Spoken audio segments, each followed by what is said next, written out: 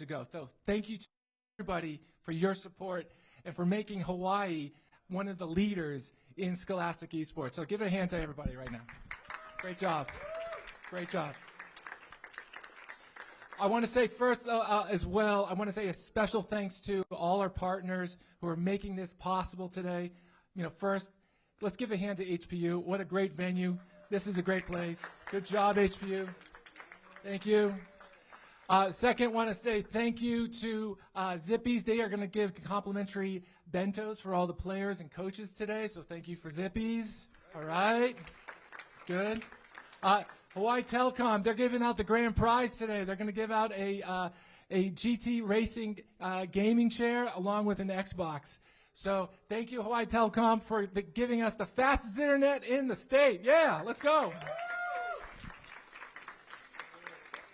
All right, another special thanks to Aloha Pacific Federal Credit Union. They're going to be giving away a number of prizes. If you have not filled out a white card in the registration booth, do so. They're giving out prizes. They also give out scholarships, and they have one of the best savings rates on island. So let's give it a hand to Aloha Pacific Federal Credit Union. They'll be doing a lunch and learn just so you guys know, at lunchtime. They're doing a financial seminar, so how to actually get scholarships, how to actually save money so you can pay for school. So for the families, it might be worth just sticking around during lunchtime. All right, next I want to say thank you to Mobile IT Force, for their assistance in providing IT assistance and affordable technology for schools. Give it up. And then I would also like to give special thanks to PC Gamers. They're providing custom PCs, really state-of-the-art type of equipment. So if you're looking to raise your game for esports, check out PC Gamers. Let's give it a hand. All right. All right.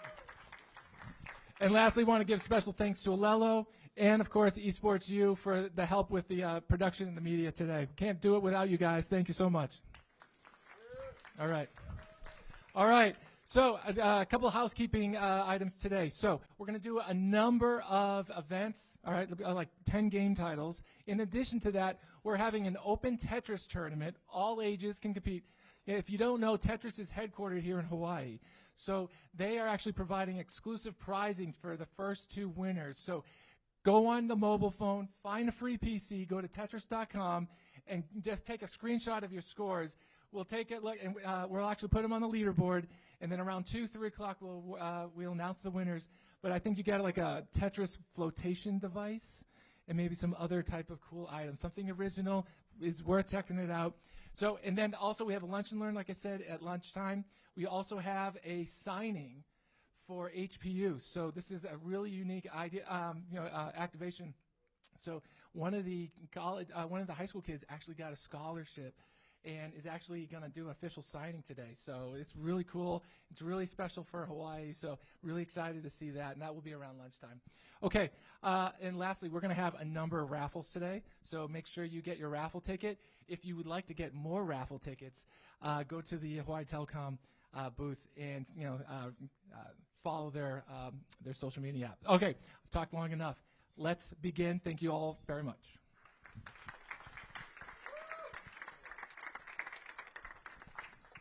All right, hello everybody, and welcome back to the Hawaii Esports League Spring 2024 Championship. We're starting off the day with, of course, some League of Legends finals. I'm Professor Layton, of course. This is Henry. We're in for a treat today, Henry. Yeah, and I feel like League of Legends is one of the hardest things to do in the morning. It's like 8 a.m. math class kind of feel, but you know that. Of course. Yeah, of course. Of course. But, these students have to go through it, and they're going to have to showcase what the top-tier talent here looks like at the high school scene for Hawaii. And I'm honestly excited, We've got one remote team in Baldwin, and McKinley will also be up here on stage. I don't think we've ever seen a McKinley finals, if I'm not mistaken. I'm not too sure either. My memory isn't that good anymore, so it might be. I'm not 100% too sure. But, yeah, it's going to be a good game, though. Of course, on the side, McKinley's still also playing in the semifinals, I believe, for OverWatch against Roosevelt right now, to your right. Ooh. So a lot of McKinley in the house right now, competing in a lot of titles today. Okay. But, of course, League of Legends is the one we're going to focus on. It is going to be a best-of-3 for this grand finals. Yes. And it's going to be a long – League of Legends is not a short game for sure, like at least 20 to 40 minutes per game. Yeah, and it really depends on the decisiveness of the teams when they make a decision. Yeah. We've seen like the top tier teams, as soon as a fight is won, you would think, oh, let's go Baron and then let's slow push out the 3 lanes. Some teams are really good at recognizing we can just end the game here. Yeah. We don't need to go and wrap around and make this like a smooth sailing situation. And if the teams today in the finals can make that executive decision, we could see 20-minute games, like pre-25-minute finish before your third item kind of game. Yeah. But we'll see. It's a possibility. It's a possibility. And we talked a little bit before about the current meta, especially for League of Legends. Right now in the bot lane, you see a lot of these Nautilus as support and Jinx being the hyper carry, Zeri in the hyper carry position. So a lot more hyper carry AD carries, while mid jungle and top, you just do whatever the heck you want now. You see a lot of Darius's, Poppy's coming on the jungle, Ahri, Hui, a lot of different type of mid laners as well popping up. Yeah, I feel like mid lane has started to rotate into more of the utility once again. Yeah. The Ahri, the Hui, the Orianna. Syndra is popping up still. There's still the Malignance champions, obviously, right? I know. Breathe. Kassadin, Corki, Karma. Those will still be seen occasionally. Top lane, pretty carry heavy, I would say. Cassante, I'm going to say he's a carry. Darius, Aatrox, right? Oh, the Aatrox, especially, T1 Zayas last year at Worlds. Oh, absolutely. So good. And bot lane, your traditional hyper carry, make sure that they scale. But of course, if that decision making leads to those 25-minute wins, the ADC will either have snowballed to the point where 25 minutes is enough, or becomes like a solo queue AD carry at 0-10. Oh, we've seen our fair share of those. We've seen our fair share of 0-10. I've been my fair share of those. Rest in peace, Senna. Or is she back? She's okay. She's okay? She's okay. So, teams, if you lock in Senna, Henry will root for you, 100%. I will be so happy. But then if you int on Senna, he will not be happy. I will yell at you after. But yeah, definitely combinations, like we mentioned, Nautilus is very prevalent, especially with Jinx and Zeri. But we also got to talk about some of these enchanters in the bot lanes. Melio, Lulu, Janna, especially working with things like the Lucian, the Aphelios, especially even the Caitlyn popping up back again as well. There's a double range bot lane, Ashe and Caitlyn coming together as a duo. So possibilities there. So I definitely want to see what kind of bot lanes we do see today. More of the hyper carries or more of the utility pokes kind of style. Absolutely. Hyper carry, you would think it's slow and steady. Yeah. But there's also the temple lanes that you could totally play. Oh, yeah. Aphelios, Melio, you don't really think of as a temple lane, but just because of the utility that Aphelios' weapons have, it does mean that you can push that lane aggression. I'm glad you mentioned the enchantresses, because Lucian Nami is something that people have Melio's still a thing as well. Trying over and over again. Success varies quite a bit, but I think because we have the team synergies built in here, they've made it to the finals, so they've obviously got something to prove. Lucian, Nami, Lucian, Melio could take over lanes. It could take over, especially with Lucian opting in more for the Ignite or the Exhaust, and especially instead of the Ghost or the Heal as Cleanse. Yeah, especially, I forget Morgana Ashe, and you should probably take Cleanse. But definitely Ignite, you're a lot more aggressive, especially with Lucian being able to, pretty much, if Nami decides to roam, Lucian is one of the AD carries that is able to solo by himself in the bot lane, as long as it's not against something that could probably kill him 1v1, like the Aphelios post level 6, or the Draven. Draven is something that we have been seeing slowly start to creep up. So what you're saying is we might see Draven today. We might see a Draven today. Draven is good into Jinx. Draven's good into Lucian, especially if you get Emilio with that Draven. That extra range, very deceptive for an axe. Yeah, and I got to take a look at the ELOs before as well. Definitely like Plat and the Emerald ELO for these teams. So very even teams. Yep. I mean, you're like the upper echelon as well. A little bit, yeah. So as far as our good friend Half Cole, that's a different story. We don't talk about that guy. So I want to see what these players pick. I didn't get a chance to see what they pick, but here are the teams. Yeah, we have empty chairs for Baldwin. I love that. They're playing remotely. They're playing remote. We should have some like teddy bears or like Tibbers in there, really, or something like that. Oh, like what they did during the pandemic for the LCS. arenas. Yeah. Like LCS, they had like little stick figures with their faces, like Photoshop on top of there. And then on the right, of course, you see McKinley High School, of course. I'm not sure what the sides are for this lobby. You see the walk on the left. That was I believe, McKinley head coach. So definitely supporting all of his kids today in a multitude of different titles. McKinley is blue side, what we learned. So they opted for blue side. So they get the first pick in this opportunity. And I do like getting first pick, especially you have that prio if you want to go for something like the Malignance, Karma, or Orianna versus, like you mentioned, especially with these Malignance champions, they have a lot more higher priority in this current meta. Orianna can work so well with a multitude of different junglers, along with team compositions, along with, of course, Karma being Karma. Enough said, I hate the champion, but it's really good. I think you're just mad. I think you just gotta play a little bit better. No. Listen, buddy. Malignance is a problem, for sure. But I think the one strength of blue side, like you mentioned, is going to be that top prio pick for B1. But there's just so many good things right now that it's so hard to just dish it out. Oh, actually, I think McKinney wasn't. I do remember some of these names. I remember Ross Kane. I remember Test the Spirit. I remember all the. Oh wait, are these the right names? Actually, these are not the right names. These so are not the we're gonna right update names. just in case.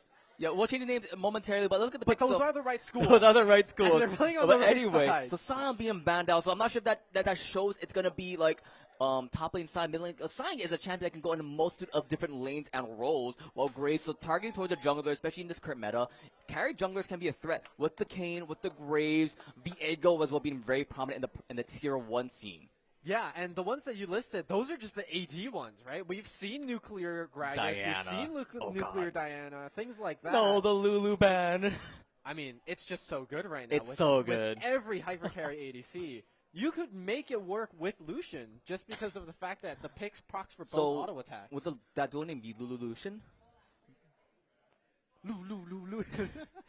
Oh god! But anyway, look at the rest of the ban. Skarner being banned. Of course, Skarner is allowed now. It has been over 2 weeks of being allowed in competitive play. That means it is allowed, of course, in the Vanta League finals. Skarner very volatile, especially in the jungle, but even in support as well. Especially with these more immobile 80 carries in the Jinx, in the Ashe, so able to get on top of them. So very smart. And banning the Veigar, of course, the baby cage.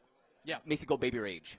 It's very, very useful. There's not a lot of champions with unstoppables. I mean, you took the Sion out already, so I think, Malphite, Ornn, Cassante, and that's pretty much it. There's not really that many. So since the Cassante comes out of nowhere, we're playing that one Showmaker gif, right?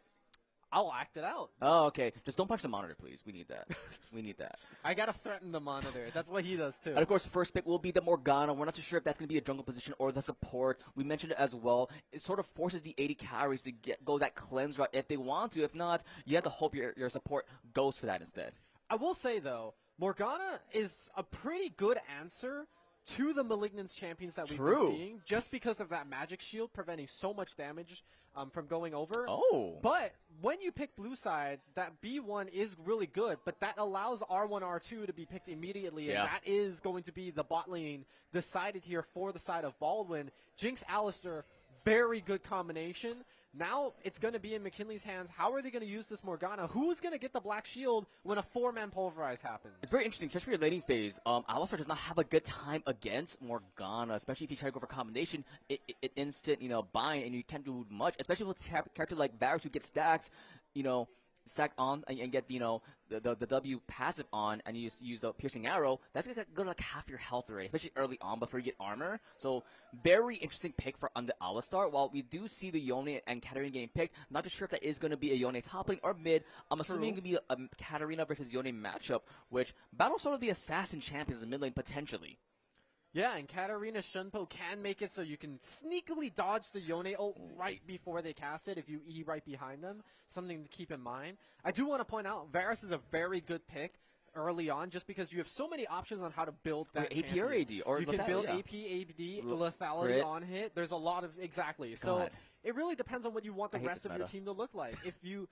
Now, remember, the sub-runes don't have the armor rune or the MR rune. That's right. Which means magic damage is so much stronger in that bot lane. If you choose to go double AP with the Varus and the Morgana. And we see a lot of jungle bans with the Karthus Echo, while opposite side, targeting towards ball, the top lane bans, a Kled, rest in peace. Sad. You're sad about that. Tryndamere, and of course, Kayn being locked. We talked about the sort of aggressive junglers, the sort of hyper carry potential, the one-shot potential. So I want to see if this is going for the blue Kayn or the red Kayn.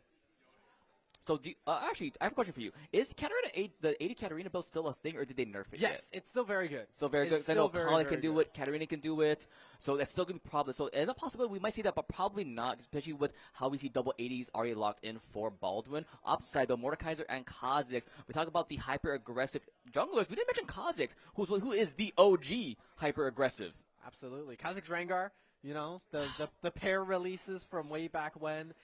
But Mordekaiser recently got a buff where you cannot QSS the ultimate. That is true. So, yes, you have this really aggressive front line, but these are what's it called? These assassin champions don't really buy space. They're not warden champions. They're straight up go-ins, which means if the Mordekaiser can just walk past those the assassin line and ult the Jinx, that could be very bad news bears for the side of Baldwin. That being said, they do have a very rounded composition that allows for a little bit of peel. We're just going to have to see how that plays out. Yeah, especially look at the top lane, especially with Renekton versus Mordekaiser. You mentioned Mordekaiser a bit, but Renekton, especially with the shield coming in on top of Mordekaiser, with the W on Renekton, you're able to sort of take away that really fat shield that Mordekaiser can acquire. So Renekton, a really good overall pick, especially against champions that have that shield, extra shield, like the Yone, like the Mordekaiser. This Morgana shield doesn't give extra health, does it? No. It does give extra MR health. Correct. Okay. Got it. Thank you for that. But yeah, definitely laning phase early on. I do want to give it out to McKinley. Very strong bot lane early on. Varus and the Morgana. Like you mentioned, in the Yone too. The Yone too. But in the team fight, so you have to keep an eye on this All-Star. See how you can get in a position either in the front or going for those flank plays. We've seen in Tier 1, like players like Mickey X going for the flanks throughout vision. So if you are McKinley, make sure you have excellent vision to make sure that this All-Star can't get behind you or this king can't get behind you with their shadow travel. Yeah, and there's not a lot of AoE on the side of Baldwin except for this Alistar, so they're going to be banking on those team fights quite a bit. There's nothing saying that the Mordekaiser couldn't catch this Alistar on the flank and ult him instead. Because then that would mean there's not a lot of engage left on the side of Baldwin, and they're going to have to deal with it. But we are heading into the game now. Game number 1, McKinley versus Baldwin. McKinley on the blue side, Baldwin on the red. We're going to have to see how they choose to set up here. Game number 1 is always a really interesting one just because you can choose to play it out with a little bit of cheese in the early game or just set up and make sure that everybody is staying safe and secured. It looks like that's what's going to be happening here. Rui Z trying to go in, does spot out the Kayn, blocking a little bit here, but nothing going to be done. No wards going to be placed either from both sides, so they're not going to have too much information. Baldwin immediately pinging the enemy fountain. I think that's the sign that they want to go for the Nexus as soon as possible. We're going to have to see how that gameplay works out. But yeah, no sneaky interventions going on for either side. No wards being placed. They did see the Kayn, so they are aware of where Baldwin's jungler is going to be starting. But they're not too sure about that Kha'Zix instead. Going to have to see how the lanes walk in, how they position themselves. But yeah, pretty tame early game here. Yeah, pretty tame early game indeed. I'm not sure what characters the Kha'Zix's name is, but we'll figure it out eventually. Do you think they're Korean, Japanese, or Chinese? Because those are the 3 character types that they can't read. Oh, I saw you looking over there. Yeah, I was trying. I'll be honest. I'm gonna say Korean. Remember, it's League of Legends. When they're Korean, they're always better. As we see bot lane already, though, we do see, I believe, I'm gonna call them Clown. Like, it's Clown backwards. I'm going to call him that. Clown getting chunked out early on, especially, like you mentioned, the Varus, the Morgana, and that is... those are Chinese characters. Chinese. Okay, yeah. So are you ready for them? I'm not going to read them because I have no idea what they say. Okay, fair enough. As Rage Axe and Silas Too Sexy, the binding goes on, but level 2 should be acquired by the Silas and Rage first. But we mentioned no binding at the current moment. Top side, though, we do see the Kayn already there, looking to see if he can get an invader, maybe even a gank up in top side, Henry. Hugging the left side of that wall, I should say. Maybe trying to see if they could do an invade, but again, they don't know which side the Kha'Zix started on, so there's no guarantee that there is camps waiting for him on that top side. With this lane being in even state on the top side, they're not going to try to go for anything. Just play it safe, reset as soon as you can, get that longsword purchase. Junglers have a really good 1,000 gold checkpoint that they can do right here. It's going to either be the Serrated Dirk for both of them, and hitting that first to propel your jungle clear a little bit faster is going to be very important. Yeah. And of course, while we have this downtime, I do want to give a special big shout out to our longtime partner, Hawaiian Telecom. If you're looking for the best lag-free game experience, especially with a game like League of Legends, you want that lag-free game experience, we definitely recommend going over to their booth located behind us and ask about their bundle deal with Optics Internet with sub-60 ping to the West Coast server. Sub-60 ping. That's pretty good. Hawaiian Telecom is your edge to guarantee you're racking up those wins any online game. So check it out and get some of the best lag-free gaming. Yeah, we're seeing a lot of pings happening on this bot side. They can see the kerfuffles.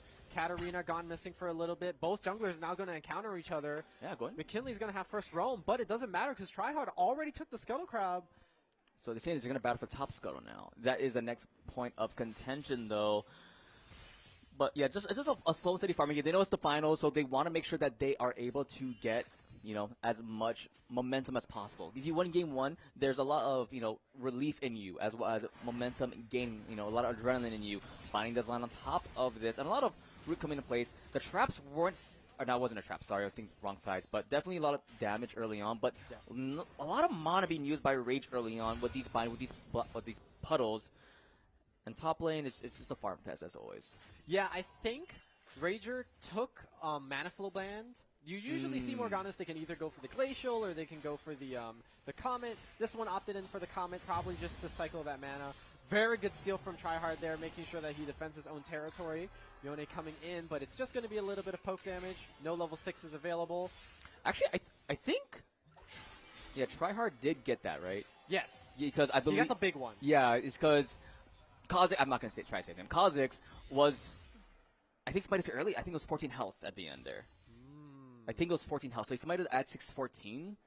And it's not an upgraded smite just yet, though. Right. Unfortunately. It's still very early. But you can see, right, because the Kayn opted in for that longsword back, that's 3 camp difference already in the jungle position. So very strong lead, and this can propel a little bit further. This could be the serrated Dirk back for the Kayn right now. Try hard. We're going to have to see what he gets. Yeah, potentially. We've seen the opposite on the bot lane, though. We see the recurve build already for the Varus. Well, I believe opting towards that Kraken for that Jinx is my assumption. And like you mentioned, straight to Dirk, so definitely getting a lot more of the potential damage, especially with squishy targets like the Varus, like the Morgana. When your W lands for the slow, it enables both you and All-Star to do more damage and get in on top of them. So I want to see when he decides to finally go bot lane, because you want to make sure that this Varus doesn't get ahead early, because we don't, like we mentioned, we don't know exactly what build Varus is going just yet. But laking Varus can be a menace, can be a problem. And of course, control of that dot push is so important. Absolutely. We do see Varus with the Lethal Temple, but hold on. Tryhard's going in for a gank. That's going to be the ultimates for both mid laners here. Exit coming out, no. But he has to snap back. Flashes out Q3. It's going to be enough space, but Flash Follow ignites to come. That's going to be first blood for the Katarina, and it's going to be traded back by the Kha'Zix. Kayn does land the slow. Is going to have to invest the Flash on the side of McKinley. Many resources used, but it's a 1-for-1 trade. First blood, though, going over to the side of the Tigers. Yeah, and this is, that's unfortunate, the headbutt pulverize combination. But that was one of the reasons why Katarina went for that exhaust in this lane compared to, like, the ignite or the teleport. Because, Yone, when they get ahead, and especially on top of you, with the ultimate as well as all the abilities, getting exhaust to make sure they can't do any more of those, that burst damage is so important. Yeah, and the thing that a lot of people forget about when playing against Yone is you actually take double damage in a sense when he's in his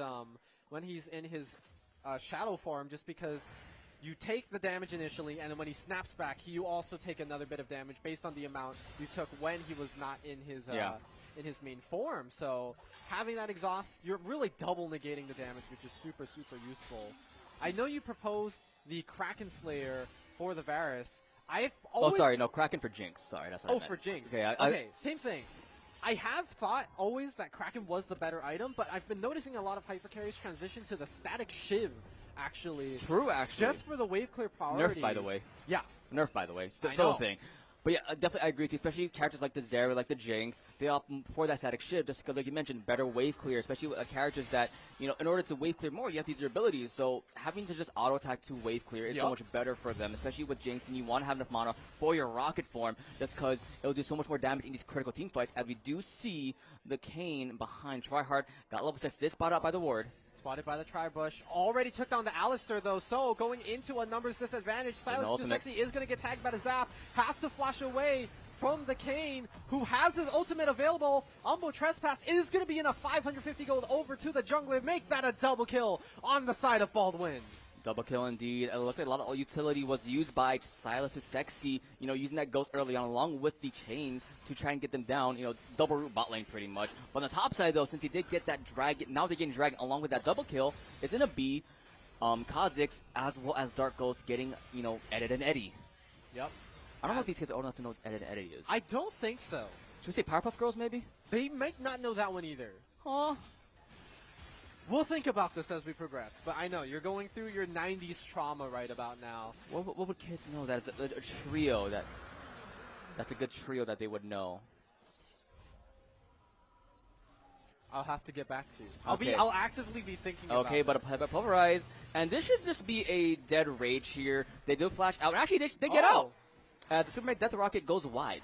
Not accounting for the flash, but Yeah. you know, flash is a big investment, so now you're going to be down that for 4 or 5 Rage, minutes. stop playing with fire right now. They're asking to say, hey, look at me, I'm vibing. But it's gonna be a reset though from the AD carry and the jungler. Looks like Alistar is staying to get some EXP, you know, get some gold in their own pocket. But let's see, pickaxe built up for this Varus. So yeah, definitely that is for what item is that first? This is both still probably looking like. Well, actually, pickaxe doesn't build into. This could be a Bork first Varus. I was say this may be a Borg. That's interesting. Look, I think that's a smart idea, especially what you're going against with this Katarina, with this, you know, Kane. It is a blue form Kane. It is a blue form Kane. Yomu's already completed, so you saw him earlier just dashing Speedy across the Gonzalez. lane very, very fast. This is why the ghost was taken. This Varus is scared for his life already. He's going to be speed. He's going to be running away fast, especially with the Black Shield. Hopefully helping him out, doesn't get slowed by any of these abilities. But yeah, already chunked down is still Rage. I don't think Rage has backed yet, actually. Yeah. Rage is definitely playing with their food, so we'll see what happens. Already, I believe, looking either for Leandri's or may even go for that Wildlife start that we see some, especially with Alistar, Kane. Right. Okay, you want to slow them down a little bit more with the Rylai's, but instead of the Leandri's going for that mask first item. Okay. Like we mentioned, and Varus opting for the boots. You see the gold economy so far, Henry. Definitely heavily in favor of, you know, the red side. At least for the top side, it is going to be the red team in favor in the top jungle, but just Varus and Yone with the farm differential, you know, 25 or 23 CS in favor of this Yone, doing a really good job of zoning out this Katarina with their abilities. Of course, it's Yone. You don't use mana, so you're just trying to poke them out as much as possible. Katarina too, but you have a lot less abilities that are more range as compared to the Yone. Yeah. And one of the things we don't really talk about is both of these champions don't have mana, but as I hold that thought, Alistar, taking a heck of a lot of damage, does have to use the ult as a means of staying alive. Has to use the flash on top of that, but they might look for a re-engage here. They pushed in the wave. Anything to come from it? It is going to be the Jinx left alone. They just walk past the axis. That's going to be the Morgana's binding. dead. Traded 1-for-1. That's not bad though. 1-for-1. You did get a return kill though, and Morgana tanked a little bit too much. Well, you should have probably flashed earlier. As that is so dirty. That is so dirty, Colton. Just zooming on the wards, they know. But yeah, and then top lane though. They are going to be in the Shadow Realm, doing a lot of damage. Actually, now they're in the Shadow Realm, sorry. There's a lot of damage there. Kaz might get caught out by this Kane, but here comes Yone. Yone is in the vicinity. It is a 3v2. Remember, your ADC is down on the side of Baldwin. Katarina skirting around, but the Death Realm claims another. Double flash coming in the top lane. We're going to try to flash out, but the flash Q coming in as spinning to win. You know, he's a Beyblade, but not enough to kill just yet. Actually, I was going to ask you, so like you mentioned, the cleanse not able to do Mordekaiser ult anymore. Would Alistar ult be able to get out of Mordekaiser ult still, or no? No. Not anymore? It is impossible to leave. Okay, got it. I had to clarify that one. Speaking of Mordekaiser, it is a good spot, though. Kane can't really do much against Mordekaiser, especially with, you know, if you play a steel cap, enough said. You already countered. Absolutely. I mean, Renekton isn't big of a damage dealer early anyway. You're mostly here for your Dominus W stun, and then you kind of single somebody out. You're just a really good health bar because you can cull the meek and then do a lot of healing that way. But yeah, good front line. Gonna need to take a little bit longer to get into that action though. We have been seeing a lot of bot lane focus, but this is now going to transition to the Grubs. Oh, look at that damage with the solo. You know, with the passive coming in from Kazi, there's so much damage, but the ultimate. That's going to be Fate Sealed, going to land onto 2. Immediately takes out the jungler, which means there's no smite available. Kha'Zix is very low, has to heal back up though. And they're just going to back away. This is super important because we already saw McKinley. They have 3 Grubs. You only need the 4th one to summon the little 5. Void Might. Isn't it 5 or is it 4? It's 4 now. They made it 4. They made it 4 I never knew that. Okay. So, yeah, you only need 1 more on the side of McKinley, which is why they're fighting so hard for McKinley did decide to go back to, but Kazi is there. And there's ones, like you mentioned, but they do get 6, they get, I believe, double the amount, yes. correct? Got it's now it. 6 for 2, same thing as before. And 4 and 5 is 1. Okay, got 4 it. and 5 got it. is 1, Good to yeah. know. And of course, Dragon is spawning soon. It is going to be the Ocean Drake. So no Ocean Soul, no Mountain Soul for this map. But 5 grubs now for this Cogs for McKinley. And that is going to be the 6 of them, especially with characters like Yone and Varus who are able to auto-attack very fast on turrets. Having those extra grubs to be so useful. As now Kane looking to do something in the bot lane. I believe he gets spotted briefly by that control ward there. Yeah, and funnily enough, the Rift Herald just spawned. Oh yeah, it's 14 minutes. Because yeah. it's 14 minutes. Yeah. So they barely took those grubs. They're going to get Rift Herald. If McKinley lands this Rift Herald, that's a 6 grub charge onto a turret, That's which is so disgusting. much. But you can see the focus right now is going to be on this bottom side. The Dragon stacking happening on the side of ball. When they're going to get the Mountain, they're going to get the Cloud. We're going to get an Infernal Ooh. Soul to start off this finals, game number 1. Set fire to the rain. So you're seeing already pretty obvious priorities for both junglers. Oh. The top side going to be for this Kha'Zix. Here comes Kane, though, looking. He does spot out the Herald getting taken. Ignite's available. Can he steal it? A little too slow in that one. Close. It was very close. A very early smite coming in from the Kha'Zix, but he has that, passive to solo, and he does a lot more damage. He had to smite Q. He wanted to prioritize it together, but the Kane was too close. It was a little bit worrying. But you can look at this. Prior to the plates falling, Yone took the mid tower down to about the 2-plate range. This turret in the bot side already is about 2-plate range. Both could fall to that arrow charge initial, and so we're going to have to see where it gets used up. But you can see the Void Mites already coming in, and Tryhard might look to make a play. Ooh. I just realized with this little extra movement speed boost from the Infernal Soul, especially with the little Cinders. it's going to be very useful for Kane to move around the map. Also pretty with Kha'Zix as true. well, so both junglers, you probably see them getting all these Cinders. So I want to see how many Cinders junglers get before they get into a fight. Top lane, both of them have Conqueror, so you'll see little skirmishes every now and then. But as we mentioned, Mordekaiser that has the ability to regen a lot of the health. But same with Renekton, so it's a battle of sustained top lane, really. But looking at the rest of the items, so you almost are both junglers, and a Lich Bane first item for this Katarina. Yeah, the on-hit effect, like we were talking about, does work AP, if you think about it. Speaking of working, Tryhard going in for a gank, doesn't know that the Kha'Zix is here, is going to get immediately bursted out. Youmuu's revenge right here.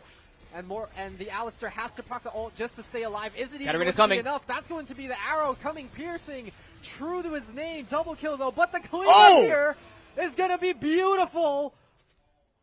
Baldwin answers immediately. Katarina, this Katarina triple kill instantly. We saw the possibility. They knew what was going to happen, especially with, all those little health bars. They had to dive so hard for that Jinx mid lane.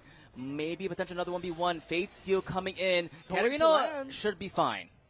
Yeah, does have to blink out of there. Ignite made it a little bit dicey, but Tryhard's already back in the vicinity. If that vicinity. W landed, that might have been a potential. Because we're about to try to gas you, and you missed the Q over the wall.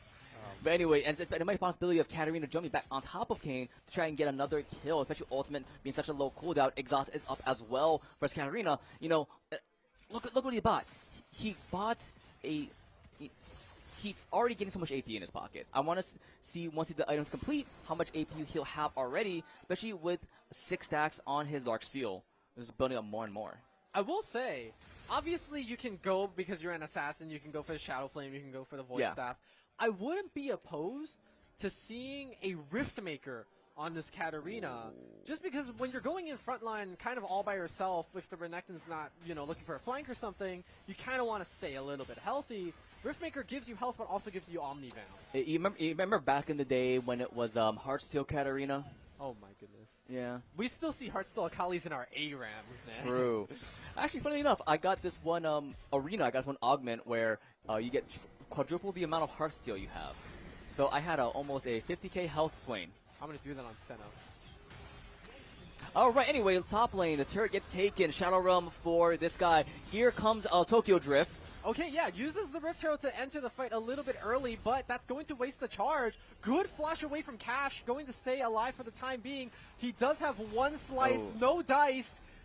Does stun up the Kha'Zix, but he's just going to get... He gets a new pair of Crocodile boots there. Crocodile Dundee, mid lane Tryhard, living up to his name, gets a kill on top of Rage there.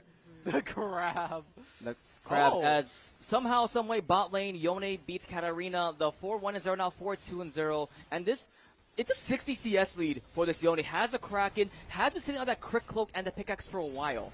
Yeah, and I believe with this turret getting taken, that's going to be another charge. He Oh! drifts it beautifully, though. You know what that was? That was a Hawaiian Telecom, right there. That was the ping advantage. That was a Hawaii Telecom You're ping advantage. so right. You're actually so right. Love that for him. Yeah, and also I like this. We mentioned the shields coming into play with the Yone, with the Mordekaiser, with the Morgana, and look what this Kane has. Wow. I've never seen that item. Nobody builds that. You're not wrong. They don't. Unless it's like a double enchanter comp with like a Lulu and an Ivern. You don't really see it as much, but I still think nobody builds that. I'm surprised the Baldwin player knows about this item, because I basically forgot about it. But I think Serpent's Fang is a very good pickup here. The Kane is still moderately ahead, and the damage that you're about to do, on top of the fact that you can negate a lot of the shields. And yeah, you can already see 2 items coming in. But speaking of getting caught, that's dirty. They had the invisibility there with the ultimate along with the wards and instantly binding. That's just the Katarina. 4-3-0 now. Looking at a small skirmish in this jungle, but not opting to do anything just yet. Kane wants to do the Grump. Maybe trying to look to see if they can do anything on the Dragon, but not just yet, especially with the piercing arrow with the stacks. There goes the ultimate. A little bit too late there. It was decent timing. Yeah, but like we mentioned, with the stacks coming in from Silent to Sexy, along with the piercing arrow, it deletes things along with the Kha'Zix passive. Rage? I don't know if you want to be there, brother. And the hard thing about getting the first 2 dragons, then starting to lose the tempo in the game, is a lot of people don't consider it because you're thinking, 2 to 2 Drakes, right? But getting 2 of the same dragon is already statistically better than getting 2 varying dragons. Oh my god, the bindings from Rage have been so good. You're just going to go in onto the Kane, immediately taken out, but the Katarina trades one back in advantage. Jungler for support, decent trade, but with nothing on the map currently except for this Baron, but I don't think you want to do the Baron just yet, though, especially with Katarina being up, Jinx being up, 1-2-6 for the Jinx, but has a Kraken, but slowly building towards that IE. I'm not sure how much gold is in their pocket just yet, but once IE is built, those rockets do so much more damage.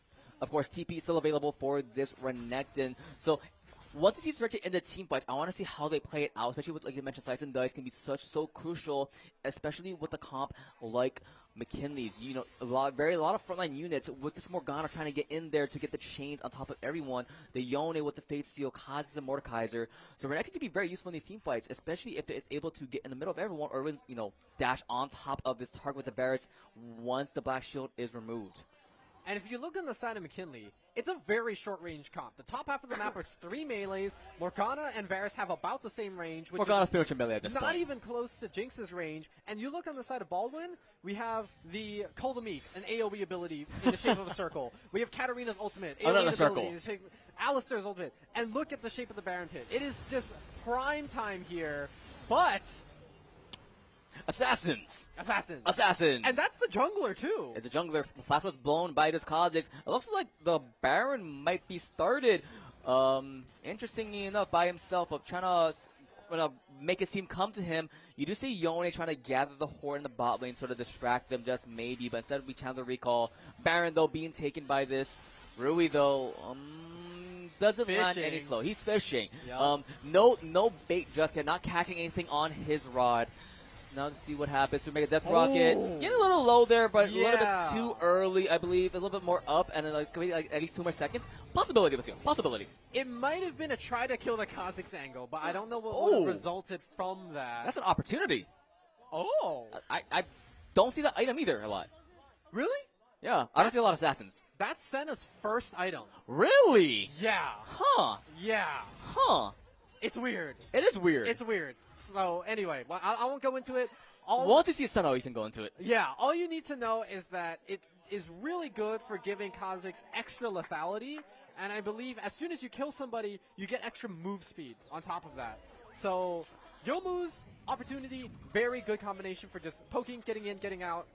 Genuine assassin. So you're talking about move speed. I'm talking about attack speed, especially with, look at the first item built for this All-Star. It is a Frozen Hearts. They're trying to someone deny that attack speed. I think the attack speed, Yone gets is attack speeding all over this Kane. Yes, he's yoning all over the jungle right now. Yoning. And also, that was hard to say. it is going to be a Zanya's build for this barracks, because they have sort of that dual, AP and AD synergy with their items. A lot of grubs coming out into play. Top lane and mid lane getting pushed on. And Henry, this could be a top push and a mid lane close as well. Yeah, and funnily enough, the support is on pushing duty on the bot side of the map too. A lot slower than everyone else, but you can already see the base is being broken. Somebody has to contest Dark Ghost, but it's not worth pouring more than one person because the Shadow Realm is just going to happen, and he can just take this inhibitor and walk out. Just the threat of the ultimate being available, as we can see the push now much stronger on the mid side. Yeah, I mean, we've seen Yu-Gi-Oh! We know the Shadow Realm is very, very hurtful. Kaiba is not ready. Kaiba's not ready. You all see the gif when he's like, no, from Exodia. So we know how that goes. But now with Rui going, and every time he's breaking the bone plating of Alistar. That just feels bad. Yes. That tankiness goes down tremendously when that bone plating is down. So much damage with the Rylai's. And you mentioned it's your favorite item for these characters. Oh.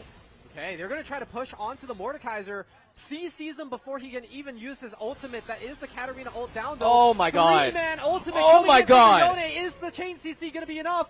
The answer so far is going to be yes. The Jinx just chased down. And he's alive. He's barely alive with little to no HP. Flash away for this All-Star. And that Fate Seal combination, that took 3 members. It looked like it was going to be Dire with 4 members on top of him, but he popped off and let Varus do some damage. Katarina's ult is available right now. Exhaust and Flash These too. are the AoE champions. They could look to turn it here. Just watch Rage. If he's able to get a nice binding or a good black shield, can counteract. And Rage is like, screw it. I'm going to try to get some more damage on top of this turret. Rui, though, was trying to back, but Rage wants to fight. Rage is like, I don't care that you guys trying to back. I want to fight still. Yeah, I think they were trying to just use up the remainder of this Baron, but just they expired. were able to get 1 Nexus turret, so they're going to walk out, spend their cash. They took 3 So many inhibitor cinders turrets. in the space. They took 3 inhibitor turrets, the Nexus turret, and 3 inhibitors. That's like 6 cinders around in that base, Henry. Yeah. That's a lot of cinders. But instead it'd be a double. And Henry, what is the number 1 curse for you in this game? It's the 2 Drakes. The 2 Drake curse. And like you mentioned, one of the reasons why the 2 Drake curse is because you put so much pride on that bot lane that you leave up these grubs, you leave up this Herald, which we saw this game, how McKinley took advantage of that. They were able to get the 6 grubs, which let them push more in these turrets. You see, all turrets this game, except for 1 is left. That's it. Everything else is gone. That is a lot of turrets. That's 10 turrets so far. And on the reciprocal side of that, McKinley's towers have not fallen yet. Speaking of fallen, I think that's going to be a fallen Kane there for the 5 last push potentially for McKinley High School. This would be the game-winning moment for this squad. This could be game number 1 settled right here, right now. Tigers looking for a push. Poking a little bit is the Kane, but they don't really need to do anything. They have the 6 grubs. They just need the pushing power. They've rooted down Cash, who goes in. Fate Sealed only going to take 1 down.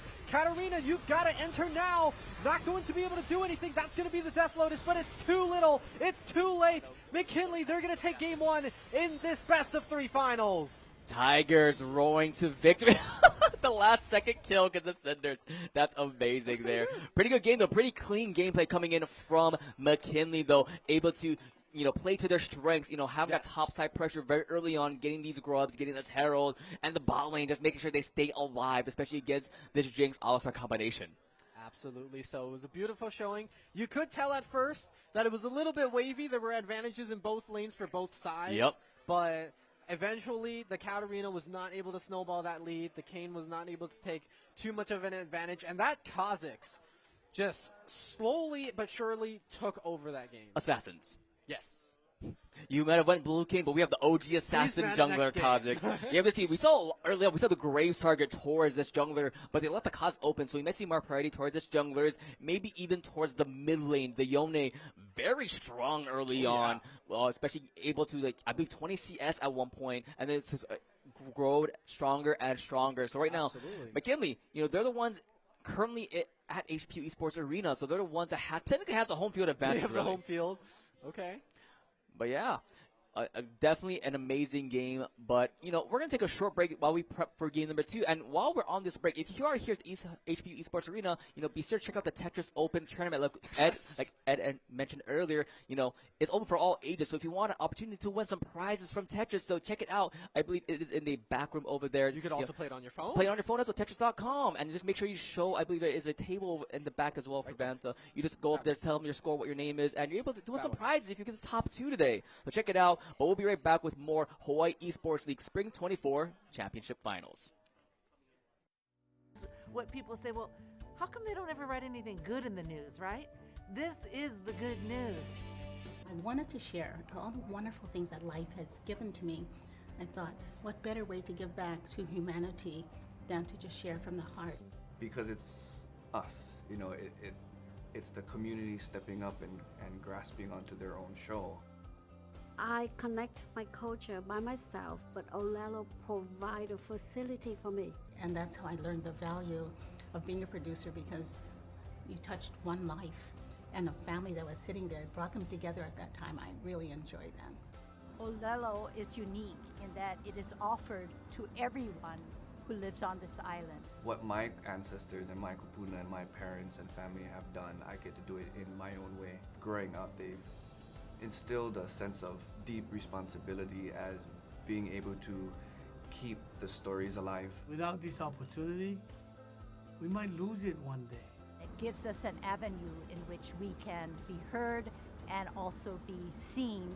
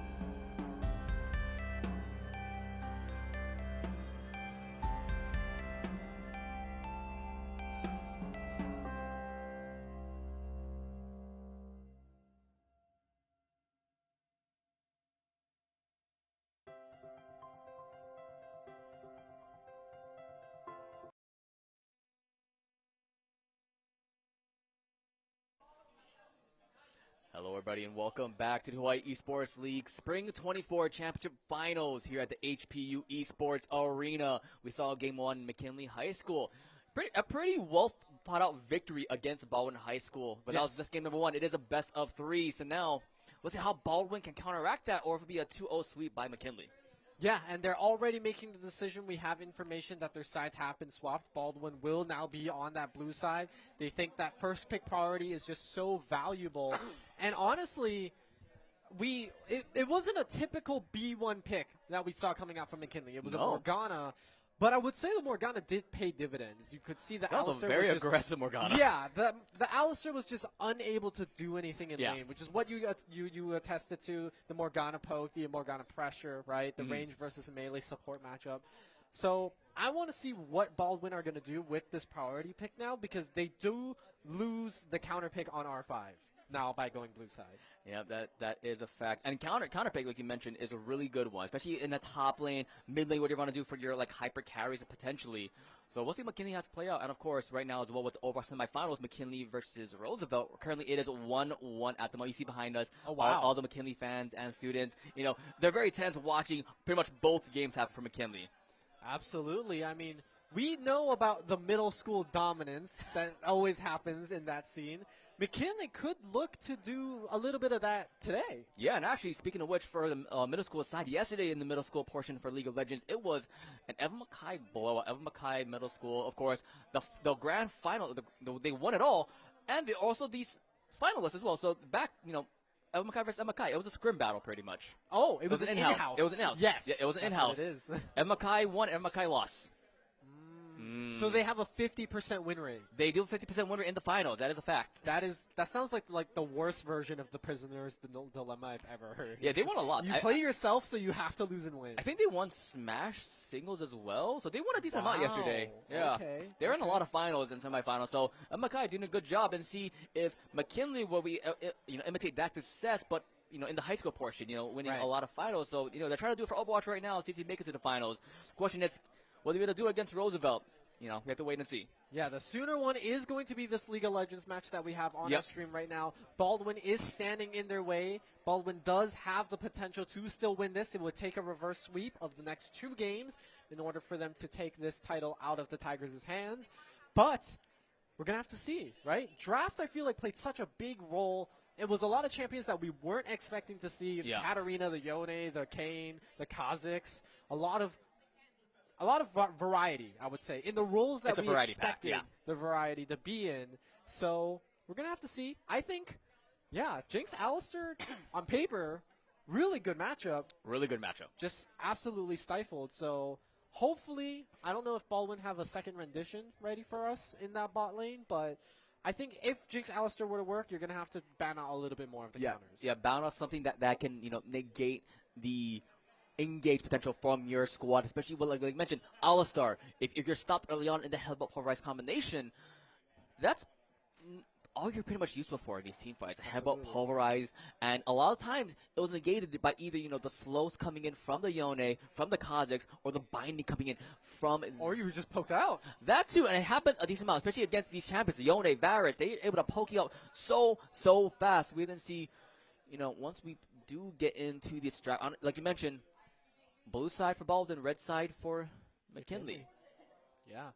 The side selection is always in favor of the loser side. We've been seeing a lot of blue side priority. It's kind of the staple that's been happening. I'm so surprised. Blue side prio. Oh, my goodness. Wow. Blue side wins. Keck W. But it's not like saying red side hasn't won before. We've obviously, blue side is just more favored, but I think it's always been sort of like a 55-45 split in favor of blue.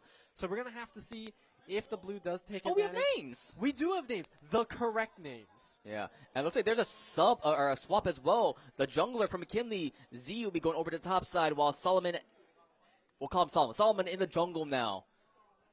I was about to read it as Solomon CD, and I was about to lead into a segue that, it's only for the young kids. It's only for the young kids, not for you.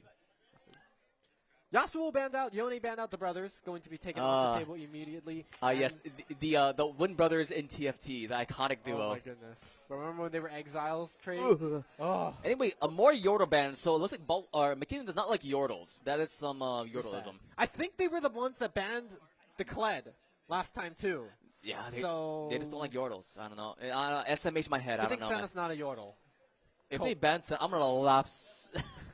But anyway, the Jax being battle. So a lot of top mid focus coming in from Baldwin, trying to target the solo laners of McKinley. Especially Z now going over to the top side. We're not sure what their pull is, but how they played Kazakh's last game, you can tell they're a very aggressive, very powerful, 1v1er, and it's all about 1v1 in that top side of the map. And I'm surprised they got left up, just because I think they were like, Oh. Z moved to the top side, it's whatever. But this Skarner hover, and it's going to be locked in. So let's talk a little bit about the Skarner rework since that's happened. He goes through walls. Mm-hmm. He throws rocks. Uh-huh. And his ult hits 3 people. Yes, but Up to 3 people. it is a very slow Channel. So if you're smart enough, you're able to, and quick enough, you're able to do it. But with a black shield coming into play, that is something that can counteract that very well thought. So if you use on a key target like, your AD carry, like your jungler, who's hovering a lot of the cool things, Nunu, Karthus. It's Nunu. All right, who's faster, Rift Herald or Nunu? I think Nunu. You think Nunu? By far. By far? Okay. Got it. Is it happening? It's happening. Is it happening? Or is Draftflow just messing with us? Our observer, I just want you to know, this R3 hover ban was a Senna earlier.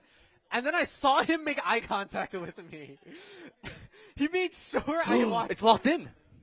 Ooh. So locked in the top side. So it's battle movement speed pretty much. This is very different from game number 1, because if you remember the game number 1 draft, it was both bot laners, both mid laners, and then my God, it's locked in. The map. But now we're just seeing an absolute mix of things. Both junglers, one top laner, both supports, and yes, you saw it. A Zed Zed. locked in. What season are we in? How old are you? Listen, buddy. By the way, Zed though, this is looking like a season 3 composition. Yeah, you would- Zed, Morgana, Nunu, and against the Skarner, Kled, and Leona. Like you mentioned, Leona, able to go in a lot more easier to get in there compared to the All-Star with the Hebo Pulverize. You have the Zenith Blade, and you just stun, and especially if you're in a bush waiting, the sudden, solar flare with the instant Zenith Blade can be so deadly from Leona. I'm curious what Zed build we're going to see. Oh, true. Because we've seen the jungle Zed rendition of it, Yeah. where you kind of build a little bit tankier with Gore Drinker and you're just a little bit more sustainy. But I'm thinking it's going to be an Assassin Zed. It More might be a circles. little bit more difficult just because think about how tanky Baldwin's comp already very tanky. is. And we already see a Jinx banned out, the Katarina, Varus, and Mordecai. So a lot of targets from that previous game while Swain locked in. So another circle champion for this squad. You have the Nunu, you have the Morgana, and you have the Swain now. No circles. And technically the W has a circle around him. Yeah. For Zed. And anyway, the Malignants. They heard us preaching heard us. the item, and they were like, we're going to build this because it's super broken. And then last pick, and of course, rounding it out would be that Jace for them. Not sure if that's going to be. I think that's top Jace. Top Jace with Swain and Morgana bot Swain lane. Morgana bot. Yeah, so we talked about this last game. Huh. There's no MR sub rune. Magic damage does so much more than you currently think. And if you're going to be playing it into somebody like this Kai'Sa, like this Leona, Kai'Sa's only movement ability pre-6 is that walk a little faster. Like the Ajuma pacing type of thing. So it's not going to be very easy to dodge the Swain pull. And Swain pull, more Q, that CC chain landing. If this is an ignite on either the Morgana or the Swain, this could be a very deadly combination on the side of McKinley. That being said, I really, really like Baldwin's composition once we exit the laning phase and start heading into those skirmishes and those team fights, because they have so much good team fight potential. They have the multi-man, drag coming in from the Skarner that we mentioned. They have the Solar Flare coming out from the Leona. And, of course, the Kassadin is just going to Malignance all over Summoner's Rift. We're just going to have to see how that works out for them, as here we are loading into game number 2. Game 2. Let's see what happens here, really. I'm not too sure. But now, as we get into it, let's see what will happen. And now, looking into this with wait and see. Welcome to Summoner's Rift. Let's see. This is going to be game number 2 right here. And again, no funny business going on. Everybody's just going to be playing it pretty safely. Nobody's going to be going for any wards or anything like that either. So this is just going to be your typical game start here. It's not going to be anything in the peculiar sense. The Nunu is doing the Nunu thing, you know, the head shake. They're whipping it out, and just a little bit of dancing. Wait, and he beatboxes now, so he can beatbox if he wants to. Right, Turner does beatbox. Oh. Yeah, fun fact. Does he still do the Pokemon thing? Oh, I don't know. I haven't seen that. I don't hear it. He does. Yeah, that's what he does. Sad. Oh, okay. Rager Axe on the aggression did ward the red. SMH my head, bro. You know, he does that to the dancing Skarner. As you see, Kled and Scarl also dancing against Z, who... Yes. What does his name stand for again? He told me something. It's like it was beautiful the first time we met, or something. W Riz. W Riz. That's what I said. W Riz, man. Anyway, Rage. He's doing Rage things. Doing Rage things. Okay, we got some fist bump action going on the side of McKinley very early. Nunu opted not to buy a potion with the initial 500 gold. I think it's because you do have pretty good sustain as a Nunu. So long as you're not invaded, and even if you are going to stay relatively healthy. Yeah, I mean, that's very, very common for a lot of these junglers nowadays. So smart, so you have more, definitely extra gold to buy something else later on. Oh yeah, hitting that initial item component purchase, we saw it earlier, right, with the serrated Dirks on both sides, and it just propelled it clear so much faster. Unfortunately, the downside to playing Kled is this range versus melee matchup that you have to do into Jace. You can see right now Kled with literally 0 CS to his name as the wave is getting pushed in. This Jace is about to hit level 3 on top of that. Unfortunately for him, diving a Kled is a very bad idea, so that's very good. As the biggest snowball ever is going to be formed right here by Solomon. Flash forward from Rager, going to have to answer on the side of Clown. Kaisa not going to get tagged by the snowball. Instead, it's going to be the Leona, who's not very tanky at level 2, is going to survive the Ignite, I'm pretty sure. Has the pot. Didn't use any of the pots either, so still having all those pots available. And yeah, just a lot of summon spells blown in that bot lane. You know, Clown, very nice flash, making sure it doesn't get knocked up by Solomon. And of course, we know Clown ourselves, you know, are currently replay odds. Not spelled the same way, though. Or, sorry, not the same characters, sorry. Yeah, I was originally saying, this says, without the X's, backwards this is CLVN. And I was thinking his name was like Calvin or something like that. Oh, it might be Calvin, actually. Yeah. It might be Calvin, not sure. Hold on, Tryhard just evades the wall, tries to help out his top laner here. Flash for flash. My God. Actually, beautiful response. And Kassadin's not going to be able to join up in any way, shape, or form. And speaking of the Kassadin, going to get nailed by the snowball. He's at the flash this. By Solomon. Is it going to be enough? The magic shield flash in response. Woo! And he's still alive! And but he makes it out. Tryhard will not go in further. Possibly could. Imagine he just flashes, throws a rock at him. And, it seems like potentially might be going to draw as well for Overwatch for McKinley versus Roosevelt. Wow. You don't see that every day. You don't. You don't. But now, top lane though, with a lot of summer spells blown, be very dangerous to either of these top laners. Cash already forced off of Scarl. This is a big wave for Z, so he has to be careful, because if he tries to fight Cash here, he might die to some of these minions. Yeah, and keep in mind, Skarner can just completely ignore that wall. This could be a dive coming in. Oh, yeah, top Solomon lane. smells something fishy. It's going to be a miss from the Skarner, but are they going to be able to do anything? Oh! That's the rock! He's rock solid, baby. The Scarl comes back. Dwayne Johnson strikes again. You know, he lost at WrestleMania, or he won at WrestleMania. Oh. Yeah. Yeah, I wouldn't know that. Yeah. And thank you, yeah. I guess. I mean, he hasn't wrestled in like, 10 years? So yeah, that's pretty impressive. Anyway, back to this game, though. We see the tier for the cast along the Dark Seal. So, a lot of stacks coming in for this cast. So we have to keep a track on that one, see how that plays out for him as the game moves on. While the Ione boosts a lucidity for Rui. So, especially with the W, Q spam from Zed, we all know how that goes. Yeah, and one of the purchases that I want to point out that we don't see very common is actually this Cole purchase coming out from the Kaisa, just for the fact that typically, if you're fighting ADC versus ADC, you want to hit your Noon Quiver as soon as possible, or you want to hit your pickaxe as soon as possible, because those item spikes are just so strong. But because you're fighting double mage, there isn't really that much of a kill threat so long as no type of CC lands. You already do have the cleanse in tow for whenever you need it, so this Kaisa opting in for the call, but Solomon's going to want to try to do something about it. It's going to land onto this Kaisa. That's the chain CC. Glenn is going to get him out but look of at Rage. the pull. Rager just a little bit too far. Proxy Ignite onto Calvin. Not sure if that's going to be enough. Going to go forward with the Ghost Flash. Traded 1-for-1. And that's what you kind of like to see if you're on the side of... Well, actually, I don't know. I don't know either, but top lane, you see Cash going on top of Z yet again. Z, though, with the ultimate. Z... Actually, no, wait, it's a Jace. Ultimate doesn't matter. Anyway, Force to get away. This minion's on a mission. Minion is on... Yeah, he's on Mission Impossible right now, but it stops the minion if you push it just a little bit. As on the other side, I believe it is a best of 3 for the semifinals, and it looks like McKinley did win 2-1 versus Roosevelt, so they'll be moving on to the finals in the Overwatch later today. Okay, so now they have 2 opportunities. 2 opportunities, so what's he going to do it? But as we see, McKinley's mid laner Rui doing a lot. Oh, they're going in! Assassins! That's enough. The Deathmark is going to claim it. I don't even think the Deathmark kicked in. I think that was just some shurikens from the side. But all right. That's going to be a kill.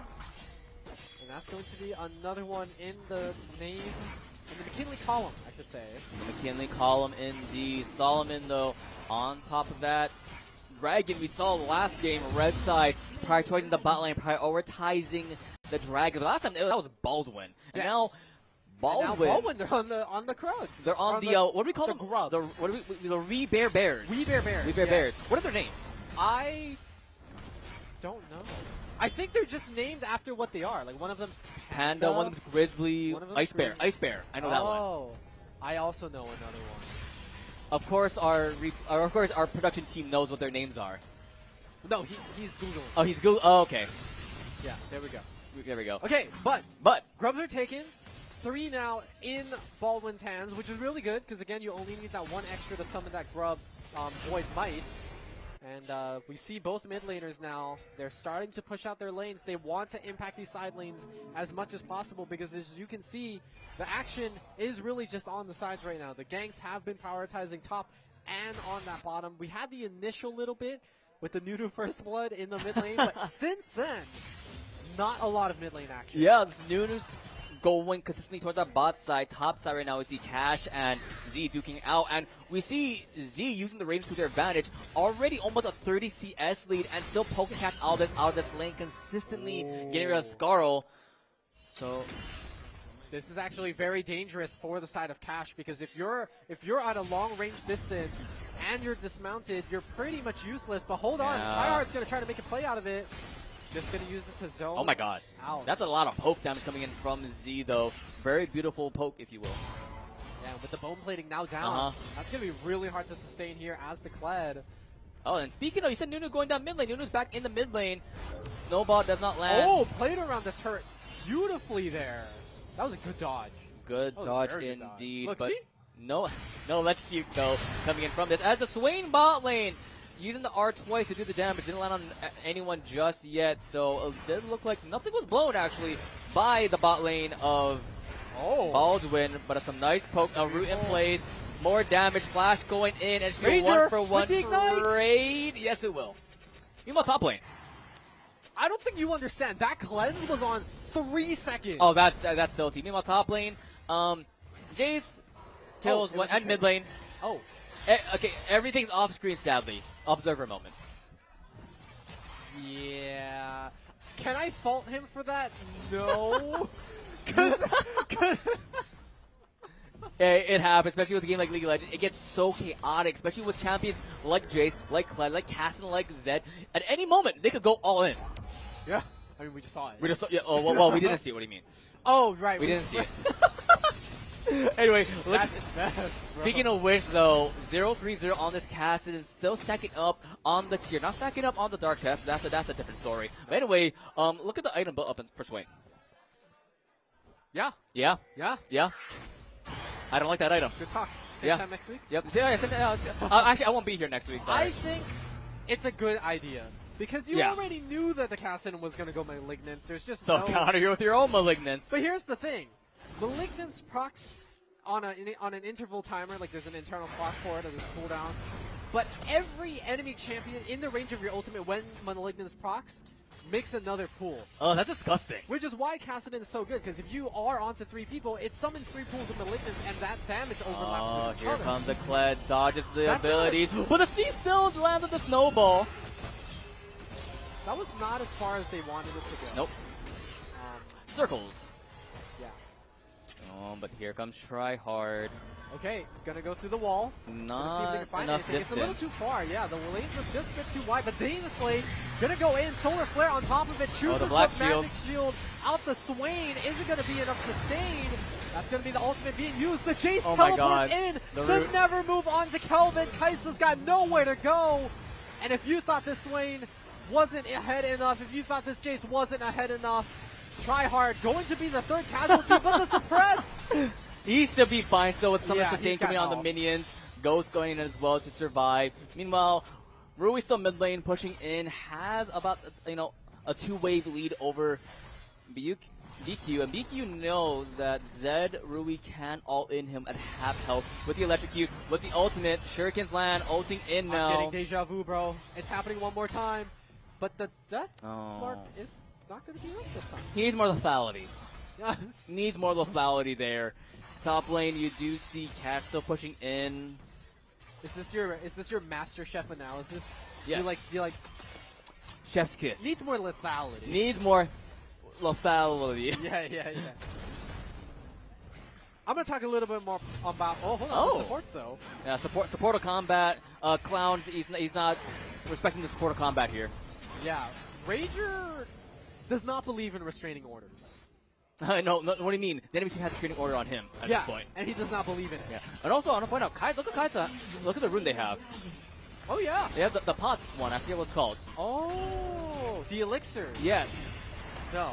And speaking of which, Bear is getting taken again by this opposition. It should be 5 going to it. Garner's going to get spotted out here, and Kled is in no position to kind of help out. Yeah, but even then, I don't think that Jace can walk up to it. He has to be very careful. Zed is walking up, though, to help him out. So that at least, it's not the full 6 to get that double grub, but bot lane, yeah. They just used the health bars, but the wave's not entirely pushed in yet, so Swain tanked another turret shot. I don't know if they're confident enough to go for this. They're gonna try. The CC does land. Wait, he's gonna yank him out of the noodle! Oh, he's inting his teammate. Silas too sexy. He cannot tank another shot. The stun! Times 9 report this swing. Times 9 report. Um, Anyway, top lane, no suppress is available if you want to do it, but instead, that is gonna be 6 grubs. yeah, Rui has the mark available. Oh, the cheeky ultimate here. It is going to land. Heartsteel's going to proc. That's going to be enough turret shots, too. Rui What's that? Z is going to clean up. That's going to be the TP coming in from the Kassadin, I believe. No malignance just yet, though. Should be fine. A lot of pings coming in. I'm pretty sure that the ping sounds are Nunu pinging the Swain. If I'm not mistaken, it's probably Nunu pinging Swain. That was what I would do, if anything. That's fine. It's fine. It's fine. I don't think you understand how far that W goes right now. It will not reach mid lanes from where he is. So that's totally fine. It doesn't really matter for the time being. But I will say that now we do have the same situation we had last game, where we have Baldwin with the 6 grubs and we have McKinley with the first 2 dragons. Hextech and Infernal, a pretty good pairing of individual dragons, I would say. But again, if you look on the side of Baldwin, they are just absolutely begging to stack Mountain Dragons. Begging indeed. Let's see what happens this game, though. 4-0-1 for the Zed, 3-0-3 for this Swain. Who's going to die first? Or if either of them do die? For the Zed or the Swain? Oh, Yes. the Deathless. The Deathless ones, yes. It's Zed. It's Zed. Calling Zed. You're calling Rui? Okay. And it might happen right here on the top side with the Rift Herald fight. Cash already pretty low, interrupted the violent tendencies, and God. it's just going to get taken out right out of the bat. Tryhard has to just evade out of the situation, and the Rift Herald does get reset. Oh, the chain That's is going gonna be in. the chain's double landing, so not good in terms of the CC, but Tryhard not in the right place at the right time. Calvin now has to run away from the Swain. Very unlucky. Big Q going to try to blink away. The silence isn't going to be enough. No. Oh, Swain because- won the fight. Okay. At this point, our versus have to zoom out to the whole map to show everything happening because there's so much fighting everywhere. Yeah. That he did just continue zoom out, zoom out, zoom out. Yeah. Anyway, look, Herald again. And now we can see the Nunu versus Herald race if we wanted to. Yeah. Yeah. And this is the first thing that is different from game number 1, which True. is the fact that the 6th Grub team did not get the Rift Herald. So we're going to have to see how this works out, because I think this was pretty much the exact same situation in terms of turrets, where McKinley finished the entire outer ring, or they were close enough to falling that it wasn't worth investing in Rift Herald for. Yeah. So I'm not sure where they're going to be putting that per se. But Nunu does get that faster back. Yeah, and now let's look at the items real fast so far. We see the Eclipse coming in for the Kled, but his counterpart, Jace, 60 CS lead for him. The more mana along with the Yomu's Ghost Blade. So, we talk about lethality. There's lethality right there. Oh, yeah. Now, Rage is doing Rage things and just invading by himself against his opposition of forcing the smite from Yeah. this Morgana, I give them props. The Morgana W damage on low health jungle camps, you cannot, like, 50-50 that. Oh. I hear the Kled ult. I don't see it going Scarl got anywhere. popped before, I think. Yes. Scar got popped while the ult happened, so Scar disappeared. Meanwhile, that's going mid? Oh. It's going mid. So that should knock the turret completely. Is it going to knock out the Kassadin too? Wait, he knocked the Kassadin! He predicted the ultimate! Oh, and Rage took the kill. No, it's fine, because now they take a turret, they get a second charge That was crazy. on the Rift Herald. I think it was to prioritize knocking up the Kassadin, and it just ended up being a very good zone. And they just keep on going further. Not as much grubs, though, just because they didn't get any grubs taken. Ultimate is available for Tryhard. Lands a it Nunu. cancels the Nunu ult.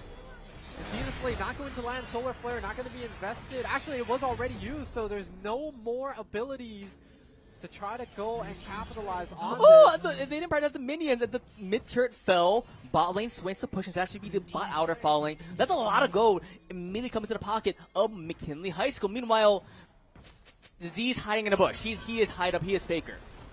Yeah, I think he's just trying to dwindle down the wave. Oh. Just Oh. Wait, see what happens here. Oh, Skarner's not in the right place at the He's right not. time right about now. He's rooted, That's gonna be stunned. Quick, name all the CCs. Yes, suppressed, stunned, etc. Dead. Not Polymorph. Yeah, not Polymorph. Not Polymorph. Polymorph is OP. He's still in the bush. He did solo kill Cash. He no claimed flash. one. He did claim one. He did. Yes, sir. Meanwhile, we do see the third Drake. We didn't see this last time around. Like you mentioned, there was a 2 Drake into the other team getting 2 Drakes. Now third Drake going over to McKinley. This will be ping flash on Solomon. I can hear that. I do hear the pings. I do hear the pings. Yeah. I'm not sure if it's his team or the other team. I don't know if Solomon realized that the jungler was already dead. Shh, it's okay. It's okay. Neither his team knew at least. But we'll move on. We'll move on. We'll give him the benefit of the doubt Yeah. and say that that he did his best. He did his best indeed. Leandri's, by the way, fully built up for this Nunu. Not just the Nunu. That's a 3 of a kind of Leandri's. That is a lot of damage over So time. if you're playing Balatro, how many points would that give you? It's not a lot. Not a lot? It's Okay. not But what a if he adds like the bonuses to the effect? It's not a lot. Okay. Yeah. I gotta talk to Colton about that. I don't think either of us have had a 3 of a kind run. But anyway. Really? McKinley are definitely going for it right now with the triple Leandries. I don't think they realize how much the Leandries, the Malignants, and the Zazax is going to do. This bot lane is really capitalizing on the fact that you should have built MR. Speaking of MR, it is Silently Sexy on the Swain, using Nevermore, and now it's going to be a lot of poke damage and Nunu comes in. Yeah, and the thing about the Zenith Blade is there's only one way in, there's no way out. And this Fiona is in deep waters right about now. This Silas ult is going forever. Call it a Ramatra roleplay, if you will. Oh, boo. No one likes Ramach. Anyway, as we... Let's hope none of those I was waiting to see if they locked in the Ramach. I'd be like, oh, sorry about that. Anyway, but yeah, look at that. Yeah, like you mentioned, once you can't get out. And even then, Kiri got hit up by everything. The solar got hit up by the Morgana root, the ultimate, Swain roots, the Nunu snowball, the poke from Z. A little bit of everything. Yeah, and now that we got to see the second item for this Kaisa, it is going to be the LS build. The one where you poke with your W. It's the A-round one, basically. Yep, Mr. Last Shadow himself. It's hard to make that work, but it is good poke, which is probably what you need right now heading into this fight. Jace is going to flash out. Ranger Axe just going to flash into 4 people. Cash at minimal health bars. He's just going to get to the skies onto. Absolutely right. Z is going to also live. That was Leandre's burn, I think. Yep, and that's already 2 kills. And oh my god! Okay, Ranger Axe is going to fall. That's going to be the Swain ult proc one more time. Tryhard Run, is like, Tryhard, I have run! No idea what I'm supposed to do here. He's waddling. He's trying to do something. A little poke coming from Z yet again. And yeah, that Scorpion should get the heck out of there. Oh yeah. Unless he wants to be the next entree at some Chinese restaurant, he should leave. Anyway, but here comes Kaisa going in and Cloud, I don't think you want to do that, buddy. You're almost dead as Z's falling, Z's falling. He's running. The rock claims him, and that was a rock bottom as a shutdown goes over to this Garner. We take those. We take those. Shutdown. Yeah. Still deathless, by the way, for this Zed and Swain. Yeah, what if neither of us are right? And then good for McKinley. I don't know, man. I don't know. Look, but yeah, Baldwin though down a lot, down 14 kills, down 11K in gold. Like we mentioned, this is game 2 of a best of 3. So if Baldwin loses, McKinley will be your grand champion, at least for the spring 24 semester. And McKinley, they like those odds already, but I'm not sure if they like these odds at the moment. Ranger Axe once again going for the Black Shield onto the Nunu. Not fully built, but is going to take out. He's still alive! Has arrived. Ranger Axe landing another beautiful stun. That's going to be 2 already in favor, and it looks like nobody's Rage is alive! Big Q's not going to be able to find the Morgana, and just a beautiful dissection of a team fight here from the side of the Tigers. And that might just be game. What just happened? That's a clean ace. Rage got caught out by 3 members, and he lived for so dang long. Like, what? I'm speechless. I don't even think he has lasagnas. He doesn't. He just has damage. He just walked around. Well, he had a stasis, but he still was able to survive for so dang long. Like, he's like, okay, well, I'm Morgana. I do Morgana things, I guess. I stay alive with the puddle. Do my work, stun them up a little bit, and easy peasy lemon squeezy. Who needs 200 years of champion design when you can walk around? Hey, that's my OG Season 1 champion right there. Season 1. I hope you there was League of Legends yet. Oh no, there wasn't League of Legends yesterday. I don't remember. I wasn't there. It wasn't on broadcast. Like I said, Makai won it all. I don't think the people that competed yesterday were alive in Season 1. Stop. Please, you're not wrong. Please, stop. I feel old already. But speaking of which, you see Z in a little bit of a predicament here. He's going to poke him out. As it is in the Mountain Soul, Skarner, he's got the jungle. It's the fresh scorpion tail for McKinley. I don't think that tastes very good. I don't think it tastes good either, but it's exotic. But the Tigers definitely like that. Tigers probably do like that. As we're going to get the charge. It's going to hit nothing. But it is 2v1 right now. A little bit of 3v1, but look who it is. It's Ranger Axe. It's Ranger Axe. Of course it is. This kid has no chill. He wants to fight. This guy's ready for the LPL. And Solomon's going in, lands 2-man snowball. That's going to be everybody just flashing forward.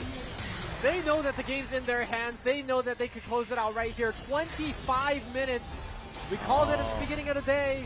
They're going to try to hold as best as they possibly can. That's another route landing from Ranger. Just in by the Nexus already. He's just trying to end. That is a normal Q. Coming out from the Jace, and it still does half of the Kaiser's health bar.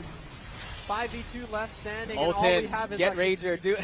all we have is a Poke Kaisa left standing. I don't think it's going to be enough. And the Scorpion. The Rocks, look at the damage. He's dead, Rui. No ultimate is going to be used. That's going to be it. Second Nexus Tower falls. And McKinley, they're going to win the Spring 2024 League of Legends Finals here.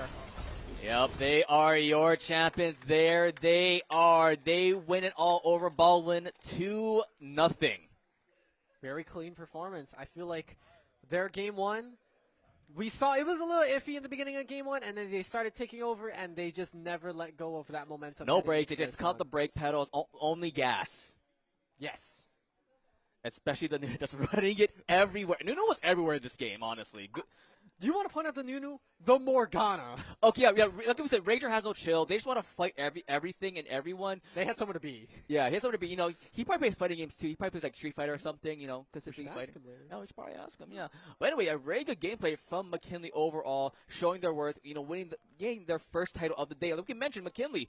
Second opportunity. They have an opportunity later today. They're playing the Overwatch 5. We're not sure who their opponent is just yet. I do believe the other semifinals, we started momentarily on the side. Looks like they're starting Lijiang Tower first. That's your favorite map. That is my favorite map. Yeah, Lijiang Tower. But anyway, props to McKinley. They did very, very well today. Excellent showing for them. And I believe, yeah, like we said, first league title for them? I'm not 100% too sure just yet. We might have to confer later on. Well, regardless, they got a title they're today. now the top dogs. They're the top dogs right? indeed for Spring 24. For 24 in general, we'll see if they can emulate it in Fall 24 later on. Exactly. They're going to be the ones who have to now defend their title. So props to them. Excellent showing, and yeah, overall great. Overall great gameplay from McKinley High School, their first title of the day. Many more to come, hopefully, but besides that, we'll take a break before we do go to our next finals, which will be the Rocket League Finals. Have a good one. We'll see you soon, and like we mentioned, check out the Tetris area if you are here at the HPU Esports Arena. Get some prizes later on. But anyway, see you guys soon. We'll be right back.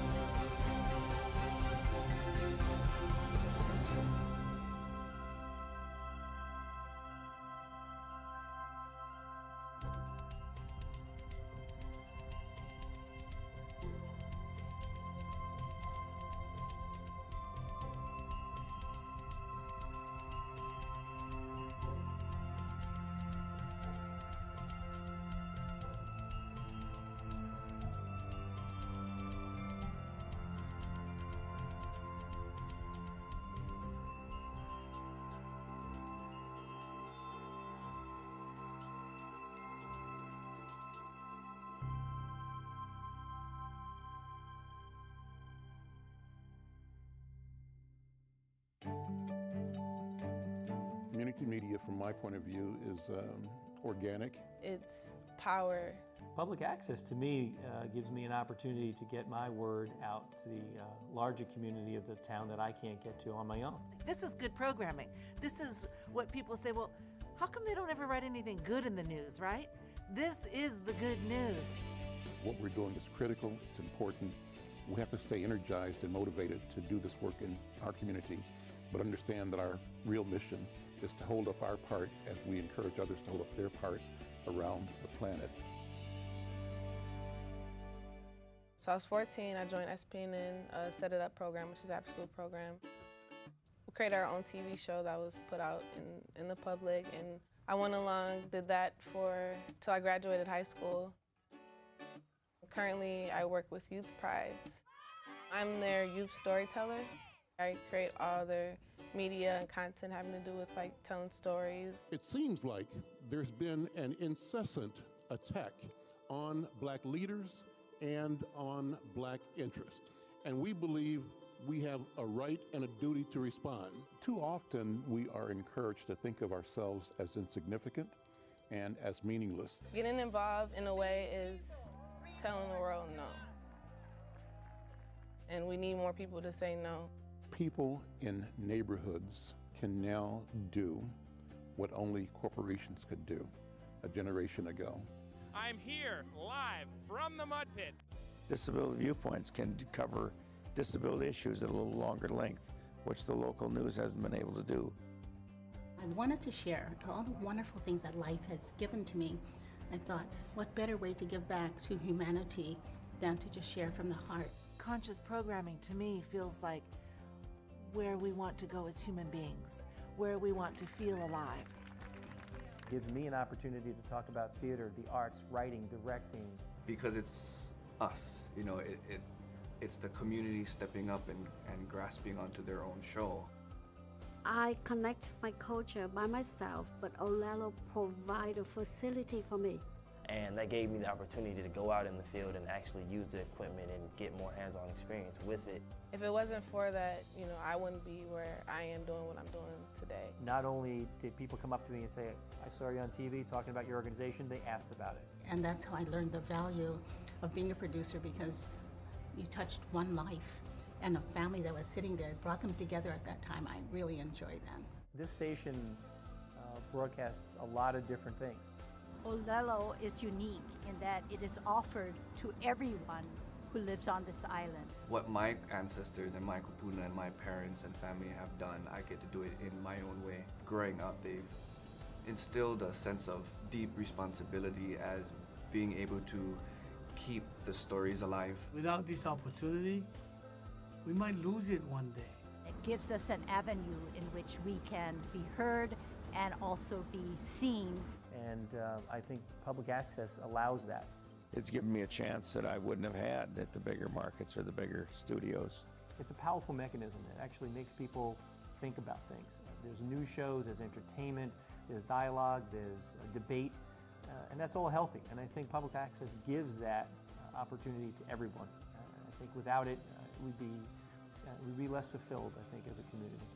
Technology affords collaboration that is global and local, and it's accessible. And I think our mission has to be to continue to ensure that this technology remains in the hands of as many people as possible on planet Earth.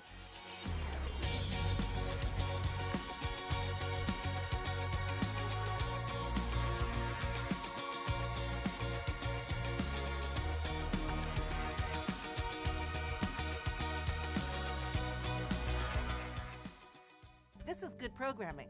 This is what people say, well, how come they don't ever write anything good in the news, right?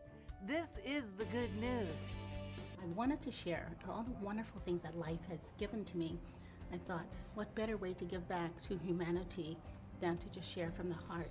Because it's us, it's the community stepping up and grasping onto their own show. I connect my culture by myself, but Oʻahu provide a facility for me. And that's how I learned the value of being a producer, because you touched one life and a family that was sitting there. It brought them together at that time. I really enjoyed them. Oʻahu is unique in that it is offered to everyone who lives on this island. What my ancestors and my kupuna and my parents and family have done, I get to do it in my own way. Growing up, they've instilled a sense of deep responsibility as being able to keep the stories alive. Without this opportunity, we might lose it one day. It gives us an avenue in which we can be heard and also be seen.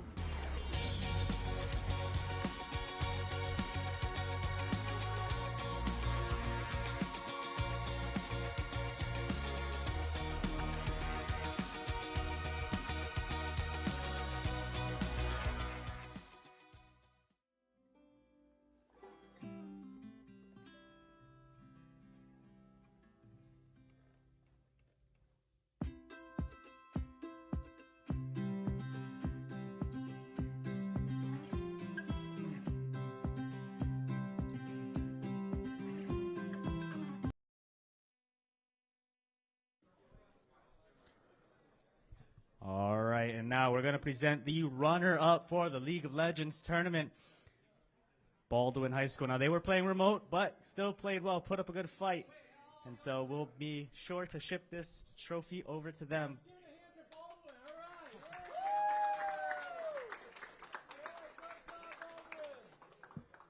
And now to present the championship trophy, give it up for McKinley High School.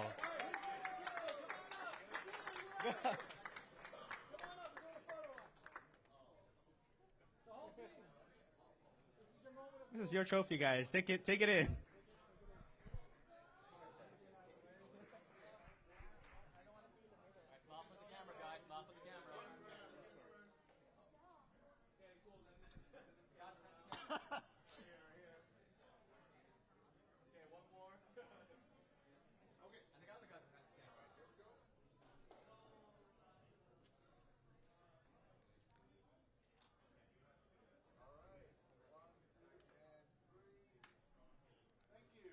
Again, give it up for your champions, McKinley High School.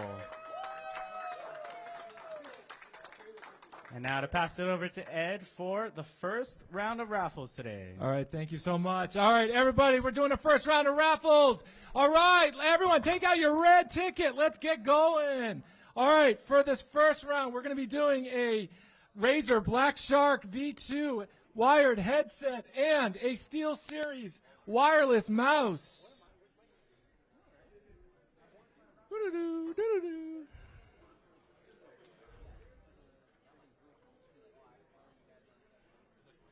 And the winning ticket is 9781254. 9781254. Who's got that ticket? 9781254. If you got it, come on down. We got a winner. Hey! Let me see it. Congratulations. All right, so take that. Anyone want to take a photo? Ed?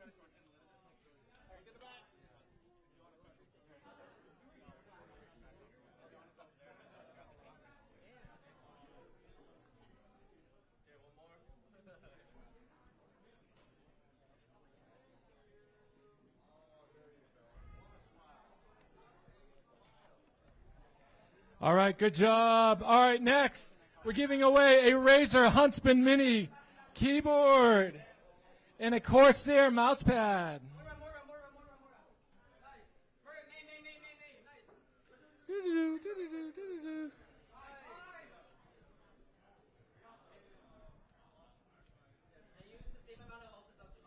Ticket number 6501352. 6501352.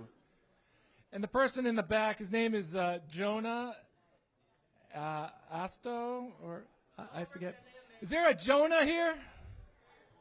Is that you? Come on down. Oh my God, good job. Let me see it. All right, take that. Yep, take a photo. And the mouse pad. All right, congratulations to Mobile IT Force. That's it. You're good.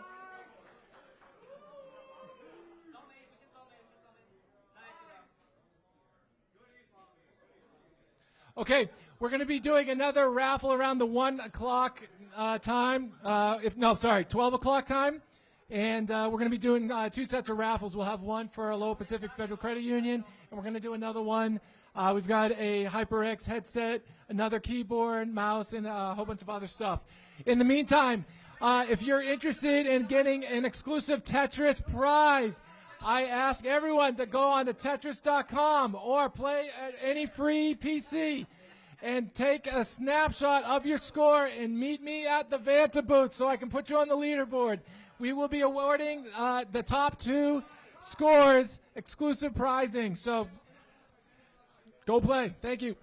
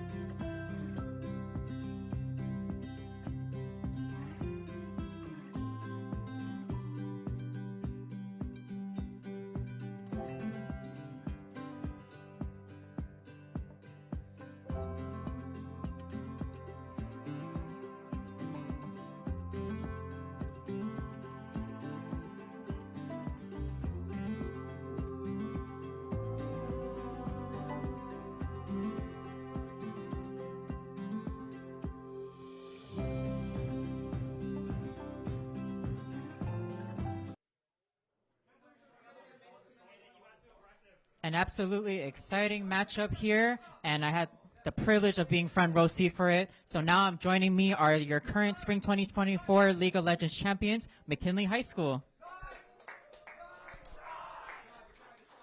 And might I just say, I just wanted to congratulate you guys again. And I know for people out there that's probably tired of hearing me say this, but it's been an honor just to even be a part of McKinley High School. I'm a proud alumni myself. So I just kind of wanted to know, I know you guys are probably very, very excited just coming fresh off of your victory, but I kind of gotta know a little bit about how do you guys maintain the pressure, or how do you guys navigate handling the pressure of representing your school for the esports tournament? We just try to have like fun and like with our team, have really good fun, or else it'll be like boring, you know? So we just have fun a lot during our regular matches and like championships. Okay, awesome.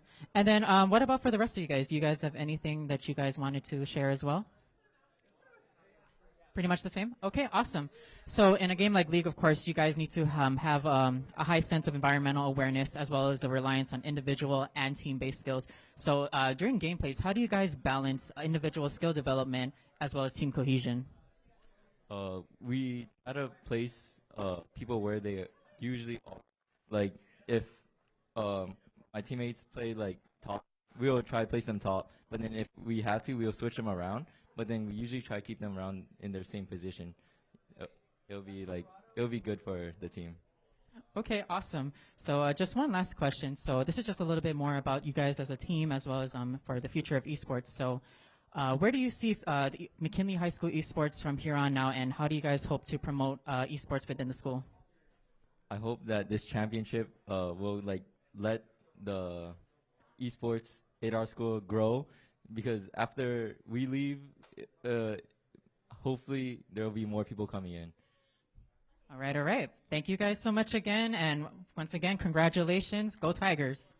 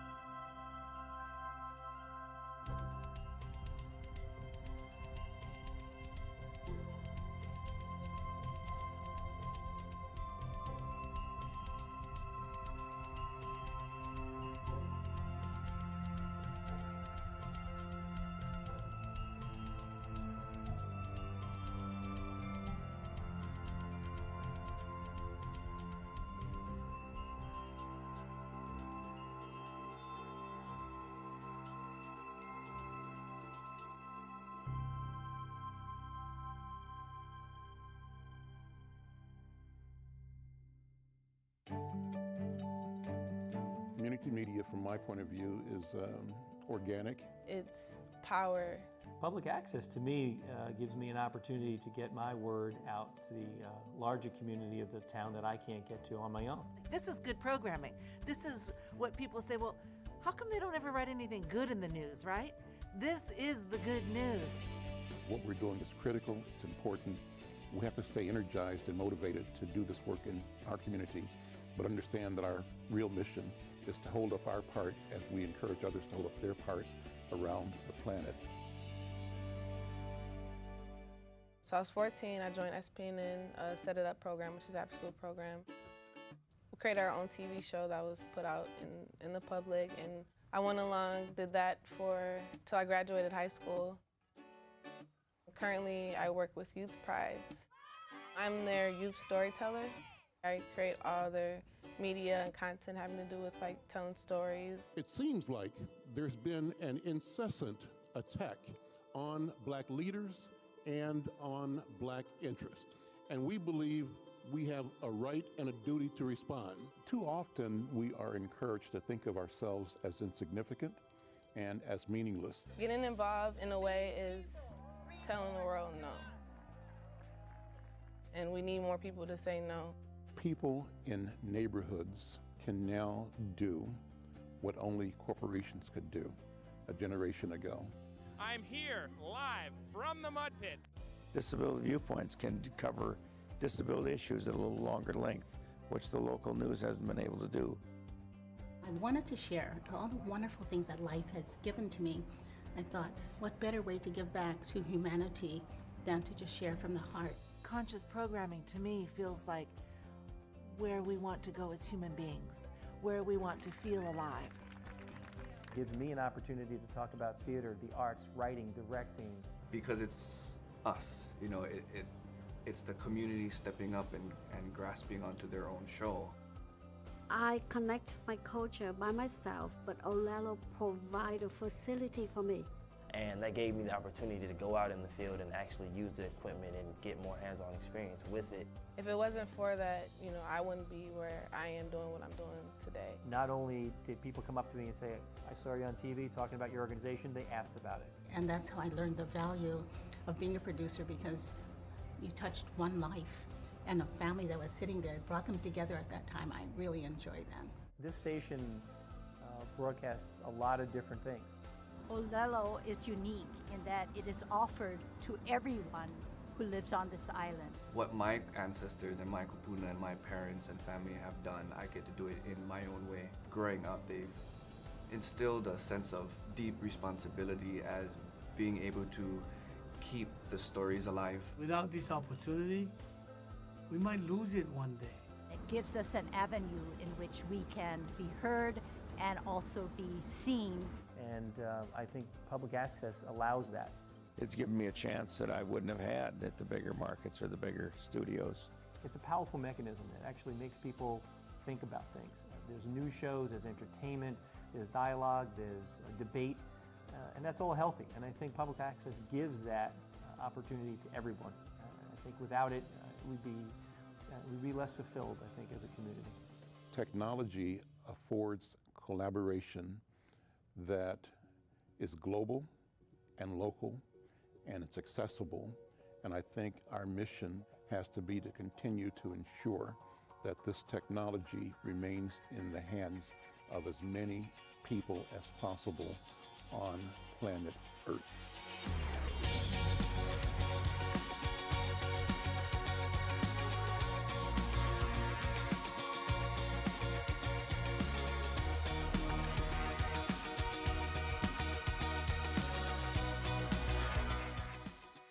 This is good programming. This is what people say, well, how come they don't ever write anything good in the news, right? This is the good news. I wanted to share all the wonderful things that life has given to me. I thought, what better way to give back to humanity than to just share from the heart. Because it's us, you know, it's the community stepping up and grasping onto their own show. I connect my culture by myself, but Oʻahu provide a facility for me. And that's how I learned the value of being a producer, because you touched one life and the family that was sitting there, brought them together at that time. I really enjoyed them. Oʻahu is unique in that it is offered to everyone who lives on this island. What my ancestors and my kupuna and my parents and family have done, I get to do it in my own way. Growing up, they've instilled a sense of deep responsibility as being able to keep the stories alive. Without this opportunity, we might lose it one day. It gives us an avenue in which we can be heard and also be seen.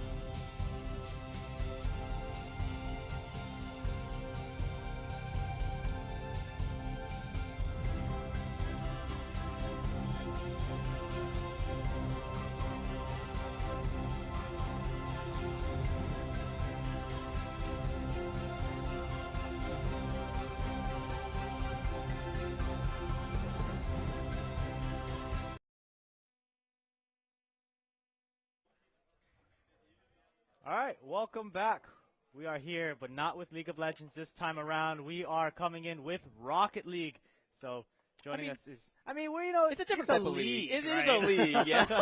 It's a league in the end of things, but we're hitting that lunchtime hour. So, also the players and the coaches here in the room. If you guys haven't gotten your bentos already, make sure you guys go outside to the tent again, presented and brought by Zippy. So we give them a quick thanks. Yeah.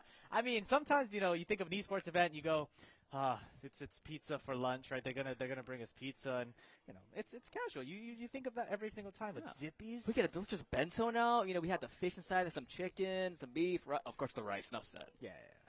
So to anyone here, if you guys find yourself getting hungry this weekend, be sure to stop by Zippy's, an avid supporter of Hawaiian Esports.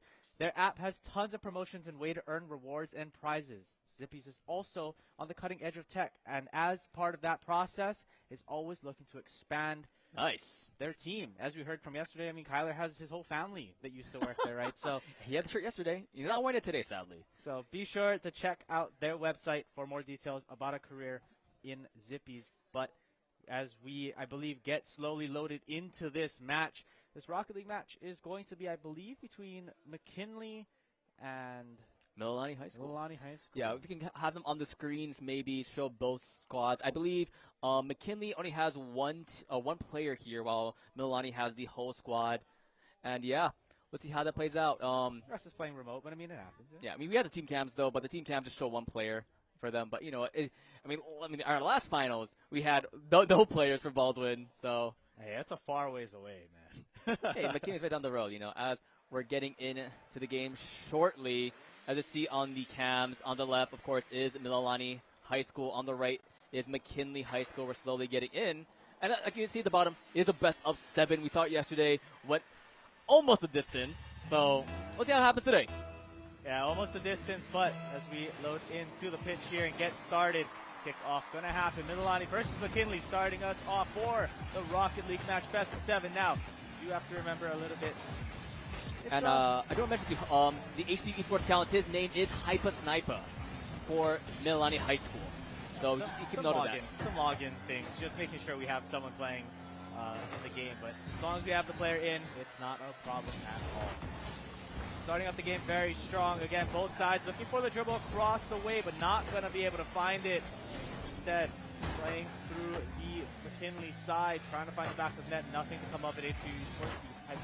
I probably ended up saying HQ on accident a few times. HQ popping off. Is there, but yeah, a good amount of play so far. Very aggressive play coming in from Mililani so far. Pretty much in the last minute, we've been in the McKinley side of the field. One of the first instances we've seen it on top of Mililani's side. A little bit of aggression coming in from these 3 players of McKinley of the orange team. Hypa Sniper doing a good job, and doing a decent job so far. I want to see what happens. Silent wants to get on the aggression, but Hypa Sniper is there. Dusky in the corner. Not enough moves just yet, though. Trying to survive if possible. Night Hunter hunting for a goal, and Night Hunter will get it with a small assist coming in from McKinley. But very good goal, though, right on the side in the air. Dodging Dusky barely, as we see right there. There's a tapping coming from RMU. A little bit unfortunate, but it happens. So Rimu the GOAT. That is a reference to an anime, if believe it or not. But Rimu the GOAT, though, want to try and make sure they can avenge their sins here as Dusky going on the offense. Dusky, though, a nice defense from the Knights defending their goal. Rimu the GOAT, though, going in further. Want to see what happens.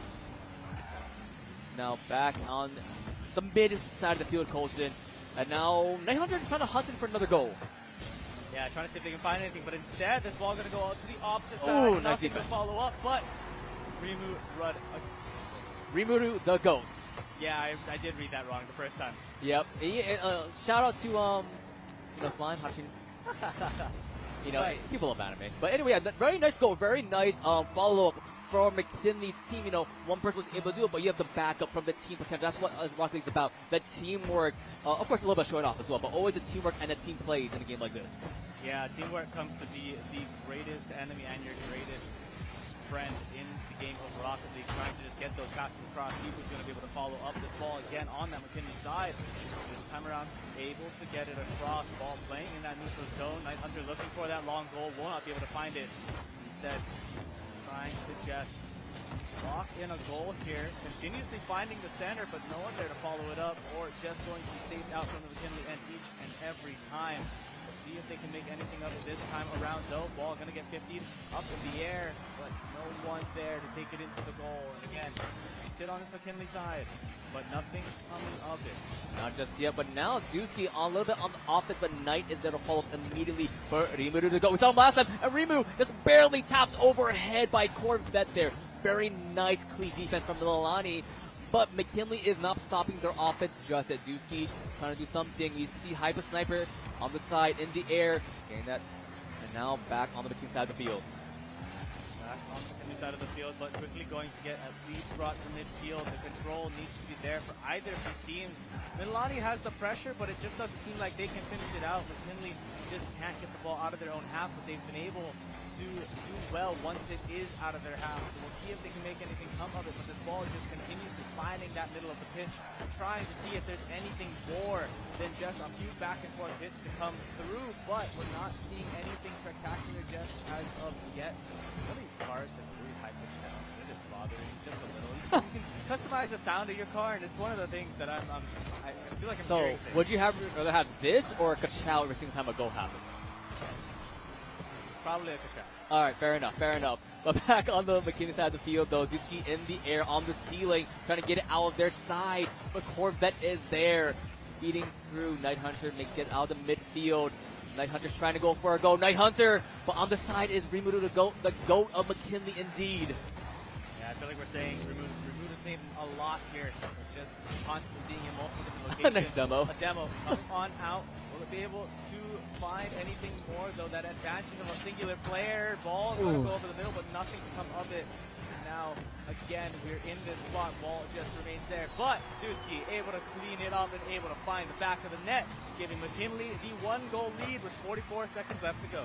I've really busted McKinley so much the entire day so far. McKinley winning the League of Legends finals. They're in the Rocket League finals, and they're also in the OverWatch finals after this. And right now, they're also playing in the Apex semifinals. Yeah, they're everywhere this time around. I mean, I feel like we always saying they're in every year. They're somewhere to be found. But this time around, they seem a lot more dominant of a team. But Milani's trying to stop that rain. They're trying to stop their championship berth for yet another title. But they need to find the back of the net. 30 seconds left on the clock. Corvette trying to look for a good touch down the middle, but nothing's come of it. And now, this ball sitting on Milani half. They need to be able to clear it out. Need to be able to do something with it. Needed something indeed. 10 seconds remaining on the timer. Back on the Milani side of the field. They're looking for a goal. Hyper Sniper on the side. McKinley is there instantly. The final 5 seconds. Corvette in the air trying to get the ball. Tapping it still in the air. Once it falls, it's done. But the ball on the side. The ball will not fall just yet. Hyper Sniper in the air with Knight. But Dusky will send it down. And McKinley gets game number 1 by lonesome self.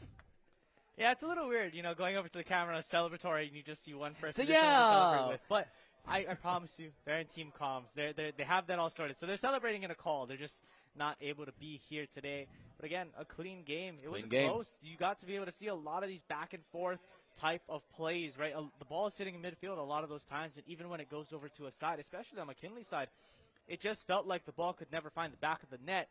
And I think that's the improvement for both sides, right? You want to just be able to clean up your shots and clean up maybe a little bit of those centers, right? You get the ball to the center. You need someone there to follow it up each time and capitalize on it. Yeah. Overall, really, you mentioned really good rotation coming in from both squads. Really nice defense, making sure it's disabling the other team from getting those crucial goals. Only a 1-2 goal score. A lot less than we saw yesterday in the middle school portion of the day. Yeah, I think the middle school portion. What was interesting, and I was talking to one of our photographers here today, yesterday about it. When you look at how they were playing, you could tell they mechanically had some understanding, you know, of how to freestyle and all these things, but the rotations weren't, the teamwork and rotations weren't just there yet. However, when you're looking at these games, yes, maybe they're equal in the mechanical skill with those players from the middle school, but their teamwork is so much better because they're so much more connected in what they're doing. Their communication is flawless. Yeah, plus, like you mentioned, middle school, intermediate school, only 2 years for the most part, for most intermediate schools, sometimes 3, but for the most part, high school, you're there together like 4 years together as a squad. Something's getting replaced, but for the most part, you play together so much that you had that synergy already as a near goal from Night Hunter. Yeah, finding the top corner is not going to be able to go into the goal, though. Night Hunter looking for another chance. Will it be able to find the top? Oh. It will. Night Hunter starting us off strong. Mililani starting in the lead here in game number 2 of this best of 7 finals. Again, we'll state 4 games need to be won by either of these teams to be able to take that trophy home. And of course, second place gets a trophy. Just You know, the size differential is there, like a rightfully quarter. So. Yeah. Rightfully so, you know? Rightfully so, indeed. But Milani, Niners after a solo goal by Night Hunter, going there by himself solo. But now, Hyper Sniper says, it's my turn. Corvette on the side, helping them out, getting that little bit of a setup. You see, tapping the ball on the side, and Hyper Sniper dodging all of these defensive members and sending it straight in down center. So this is what I mean. We always found the ball on the McKinley side last game, but no one from Mililani could find the back of the net. This time around, it seems like they're a little bit more aggressive. They're a little bit more willing to take those shots into the back of the net, be there for the follow-ups, and it's paying off for them. They're now up 2-0. Only 1 minute, yeah. 4 minutes left on the clock. Only 1 minute has passed so far, and there were some games yesterday we were watching that was, you know, 2 goals maybe per minute. We're on that pace, but only for one team. Ball gonna go in front of the net again. Gonna get centered, but nothing to come of it. Both players will end up missing the ball there. So no one back for Mililani, but they're able to stop the ball halfway down the field. Now, another opportunity again. Will this ball go in? No. Gonna be saved out by Slime. Trying to just find the extra push here from Mililani. This ball, though, for McKinley needs to get out of their house. Yeah, needs to get it. But speaking of which, here it is. But Hyper Sniper is there to dodge it out. Night Hunter sending it up in the air. Night Hunter on the hunt to get something, but still around the mid side of the field. Corvette still the only one member of his squad not to get a goal just yet, looking to get there first. Down center, no one's there, and it's going to be Hyper Sniper with a hyper goal. 3 goals, 3 minutes remaining. McKinley, nothing on the board just yet. Yeah, an unfortunate 50 there, getting a pinch off for Hyper Sniper, and that ball goes across the pitch. Finds the back of the net, puts this game even farther out of McKinley's hands. But again, Rocket League is such a fast-paced game. What do you right? It's just set it and forget it. Sometimes you just need to let one game pass and go right back into the next one. It's one of those games that one minor change can make the biggest difference. Oh yeah. Indeed, indeed. Still on one side of the field though. Dusky duking it out with Night Hunter, trying to get him off his tail in the air. They're on the right side, but all 3 members are there, but Night Hunter does get demoed. Silent, trying to look for something. You do see Rimuru there, sending it on the edge. Night Hunter is back. Dusky looking to send up in the air off the side. But all teammates Mililani, they're just making sure they have the wall built up to make sure nothing goes further. Night Hunter, though, on the hunt yet again. Yeah, continuously pushing up. It seems like McKinley's finding a little bit more of their groove on this defensive end. Oh! They're just not able to get it onto the offense. And Rimu again with another save there. Able to save the ball off the backboard. Will it be able to find a double? No. Hyper Sniper going to be able to take that out to the corner. And here we are back on this side. But will it be able to find a goal? It's going to be a demo, but no one in the middle to get the ball. So instead, Mililani will take possession. Will they be able to find the goal off the backboard? Is anyone going to follow up? And Hyper Sniper again finding the back of the net. 3 goals, the hat trick to his name, and bringing Mililani to that 4-0 lead.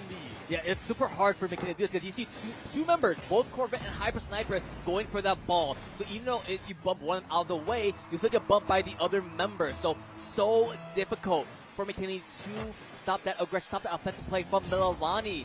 As now, Silent on the offense.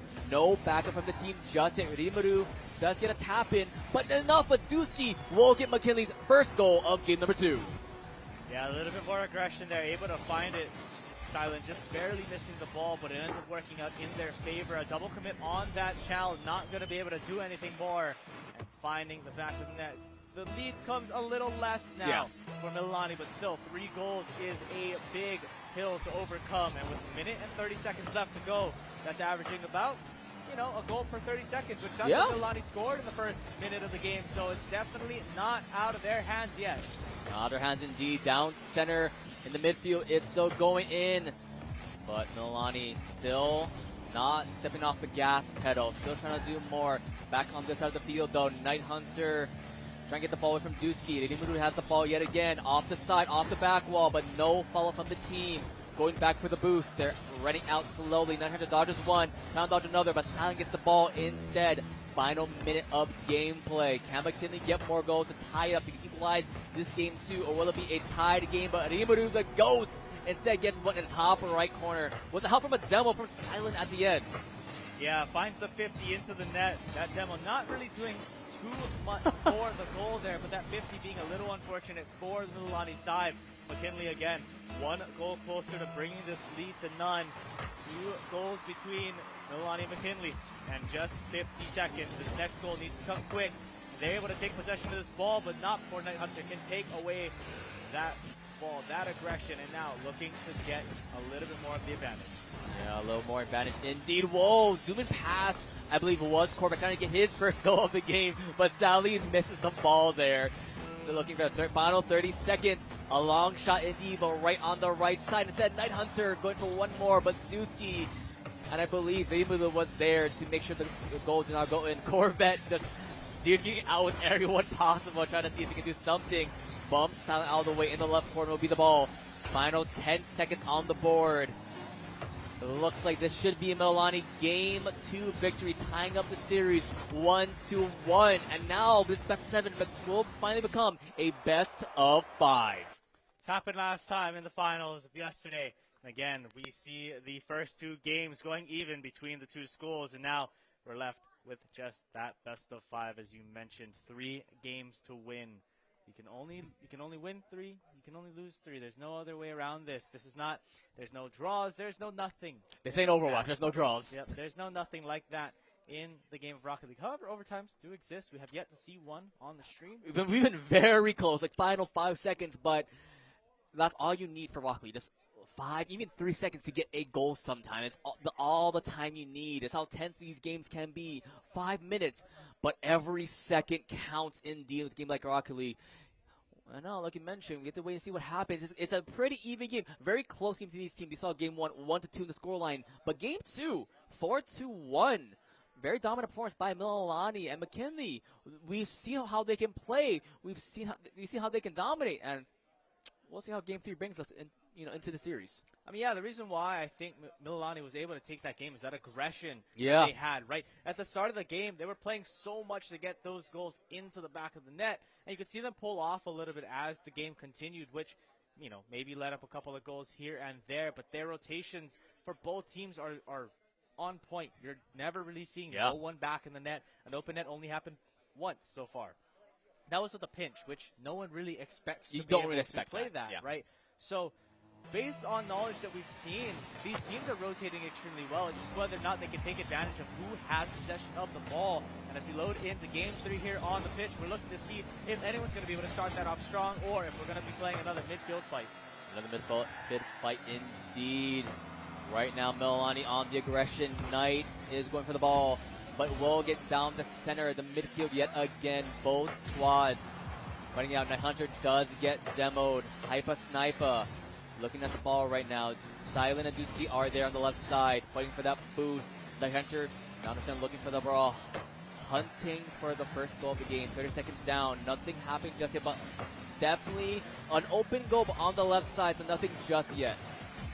Just missing slightly over his Dusky, and the ball going to get deflected. Still there, but not very many players there to follow up in the vicinity. Now, the counterattack is going to come out for Mililani, looking to drive this ball to the other half of the pitch. And will they be able to find anything? One in the air, and Corvette. Ball's going to waterfall down, but not going to be able to find the back of the net. Again, we are sitting here in that midfield, but Dusky looking to try to make something out of nothing. Won't be able to make anything more. Yeah, down center, waiting for that ball, back in the side of the field. Here comes Night Hunter. Not just he gets bumped out. Dusky saves that goal. You see Hyper Sniper though, back in the center field. Not getting the ball just yet. Corvette is there to back them up. Open net just yet. Dusky is there actually. All three members defending that goal. McKinley trying to get back on the offense if possible, but Milani's making it very difficult with how aggressive, how much constant push they've been doing. Yeah, and McKinley doesn't have boost. I mean, last I saw, there was only one player that's able to grab boost throughout all of this, and that was Housekeeping. He keeps grabbing all of these small packs, but they're not able to grab the mega boost packs each time. And will they make something out of it? No, they will not. Finally, Reboot will find the full boost as well as Silent in the backside. So they are reset and maybe ready to go, but they need to make this push happen now. The ball going to get 50 on through, but no one is there to follow it up, and now we'll be able to see if anyone is going to be able to find Milani's side of the net, but nothing coming up, and a one more person to pass. That's going to be Dusky looking to challenge it at the corner. Ball trying to go over the top, trying to block them, and we'll end up Corvette's first.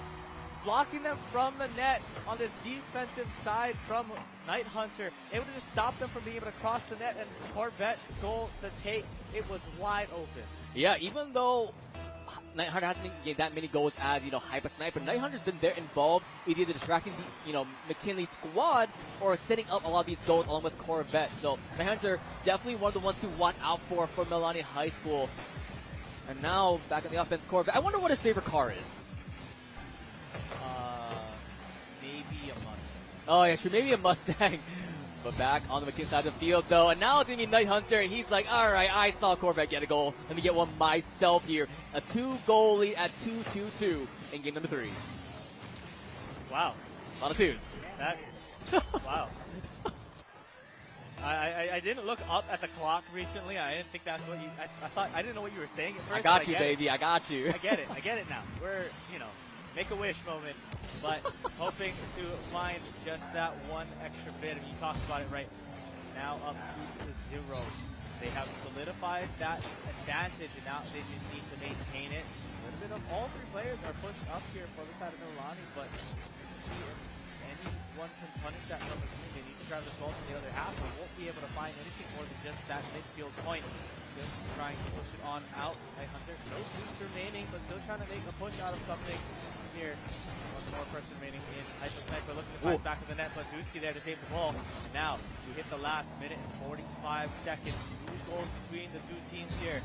Looking to just solidify this third game. Solidify the lead as we walk into the last half of this third. Last half, but still in the half of McKinley's side of the field.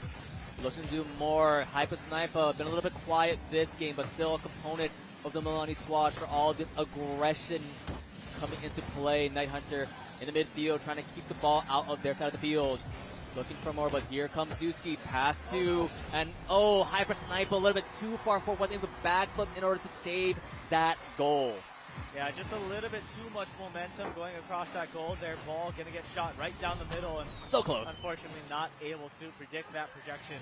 Now left there. Now 2 up or 1 up.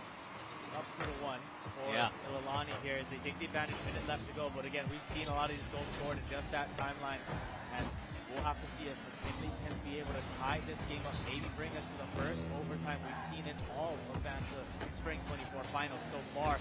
We saw none yesterday in the semifinals. No overtimes in any games actually. Overtime, Valorant this. Yep. Let's not aim for Valorant. But now we're looking at. Maybe we'll be able to see one here in Rocket League. Eventually. Come down to McKinley getting this goal in the next 30 seconds. Ball going to get hit by Dusky. Won't be able to find the back of that. Night Hunter there to save the ball. Corvette trying to clear it. Will not be able to get a good hit.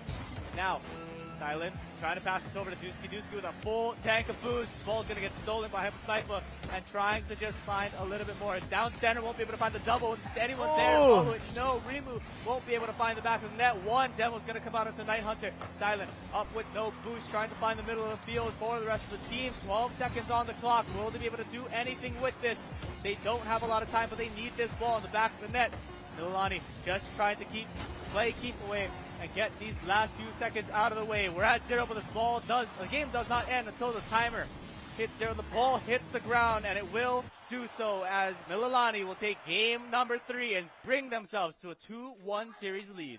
Yeah, you see how focused Mililani looks right now. All smiles now that they won this game number 3, but definitely hyper-focused in this game, making sure that they make no mistakes. And, a couple mistakes here and there, but they've been playing really well, very aggressive, like we keep on mentioning. The momentum for them, they keep on wanting to be on the McKinney side of the field, and even when it does go on Mililani's side, they're very fast to rotate and make sure it gets out of their net. Yeah, you talk about mistakes being made, and whether or not there are mistakes, that's what rotations are for. To save you from those mistakes, and that's why they're able to play as much defense as they are, because there's always someone that's ready to rotate back, ready to get to the goal to defend it, or also able to push on up, follow up on these goals or on these centers that they're constantly getting in the McKinley half. If you're McKinley, your change comes with just trying to play more aggressive, get the ball out of your side of the field, and put the pressure onto Mililani, make them make the mistakes on their half of the field. You need to take advantage of that and get the goals in. You're so close, and this game has been close this entire time. So it's not like, Mililani's going away. The farthest lead we had was a 4-0, but then they brought it back also quickly. Yeah. So, it's not like this game is too far out of their hands yet. Definitely not far. That is Rocket League for you. Anything can happen. Demos, goals, random rule ones. You never know. Anyway, here we are. Game number 4. Don't mind the scoreboard. Currently, Mililani is up 2-1 overall in this series. They need 2 more to claim victory and stop McKinley from getting, back-to-back championships today in the Hawaii Esports League's Grand Final Championship Sunday here at the HPU Esports Arena. Yeah, a reminder, this is the high school half of the competition. Yesterday we had middle school. Ran, it was pretty split evenly, I'd say. Makai and Guanacoa taking their fair share of games, but not anything like this. We're looking to see if McKinley can get another title. Mililani will stop them in their tracks here in Rocket League. Ball going to go across the center. Will it be able to find the goal? No, Night Hunter able to just slightly over the goal here, but not out of their half just yet. They're not fully out of dodge. Will they be able to get there? We'll have to see. Going in with no boost just to try to be able to take a little bit of control of the ball. They'll be able to find it. Corvette also no boost there. Now, no man's down it goes. HPU with the flick. Titus Michael with the flick up. Won't be able to do anything more. Now, a minute has gone by. 4 minutes remaining. No goals have been scored, but a lot more attempts than I think we've seen in the last few games. Yeah, that is for sure. A lot more attempts indeed. As Lau Rubido to go looking for an attempt here. Right on the left post, but Night Hunter was there. Still looking for another one. Teammate Dusky wasn't going to have the advantage just yet. Down back center. And there's out the field though. Rimuru and Dusky trying to get it out. Getting it back into the side of the field, looking for the goal. Misses the ball just barely, but Corvette is there to catch it out. Night Hunter is there looking for a goal. Off the top post. One more is it, and there will be Corvette on the left side getting a goal with an assist from Night Hunter. First goal in Game 3 and first goal for Game 4 for Corvette. Yeah, an amazing block there by Night Hunter. Able to bring the ball across the field, and Corvette just in the right place at the right time. You can find the correct angle, get a nice dribbler into the goal. Now, 3 minutes left on the clock. 1-0 up for Mililani. This is now the 3rd game in a row that they've led the first goal for the game. Each time they've been able to take it home.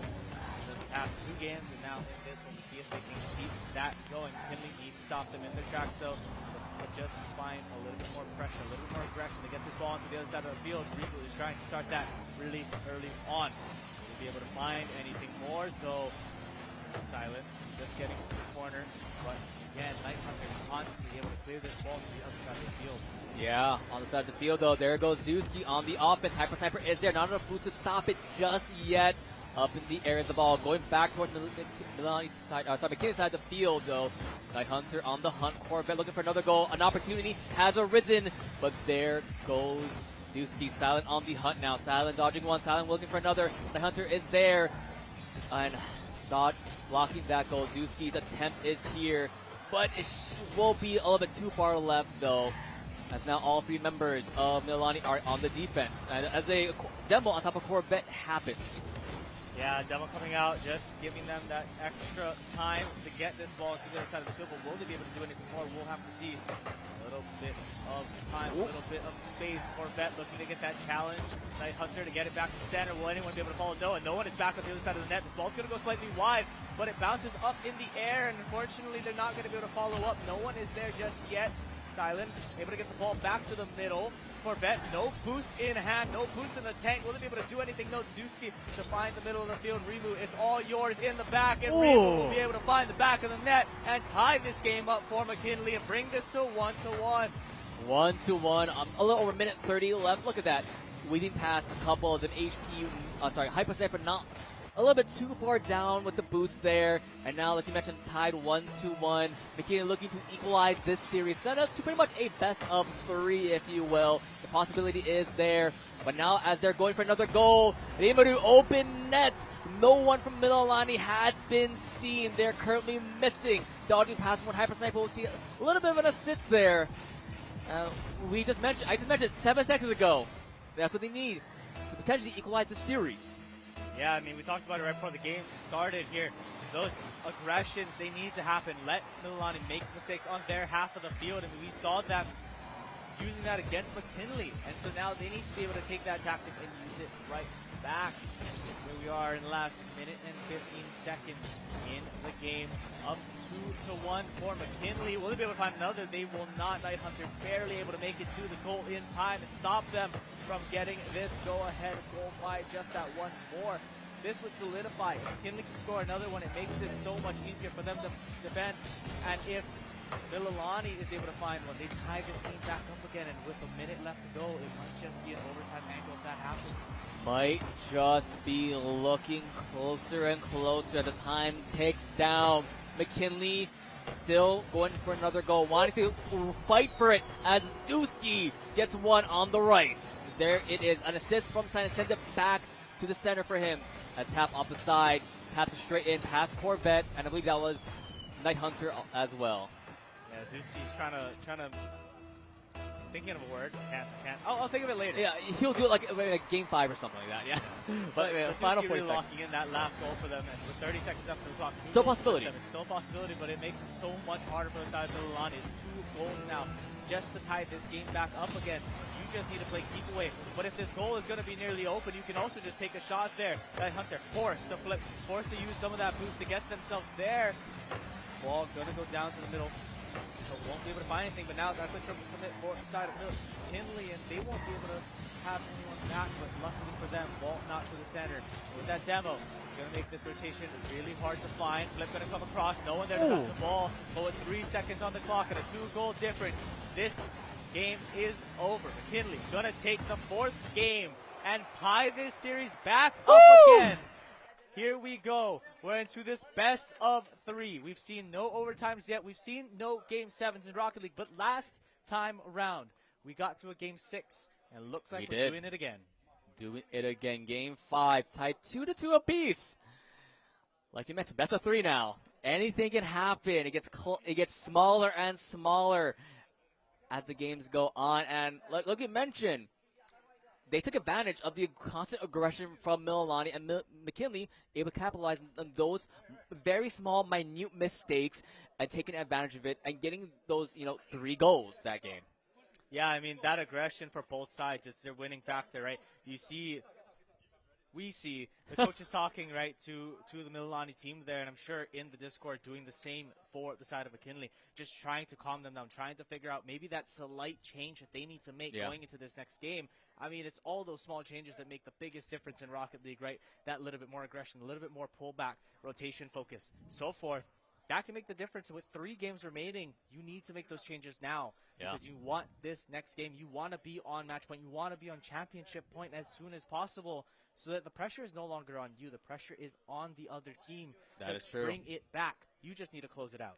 Yeah, especially a game with Rocket League. In between every game, you have to have like a minute or so of a small break time to talk it over with your team to see like what kind of strats can we do, or like you mentioned, take a breather, take a small break to reset yourself.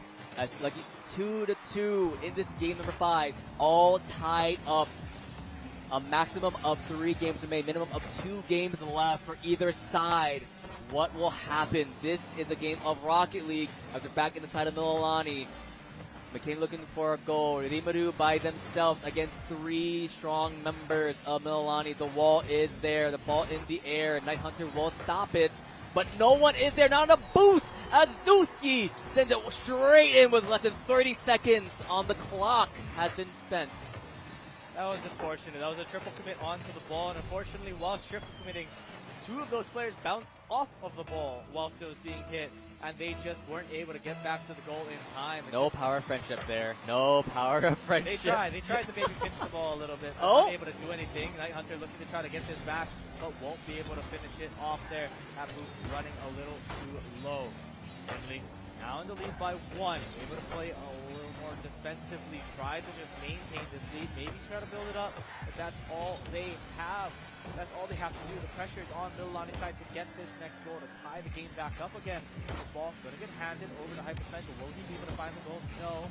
Ball's instead going to find the top of the car and find the other half of the field with no one back, but luckily just able to pick the ball off the wall. And now we're playing this midfield game yet again. See what happens. McKinley though going back on the offense, but Corvette and Night Hunter able to stop it. Silent on a boot, trying to catch it back to Night Hunter in the air. We're going for the goal, and by himself gets past all 3 members of McKinley, tying up this game so far. You see them pass 1, no boost for them as he barely dodged Dusky. Dusky did bump Night Hunter, but didn't touch the ball also, went straight into the goal. That was a disgusting little flick there, Don. It was like a half musty getting through on the side there. Gotta love those musties. A nice shot, being able to get cleaned up, and now this game tied 1-1. The pressure back on both teams to try to look for the lead. Corvette able to take the ball, try to hit it up for an air dribble, nothing to come of it. Instead, Night Hunter in the air, no boost, trying to get to the other side. Ball's gonna get reflected. Silent rotating back. The rest of the team looking to just clear this ball out the middle. Esports out of boost. Trying to get this across, no boost there, but won't be able to follow it up. Corvette looking for something, but Dusky not going to be able to let that happen. Saving the ball, Night Hunter for their attempt, not going to come. And this ball continuously being rained down on the McKinley goal, but not able to find any score. And now, maybe a little bit of breathing room for the side of McKinley. Will they be able to use any of it to get this ball out of their half? Even though it's a breathing room, it's a very tense breathing room right now. Like you mentioned, this is still Game 5 of a best of 7. Still so close with the last 3 minutes remain. Anything can happen as it's tied up 1-1. Looking down to the midfield back on McKinney's side. Hyper Sniper looking at the ball. Not enough boost in the pocket, but all the members bursting forward though. See Corvette trying to get the ball. Back center, back in the goal. Open net. Everyone tried to push forward, but they forgot about defense as Milani ties it up. Or not ties up, they go on the offense and they get 2-1 lead. Yeah, just a little bit of a push through there by Hypersniper, able to find that little bit of a gap, weave it through, and find the go-ahead goal here. Half the game up, half the game to go. 2 minutes and 30 seconds left on the clock. Night Hunter looking to find the dribble, won't be able to find anything, and Esports last back will just be able to punch it out. Get a pass over to Night Hunter, not to be found. Instead, this ball up center will get deflected there by Dusky, but trying to just find a little bit more. Hypersniper able to backflip and save this ball. Ball's going to be paused in the midfield, up on that side. But is anyone going to be back in time? They will be, as Hypersniper denied the goal, but Night Hunter looking for their attempt and not going to find it either. Ball down center. Going to get saved on up back to the midfield. And again, this hyper aggression from both of these teams is slowly catching up with them. You see the pressure. You see each of these attempts coming through faster and faster each and every time. And this ball continuously dropping down center on both sides of the field. Yeah, like you mentioned, both these teams, they know how important this Game 5 is. Because if you win this game, you're on series point. You're on championship point there. As the ball, it's so close. One tap will do it. Night Hunter, we misses it. And the goal was there. The goal was near. But in the end, it's tied up by McKinley Silent with their goal. Look how close that ball was, Colton. They tried it. Night Hunter missed just barely. And now it's all tied up yet again. Yeah, that little bit of boost that Silent had left there just barely able to make it to the ball before anyone is able to contest that. Hypersnap so close to getting it. Ball gonna go up, not able to find the top bar there, but instead, this ball now sitting on the Mililani side. Will they be able to clear it out, or we're gonna just continue on this 2-2?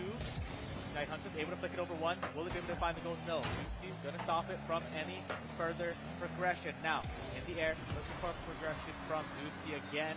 Looking for the goal. Won't be able to find their teammates as they slowly are pushing up. Again, this boost meter, you're able to see on nameplates, very new, but very helpful to understand just how much boost each of these players have. Silent coming across. Will he be able to find the Mega? He will not, and now just stuck in the middle. No Mega to grab. Not on the right side of the field, just needs to rotate down. Slowing down just a little bit, trying to take a breather for themselves. The final minute of gameplay here. Mililani sending it back towards McKinley here, looking to see what they can do. But now with final 30 seconds, Colton, there's a chance we go to overtime. There's a chance we see it for the first time this weekend here. As now Dusky's on the attack. Dusky looking for a goal. Dusky will get stopped, but still not just yet. Yeah, 15 seconds left in the clock. Game is tied at 2-2 apiece. Will they be able to find anything here in the last 10 seconds? Again, game does not end. The ball hits the ground after 0 seconds. With the last second ticking down. Ball gonna find the middle. Will it be able to hit the ground? It will not. It will stay in the air, but unfortunately for them, it will hit the ground, and we will enter our first overtime in the Vanta series so far this weekend. Bringing on to Game 5, and just like that, Night Hunter scoring the goal for Mililani, giving them the series lead, giving them the championship point, and they now take it to Game 6, looking to take home the trophy. Blinking, you missed it a little bit, tapping off the side, and yeah, like you mentioned, series point now, championship point for Mililani High School. You can see smiles there, but still zoned in. They know what this means. It's there. It's right there. The championship, the trophy, the very tall trophy for them. Yeah, I mean, with this game now hitting 3-2, right? It is your game to lose. It is your trophy to take home. You have the lead. You want to take advantage of that. The pressure is not on your shoulders. However, we've seen this story before.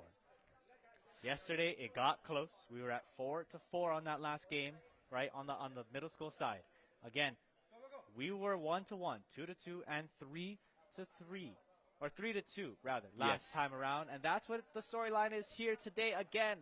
So the story comes to be: is McKinley going to be able to tie us up in the series and bring us to the Old Faithful Game 7? Old Faithful, or is Mililani going to be able to close it out and shut them away from the full series?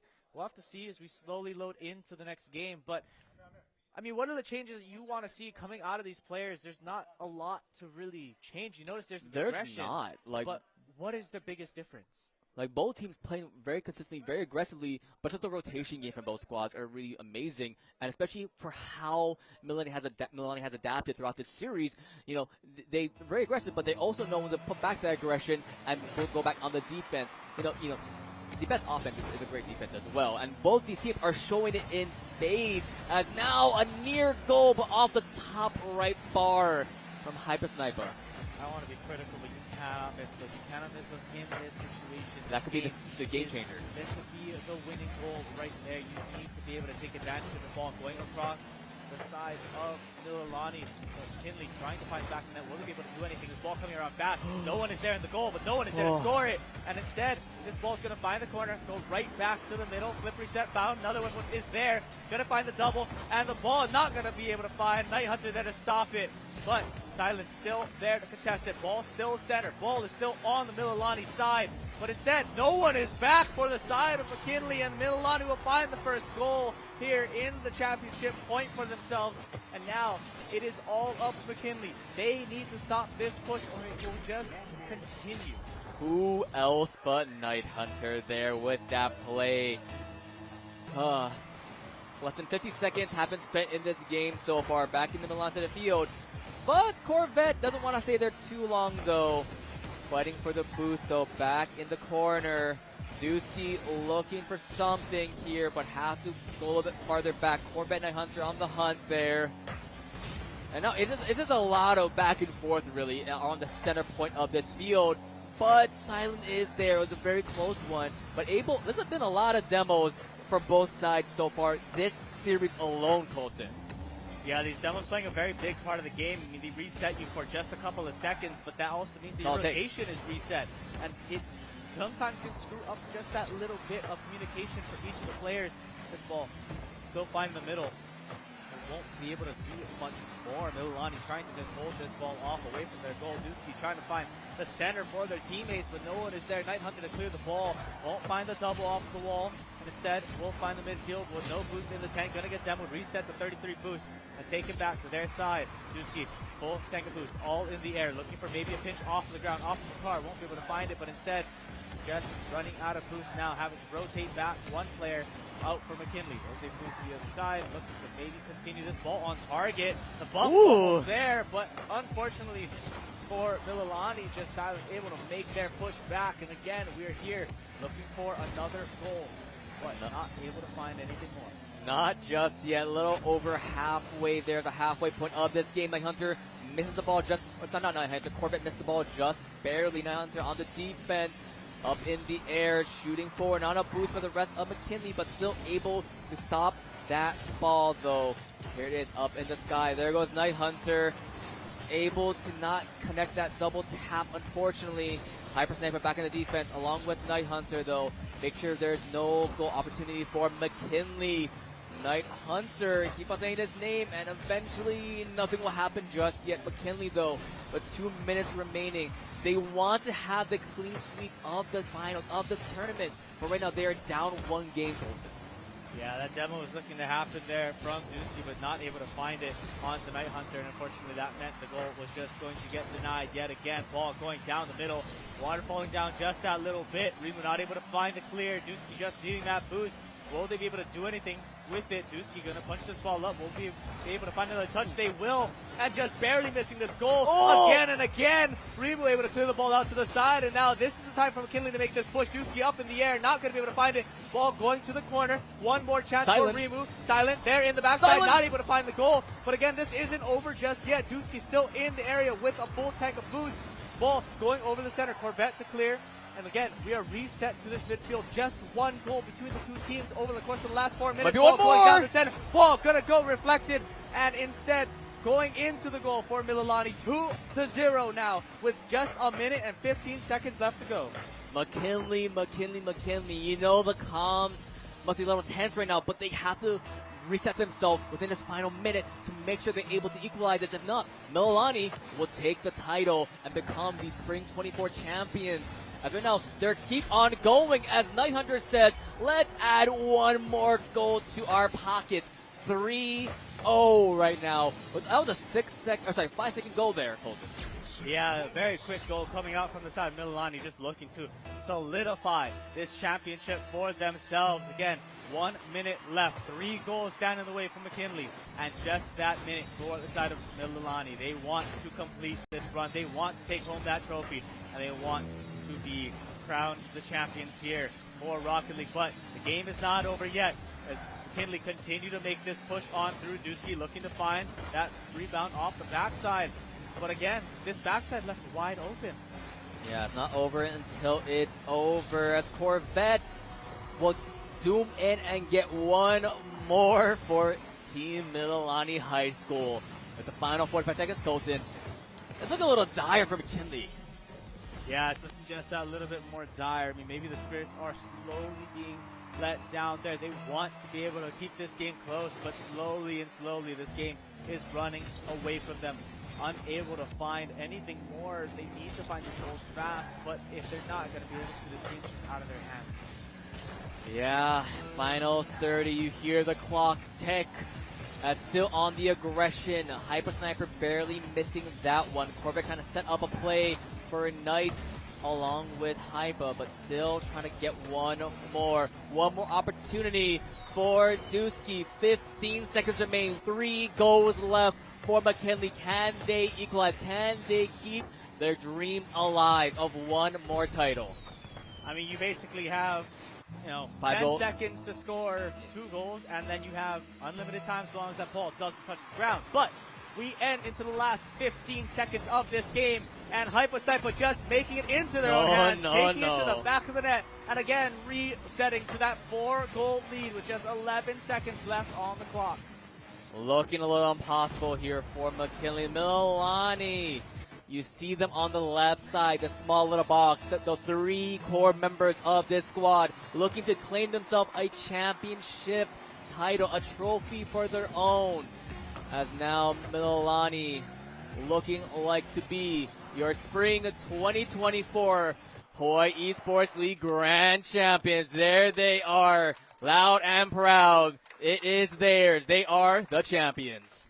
Yeah, they're able to close it out. Again, the same story as we had yesterday, right? It was the 1-1, 2-2, but no 3-3. We couldn't find the game 7, and instead ending it off at 4-2. Now, of course, that was just Rocket League for us. You know, McKinley not able to take down their second title for today, but there's still a lot of games ahead of us with 3 more titles today on this stream. And of course, a lot more being played in the venue outside of it, right? We have Tetris Open, still, I believe, open to play. So if you guys can, find a computer, an open computer, find your phone, and just go to the Tetris website. Make a run, get your score, turn into Ed or whoever is at that table, and they will submit it. Maybe you could win yourself some good prizes. But we're going to take it to a short break, and when we return, we'll have the award ceremony for this Rocket League segment, as I believe a couple of other giveaways ready to go.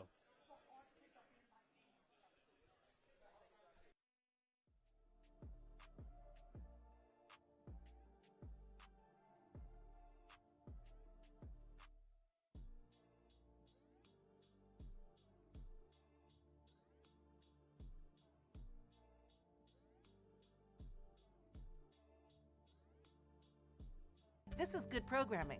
This is what people say, well, how come they don't ever write anything good in the news, right?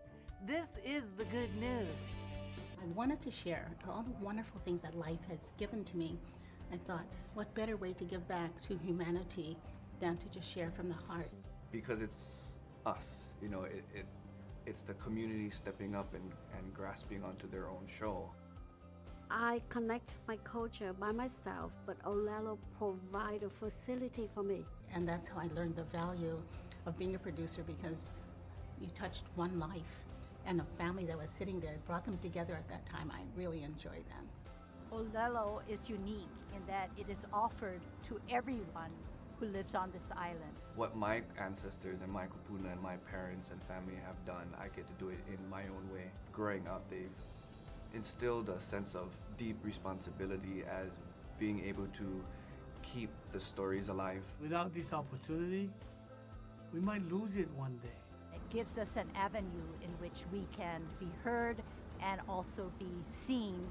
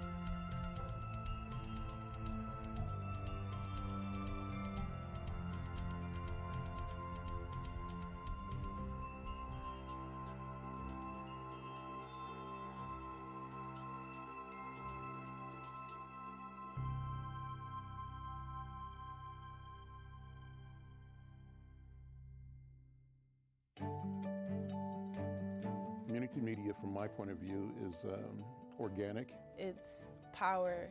Public access to me gives me an opportunity to get my word out to the larger community of the town that I can't get to on my own. This is good programming. This is what people say, well, how come they don't ever write anything good in the news, right? This is the good news. What we're doing is critical, it's important. We have to stay energized and motivated to do this work in our community, but understand that our real mission is to hold up our part as we encourage others to hold up their part around the planet. So I was 14, I joined SPNN, Set It Up program, which is after school program. We created our own TV show that was put out in the public, and I went along, did that till I graduated high school. Currently, I work with Youth Prize. I'm their youth storyteller. I create all their media and content having to do with like telling stories. It seems like there's been an incessant attack on black leaders and on black interest. And we believe we have a right and a duty to respond. Too often we are encouraged to think of ourselves as insignificant and as meaningless. Getting involved in a way is telling the world no. And we need more people to say no. People in neighborhoods can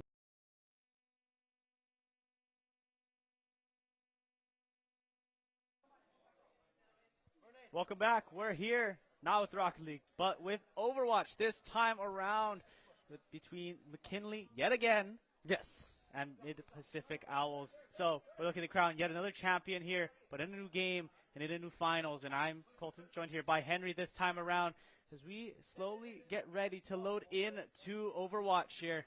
But there's a lot of changes. I mean, since the last time we played this final. Oh, yeah. There's a lot of changes, a couple of new characters that have come out. New map type. New map type. Yep. You know, there's a lot. There's a lot that can show up today Yes. that we have yet to see. But if I remember correctly, Mid-Pacific in the spring of 23, one of their players actually got scouted by UH later really? on in one of those plays. I remember because our one of the players on that team who was helping us observe that event, he goes, "Wait, this kid was from Vanta last time around." So again, we're doing a signing a little bit later for HPU, but Right. that doesn't mean that those opportunities aren't open for every other game and every other school. That's right? very true. So the opportunities are there. I mean, we happen to know like a lot of people are graduating coming out of this this school year, so there's going to be a lot of vacant spots on the UH teams and possibly even on the HPU teams. Those are opportunities for your graduating seniors to, inherit and continue that legacy of going on in the esports community here. Yeah, so we'll see. I mean, McKinley obviously has a lot of They're names 1-1 coming on out the this day. year. Yeah, they're 1-1, but hey, they made it to finals in every single one of these. It seems Yes. like so. Nothing to stop them. I know they're playing in the Apex semis right now Oh, against yeah, Honolulu, so they're trying their best to make it in every title. They're getting close. Okay, but, okay. We'll have to see how that one's going out. Seems like that game's slowly finishing up on that side. So we'll see just how many of these teams make it into the finals. But for right now, they're 3 for 3. They're 3 for 3 in finals Making it, appearances. yeah. Yes. Rocket League kind of it was pretty close. It was 1-1 and then 2-1, 2-2, and then the unfortunate sway of momentum started taking the better of them. But I mean, to be fair, they clean swept in League of Legends. They held their own at least in the first half for Rocket League. So Overwatch, with all these new variables that we just talked about, I feel like we can't read too much into what to expect. Yeah, I mean, I don't remember last year if they won the finals or not. I know that they got into the finals, they played it out. So moving a little bit more into the Overwatch side and focusing on both of these teams here, the meta is so muchly focused on tanks. It's kind of boring. Yep. I don't want to say it's boring, but it's boring. It's how long can you keep your tank alive? Yep. And that's kind of the game that you play. Now, of course, there are some different options, right, where you're playing the likes of Winston or Doomfist, where you're diving into their team. The tank isn't as much of a keep them alive, and instead it's empower them and try to make sure that they're getting their picks. Right. So I'm interested to see how they take these compositions, especially as I found out our first map is going to be Ilios. So, the well is there. You can't just blatantly walk in. Yeah, Roadhog is an option just to continue them. Or even there's Orisa, you can spear them back or possibly spear them into the pit. True. That part is a little harder. But there's so many options to play. Orisa and Ramatra being one of the two main tanks to play right now. Well, DPSs kind of have a lot of open area, it seems like, especially with the new DPS of Venture. Though maybe not the strongest DPS on the lineup, is still decently high right now. I've been told Venture has had their, strengths and weaknesses. They're a little bit of a niche character from what I've been told, but still very, if they can find their place in the team composition, I could see it working out very well. I think I agree, Ilios, depending on the map that we start on and the, the sequence that we go into. For example, at the Ruins, the Wrecking Ball, just lay down that minefield and it just makes it so hard to capture that point. So things like that, we're going to have to see where we head into. It is going to be the Ruins as our first one. Not yet. This fly-through starts on Ruins. Oh, I'm okay. There you go. Yeah. It's a default fly-through. Don't worry. We're getting My there. bad. But we'll load in and we'll get to see where we start off. But it seems like as we get through that map is we just like to see all of it. You know what I mean? Never mind. We were flying through a different part of the map that I got a we little just scared like to of. see This is all Lighthouse. Of it. This that is we're walking Lighthouse. into. Yeah. Yes. So same thing. Wrecking Ball. You lay down your field. It gets really hard to enter it, but you have to keep in mind of that environmental area in the back that you can fall very susceptible to if Rhine Charge, Boot from Lucio, things like that. We're going to have to see both sides actually opting in for the similar tank. Though, right now we're having a tech pause, so they're asking for a pause over on the other side, looking maybe to just get a couple of things solved for the McKinley side, I believe. So as we, I believe, tick down slowly and get this pause on through at the start of the game, we'll be able to see maybe what they walked out on. But I promise you, this game is paused. It's just we are on a delay for the teams there, so that we are not fully showcasing what everyone is playing and where they're going. We're in a slight delay in-house here, but I promise you, the game was paused. We are getting those tech issues sorted out. There's a Life Weaver, though, which isn't always the most common pick around. I mean, there's a Genji, and I know that's on the mid-pack side because they've been known for building up their Genjis. I don't know what it is, but the Genji that was getting scouted by UH, and there's now another Genji that's been running the servers, so it seems like it's just a continual thing. Maybe a protege. Maybe they know something about it. There's just something about playing Genji gets you a higher chance of getting scouted. I don't know. I hope not to see any of the, nanoing the Genji type of deal, because I know you and I, we've both experienced our fair shares of it. It's not fun to play. It's not fun to play against, but I understand why it's so powerful. I mean, yeah. Right? But with some of the Genji nerfs to the Dragon Blade, it maybe isn't as useful. I mean, it's still a 2-swing to be able to kill someone in the game, and it's not as easy, right, as it used to be, where it's just walk up, swing, dash, and that was the story of how Nanoblade got played. But now we're here, and we're showing off the Diva mouse pad on the stream. I hesitated for a little bit as the mouse pad opened up, but luckily it's not too bad. What do you mean by that? I don't want to continue on that. But we are pushing through. We're looking to get back into this game ever so shortly, see if we can solve out some of those issues. Whilst that's happening, though, I mean, Mauga. I don't like to bring it up. Okay, but just in case. But Mauga right now is in this weird spot because it has been and was, for the past, 3 months, one of the most oppressive characters to play against. He just doesn't die, right? But recently there's some nerfs. It's kind of okay. I haven't seen any yet, but if that does come out, it's just a matter of how well can you take care of it, right? Play it, exactly. Yeah.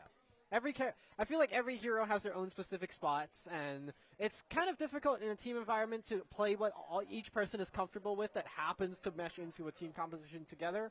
Obviously, for these two teams, they've made it to the finals. They've had a lot of time to practice. They've had a lot of time to kind of synergize with each other and figure it out. And that's what is allowing them to pick out some of these picks that you saw earlier. You mentioned the Life Weaver. You mentioned the Genji. They may not necessarily work in every situation or even favor in terms of the map that they're playing, but they feel so much comfortable on it compared to what would be a meta pick on that map that they feel more inclined to play, what they're good at. And we saw that yesterday in the middle school side where there were a few matches or a few maps where it's like we would load into Junkertown, which is a very sniper-heavy map, especially on the first point. Yes. and they locked in Reaper. And I'm sitting here like, oh, that is a comfort pick for sure. Yeah. But it worked out for them. And I can't say anything if it works out. A comfort pick sometimes goes farther than the meta itself. That's and very true. That's perfectly fine. So we're going to load into this map soon and see just how much of these are comfort picks versus maybe a meta pick. And some of those fall in between, right? But while we're waiting for things to get fixed up, I want to quickly give a big thanks to Aloha Pacific Credit Union. Again, they're running that lunch and learn in the back room. So if you guys aren't currently watching the Overwatch match, make sure you guys go and join them for that seminar. I know they're talking a lot about financials, a lot about scholarships. And college is money. So it is. It's a lot. And sometimes it can be a little hard. So learning about how to best utilize your money to be able to get into the better, best colleges for yourself, for your kids, whatever it might be, give a big thanks to them. And they also want to congratulate all the players and invitees that came over today, and they want to invite them over to their booth, though I don't know how many of them are there because they might just be doing that lunch and learn. But they want to invite you guys over to the booth to receive a mahalo gift when you open an account with them. Ooh. So Aloha Pacific Federal Credit Union has been helping families achieve financial wellness for over 85 years. That's like blatant. I had a feeling that was coming out, but He didn't hear it. It's okay. But Aloha Pacific Credit Union is a proud sponsor of today's tournament. So again, thanking them so much to be here as an event partner, and please go check out their booth. Go learn a little bit more about a little bit of financials, prepping yourselves for college, and getting ready to go. Again, still fixing up some of those tech issues around this game and seeing what we can do. Yeah, and I mean, I didn't get a good gander at what the compositions were for both sides. I only saw that they both had a Roadhog, which I'm going to be honest, I don't think of Roadhog when I think of Lighthouse, especially on Ilios. You would usually maybe a little bit more of the Orisa, maybe more of a little bit of the Reinhardt, although I've been hearing Reinhardt has not been too great in the state of the meta right now. And just like something more team impacted type of composition, the Sigma. You've seen pretty well work inside the Lighthouse also, but I don't know how much of the mirror matchups we are expecting to see. We are favoring, I do also agree with you, we think we're going to see more of the comfort picks than we are going to see meta, but sometimes those comfort picks just happen to be on both sides. I want to know what your take is on those mirror matchups that are going to potentially happen. One of the mirror matchups I think will happen is Kiriko. The cleanse is so powerful against so many different ultimates or abilities that it's just able to get you out of dodge so easily, right? It does only cleanse you for maybe that first 2 seconds. But still. But those 2 seconds can mean the world, especially in things like a Grav Flux, like you're talking Sigma, right? You can just get out of it or at least protect yourself from some of that damage.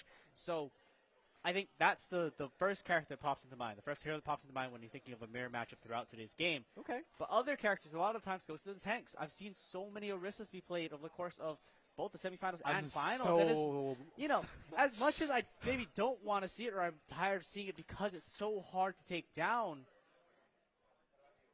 that's why it's for getting a reason, picked. It's so hard to take down. It's so easy to heal Orisa back up and keep them alive throughout each and every fight. Now, of course, Soldier being one of the more well-played characters throughout Overwatch.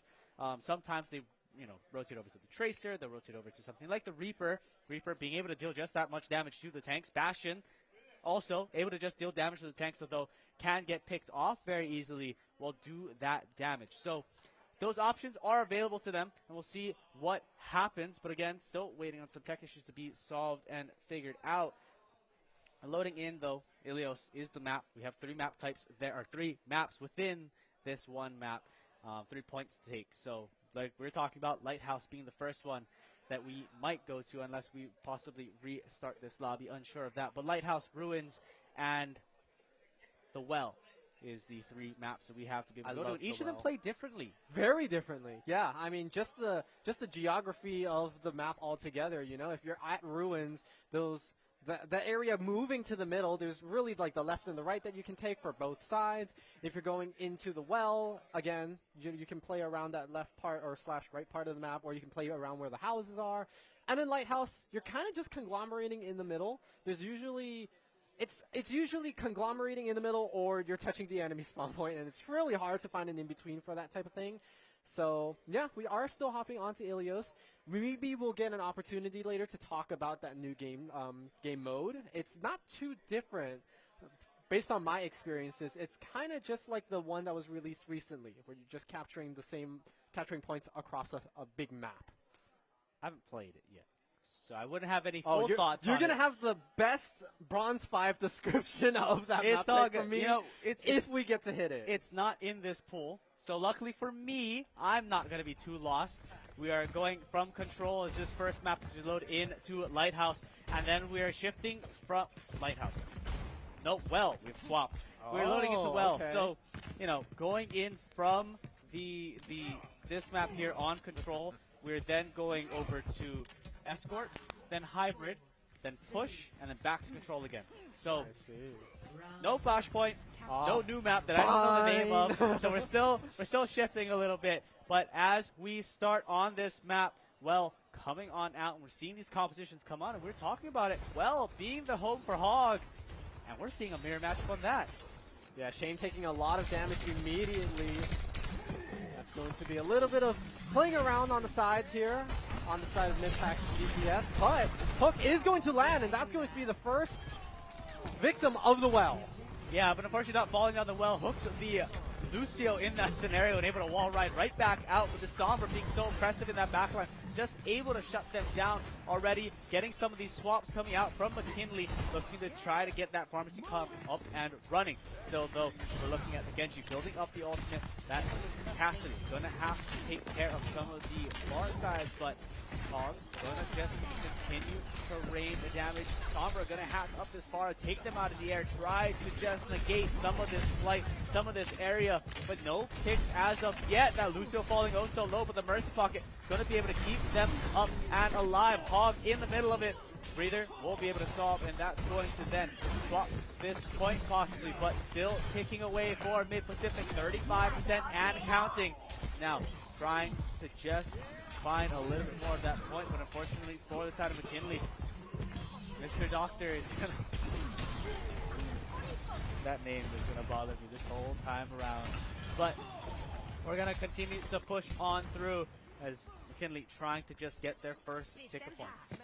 Yeah, and, you know, the Sombra playing around the sides is making it very difficult for McKinley to find any inroads in. They've been holding off on this point. They've been having a tick ever since they claimed the beginning of it. You can see right here, trying to hack onto the Pharah Mercy combo, I believe. No, somebody else is in the air, but I can't tell who it is. As we do have ultimates available on both sides. Josh DC is about to have his. That's another one falling to the well. It's going very well for Midpack thus far. 80% already banked in the point. Yeah, 80% and counting. We continue to push on through that pharmacy composition, trying to just rain as much damage as they can, but they cannot lock it out and get this point locked in. 8% and counting left to go. Someone needs to be able to touch this point. I don't know if anyone's going to be able to make it on time. The Pharah would be the only person there, but with not that much space, the Diva or the Wrecking Ball has to get there, and Ultimate is ready to go, but they need to be able to pop it. Lucio going to pop the beat, Kiriko going to pop the rush, and no one is there to touch the point because Mr. Dr. Stepdad gets hooked into the well. Yep. The well is a very deadly place to be in, especially if you're the tank. There's kind of no way out for you. They had all these ultimates available. They had the opportunity to capitalize on it. Unfortunately, once their front line has fallen, everything kind of just went awry. We kind of saw this over and over again on the side of McKinley. It was either the healers fell or the tank was fallen. And with an entire class missing from your composition, it makes it really hard to siege forward. And so Midpack, they went from 0 to 100 for that entire part of the map. Yeah, 100 to 0 for Midpack, giving them that advantage. But here we load on to Ruins. And of course, Hog not going to be as prevalent here on this map, or on nearly any other map for that. But we continue to load in a few swaps coming out as well. That Reaper going to be coming into play instead of the Pharah Mercy composition. Zhongli also going to go to the Moira instead of the Mercy play. So this ball, though, going to be already in the middle of the team, knocking up 4, just trying to get as much damage. Cleanse going to go out from the Kiriko just to be able to stay alive and keep that backline there. Shame going to be falling oh so low, but healing back up from, I believe, the Moira. Just needs to get back, but not going to get healed fast enough, as Kanta's just going to be able to take them out early in this fight. And now this push onto the point is going to happen from the side of McKinley. And this Wrecking Ball was trying to be such a menace in the backline and cause so much commotion, but it just wasn't enough space bought. And now, mid-pack, they're falling one by one, being pushed out of the control points. And this is going to be McKinley who's going to be starting to bank up the percentages here. And yeah, this was a little bit of a mirror of what we saw in the beginning. This Wrecking Ball is buying so much time, though. Unfortunately, Wasabi does fall, and McKinley with the start of the timer. Yeah, they get their first percentage on the board here on this map, and now looking to just take it home. I mean, that Reaper just doing so much damage on the point, just able to slowly pick them up. You can see the focus fire that's coming out of it, maybe sometimes a little tunnel vision, but still just getting so much damage out onto their specific targets, taking out that Mercy first, then able to focus on the soldier, take out the damage. Line's gonna get popped onto the field, a knock up there, but no one to fall. Die, gonna get popped in the back line. Genji to deflect it. Will they be able to find the kill on it? No. So only able to find one on Death Blossom and nothing more. Mercy trying to get in time, finding the res onto the soldier and a flip. But with that, the rest of your team falling, what are you able to do? Wrecking Ball going to get healed back up. Soldier trying to get the damage boost and continue to take people out. One going off the map. That's going to be Fanta falling from the poop of this Wrecking Ball. Will they be able to find another? Moira's off the map, but I believe that they faded into the wall, so that won't count as a kill for Wasabi. That'll still be a kill in favor of mid-pack. Now, this timer, or this percentage still ticking, 55% and counting. Will they be able to find any more picks? They need to be able to either hold this point for just that much longer, or they need to reset, but they're just trying to get as much percentage on the board as possible. Deadeye gonna get popped on the side of Fanta. Will they be able to find more than a kill? Finding one, Wasabi going off the map. The high will actually swing up instead and get taken out. And that's going to be important because yet another push is going in favor of Mid-Pacific. Wasabi going to get res. Zhongli able to take down Zashi. The Moira's able to find the winner of the duel here. That's going to be the Railgun now charged up and ready to go. Diva Bomb will not be able to find. It will find one actually, but the bombs, the mines able to return that kill. Be able to end this. That's going to be a Death Loss in the back. Going to find two, and that's what started this fight, and that's what's going to end this fight. Finally. Blood was trying to keep track of the Reaper for so long, and I guess he just lost track of Josh DC, and that turns out to be a double kill there. Changes the tides for them, and now OT going to be kicking in. They're going to have to stay on this point for as long as possible. Once the ball comes back, that's going to be a lot easier to buy the time. That's the Blade coming out. Chain going to take one out. The opposite DPS falling. Josh DC, though, trading it back onto the Venture. And the OT still going through this ball. Wasabi's got to do his work. He's got to have it cut out for him. He's juggling it so desperately, but it's not going to be enough. And McKinley will tie this 1-1 on the first map. Yeah, they're 100 to 100 when you look at percentages. No one has gotten a tick, and the team that got the tick won the map. So we'll see what happens on this last point as we head now to Lighthouse. Yes, you see it in the chat, Venture is legal. I wanted to point that out. It has been out for now a couple of weeks here, so Venture is now enabled, and it's going to see what they do with it. Yeah, I mean, because it's been out for such a short time, but still available in competitive play, that does introduce a new variable of how much practice have you had with it, how much practice have you had against it, and if you figured out some of the things about it. I know one of our DPS players in our friend group has figured out a little bit of the tech. We're going to have to see if McKinley and Midpack have a little bit of that under their belt, as you can see already Wasabi getting dirty with the backline there in McKinley, just causing a bunch of chaos. But Josh DC already taking down the Ana on the side of Midpack. Yeah, we saw this yesterday in the middle school finals. That Reaper able to just keep you into the backline, take down someone also early, and then make this fight go in your favor so quickly. A healer going down first is so important, and this Wrecking Ball, Wasabi just trying to find a pick, but instead Blep won't be able to find the drill into Josh and get now the tunnel down in, but won't be able to find much damage. Dash out and away, trying to just get out of dodge here. But this point going in favor of McKinley, and if this is going to hold the same way that it's held for the past two maps, that now means McKinley's going to do so well throughout the rest of this point. But again, we've been seeing these composition swaps continue and this domination continue. We'll see if it changes on this last map of Ilios. Yeah, McKinley are trying to take back some territory around the Lighthouse. You can see the Reaper already stepping out, maybe trying to get a little bit more of that ult charge going, but here they come in. Burrow going to come out now. Going to dig forward, not going to find anybody though. Bazashi is already going to take down two. How's the fight going to continue to play out as Josh DC does trade one, gets more. That's going to be a numbers advantage in favor of McKinley thus far. And with the Venture being the last one standing, does trade one, but it's not going to be enough. And McKinley, they hold. I was going to talk about how crazy of a combo it is, a soft CC combo it is, when looking at the Wrecking Ball and the Venture. When you have the Wrecking Ball slam down and you immediately have the Venture come out of their hole, right? You're just constantly locking this knock-up CC. But then McKinley turns it around, is able to get the kills, and they haven't used a single ult yet in these fights. So we're going to see what that fight turns out to be. I mean, that Reaper Death Blossom is ready to go, but Phantom will be able to find the first pick on the Shame early on to this fight. Again, that Death Blossom still in hand. D.Va with no more defensive matrix there, but no one else is really here on this point, able to receive Death Blossom. They don't even need it. This is that able to take out the Mercy. That's now going to be two. Phantom finding their second kill onto Wasabi out of mech, and now continuation of this fall. They need to just all die here. They have one more fight remaining. They need to reset and play it. 15% left on the board for them, and they need to find it. And I think this is going to have to be on Blep. You have so many opportunities to dodge these ultimates out just because you have your Burrow that makes you untargetable. It can get rid of the Deadeye. You don't take damage from the die, and all of these other things. But Josh DC already starting the fight out, and they're not going to be able to touch in time.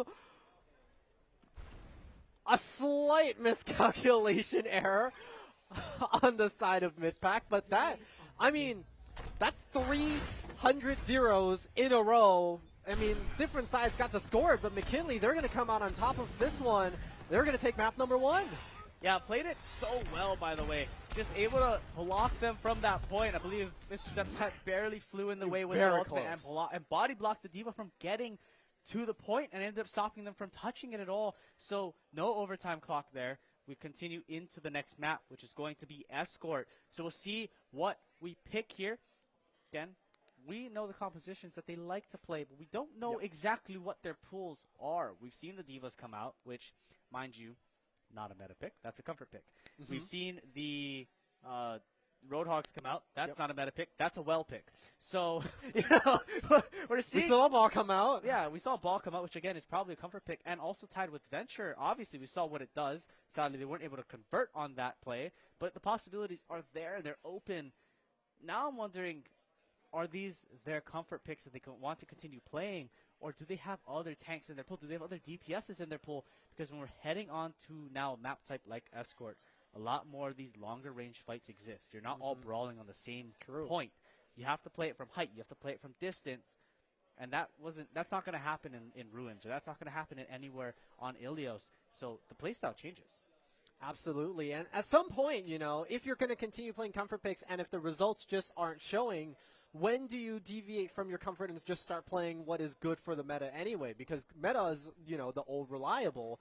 And I can see the mental impact this can have on the players. Like, oh, I've been practicing this. I really wanted to, like, coach, let me play this, and it's not working out. So you're going to have to see where the coach steps in for that and says, all right, comfort's just not working. We're going to have to play what we think is meta.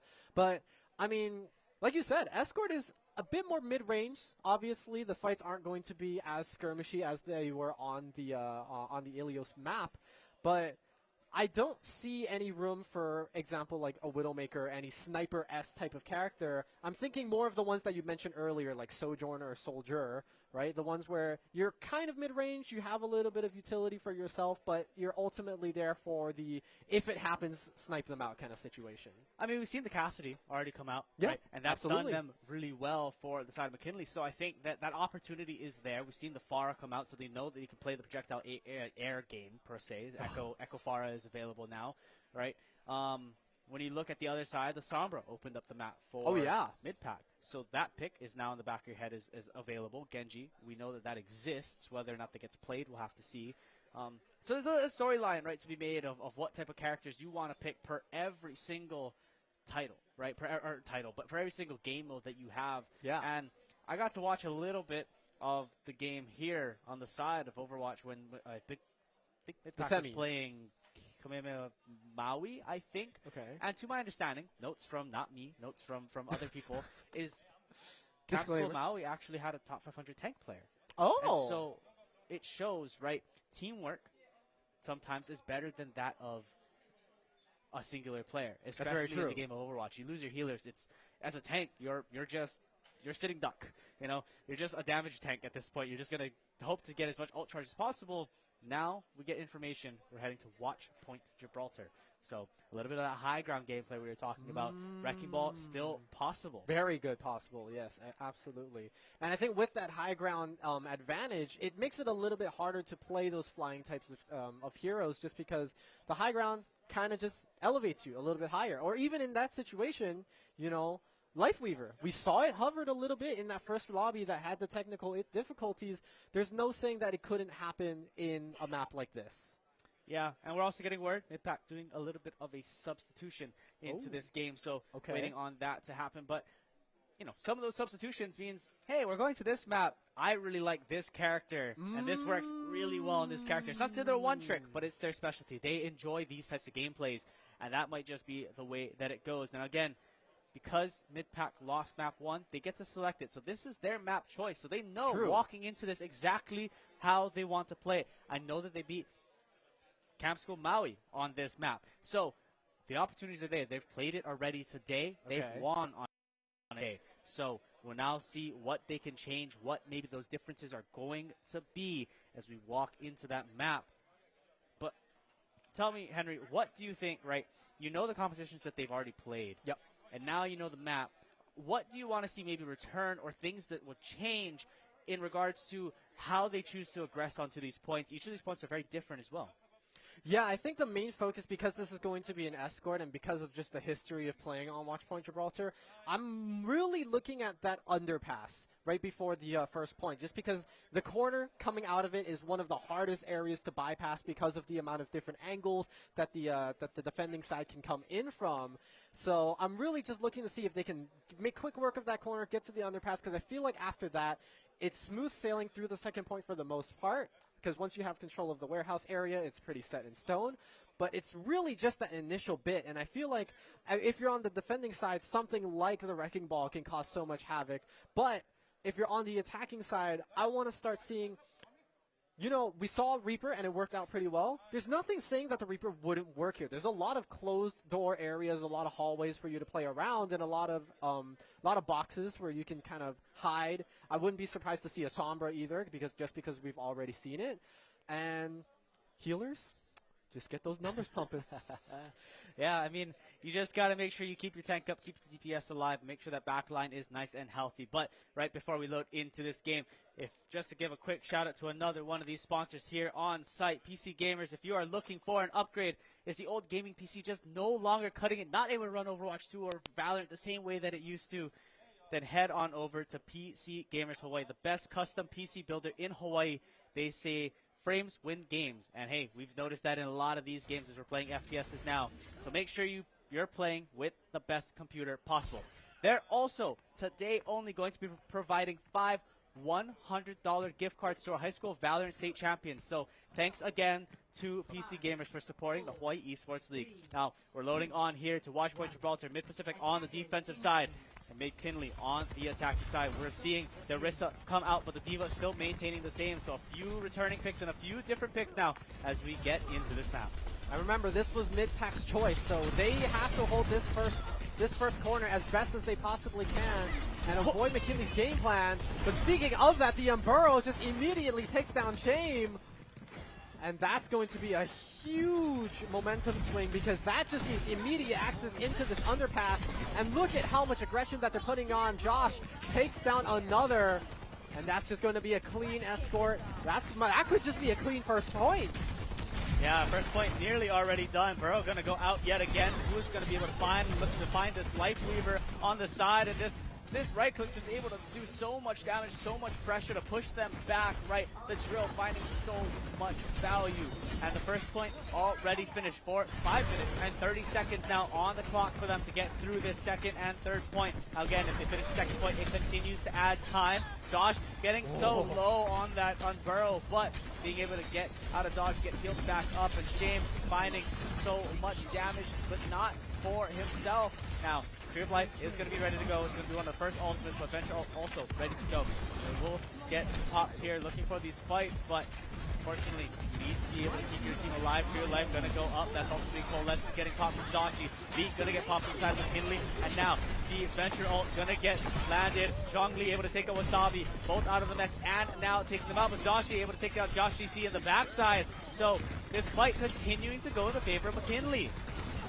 McKinley is winning this thus far. Josh went a little bit aggressive earlier, but it's totally fine because the rest of the team has his back, just pushing the aggression, and they're playing around this part so well, just covering all sides of it to make sure it doesn't miss a beat.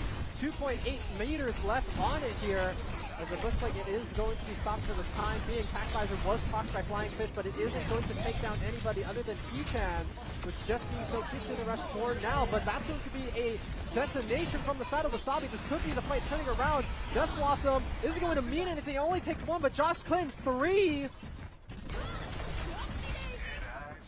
Timing it down, bro. Just trying to get away from the fight. Like, how do I charge this up the most so I can try to get away, but still getting chased by this Diva Wasabi, and will get taken out and staggered. But this point, oh so close. Now crawling back a little bit from that, you know, that check mark, but the distance is now marked, right, as the farthest distance that they've been. And so much of that fight able to get saved by Wasabi and that you know, the Diva Bomb, and then the Death Blossom from Shame just able to close out a couple of those extra picks, able to save Mid-Pacific from the second point going away, but they need to continue on this forward. They don't have any ultimates on the other side. Critical Rush already getting popped. This Deadeye also available from Fanta. Now, pushing on, no picks as of yet. Beat ready to go for Zhongli. Will they be able to find anything that's needed here? Deadeye still available with this Diva in mech. It's so hard to use it. We'll pop it with the Matrix now being used. We'll find the Life Weaver up in the corner, and that means that the healers are now down for the side of Mid-Pacific. You're only left to run on your own health bars. There's nothing else to gain. Reaper is the last to fall. At this point, will continue to push on forward and be solidified. 2 points for McKinley so far in this map, and the Venture just continuing to reign dominance on the rest of this team.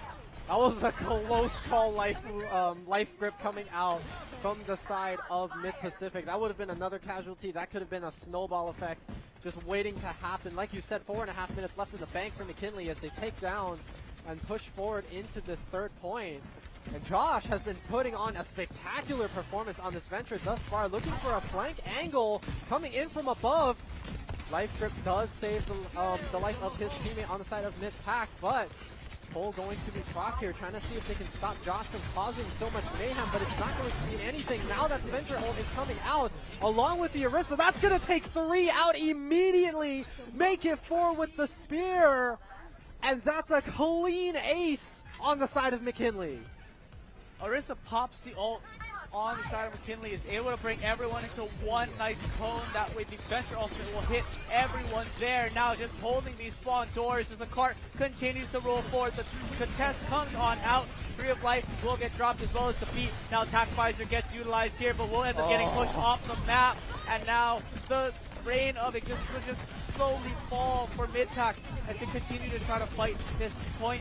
But 4-2 now on this point, and continuing to rain down. Wasabi finding their pick though onto Zhongli, and will they be able to do anything with it? We'll have to see, but this fight still continues. Wasabi to find 2, Shame to find 1, but Josh will be able to find 2 now with the ultimate, finding 3 with the ultimate. Flying Fish, the last remaining for the side of Mid-Pacific.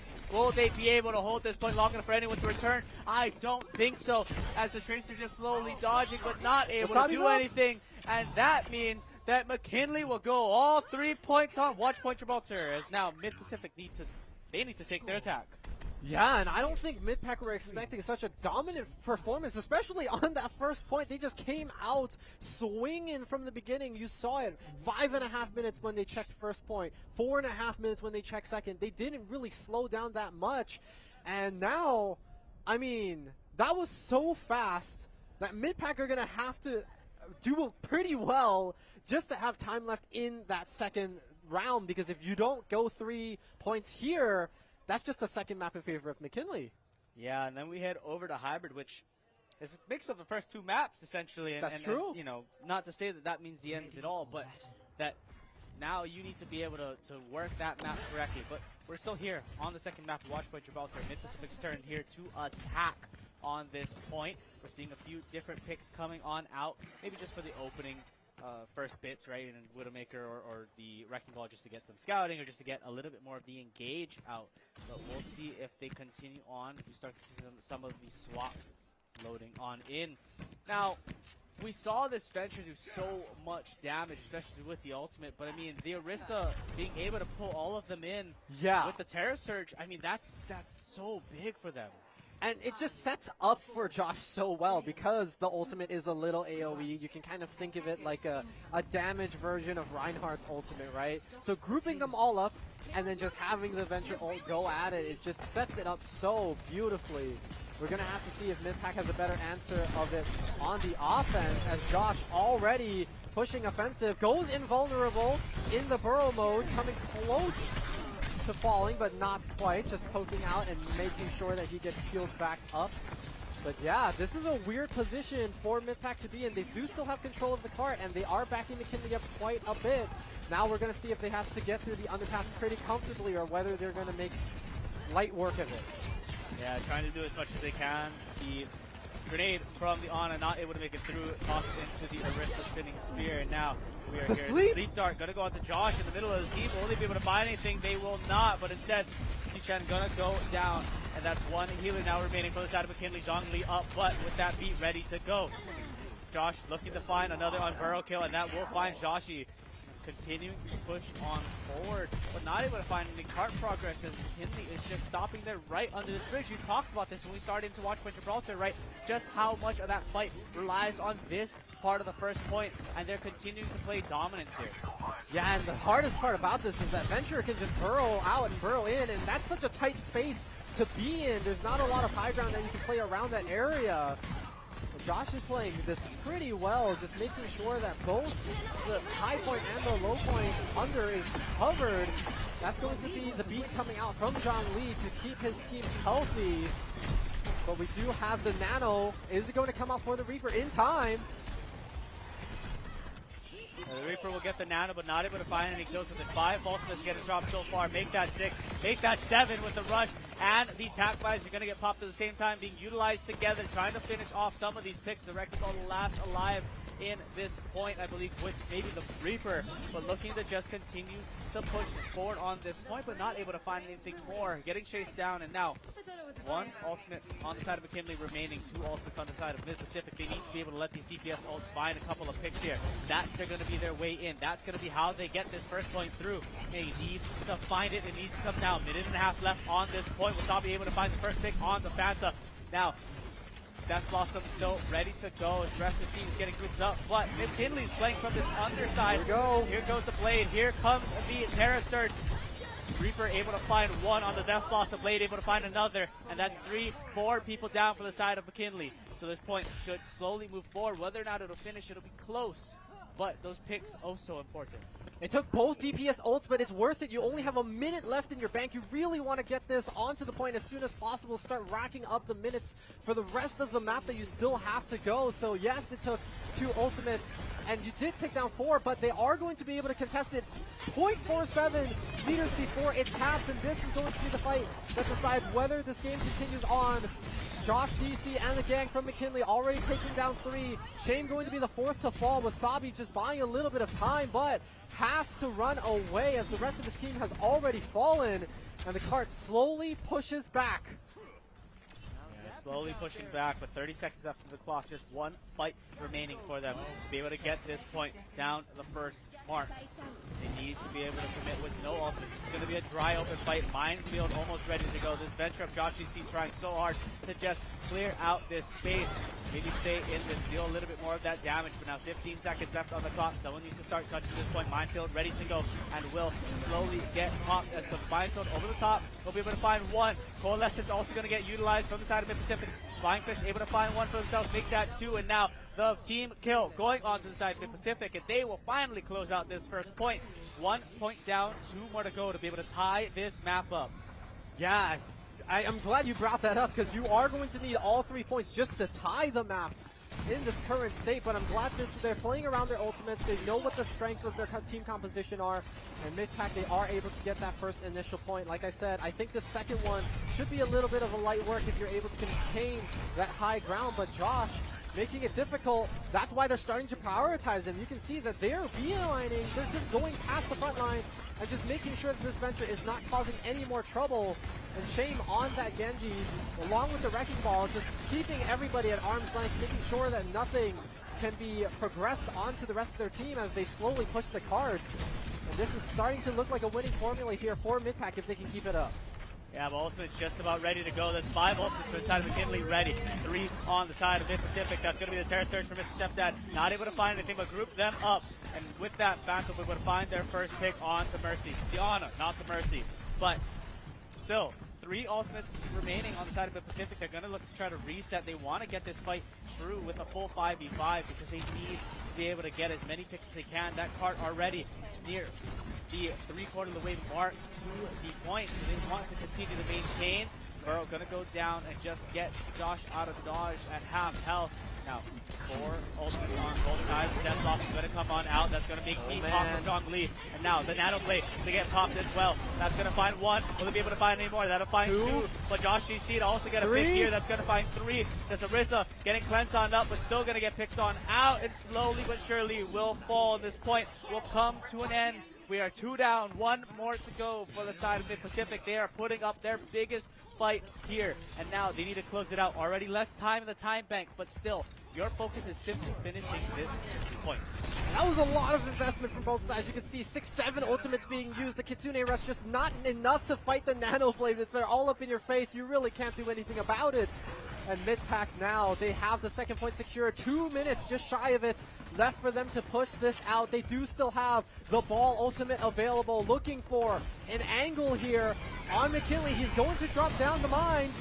They're going to pop them right in the middle of their face. Are they going to be able to do anything about it? Reaper has to phase out just to get into a little bit of a safety area. Fanta shooting for his life is going to take down, I don't know what that symbol means, but it's okay. Wasabi claims Josh with the mines, though.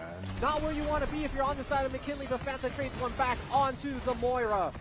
Life Grip to take the DPS back to safety, but is it going to be enough? Because Fanta's on a tear with the Diva trying to push them back away from the cart. Is it going to mean anything here? Reaper has to phase out one more time, and I think Midpack, they're just going to start backing up here. They have to cut their losses, but the fight still going strong. Flying Fish does have the ultimate available. Is it going to do anything here?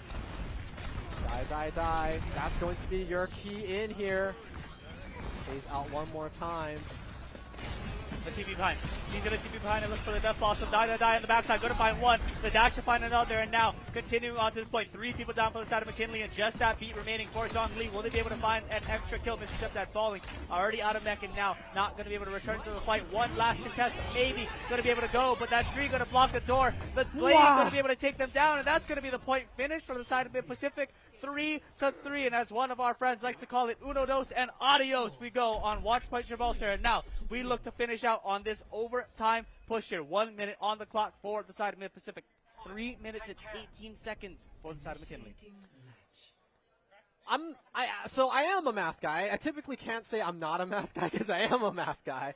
3 minutes is a lot more compared to 1 minute. I don't think you need a math guy to figure that one out, but I believe McKinley's out for this rotation, and if they perform the same way that we saw them perform at the initial spritz, 3 minutes could take them up to 5 points here. Yeah, they get to play defense first, actually. So they will actually, they are the first ones to see how far they even need to make it within their 3 minutes. They get to play that time bank a little bit more, but we'll see what comes of it. If there's any even composition changes, the difference is you're not holding for the entire map. You're not holding for the 4 points. True. Or the 4 minutes, rather.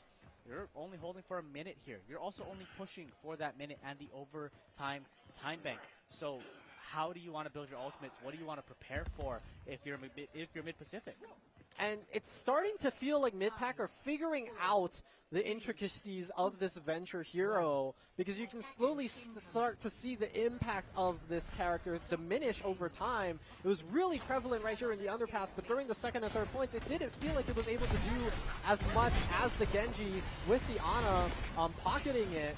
We're going to have to see if it can hold true to what it did originally here at the first point. Again, only a minute to Midpack's name. Just shy of 30 seconds now, but they've made significant progress already. already in the underpass. Shame now on the Widow, trying to see if they can get any snipes with that high ground, but they are held right here in this middle area. I'm not sure if a minute will be enough for ultimates to come up, but that might be the deciding factor. Yeah, we're looking at these mines getting built up already at 50%. And you're talking about Shame on that Widow. I mean, Widow, not a very ultimate heavy person, but able to get that pick very early if possible. But Flying Fish able to take out their counterpart Phantom, falling early in this fight. And now that needs to be the snowball. That needs to be their reaction to walk on forward. This Venture going into the team, but with no Burrow there, will only have the dash to try to take care of this Widow. And will do so in that backline. And now slowly pushing on forward. 94% and counting for Josh, but already falling low on health. Mines up and ready to go, but the beat also going to get dropped by Zhang Li.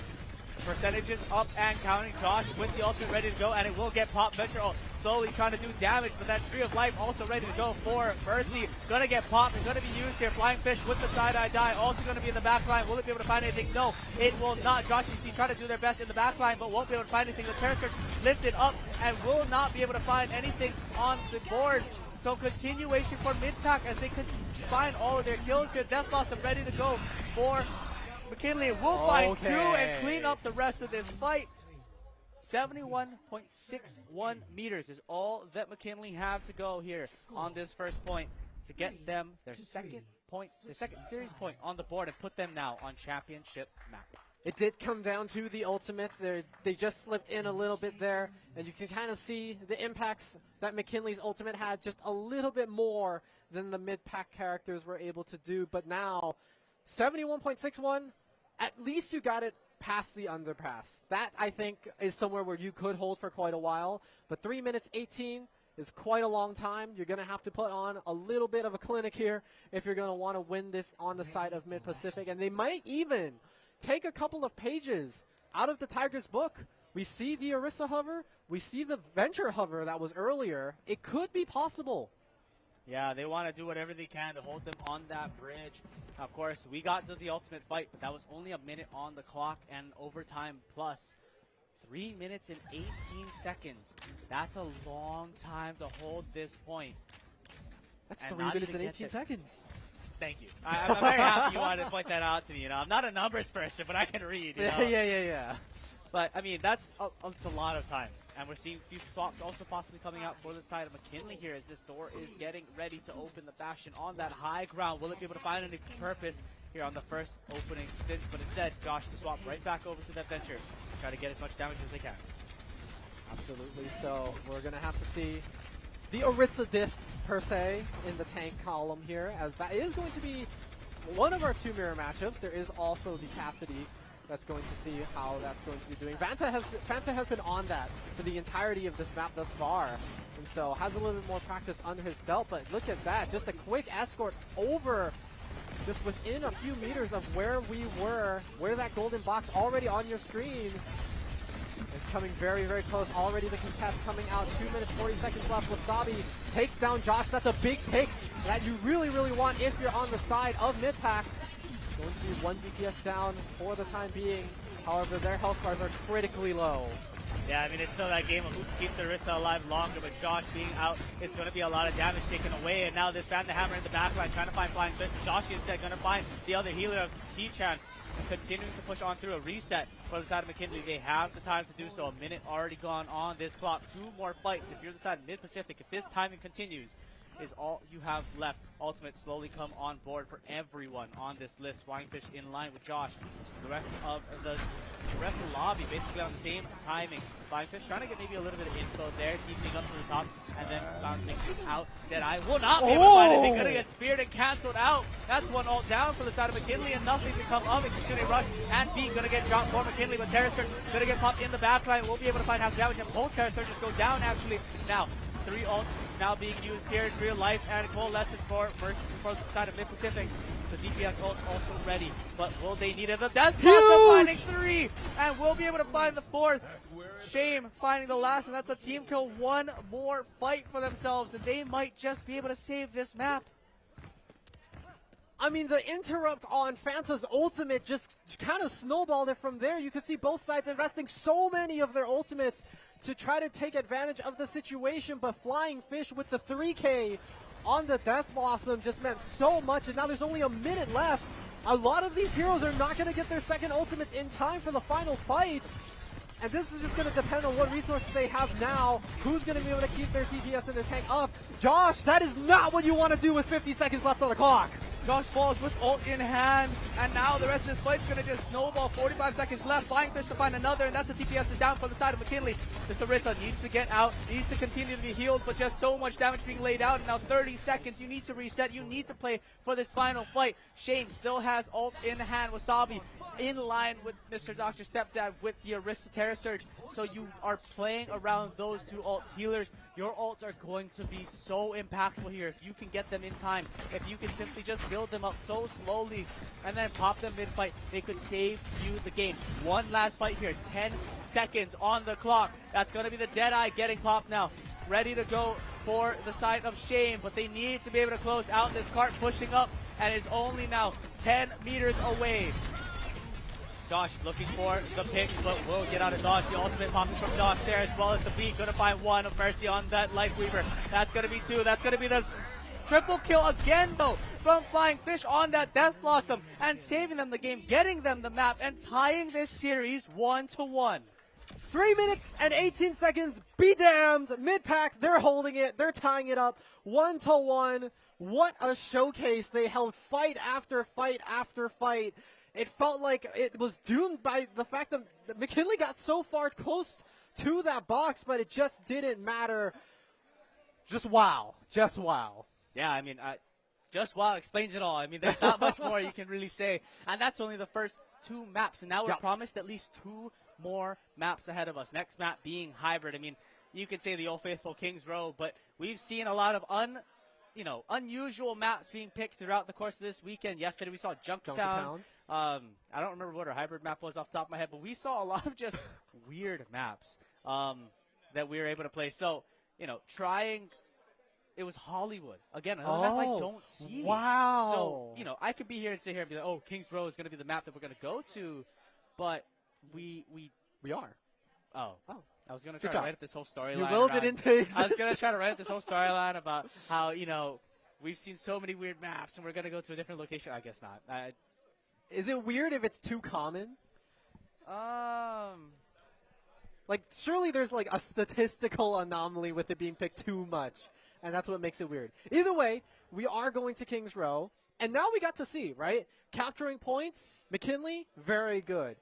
Escorting, mid-pack, very good. And now we're putting those two together, and this is definitely a storyline that you want to have going into your game number 3, because now it's which side is going to win that tug of war, which strength is going to hold. Because if you can't cap the initial 3 ticks of the hybrid map, you can't escort at all. Yeah, I mean, getting that first point is going to be so hard. And I think something about Kings Row that makes it so weird is that everyone knows the meta of this map. Everyone. Oh, yeah. No matter where you're playing, what level. Not me. Okay, after a certain level of game, you start People to just, above bronze. You start to understand this map at such a level where it's so hard, even when you're playing the pocket picks or your comfort picks, it's so hard to get out of this meta because everyone knows how to play this map at the best of their ability. So we'll see if that continues, or we'll see if there's maybe a few changes. And I'm kind of already interested by some of these compositions that we're seeing, in the sense that they're comfort picks or they're picks that you don't normally see on this map. But again, everyone knows how to play this map and what the best angles are, where the rotation possibilities are. So we'll see what gets used as we continue on. Yeah, I was going to mention, I don't know if like comfort and meta was going to mesh at some point in this, because like you said, this is so tried and true. But you could also think of it the other way, where since everybody has everything figured out, you kind of already know how to counter what's good. You can already see, what is it called? The lineups, as you would say in Valorant, the setup coming in already. I was expecting like a Widow peek from the top window. That's what I envisioned on Kings Row at the beginning. But everybody's playing it pretty tame. They're just jumping straight into the team fighting aspect of it, just kind of getting their ult charge up. And Josh DC, I guess I cast a curse him a little too early. He is on the Junkrat. Yeah, I mean, able to get some of that damage down, but unfortunately, with that push going oh so fast, you just don't have the space for it. Swapping over to the Reaper already. This first point going in favor of Mid-Pacific so quickly. and we saw that on the control point. The first point going over to the side of Mid-Pacific, so maybe this just working in their favor, but they're walking out with a composition that I think is a lot more feasible here. The May swap now for Josh, though, means this composition suddenly gets a little more scary. That May wall can do so much damage if you're in the wrong spot, and they need to be able to get out of it. It's Arissa walking forward, Wasabi trying to get as much on that spear as they can, but will not be able to find anything more. This card's going to push past, try to get just to the arches here. The Flying Fish, we've seen what they can do with that ultimate, slowly trying to build it up for the healers. Both sides slowly getting to these ultimate charges as well. Coalescence ready to go for Zashi. Will they be able to pop it here? That wall looking to be popped. The Coalescence will get dropped here from Zashi, but that wall blocking off so much of that potential. Wasabi able to get out of dodge, able to get healed back up, and now the Deadeye going to be able to find none as it will get deflected and taking the damage in. Spear also going to get deflected and tossed into Fanta. Josh going to fall, and now it's Arissa at 1 health, trying to just get out and will get healed back up. But unfortunately, that means that McKinley will be back and resetting. They're able to find the pick. They're now going to reset and try to take this fight. But 4 minutes and 50 seconds remaining, and you're already halfway through point number 2. Yeah, the amount of space that Midpack was able to buy with Zashi's ultimate, and that was kind of it. And Fanta, from where? Just falling down to Wasabi here. Found another DPS. This was the issue that we saw with Josh in the map number 2, and now we're seeing it with Fanta. Gonna have to step it up just a little bit, but it looks like smooth sailing into the second tick here with 4.5 minutes left into the time bank, so this is looking very good. Flying Fish, I don't think he's been discovered yet. He has the ultimate available. Kitsune Rush, but it doesn't matter if your backline is dead. He does fall in trade 1-for-1. Fanta at extremely low health, but Midpack, they don't have any DPSs left available. That's going to be the Arissa ult, but it's not going to do much here. Coalescence just to buy a little bit of time and space, but I believe that McKinley, they are going to be able to stop it just as it hits this second point, and it's not going to cap here. McKinley, yeah, but they still hold. fighting. Still fighting is Midpack as they want to take this fight. Shane is still there. Everyone is still there. This blade going to get popped from Shane. Will it be able to find anything? It'll find the May in that corner. Although they're tossed up into the Blizzard, it doesn't matter. The May goes down, and now able to find 3 players to finish off this point and continue to take it forward. All of the ults getting popped there throughout those fights, and we saw it earlier on. Flying Fish looking for that backline. Death Blossom not able to find anything, but also in trade for Mr. Stepdad's Terra Surge from the Arissa, not able to find anything as well. So a lot of ultimates getting dropped very early on. Continuing forward to this fight, we're on the last stretch here. We're hitting that last corner as well. So looking maybe with that Zarya swap to get more charge, be able to deal a little bit more damage out for your team with that Venture, trying to do so much damage on that top line. Won't be able to find any picks, but needs to be able to get that damage down, make the healers work all that much harder, and then take out the tank. Bolas is going to get popped from Joshi. And Wasabi with that Terra Surge ready to go. We'll find 2 into the bubble. Shame to find 1 on the melee kill. Wasabi to find 1 on the spear. Flying Fish to slowly start cleaning up this fight. Josh DC will come out of the burrow and will be able to find a pick, but will they be able to keep their life there while the rest of the team is pushing it forward? Reaper in the face of Flying Fish will be able to find Josh, and now we're on this last stretch. We're on the last 5 meters. Will anyone be able to touch in time? And I don't think anyone will. This feels like a flip of blast map. 3 minutes and 50 seconds on the clock for the side of Mid-Pacific. It felt like Midpack, they were isolating out one person and they took them down, and it was just a consistent 4v5, 3v5 in favor of Mid-Pacific the entire time. McKinley was just not able to recuperate their entire team once they got past the double corners from that third point, and they just kept charging forward. Yeah, you could see Josh trying to delay it by contesting the cart a little bit, but, you know, not to any fruitful success, just a little bit of stalling. But 4 minutes, 3 seconds shy of 4 minutes, that is a lot of time you have left. Obviously, we saw it in map number 2. 3 minutes was not enough to win them that map. But McKinley, they're going to have to go through a flawless cap of the cart, just like Midpack did, and then pretty much escort it without any issues. The only fight that Midpack had to come back for a second round of heroes was right before that second point, and that was, I feel like, their only real blemish on their entire way to the end of the map. We're going to have to see if McKinley gets stopped more than that, because if not, this is looking like a potential second map in favor of Midpack. Yeah, and you take a look at maybe just how they decided to play it. There's a lot of that pressure that came out of the hands of Flying Fish constantly, just being in their face. And Wasabi finding a spear sometimes out of nowhere. I mean, we saw it land onto Fanta. DPS. Yeah, onto Fanta. We were all like, Where did that kill come from, right? Again, you're talking about getting that early pick. This Maywalt looking to maybe find something early. Josh, don't walk forward. Oh, thank goodness. You saw the May. You turned around. You were almost jump peeking like you're in Valor, just barely able to make it back out to the other side of the wall. And now the fight at this choke point going to be so big for them. The sleep dart landing, but sadly damage going to go on to Wasabi, so no pressure going to walk on forward. But in the side room, in the hotel, Fansa's getting just poked on out. We'll have to end up taking out of that fight, but T-Chan getting taken instead. And now it's a healer down for the side of McKinley as the continuation through hotel is coming out. One critical on that far side. I believe that's Flying Fish, but getting healed back up, maintaining the health bars, and TPing back into the team continues to try to maintain as much of this damage as possible. Ultimates are getting so close. Josh PC already near attack by Sleep Dart, not going to be able to land on that. Anti-landing. 3 people are going to be able to hopefully deal that extra bit of damage. 2 people getting antied on the side of McKinley, but Tac Visor coming on out. Going to get speared. That won't stop the Tac Visor, but it will stop for that little bit of time, and sadly not able to deal enough damage with the rest of the Tac Visor. But the point now going to slowly get ticked away from the side of McKinley. They're already 2/3 of the way through. Is anyone going to contest for the side of Mid-Pacific? They need to contest now. Risk is going to walk on forward. Wasabi trying to look for a pick, but Flying Fish is going to get picked early. Full Lessons and Nano getting picked early up, but Josh in that back line slowly taking that Moira down, but Shame in the point will find 3, and will it be able to continue? Finding 4, and the last remaining is Josh. You see, you know where he is, but you don't need to take care of him. He is the last person standing, maybe just trying to stagger him out. But unfortunately for your spawns, that means that Mercy is going to be a little bit later to the fight. Death Blossom ready to go, but Death Blossom not going to be used. Flying Fish still there, building their ultimate, ready to go. And now, this 4 minutes that you're given, cut down to 2 for McKinley. Yeah, in mid-pack, they have very critical ultimates available. Kitsune Rush available for T-Chan. If he doesn't fall first one more time, they might have to invest some ultimates just to cap the cart. Are they going to do anything about it? Life Grip to save Flying Fish's life, and you can see just because of the fact that they're both Reapers on each side, they want to play these close fights. Death Blossom in. Death Blossom's not going to get anything done, unfortunately, and now that's going to be the Nano Sigma. With the ultimate now available, McKinley trying to do everything they can to finish off this cart. Unfortunately, not working out in their favor with so much invested to. You hate to see it.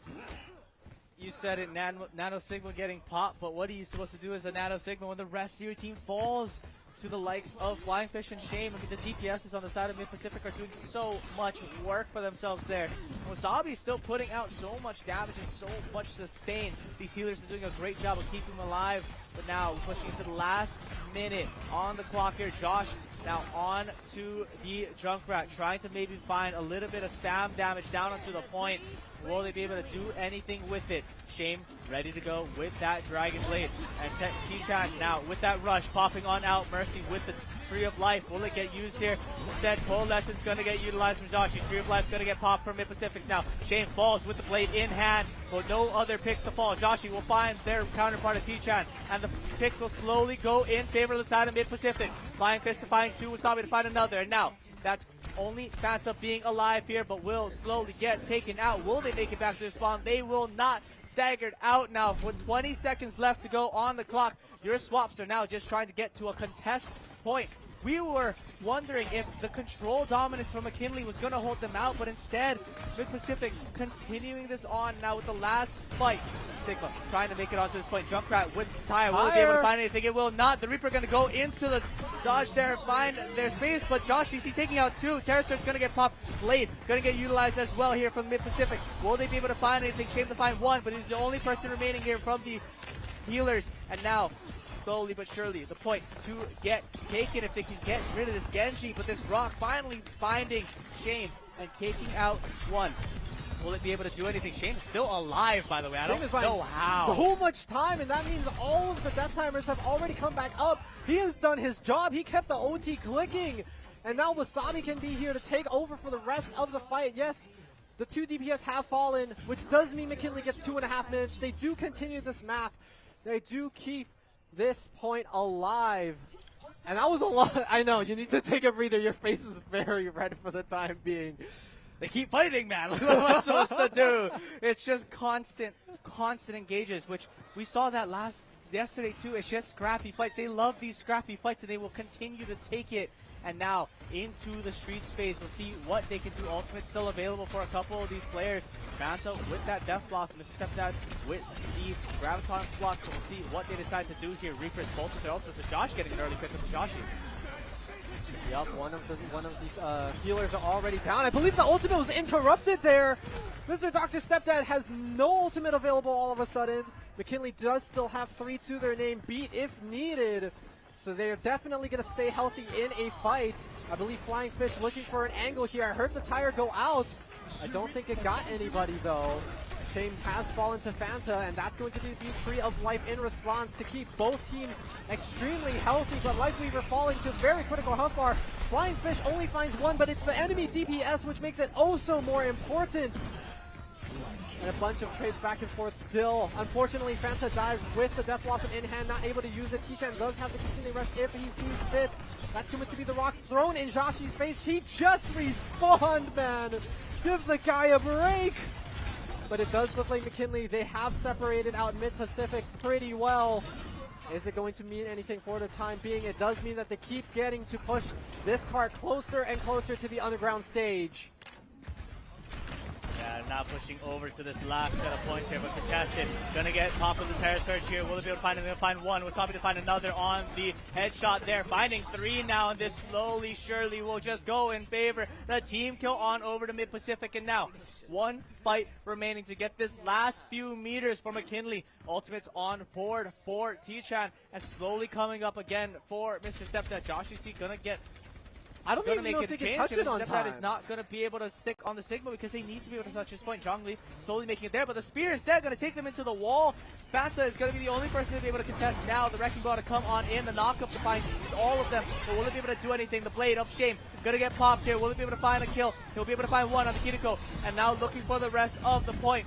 No one else there but Josh. Josh to get taken down. This ball is the last thing remaining. They have one more person to take care of. The Zhongli is going to fall. Lucio is not going to be able to stay alive, and this ball only has so much time on their clock. No one else able to make it back. This overtime clock is going to go down. Fanta not able to make it to the point, and that's going to be point number 2 now in the series, going over in favor of Mid-Pacific.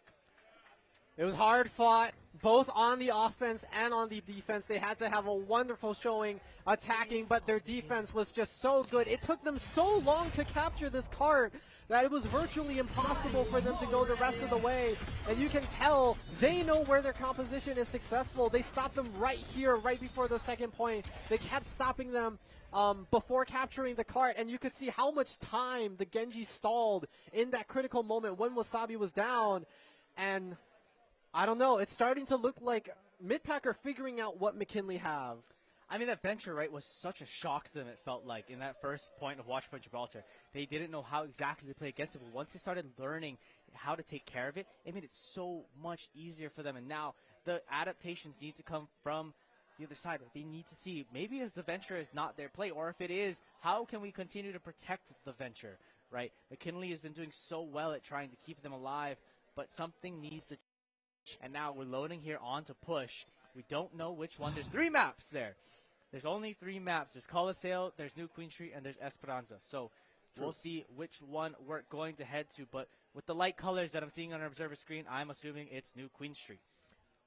This one's kind of interesting just because of the weird like zigzag shape that the robot goes under. It allows for a lot of different avenues to approach, especially when you're still in the middle area. You have the balcony up above, you have the stairwells on both sides, and it offers a lot of variability onto how you approach the robot. I think this might just be the most chaotic one thus far. I think with Venture, though, when you look at New Queen Street, the amount of height disparity that you get in constantly throughout the map, right? You look at Esperanza, there is height to be played, but it's not gradual. everywhere. Yeah, it's not everywhere. And then you flip that over to Colosseo, there really isn't any until you get into maybe the bridge section of each side, right? So now we know we're heading to New Queen Street. Nearly every part of this map has a high ground of some sort. You can play these flank lines, so the Reapers have their options for those backline Death Blossoms that they have been looking for all day long. This Venture is going to be able to take advantage of the height, take advantage of the space, and the natural cover that you're going to be able to find. These Orissas, they'll battle it on the point anyways. They'll find their way, so it doesn't really matter, right? They'll land the spear on the high ground person somehow.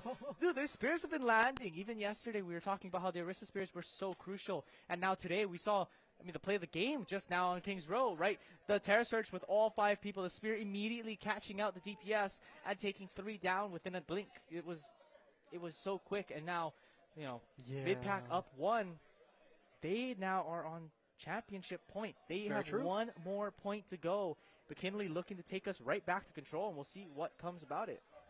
Absolutely. As we head on to New Queen Street, the most conflicting game mode, I will say, in terms of opinion, but also game style. I think, especially this map, a lot of different ways you can play it. I think we're going to see more Diva. I think Orissa's pretty good, but I also think we're going to see more Diva on this one. Yeah, but with Flashpoint coming out, then that became the most debatable, because it just felt like you're playing Control, but 5 times over. Yeah.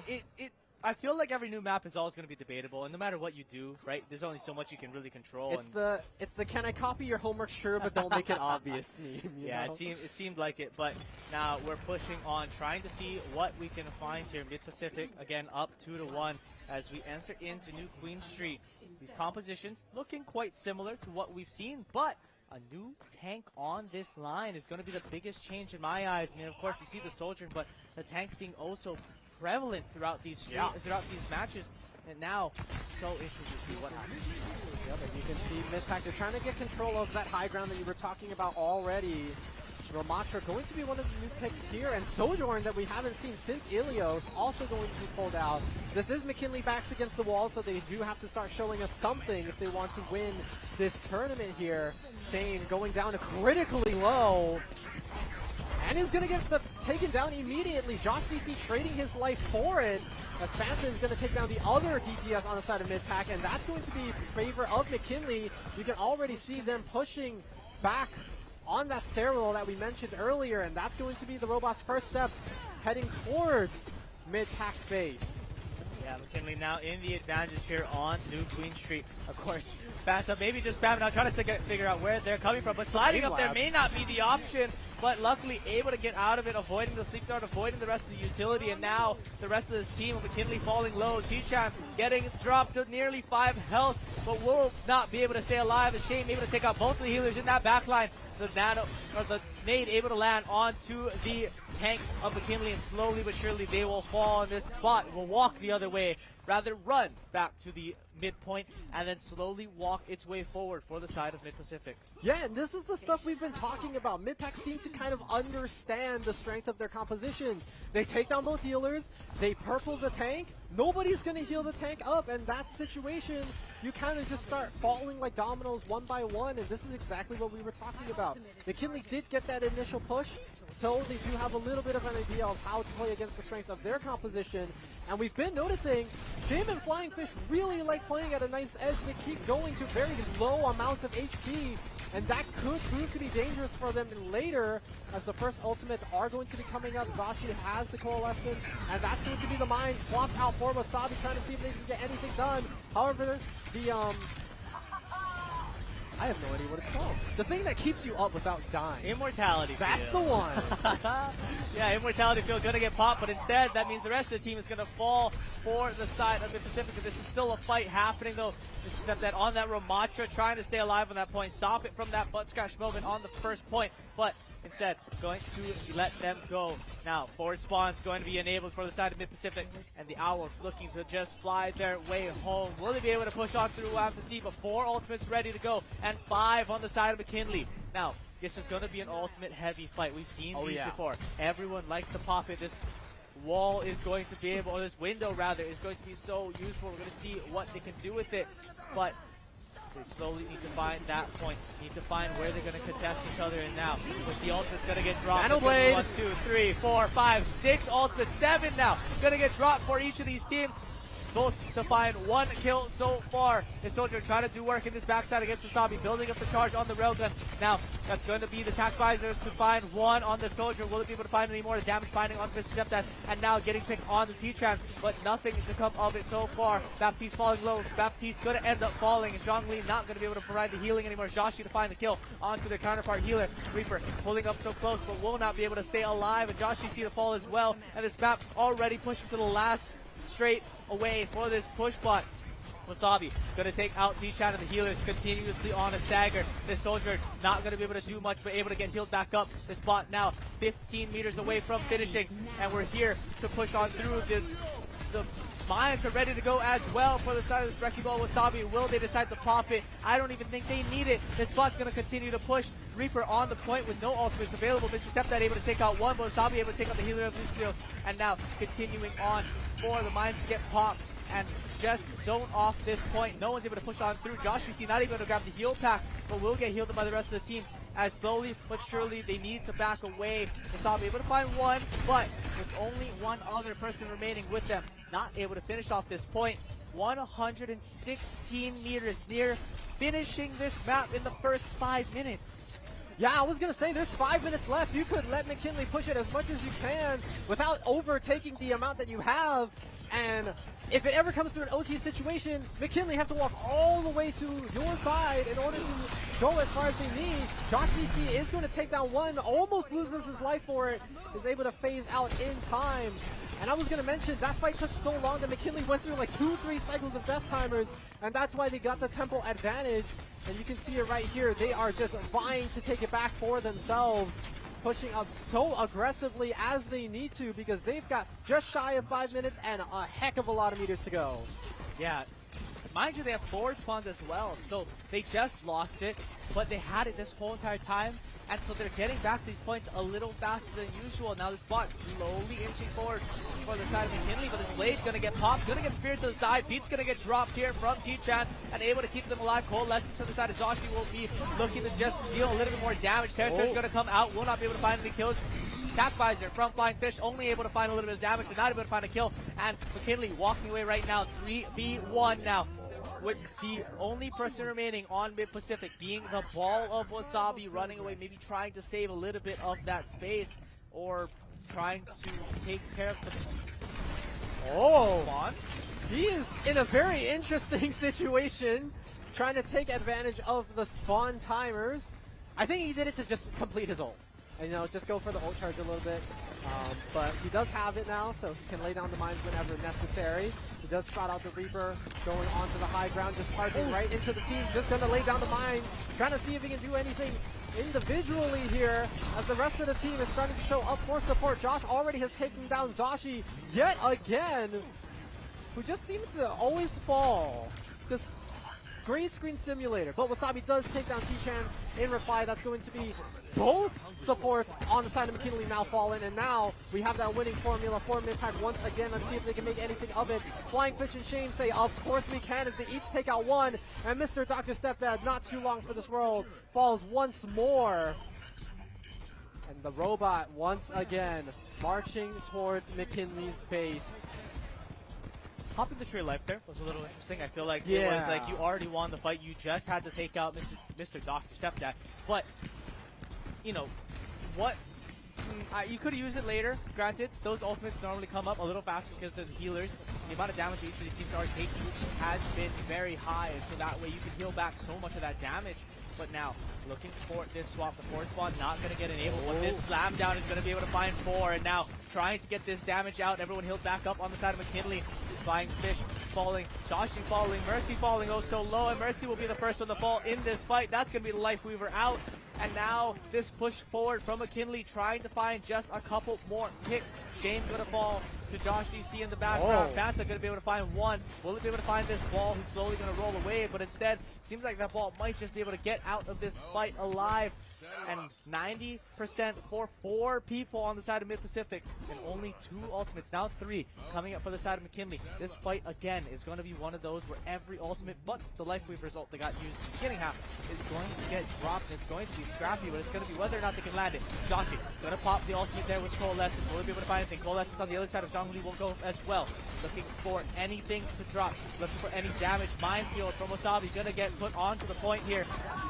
Now, this Doc Step that able to take out Mercy, but instead, Shame and Wasabi working to find 3 on the other side. This dash going to come on out, Zhongli to fall, and now that's 4 people. And again, Mr. Step, that's the only one remaining here on this point, just trying to stall out that time to go backwards, but unfortunately not able to find forward spawns and continuously getting stuck right before that moment. 4 ultimates still on the side of McKinley, 2 left for the side of Mid-Pacific. Yeah, and I'm really happy you pointed that out because I was wondering, you know, you could see the health bars being really low. I wasn't sure where the team of McKinley were relatively, like, proximally to each other, but Beat was available. There was a lot of utility you could have used to keep your team up, and I don't know if that was a conscious choice to not use it, save it for the next fight, because like we talked about, the robot, you kind of want it as close to your base as possible if you're McKinley so you can march it all the way for OT.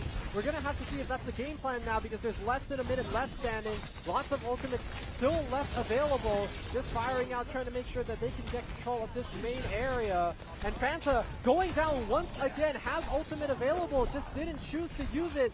T-Chan as well. The Lifeweaver is traded out in exchange, and both healers now on the side of Mid-Pac have fallen. So Mid-Pacific, they're going to have to use whatever HP points they have to themselves. Still contesting the cart just a little bit, making sure that they don't want to push this as far as they possibly can. Could they take down the ball? Very, very close, but not quite there. And now McKinley, this has to be their push. If they ever lose track of this robot, that's going to be it. 5 seconds left. 4 ultimates available on the side of Mid-Pac. All they have to do is make sure that McKinley cannot touch this. That's going to be Blade. That's going to be attacked. Are they going to be able to do anything of it? They've already taken 2. They've taken down 4. That could just be it. The overwhelming power of the ultimates say no to McKinley. And Mid-Pacific, they're going to take this 3-1. Yeah, the Owls take this home, able to drive themselves to a championship, or rather fly themselves to a championship here at the Vanta League Spring 24 Finals, now taking the Overwatch title. Now, of course, we were talking about it, such great gameplay and a lot of ultimate usage there in that last fight, but looking at how they were utilizing it in comparison to McKinley, able to rotate those so quickly and just get that little bit more value each and every fight, and that has led them to this championship, to the big trophy here in the HQ Esports Arena, which we'll give out so shortly.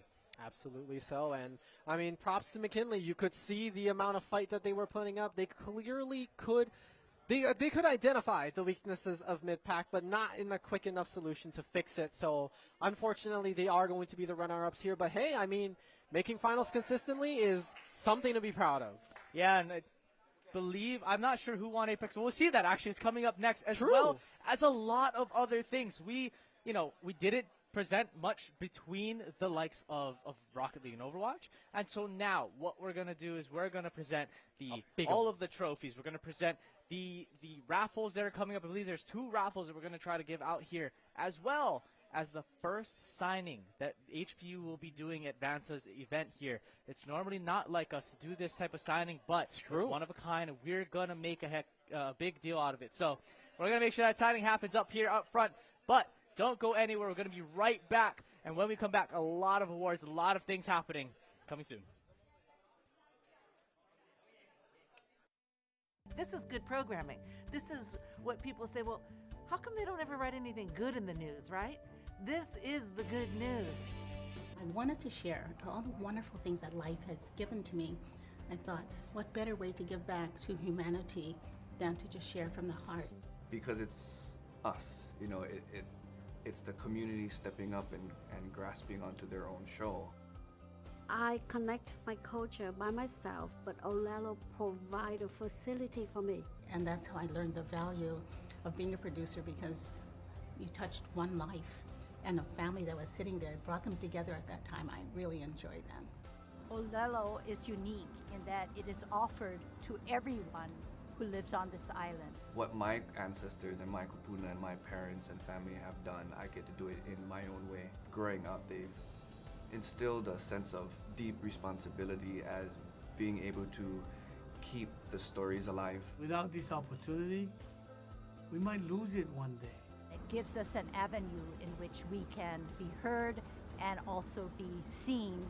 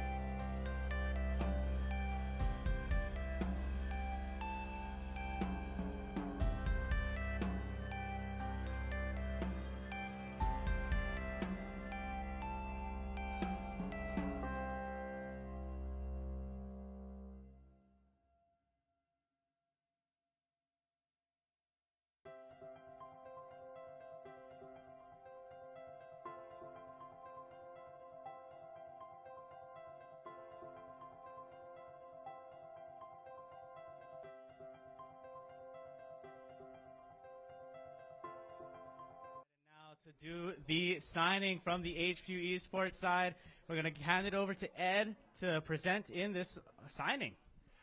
Thank you so much, and welcome everyone. This is a historic moment for Hawaii Esports. We are going to do the first college signing today. On behalf of Vanta, I want to thank everyone's support, and I would like to first introduce Jordan Oliver, HPU Esports Director, to do a little intro. Thank you, Ed. Thank you, everybody, for coming out. We really appreciate it. HPU Esports Arena is definitely a labor of love from a lot of students, a lot of our community members. It's absolutely a community space. I think esports is built on community. So thank you.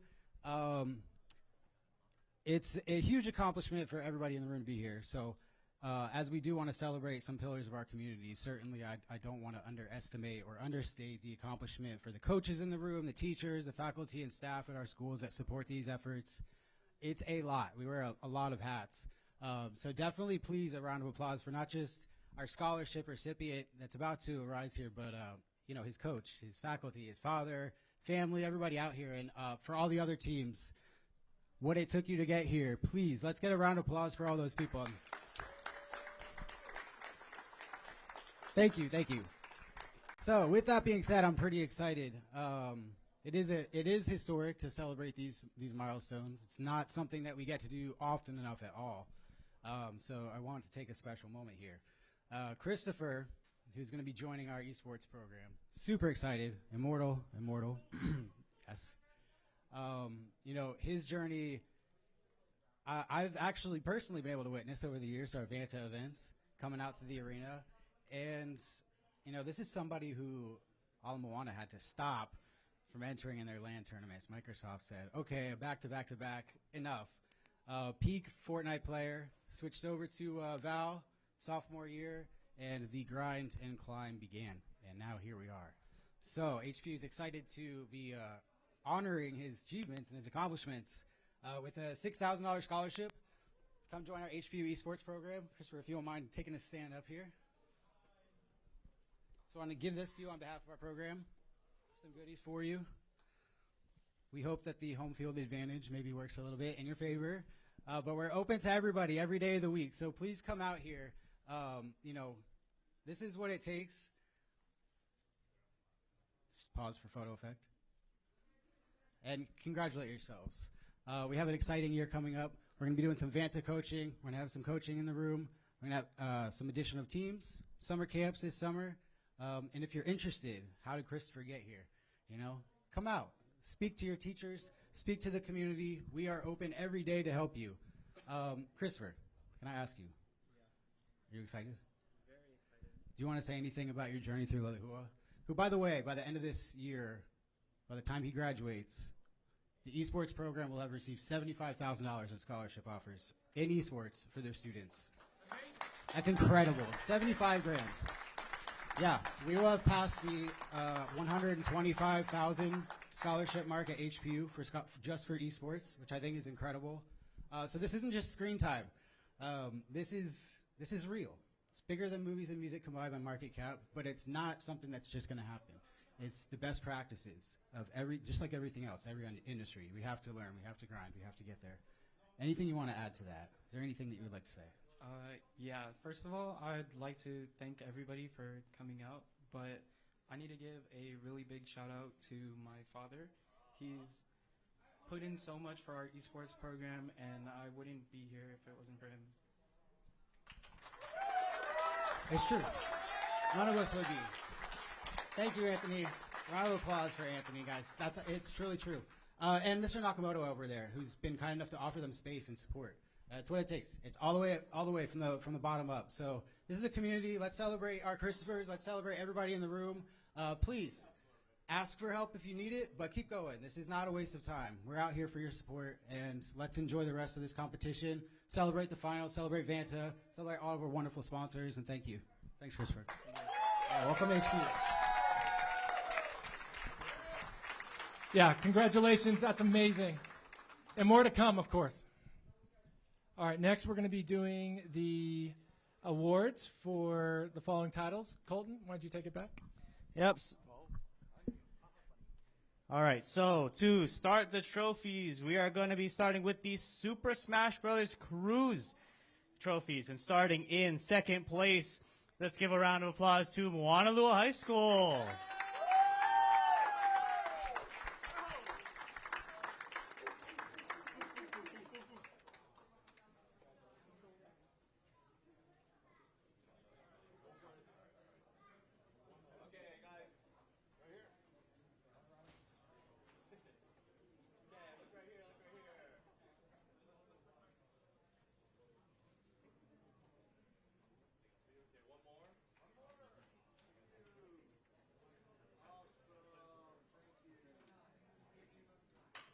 Yeah, let's hear it for Moanalua High School. Now presenting the first place trophy for the Smash Cruise. Let's give it up for Mililani.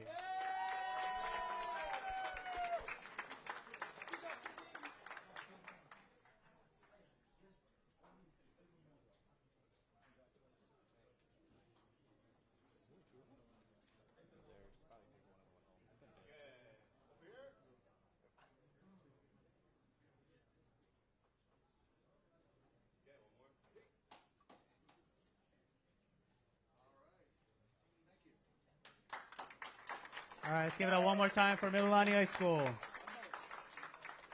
Now on to the chess trophies. Starting in second place from McKinley High School, Franklin Wynn.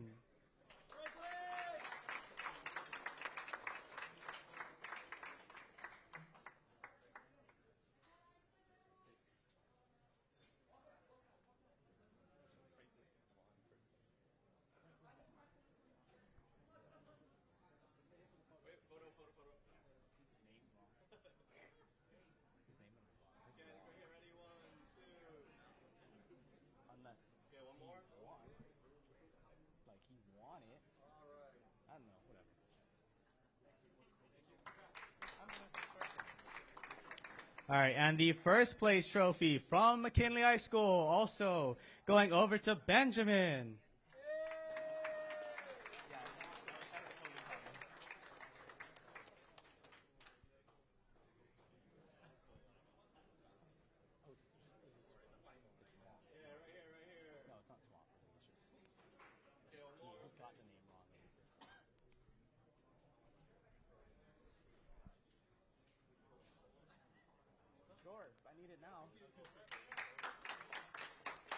All right, let's give it up for both of the McKinley chess players.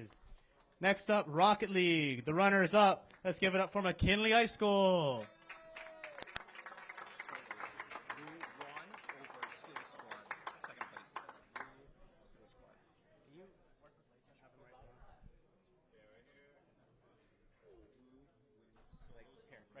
Write down. I know the rest of it. Write it down. And now presenting the first place trophy for Rocket League, Mililani High School.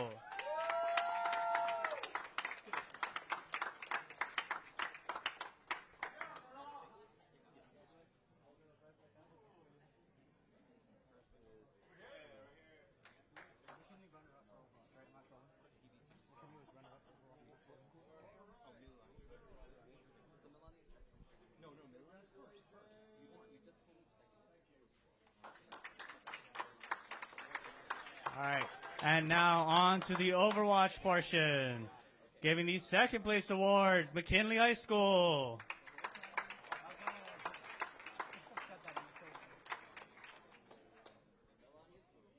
McKinley OverWatch. There they are.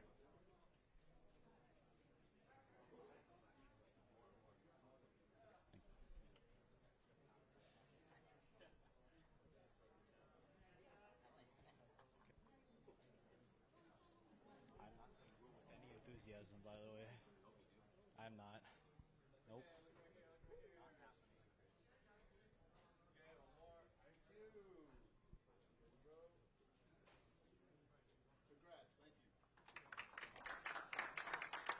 All right, and to the champions of the Overwatch title, let's give it up for Mid-Pacific Institute.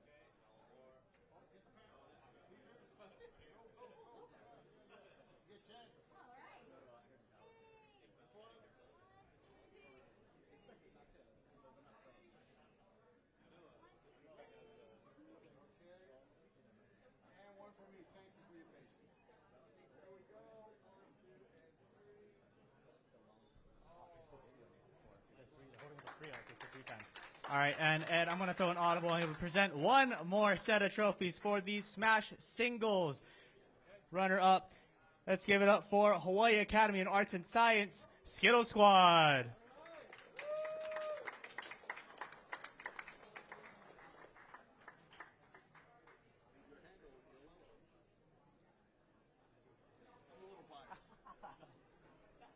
Hi, Skittle Squad, if you're in the room.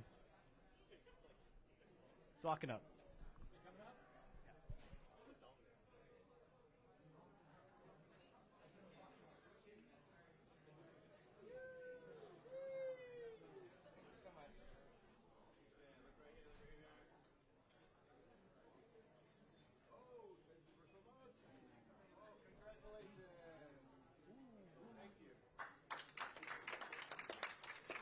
And then to the first place of the Smash Singles, let's give it up for Mililani High School's Woo!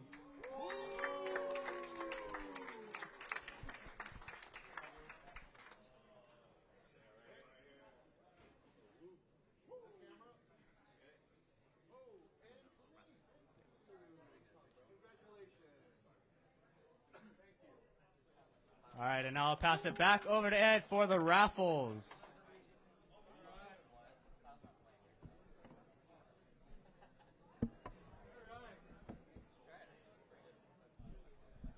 Okay, we're going to do a couple rounds of raffles now.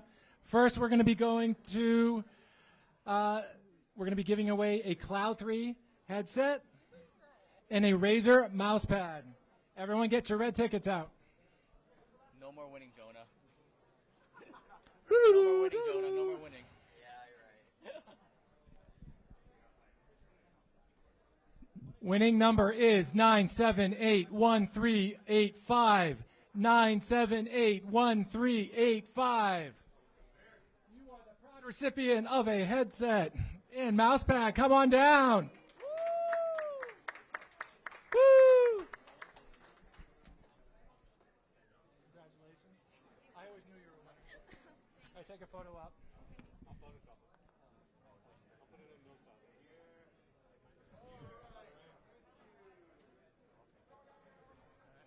Thank you. All right, next we'll be giving away a HyperX Alloy Core RGB keyboard and a Razer Hyperspeed Viper mouse.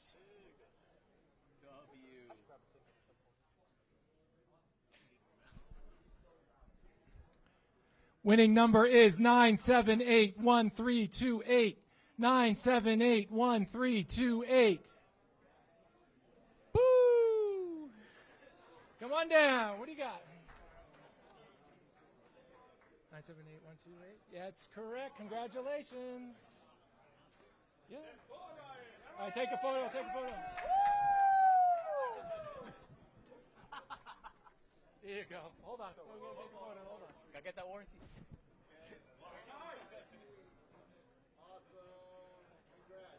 Awesome. All right. Next, we're going to go through the Tetris winners. All right.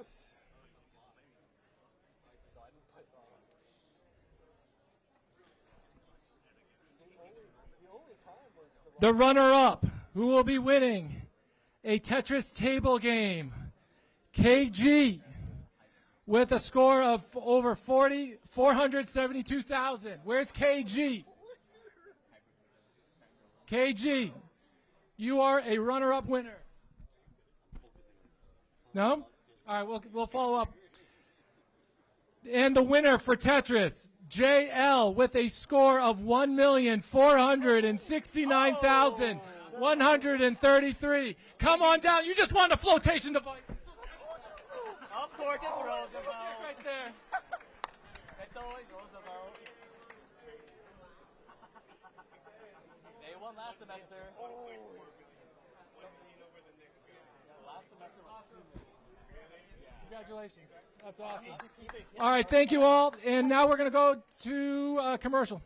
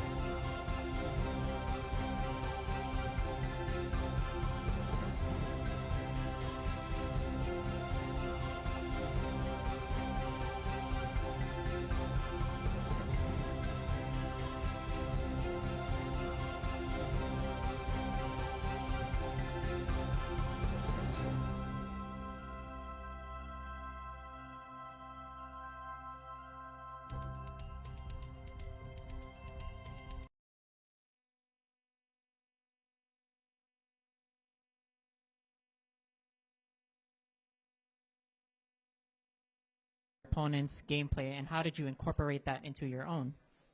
Okay, so we got the privilege of watching the other team first because we were in the second half of the semifinals. So we were able to kind of like think about strategies and like look how the other people play.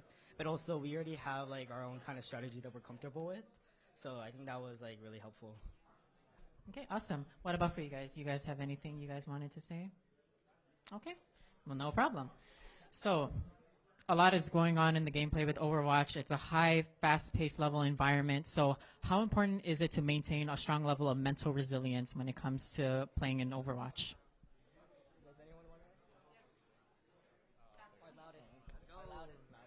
So I guess it's kind of got to keep that mentality up even when it's like the worst of situations, because on the Gibraltar map, it was kind of a back and forth between the mentality, because we were being pushed to the brink because kind of that map was just barely winning.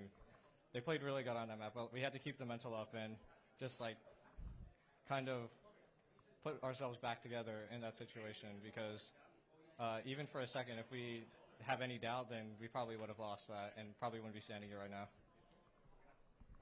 Awesome. Thank you guys so much. So as a team, how do you guys foster a positive learning environment for all the members regardless of skill level?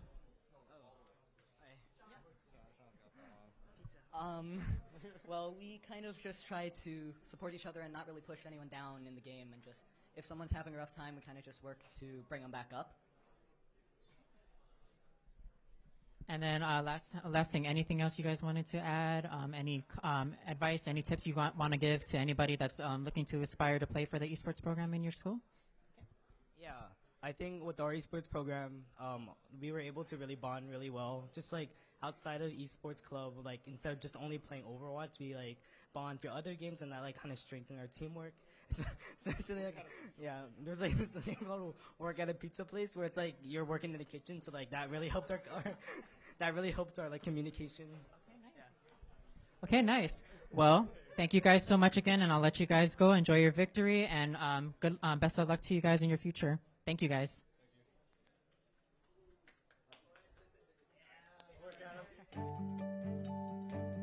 Community media, from my point of view, is organic. It's power. Public access to me gives me an opportunity to get my word out to the larger community of the town that I can't get to on my own. This is good programming. This is what people say, well, how come they don't ever write anything good in the news, right? This is the good news.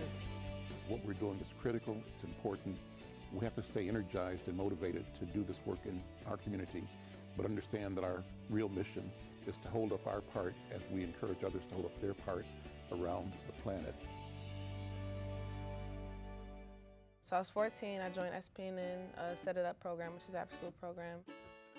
We created our own TV show that was put out in the public, and I went along, did that till I graduated high school. Currently, I work with Youth Prize. I'm their youth storyteller. I create all their media and content having to do with like telling stories. It seems like there's been an incessant attack on black leaders and on black interest. And we believe we have a right and a duty to respond. Too often we are encouraged to think of ourselves as insignificant and as meaningless. Getting involved in a way is telling the world no. And we need more people to say no. People in neighborhoods can now do what only corporations could do a generation ago. I'm here live from the mud pit. Disability Viewpoints can cover disability issues at a little longer length, which the local news hasn't been able to do. I wanted to share all the wonderful things that life has given to me. I thought, what better way to give back to humanity than to just share from the heart. Conscious programming to me feels like where we want to go as human beings, where we want to feel alive. Gives me an opportunity to talk about theater, the arts, writing, directing. Because it's us, you know, it's the community stepping up and grasping onto their own show. I connect my culture by myself, but Oʻahu provide a facility for me. And that gave me the opportunity to go out in the field and actually use the equipment and get more hands-on experience with it.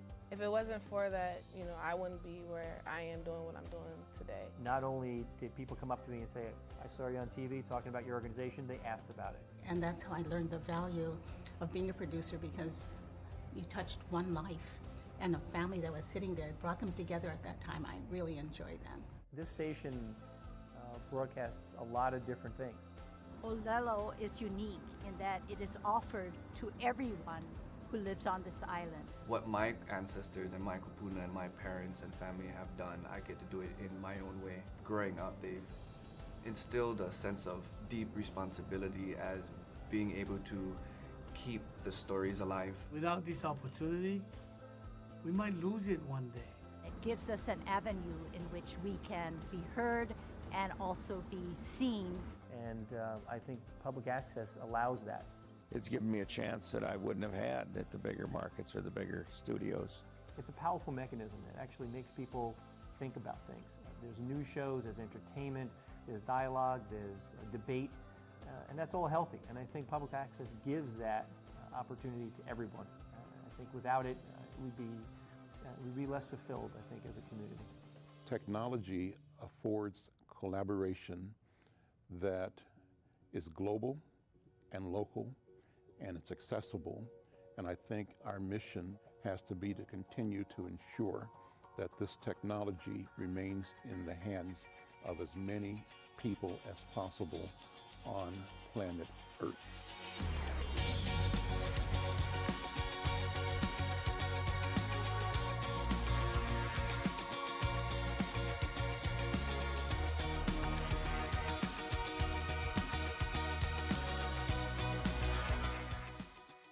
This is good programming.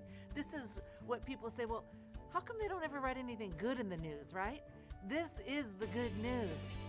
I wanted to share all the wonderful things that life has given to me. I thought, what better way to give back to humanity than to just share from the heart? Because it's us, it's the community stepping up and grasping onto their own show. I connect my culture by myself, but Oʻahu provide a facility for me. And that's how I learned the value of being a producer, because you touched one life and a family that was sitting there, brought them together at that time. I really enjoyed them.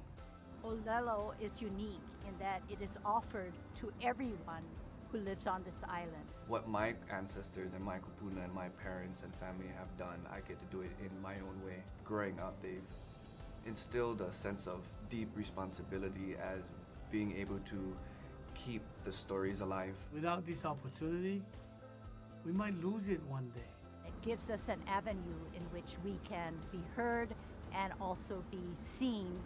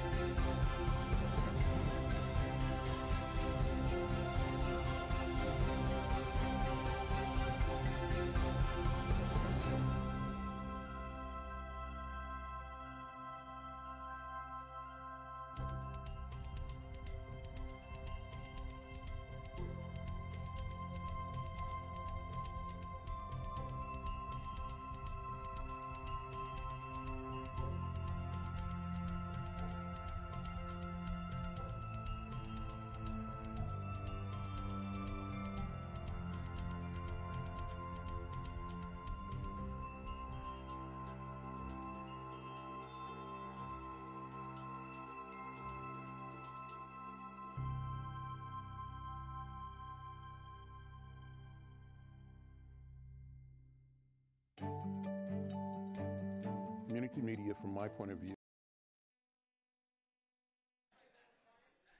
Hello, everybody, and welcome back to the Hawaii Esports League Spring 2024 Championships here at the HPU Esports Arena. Of course, I see the bottom. I'm Professor Layton. That's Henru. And we're here for Apex Legends.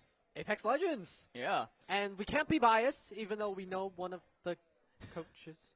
Yeah, one of the coaches. If you heard yesterday, Coach Kyler, if you will, he is representing Mauna Loa High School. And their opponents is Waialua High School, who went to a Game 3 banger against Roosevelt High School. So, very, very close series overall. And now they're in the final against the first-seeded Mauna Loa High School. Yeah, and we got to watch a little bit of it on the sidelines while they were playing over here. Yeah, we were. And we got to see a lot of varying outcomes, I would say. Yeah. But one thing that was consistent was the kill count for both of these teams were significantly higher than their opponents. Oh, yeah. So this is not only just a finals matchup. This is a heavyweight of two teams that really like to go right at each other and, you know, try to see who can take advantage of that situation. Now, with that being said. And I've been told it's actually Waianae High School. We were told wrong, apparently. Oh. Waianae. Okay, sorry about that. We were told Waialua for some reason. I knew I recognized some of those people. Hey, they're Waianae. You know they cool. You know they cool. I see you. I see you. But They anyway, got the beanie. They got the beanie. I wish I had a beanie right now. You could have brought yours. It's in the car, sadly. Oh. He's a West Side boy. Anyway, but I want to see what map we choose because there's a lot of different maps overall in this map pool. I believe there's 8 overall. You have Skull Town, which is a fan favorite. Estates, which we did see, I believe, when we were watching over there on the side. Okay. Estates is a popular one, especially with that mid control. And it is going to be a BO3, of course. Yes. It'll be Saul in the semifinals too. It was an all full 3-game banger. So I want to see how I believe Waianae was the 3rd seed overall from the regular season, so upsetting the 2nd seed. But I do believe, it went back and forth in regular season between these two squads. While of course Mauna Loa was the top dog coming out of it. Yeah, and it's not the first time we've seen Mauna Loa make it to this stage. I mean, it's pretty easy when you know who the coach is to recognize that they're coming up here pretty frequently. But I do recognize that some of the players from last semester, same squad here. I mean, makes sense. It's within the same scholastic year as Fall 23. So a lot of familiar faces, if you will, and a lot of time to develop as a team. I wait to see as well because I believe some of these players as well should be graduating this year as well. So final moments for some of these kids, wait to see if they can leave high school with a championship title and carry the momentum into the collegiate scene maybe, because as we know for Hawaii, at least for University of Hawaii Manoa, they are one of the top schools in Apex Collegiate. I heard Apex so pretty good. Hey, UH, if you're here right now, there's some good Apex kids here. If you wanna, we already saw HPU give some scholarships. At Jacob, at Lustful Potato. Or, or HPU can, take them That's before, pretty true. HPU can take them before UH does. Hey, Jordan, get on This that. is some first-hand scouting right here. Jordan's like, all right, I'm going to scout some kids right now. Okay, you're good. Come to HPU, please. We'll give you a scholarship. Absolutely. Of course, winning this is going to increase your chances of getting scouted. But, obviously the amount that you can play for the team, because this is team deathmatch. Every death you cause by dying is going to impact yourself, but every kill you get. First to 50 kills as well. So with a timer. With a timer. I believe you mentioned it was 30 minutes? I think it's half an hour, yes. Half an hour. It's 20 to half an hour-ish, so I'm not fully confirmed that just yet. I think from what we saw in the pit when they were playing down here, there was a lot of games that went to that timer. Oh, yeah. But I think there were equal amount of games that also went just the 50 and then it kind of cut off there. Oh, yeah. I guess it just depends on the play style because this is the finals. You can either push tempo, go aggressive, and kind of overwhelm your opponent, or just play it safe. So there's a couple of strategies that you can do in this situation, and it's kind of up to the teams. I think Game 1 is going to have a lot of variability in it, and when we get to that Game 2 and potential Game 3, that's when the strategies have kind of been figured out a little bit more. We've got the teams here up for us. Team 1, Mauna Loa High School. Team 2, They've got the tag, They got too. the Did you see tags as that? well. Wow. Hey, they got that synergy going on. And, of course, one of the Waianae players is going to be, of course, on the HPU Esports kit. But while we're loading in, we do want to give a shout-out, of course, to Tetris. We already announced the winners for the Tetris Open. But, of course, we want to say a big thank you to our friends over there, especially for, having a fantastic tournament here this weekend. And also, they had the prize that we saw people winning, of course. And if anything as well, you know, all these people get high scores, so shout out to them, and of course for future events as well. Shout out to Tetris for, you know, for getting all those prizes. And of course, they have HQ here. Yeah, of course, shout out to Roosevelt for winning that again. True. It's always Roosevelt winning Tetris. I swear I went to Roosevelt and we didn't have this back then, and I'm very sad about it. But First blood to Wales against the HPU Esports account. Maybe well, probably before map 2, we'll figure out who is on the HPU Esports account so we can give them their fair name. But right now, they do see some. And of course, we are on estates here, so big thing is in that mid-control up top. You see Wells for another kill. Of course, use that triple take. Triple take can do so much in the head, but in the air, Cake's getting one, but will fall 1-for-1 trade in that top side. Icarus flying too close to the sun there. Not really good with the elevation, but maybe it's just the pregame jitters. He's still warming up. Granted, you got to get, you know, immediately into the action. Blocking the door here. He's just going to kick it down. Obviously a good solution, but he's got teammates.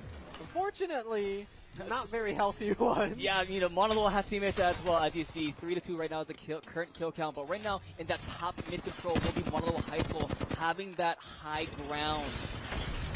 Waianae, of course, unable to do much in that regard, but let's see what happens. They're trying to push forward. He's the 8-1 on the HPE front there and get shot down on top of the Revenant. Trying to get a shield back in place. Revenant thing just speeding away. He had that jump of potential, but MHP will fall finally. So will Wells, and now Waianae trying to get their first lead of this first map, and that maybe was a squad away, if I'm not mistaken.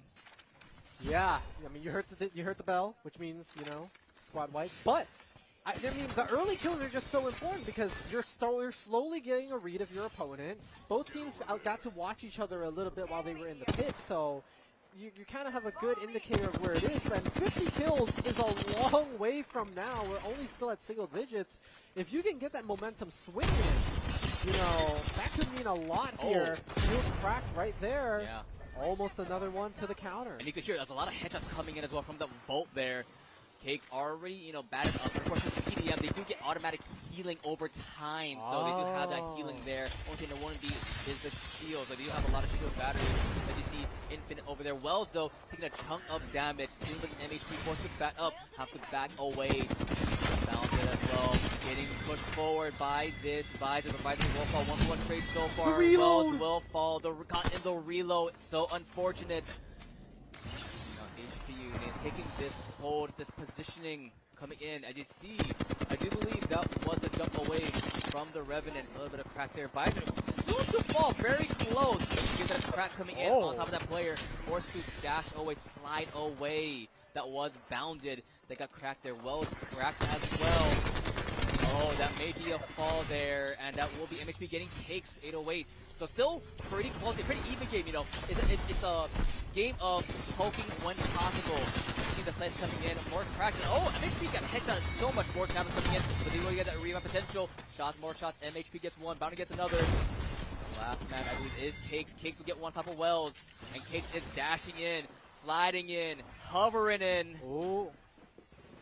Being right above, trying to see if they can get anything. They have a little bit of an idea. The thing with playing these TDMs is you're always so close in proximity to the rest of your teammates, and because of that, you kind of get discovered. You kind of have an idea of where everybody else is. And you can see it being traded back and forth.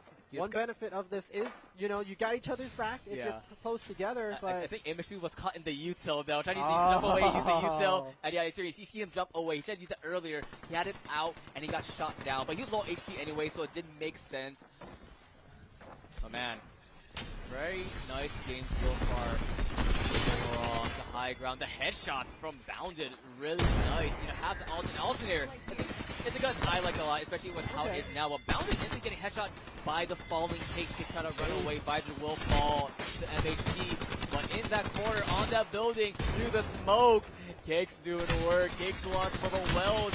Is in danger. Will fall to the man himself. So far, one of the most dangerous members of Waianae High School. Cake's with a third on the board. A squad wipe by himself with the alternator. Yeah, very good turn there on the side of Waianae, making sure that they cover the exits, They were kind of corralling Moanalua in that situation. And so they do take the lead. It's been pretty close, within 1 to 2 kills of each other's team for the whole time being. Moanalua was the first team to crack double digits, but you can see YNI with that squad wipe immediately, propelling themselves to 13. Ooh, bound to get cracked. And you saw the ping as well coming out. Rolling Thunder was available for why not? HPU hasn't available. And so did Moanalua using it as well to sort of get some zone control, some breathing room, if you will, for their squad. See how it plays out. Conduit's ultimate also available as well in a couple of seconds, especially with that ability. It gets pretty useful in the team fight with the energy barricading, of course. Getting that still an extra damage. You see the Rolling Thunder available. Debating about to use it or not. To see, but both teams finalizing their positions here, trying to make sure. Oh wait, but somebody's getting caught out here, just at the top of the roof, and it's not looking good for them. Moanalua is going to play the first one, traded back is YNI. Shields cracking left and right. Cakes is the man that's always Playing in around this. The doors. There's a lot of trading overall, Yeah. one for one. But at the end of the day, like we keep on mentioning his name, Cakes is a very strong member for this 3-man squad. Cakes, I mean, you talk about if he gets cracked in the head, very close to losing his post shield, forced to back away, now forced to jump down because of NHP getting a lot of good headshots on this weapon, doing a very good job so far. Now it's a sort of a reset for both squads, trying to get some more shoots in their pockets, pressing in, trying to rush forward. But oh my God, Cakes with this HPU as well on the side, getting that crash, getting that kill. Wells, one of the more prolific members of this 3-man squad from Moanalua. As here comes Cakes. Cakes with the A, but instead of the MHP winning that one. Through the smoke, still alive, trying to get away, trying to inch their way away from death.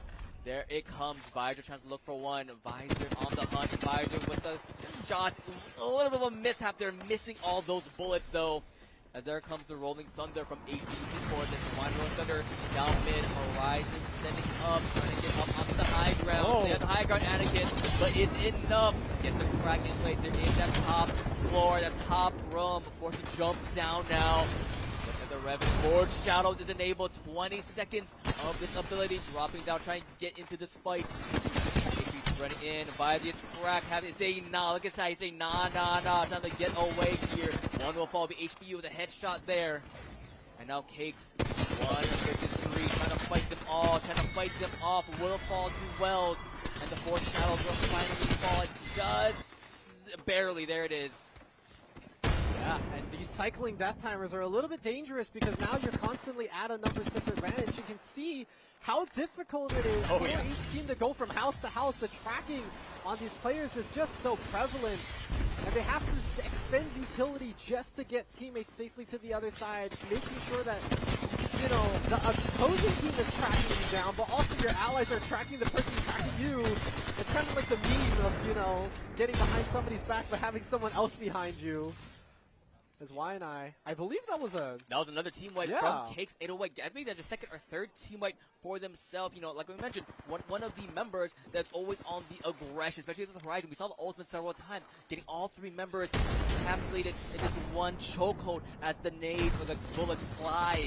And looking for their Conduit, use their ultimate, so a little bit of the shield along with the damage there. We're going to Narnia there a little bit. Still pretty even in the kills. 19-21 in favor of Y9. Moanalua getting down in the low ground. You'll get one on top of HPU Esports. Here comes Cakes. There goes the Conduit. Getting some shield in place in the air with the Horizon. Wells gets another. HPU fallen. Cakes fallen. Looking for that last man, for that squad away. Wells getting their own spotlight themselves now. Back in the league with Moanalua High School. These are just going back and forth. Both teams are putting up a fight to ensure that they stay within vicinity of each other.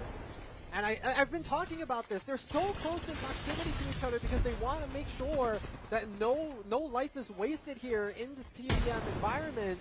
That once you just find out where one is and you have a game plan on how to approach the interior of that house, it just makes it so easy to get the team wipes.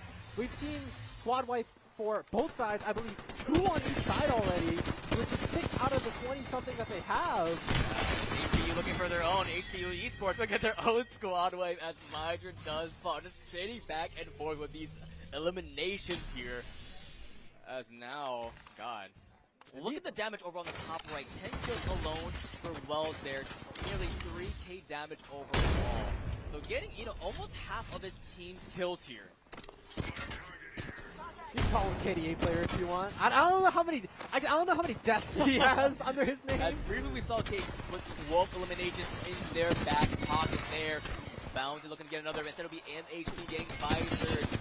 Again, Kate, one versus one. Kate might fall. Kate's in the air. Kate trying to get away. Kate will fall to MHP once more. Looking for one more kill. Looking for their own squad wipe. And instead it'll be Wells killing me that one with the alternator. Finally, we're at this halfway point of the game. 26 eliminations for Monoloa, 24 for Waianae. And this is definitely much faster than we saw them play while they were in their semifinals match. I mean, we just breezed through 10 minutes of this game, and they were halfway through hitting their target of whatever they need, which is 50, in order to score this first map win. And again, this is a best of 3.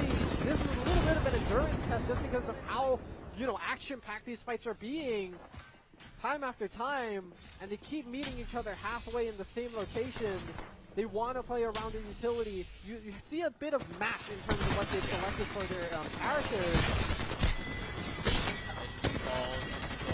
And it looks like a squad wipe for HP Esports again, finally getting their own squad wipe there. But we talked about Estate, the map earlier for Estate. The big thing of course is mid-control. You get the high center point or you get one of the lower bonuses. You have sort of vision of everywhere around the map for Estate. That's why one of the more open maps. It's still open overall, but it still has like little nooks and crannies going open everywhere. Now we see the high ground. HP Esports getting a crack on top of one there. Looks like they want to go in now. Going to beyond. There's the Revenant using the ultimate. They're cracking the shield. There's grenades in place. Pfizer won't fall. Rushing in will be HP Esports. I love there might be a wipe coming soon. Oh, that's not a trade shot. That is a fact. As they're going right, the ultimate in place from Cakes. Cakes getting away, but barely. We got the barrage coming in. They know where they are, which makes it so when you throw these frag grenades out, it's a little bit deadly, especially when they have an exact idea of where you're hiding in one of those corners. And that's why you can see, even though we keep mentioning squad wipes, these are not very clean squad wipes, in fact. It's very close fights. It's always 3 for 2, 2 for 3. It's never that far apart from each other, and you can see that in the scoreline. 29 to 27 being the time where we are at, and the tracking on these players is just so good. A lot of these players, of course, are control players. Of course, the best way to play Apex, of course, is with a controller. I see a couple PS5 controllers, a couple Xbox Series X controllers. So the controller is the way to go, of course. MHP, but Wells gets one a cake. Wells trying to fighting two enemies at once, force him back away as Bounded helps out his teammate, making sure they're still in the game. Up 3 kills currently in this map number 1 of Estates. Like we saw earlier, and I kind of like the style that both teams are playing, which is they're not only corralling in one area of the building, they're on the bottom floor, they're by the stairs, they're on the top floor, they're kind of making sure that they have all of their exits checked out so that anybody that tries to approach them in this sort of king of the hill type of battle, they've got it covered. But even with that being the case, because they're so spread out, you can kind of see, these stray kills happening. We talked about how they were 3 kills apart, and that was the most amount. Now this is just 1 apart from each other. Yeah, you saw the leaderboard momentarily. Top of the leaderboard for both teams, of course, is Cakes and Wells leading them above 14 plus kills each of them. Wow. Over 48 about half damage. So yeah, over half.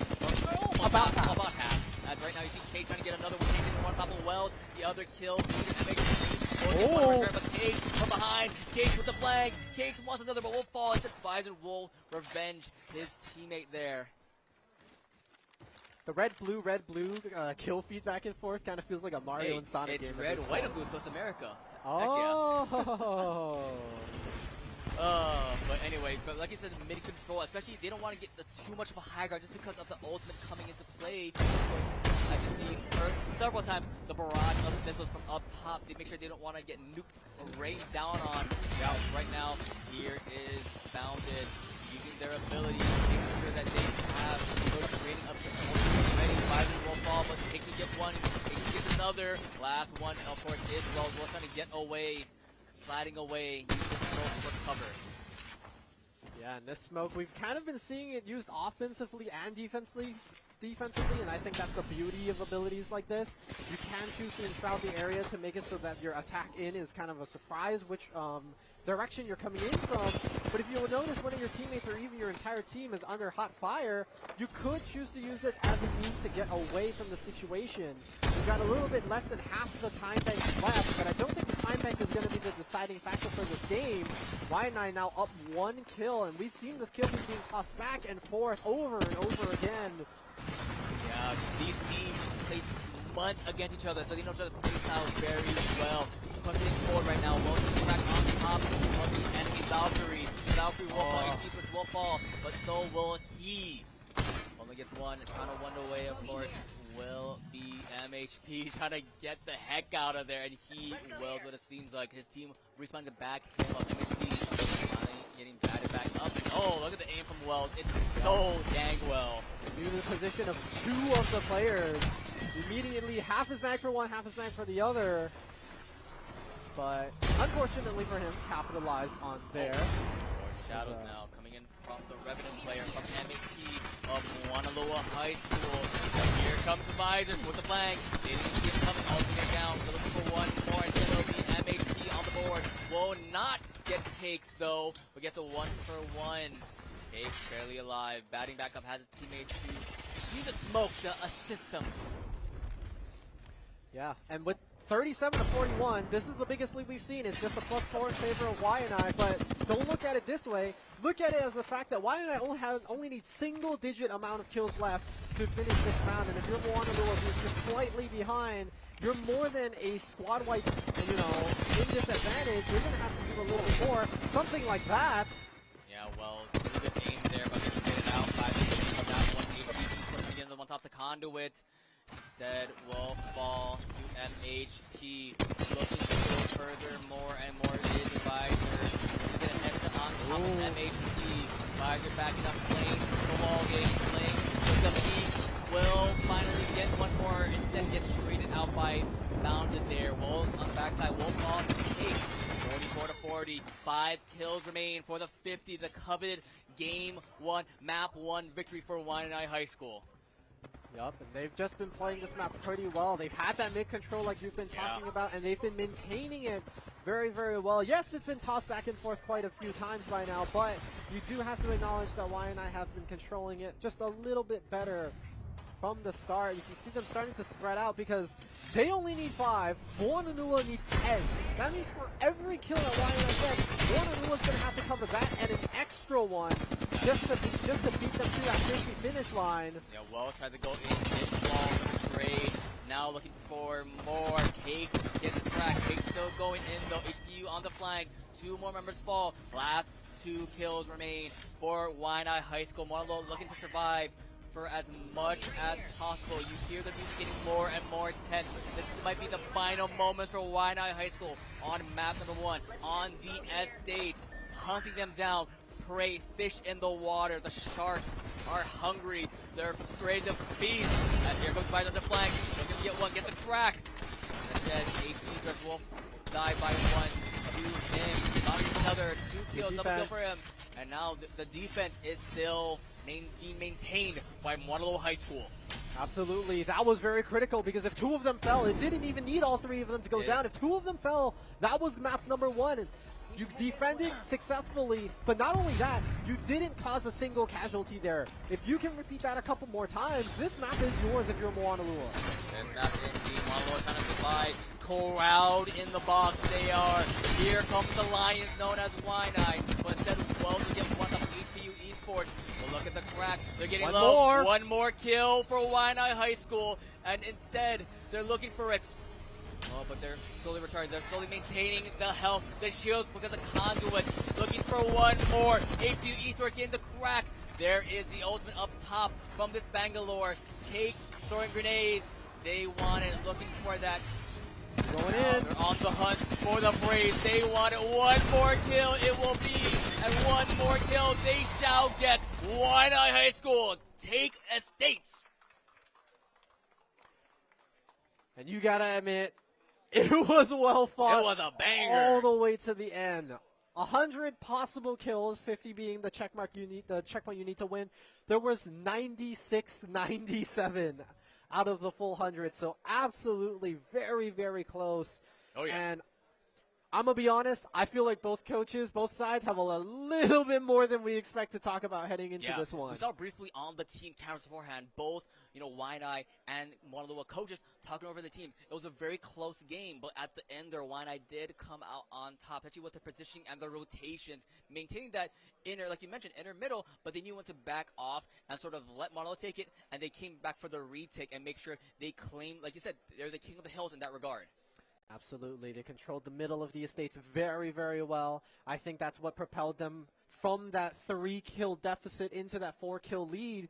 And from that point, the kill score was already in the 30s, low 40s. It was a bit difficult to start making that up.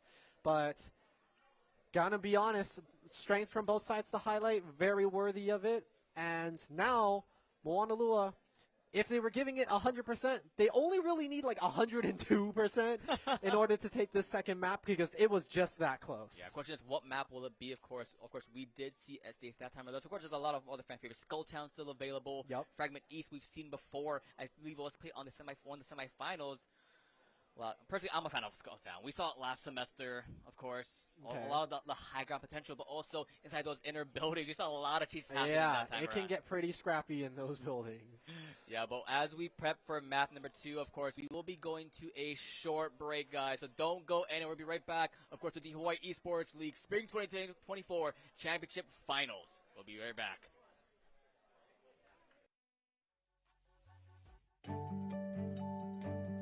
Community media, from my point of view, is organic. It's power. Public access, to me, gives me an opportunity to get my word out to the larger community of the town that I can't get to on my own. This is good programming. This is what people say, well, how come they don't ever write anything good in the news, right? This is the good news. What we're doing is critical, it's important. We have to stay energized and motivated to do this work in our community, but understand that our real mission is to hold up our part as we encourage others to hold up their part around the planet. So I was 14, I joined SPNN, Set It Up program, which is after school program. We created our own TV show that was put out in the public, and I went along, did that till I graduated high school. Currently, I work with Youth Prize. I'm their youth storyteller. I create all their media and content having to do with like telling stories. It seems like there's been an incessant attack on Black leaders and on Black interest. And we believe we have a right and a duty to respond. Too often we are encouraged to think of ourselves as insignificant and as meaningless. Getting involved in a way is telling the world no. And we need more people to say no. People in neighborhoods can now do what only corporations could do a generation ago. I'm here live from the mud pit. Disability Viewpoints can cover disability issues at a little longer length, which the local news hasn't been able to do. I wanted to share all the wonderful things that life has given to me. I thought, what better way to give back to humanity than to just share from the heart. Conscious programming to me feels like where we want to go as human beings, where we want to feel alive. It gives me an opportunity to talk about theater, the arts, writing, directing. Because it's us, it's the community stepping up and grasping onto their own show. I connect my culture by myself, but Oʻahu provide a facility for me. And that gave me the opportunity to go out in the field and actually use the equipment and get more hands-on experience with it. If it wasn't for that, I wouldn't be where I am doing what I'm doing today. Not only did people come up to me and say, I saw you on TV talking about your organization, they asked about it. And that's how I learned the value of being a producer, because you touched one life and a family that was sitting there, brought them together at that time. I really enjoyed them. This station broadcasts a lot of different things. Oʻahu is unique in that it is offered to everyone who lives on this island. What my ancestors and my kupuna and my parents and family have done, I get to do it in my own way. Growing up, they've instilled a sense of deep responsibility as being able to keep the stories alive. Without this opportunity, we might lose it one day. It gives us an avenue in which we can be heard and also be seen. And I think public access allows that. It's given me a chance that I wouldn't have had at the bigger markets or the bigger studios. It's a powerful mechanism that actually makes people think about things. There's new shows, there's entertainment, there's dialogue, there's debate, and that's all healthy. And I think public access gives that opportunity to everyone. I think without it, we'd be less fulfilled, I think, as a community. Technology affords collaboration that is global and local, and it's accessible. And I think our mission has to be to continue to ensure that this technology remains in the hands of as many people as possible on planet Earth.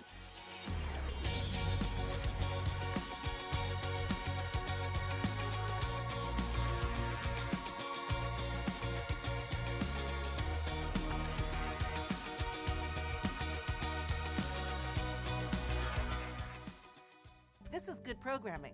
This is what people say, well, how come they don't ever write anything good in the news, right? This is the good news. I wanted to share all the wonderful things that life has given to me.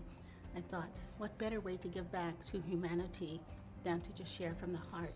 Because it's us, you know, it's the community stepping up and grasping onto their own show.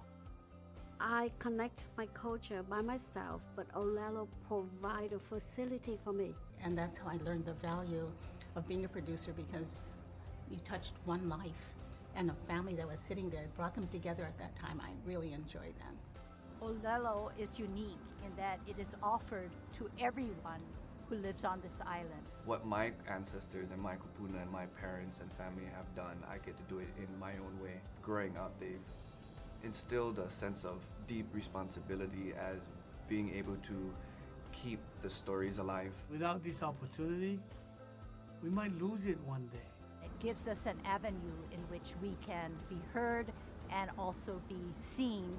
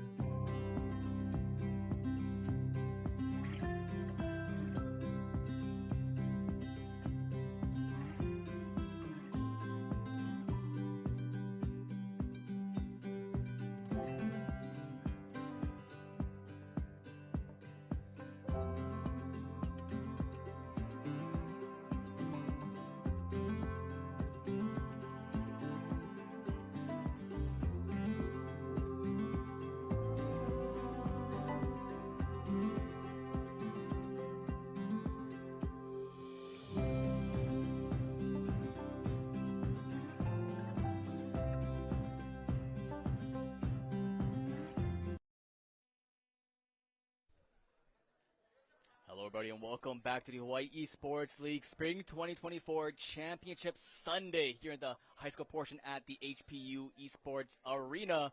We saw game number 1 of the Apex Finals. Waianae High School taking a very close win against Mauna Loa High School. Oh, yeah. I think if we just let them rock, paper, scissors, the results would still not have been as close as the game that actually happened. But, yeah, I mean, we saw a lot of figuring out what the opponent team was doing. We saw a lot of capitalizing on rotations in the estates. And, I mean, ultimately, like I said, this could have gone either way. Out of the 100 kills, the 50 needed to pass the threshold and win the map, there were 96 or 97 kills, which kept it really close. We saw a, a 45-40 lead in favor of Waianae at some point towards the end. And then it went to like 43, 44, and Moanalua almost defended 3 back-to-back fights. Props to them. So This was about as close as it gets, and I'm so excited for map 2. Yeah, we saw map 1 was S-States, and now map 2, of course, we do know is going to be Fragment East. That's something we talked briefly about that before the break. Okay. And now something I want to see as well, because if you play Apex 4, you know how Fragment is definitely very fragmented. That's the right way to put it. Wow. I see the teams right now. They're locked in. They're loaded. On the left, Honolulu High School. On the right, of course, is Waianae High School. Do you think it's the beanie? It's the did the dip? beanie get them 2 extra kills? So what he's saying is Coach Kyler has to have a beanie on next time. I don't think he will. Yeah, I don't think he's a beanie guy. I don't think so. Anyway, but it's going to be a good one. I want to see how it is, of course. We did not get to check what his IGN was instead of HPU Esports. We'll call him, I don't know. HPU. Hapoo. Alright, see how it is. Fragment East, here we go. This is the map for this time around. Definitely, it's very spacious, open up around this area. One of the main points of contention, of course, is this building you see that was currently pinged out by Honolulu High School. Sonar detected. They know what it is. Case going and back on the horizon. And you do see both teams with Bloodhound. Bound on the Bloodhound for Honolulu High School. Looking to see what they can do here. Scouting out what the enemy team is. Not getting shot just yet. Here comes the first point of contention. It is going to be the Bangalore going to fall. HPU just will get down, but a peacekeeper from Cakes will take one before falling very quickly back to MHP. Yeah, and I could totally understand why the Bloodhounds are coming into play here, just because this building is absolutely massive, but not only that, the symmetrical stairways leading up to the upper and lower floors make it so that navigation around the map is so difficult, but once you know where somebody is, it just makes it so much easier to take them down, and you can see the same amount of scrappiness we saw on map number 1, it maintains to this one. Maintains it indeed. Cakes the one with 2 kills on top of Waianae so far. They have the high ground. They're above the members of Honolulu High School. And they know. Bloodhound does spot them out. All right. Definitely waiting patiently. Going back in, taking low. Using right, let's get up. Trying to maintain distance. Dropping back down. One more tick will do it. Does get the shield off. Yep. Shield back does go off. MHP is danger. MHP bobbing. He's weaving. And he will fall to the Peacekeeper. All 3 kills going over to Cakes. But HPU will still get them one for themselves. And now that is a sort of short lead. Bangalore trying to run away. That is going to be Wells yet again. And Wells will fall. Everyone on Waianae has a Peacekeeper. Oh. Okay. Because why not? I think he's close. No, it's why not? Why not? Had to make the joke. Had to make the joke there. Anyway, now we see the Peacekeeper back in action from Cakes. Cakes up top. Cakes from behind. Cakes with 1. Cakes looking for another. Trying to scout out where this enemy team is. Gets the ping out. They know where Bangalore is. They see right now. 4 kills for Cakes so far. Nearly 1,000 damage. But also, this is one of his teammates, Wells, getting the heck out of there. Yeah, I mean, we talked about how dangerous these rotations can be. The tracking on these players is absolutely top tier, especially when they feel activated in a sense. But having rooftops like this, my God. just having control of that and just maintaining it, but playing it so well as Cakes with the ropes, with the R99, with the Peacekeeper, gets 2 before the last one is taken by Visor. So 10 kills so far for Waianae at that double digits. 6 kills for Cakes, and reaching that quadruple digit damage already. Yeah, this early into the game, I mean, it was pretty close on map number 1. It took a while for both teams to get to their double digits. Waianae already hit 10, and for Cakes to be 6 of them, that's over half. That is a very impressive scoreline, you have to say, for one of your players. With that being said, Honolulu are not even close to being out of it yet. They are still very well in contention. Yeah, bound to get to 1 off screen. Visored will fall, but Cakes, he's saying 1 more in my pocket. We mentioned a little bit about comms. It's a very fast-paced team, very quick rotations with the Bangalore, with the Bloodhound, with the Revenants. Very fast and able to locate where everyone is. Force Shadows has been popped. There goes the devotion coming up from Cakes. He said no more Peacekeeper. His peace is no longer, as the R9 now the devotion getting 1 on top of Wells. Bounded at MHP. Getting corralled in the pin. Getting corralled down. Bounded gets one. MHP gets another. Last man is Visor with the Peacekeeper. Visor trying to stay alive. But Visor took the ball. Visor trying to survive. But instead Bounded gets another. That is going to be a squad wipe. 7-13 now. It's the kills. As Bounded now on the top dog for their squad. But overall, every member of the squad nearly 1,000 damage. That's pretty good. Pretty G. Like I think an even distribution of damage just shows that each player is holding up their own weight. We saw Wells doesn't really have a kill to his name, but if he's doing 1K and everyone else is, he's doing pretty well. We're talking about down, talking about the kills. Let's talk about Cakes. I believe that was 8 kills for them. A 1.5K advisor to the fall. Cakes gets another though. Bounded will fall there. MHB getting Cakes. Cakes no longer the top dog there. The spray, the prey, the R99 will barely survive. MHP with a 2 from the Prowler. They're keeping it close on Moanalua. They know how I want to play. They've been playing around this area, but I think the advantages are just these little slivers of time where they have the opportunity to shield up on the side of Moanalua and just get that extra health advantage, so to speak, over YNI, and they go in for like a second fight kind of style, and that's been working out for them. We're going to have to see if they can keep this up for the time being. Sonar detected in the middle of the area. That's very dire HQ trying to fight it out against Bounded, but Bounded wins that trade instead, getting very close to near-death experience. A lot of pop shields from Wanalo High School, Peacekeeper in hand for this player. Cakes, though, trying their hardest to get a kill, get one stop for Wells. MHP in return. MHP dashing and gliding away from this player, trying to get away as fast as possible. Revenant might fall. Revenant will fall. Visor, he knows you. He can find you. He has a sonar available, and they're trying to get the heck away now. I was a little bit of do-si-do around the staircase there, trying to play the Benny Hills music. I know. Play the yakety sax if you need to, but they're keeping it super close. They're slowly decreasing the lead on the side of Moanalua. It was earlier around 5 or 6 kills. Oh, Wingman from MHP with a clean 2K. Yeah, now it's within 3. That's just one squad wipe away from tying it up. And we're only like 7 minutes. We're not even 7 minutes into the map. And you can start seeing Cakes already broke double digits by himself. Yeah, and well, the top dog last map from Monaco, but the rest of his teammates is definitely doing a really good job. MHP, as we see, doing such a good job. Bounded as well. You see now for some of the Prowlers from Wine, they've been swapped away for the EVA 8. EVA, of course, is an automatic shotgun, so can be very well, especially in these close tight quarters. You want to get as much procs as possible. And here you see a couple of cracks coming in. MHP gets one. Wolf fall to Cake. Last man is Bounded. Bounded trying to stay alive. But the Mastiff actually coming to play from Cakes. Man, this guy's changing his shotguns like it's nothing. Yeah, and that's all gold. I don't know what the word is. I can't think of it. Augments? Yeah, so pretty much it's from a care pack. Yeah, I know that. But, you know, the fact that it's gold, he has all of the... faster reloads and exactly, and definitely faster sights. So something you want to see, especially with how close and tight these are and how much bullets they're using. You want to try to reload as fast as possible. Yeah. And that's an opportunity they have for these, with these, you know, attachments. Now Visor trying to get away. HQ getting a nice proc on top of one. The smoke is Moanalua hidden, but Visor is coming in. Pop the beast of hunt. The beast is hunting, and right now he might become the prey instead. Trying to get more damage down. Getting cracking a lot of Moanalua. One will fall. Instead, it'll be One-Eye falling here. Visor falls. HQ falls. Cake is in. Cake will only get 2 before falling to MHP.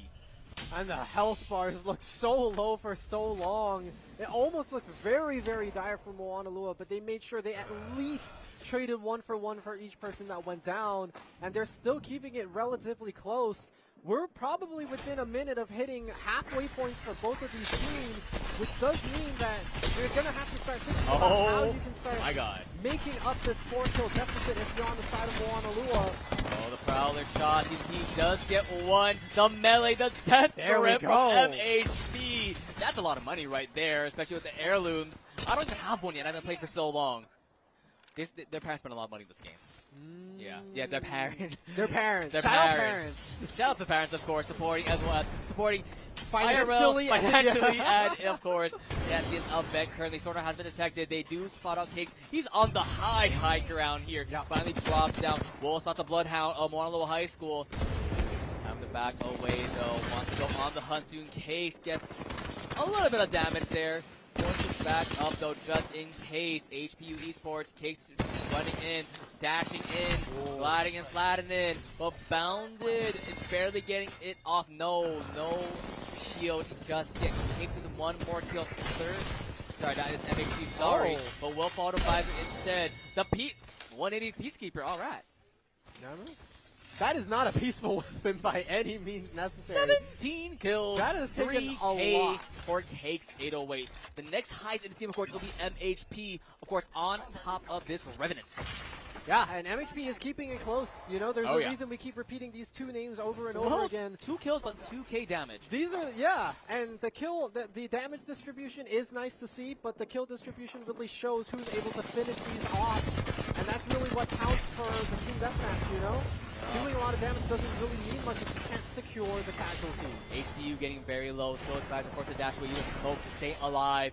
Cakes though getting 1, getting 2 with the Peacekeeper. Use the ultimate to stay alive to corral them in place. R99 from Cakes will get 1 more. That's a 3K squad away for the carry of Waianae High School.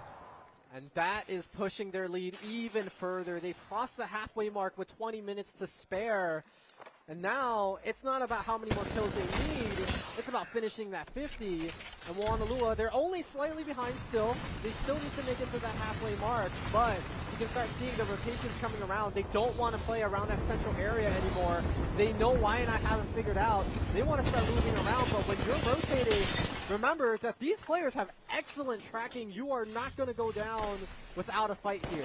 Aim assist to OP indeed. You heard a little bit of the Eva 8 shots coming in. Wells gets 1 from the live. Will fall immediately to HPU Esports. Cakes back down. He's hunted. He sees it. He can smell the fear coming in from Honolulu High School.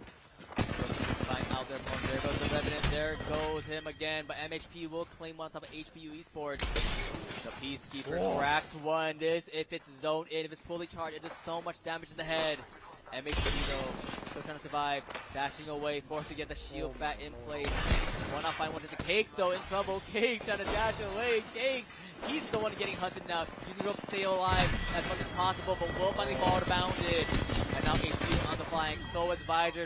Will finally fall to Wells, and now it's Visor falling to Bounded. And now it's still a 4-kill differential between these two squads. And the hard part about this is if you're a little bit separated, you're thinking, oh, I can go in, the enemy team isn't that healthy. But seriously, they're just running in 1 by 1 into a group of 3, which makes it so much more difficult. They're kind of just giving kills away. That was found with the RE45, you know, rocking immediately on top of Cakes.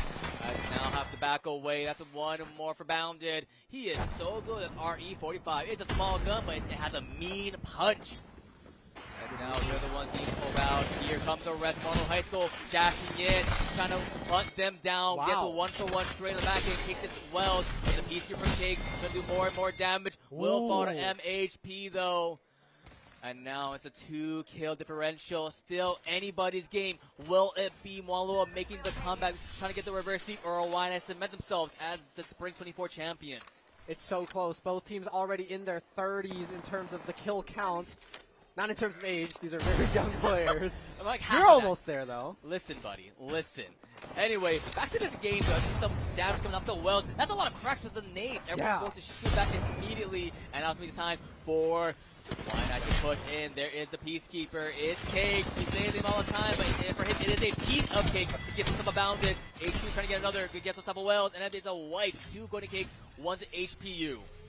Yeah, and they approach just beautifully. I mean, it's easy to go up to these high grounds because you have the ability to try to just like glide yourself up there, and if you're not ready for it as the defending side, stuff like that happens. And we're just watching these kills go back and forth, and something about them is they're either just really aggressive trades or they're the squad wipes that we keep mentioning.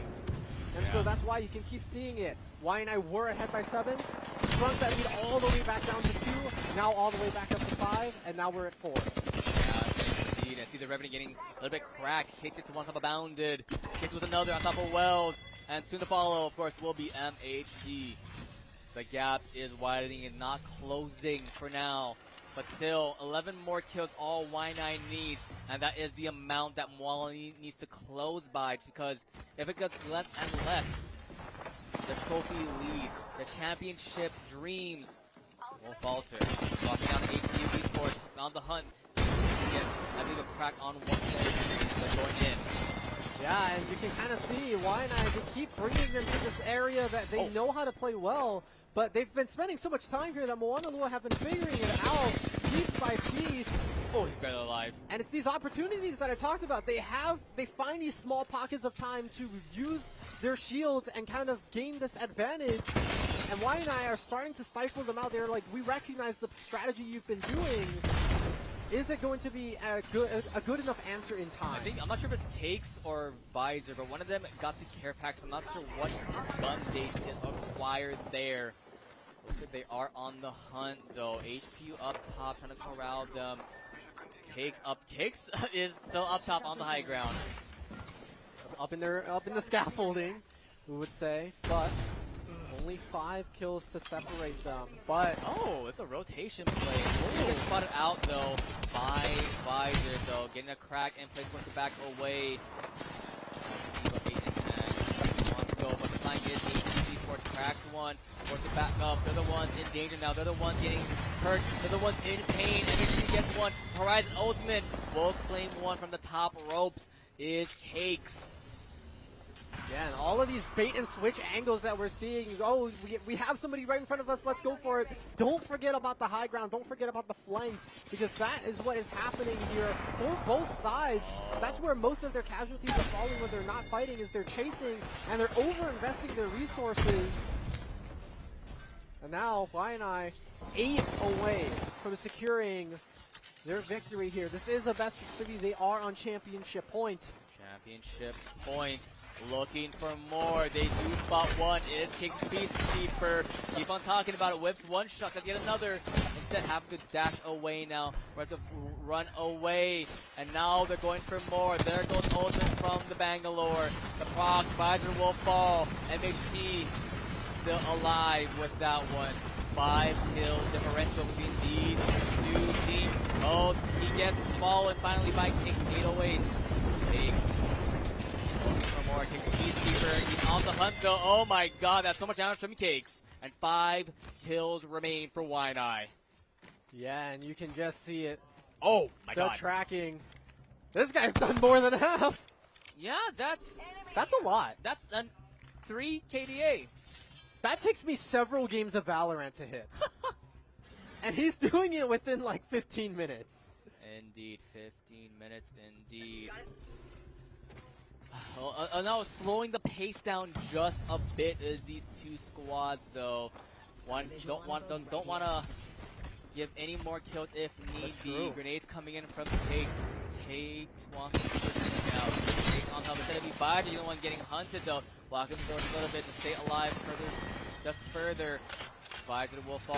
Cakes running away with the Peacekeeper. But from the side though, from the window, Cakes got one and it enabled Esports to push back in. 2 kills more for Wine-Eye. Will this be the championship point for them? Can they finally claim the victory and become the champions? Moanalua were kind of in this situation in game number 1. They were able to close it out super, super closely. I would not be surprised if they could do that here. It's really not over until that 50 kill threshold is hit. Yeah, Cakes hunting for his prey. Doesn't know where they are. 31 kills in their back pocket. He has combined kills of the top two on the other team. Moanalua, they're waiting to pay this game. They're waiting for Moanalua to come. Sorry, for Wine-Eye to come to them. They're pinging them out. They know where they are. Oh, it is a close 10th affair. Wine-Eye looking to claim the throne for themselves. Wine-Eye looking for the win. Cakes cracking one. They're on the hunt. They're trying to detect them. Visor having to seal up, but now they're going in. It's game time. One crack is there. The piece here from Cakes looking for the win. They're looking for one more. One more kill. All for Wine-Eye. Wine-Eye. One more kill for the championship, for the trophies. And Wine-Eye. One more kill. No, instead it will be HPU Esports falling. Visor and Cakes are looking. They know someone's in the corner. They're looking for it. They want it. And Waianae High School are your spring 2024 champions. Claim your crown. Claim your title. This is yours. Very beautiful showing from them. They absolutely played to the environment very, very well, covering all of their exits, teamwork all together, and the Peacekeeper is not a very peaceful option in Waianae's hands. Peaceful option, but definitely played the high ground. Beautifully. Cakes, over 30 kills by themselves. One-man army. One man. Hey, it's like the, yeah. Are we scouting? Is Jordan in the room? Hey, Jordan, you claim this guy before UH does. Well, anyway, phenomenal game, though, from both squads. Waianae High School, they, like we mentioned, they were the third seed coming in from the regular season. Yep. They defeated Roosevelt, and now in the 2-1 victory, now they defeated the first seeded Moalo High School 2-0. Truly an underdog story for them, but completely deserved. This was 2-0. It was a very close. If you say 2-0, you're like, yeah, it was a bit of a... No, it wasn't. It was not. Very, very tight from start to finish. So props to Coach Kyler and the Moanalua gang for toughing it out. But Waianae are going to claim the victory for Apex Legends here. Yeah, Waianae Apex Legends champions. And now we have to officially crown them with the trophy, of course. Of course. We'll be going to a short break while we prepare for the trophy ceremony for Apex Legends. And, of course, the grand prize for the raffles. So don't go anywhere, guys. We'll be back after a very short break.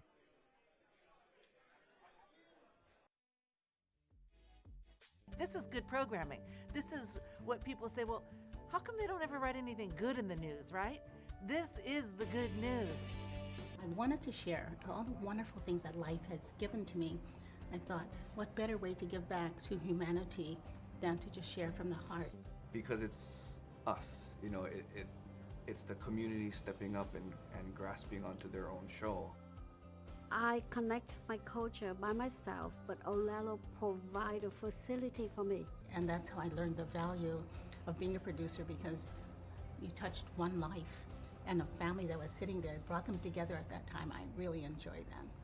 Oʻahu is unique in that it is offered to everyone who lives on this island. What my ancestors and my kupuna and my parents and family have done, I get to do it in my own way. Growing up, they've instilled a sense of deep responsibility as being able to keep the stories alive. Without this opportunity, we might lose it one day. It gives us an avenue in which we can be heard and also be seen.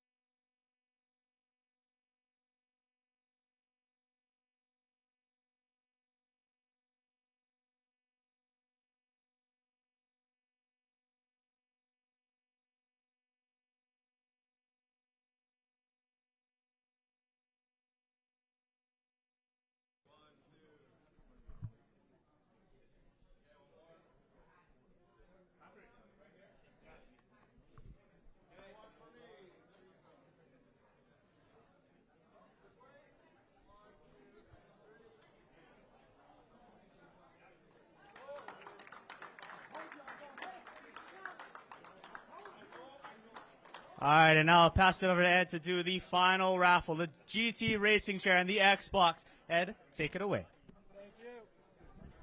Thank you. All right, it's that moment we all been waiting for, the grand prize drawing. First off, I want to say a special thanks to our special partner and friend, Hawaiian Telecom, for offering this GT Racing Gaming Chair. Give it a hand out, Hawaiian Telecom, please. Fastest internet in the state. All right, now, the big moment.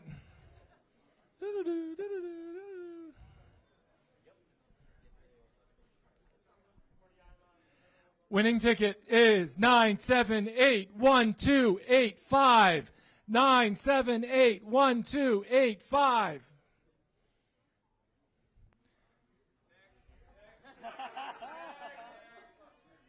One, yeah. All right, one more time. 9781285. Done.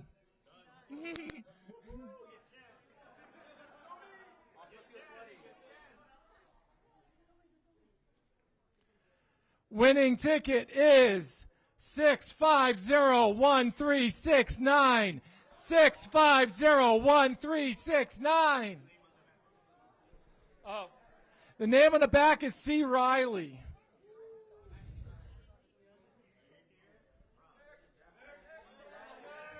C. Riley. One. Twice. Done.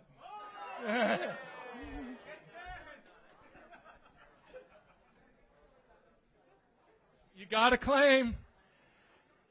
Winning ticket is 9781310. 9781310.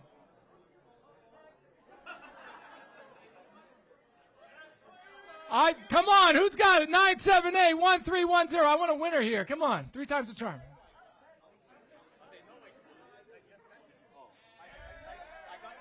Done.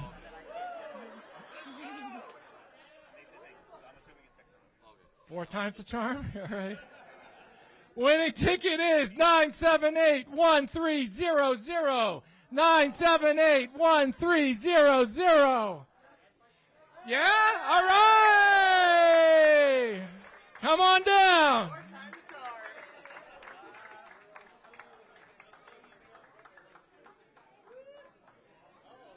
Winner!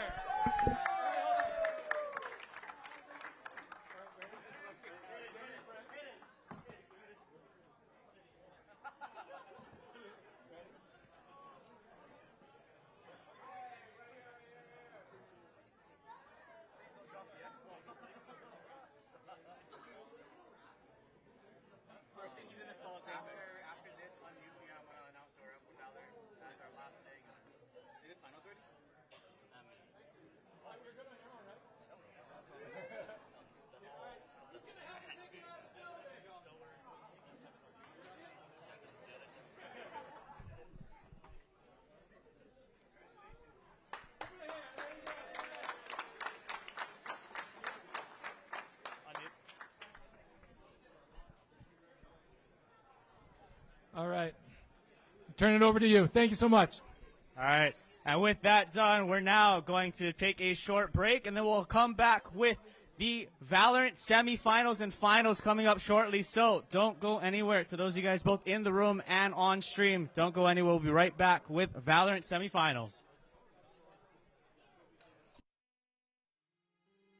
This is good programming. This is what people say, well, how come they don't ever write anything good in the news, right? This is the good news. I wanted to share all the wonderful things that life has given to me. I thought, what better way to give back to humanity than to just share from the heart? Because it's us, it's the community stepping up and grasping onto their own show. I connect my culture by myself, but Oʻahu provide a facility for me. And that's how I learned the value of being a producer, because you touched one life and a family that was sitting there, brought them together at that time. I really enjoyed that. Oʻahu is unique in that it is offered to everyone who lives on this island. What my ancestors and my kupuna and my parents and family have done, I get to do it in my own way. Growing up, they've instilled a sense of deep responsibility as being able to keep the stories alive. Without this opportunity, we might lose it one day. It gives us an avenue in which we can be heard and also be seen.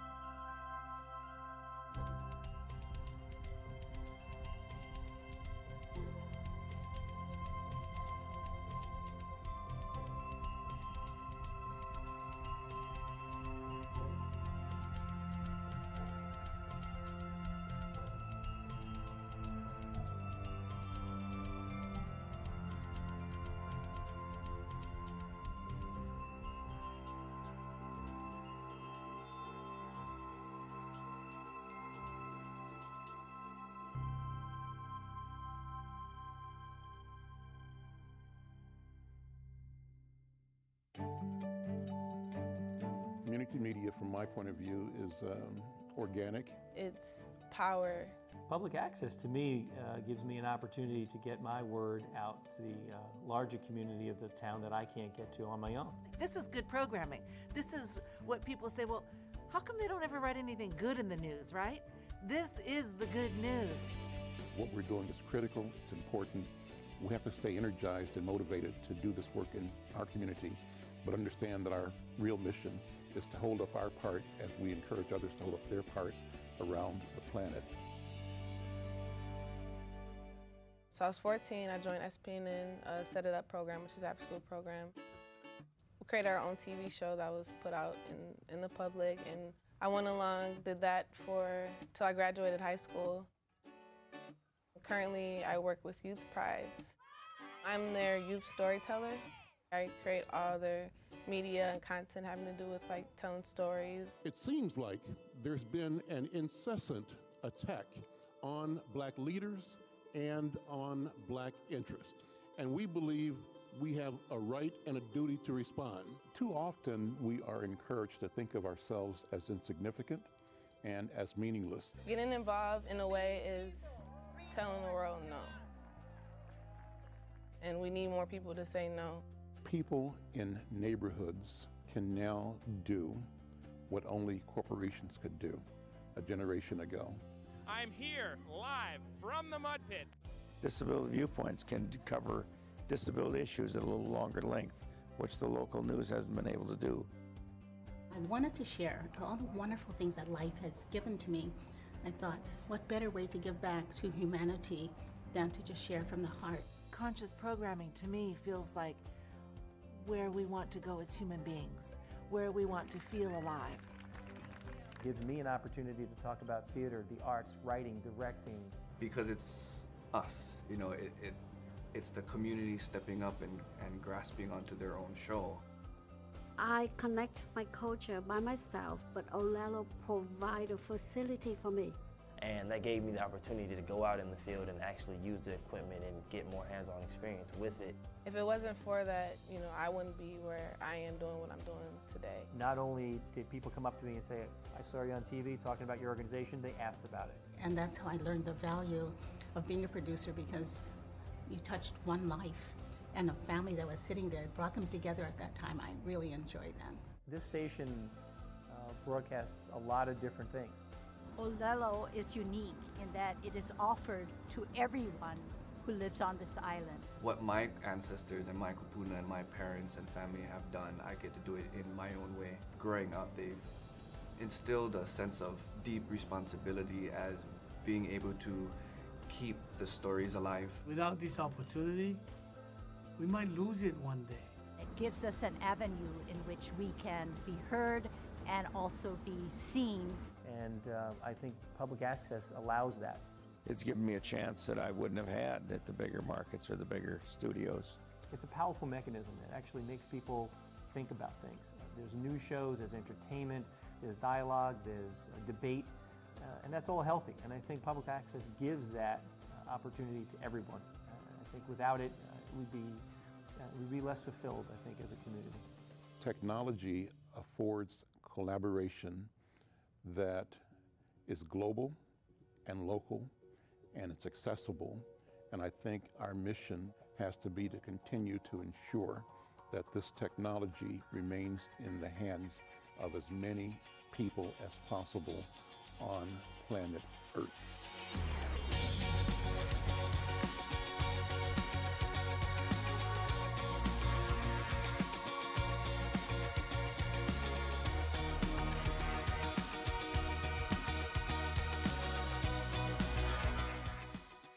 This is good programming.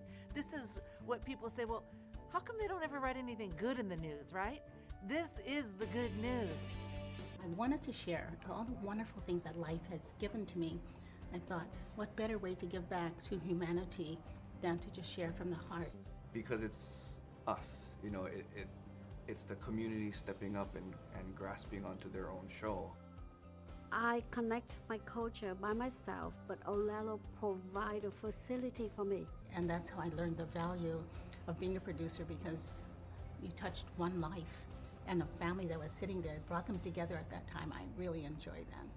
Oʻahu is unique in that it is offered to everyone who lives on this island. What my ancestors and my kupuna and my parents and family have done, I get to do it in my own way. Growing up, they've instilled a sense of deep responsibility as being able to keep the stories alive. Without this opportunity, we might lose.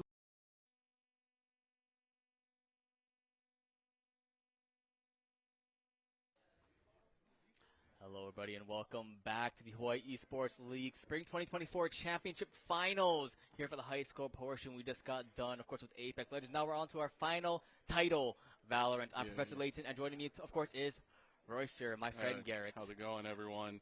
Happy to be here. This first time casting today and this weekend. But other than that, Valorant. We have a bit of a cool match coming up in-house. Yeah, no, we had that yesterday a lot, especially with League of Legends, other titles, and now it's Lelehua Green versus Lelehua Gold. Yes. And from what I've been informed, Garrett, we're going to one of the most infamous maps in all of Valorant. Do you know what map that is already? Oh, what is it? Ascent. Oh, yes, we love Ascent out here. We are Ascent lovers out here. Ascent is a very balanced map, as said many, many times. Oh, yeah.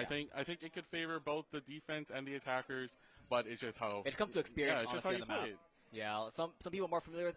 Everyone is familiar with Ascent, and now I think the big thing is, of course, mid control. Yeah. We've seen, of course, these Jets, these Reynas, these Razors with the operator down mid. And of course, we're already in to this. We see Lelehua Green, and of course, as you said, see, it is a 4v5. Lelehua Green, of course, no subs available, so they will be playing as a 4-man unit against Lelehua Gold, which has all 5 of them.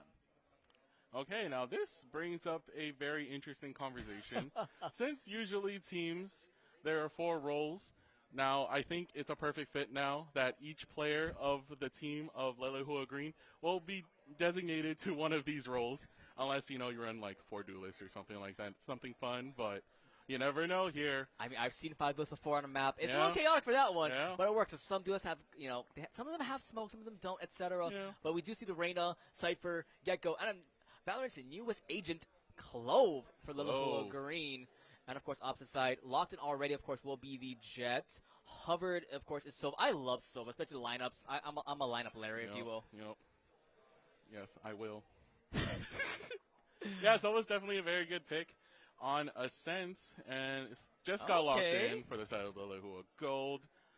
But, yeah, Ascent, I see 2 very different team comps coming into this match. Of course, one team is at the disadvantage, but hey, anything is possible here. I do not want to count them out just yet, Yeah. I've seen, there have been teams that have one carry player and they can 1v5 the whole team. I mean, we saw that yesterday. Yeah, we saw that yesterday.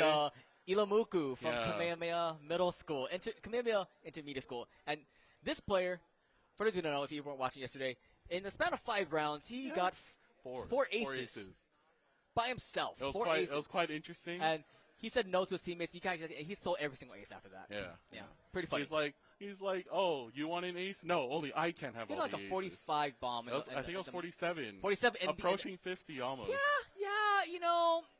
Just another day. Just another day in Valorant. Yeah, I spoke to the coach after. He said, I've never seen him pop off on Jet before.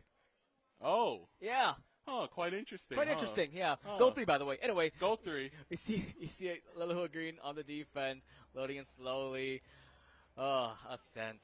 Oh, the El Clasico of this game. I'm sure these teams have played against each other many, many times. I bet. But here, this is when it really, really counts. One of these teams will advance to the finals, which will be a best-of-3 match. Yeah, best of 3 indeed. We'll see what happens on the defense. Kagide does get spotted. I believe there was a line that has to be careful. Cypher, though, will get popped by Mocha, a familiar name from last year's finals, I believe.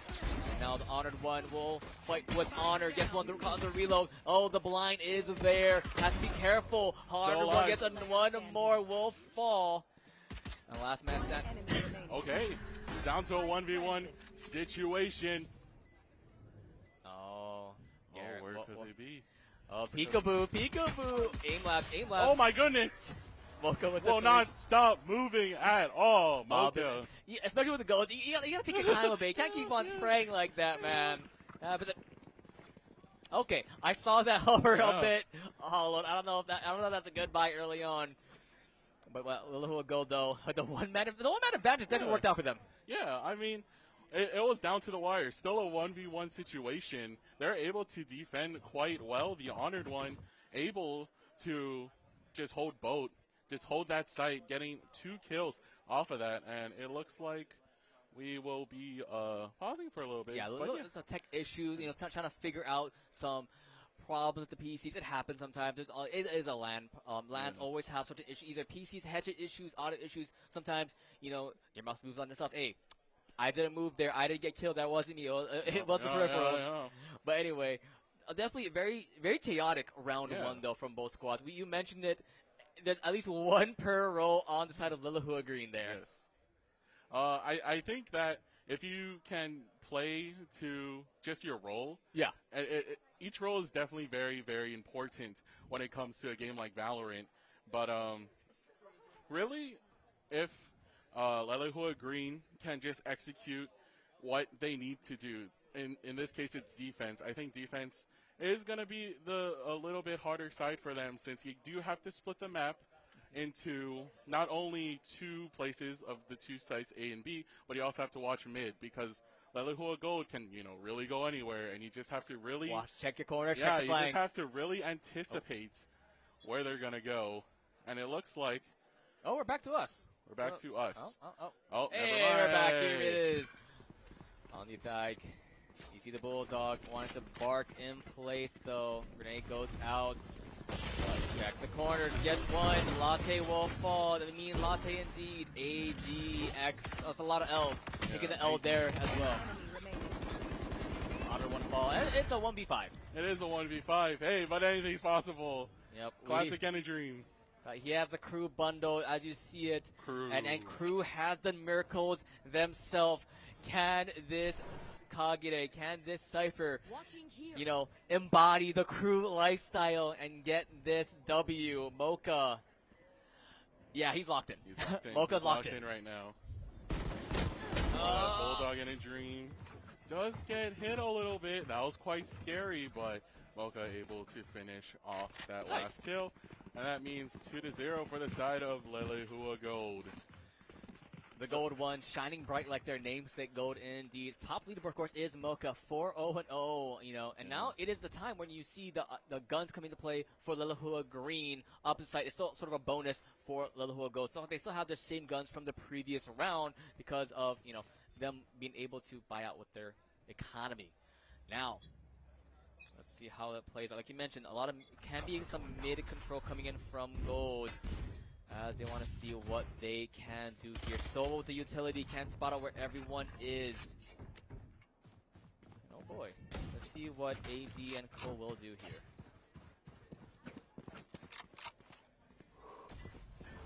Yeah, slow and steady wins the race. Slow and steady wins the race. And not too much action going on, but Mocha has finally made their way onto site. And this is going to be the full execute once again for Lilihua Gold onto the A site. As Lilihua Green now has to scramble and make their way to try to defuse this bomb. How is this retake going to take place? Yeah, Lilihua Gold, a little bit of too much of an early retake, if you will. Sorry, they were rotated super early on. As dope. Not really a dope placement there for your crosshairs.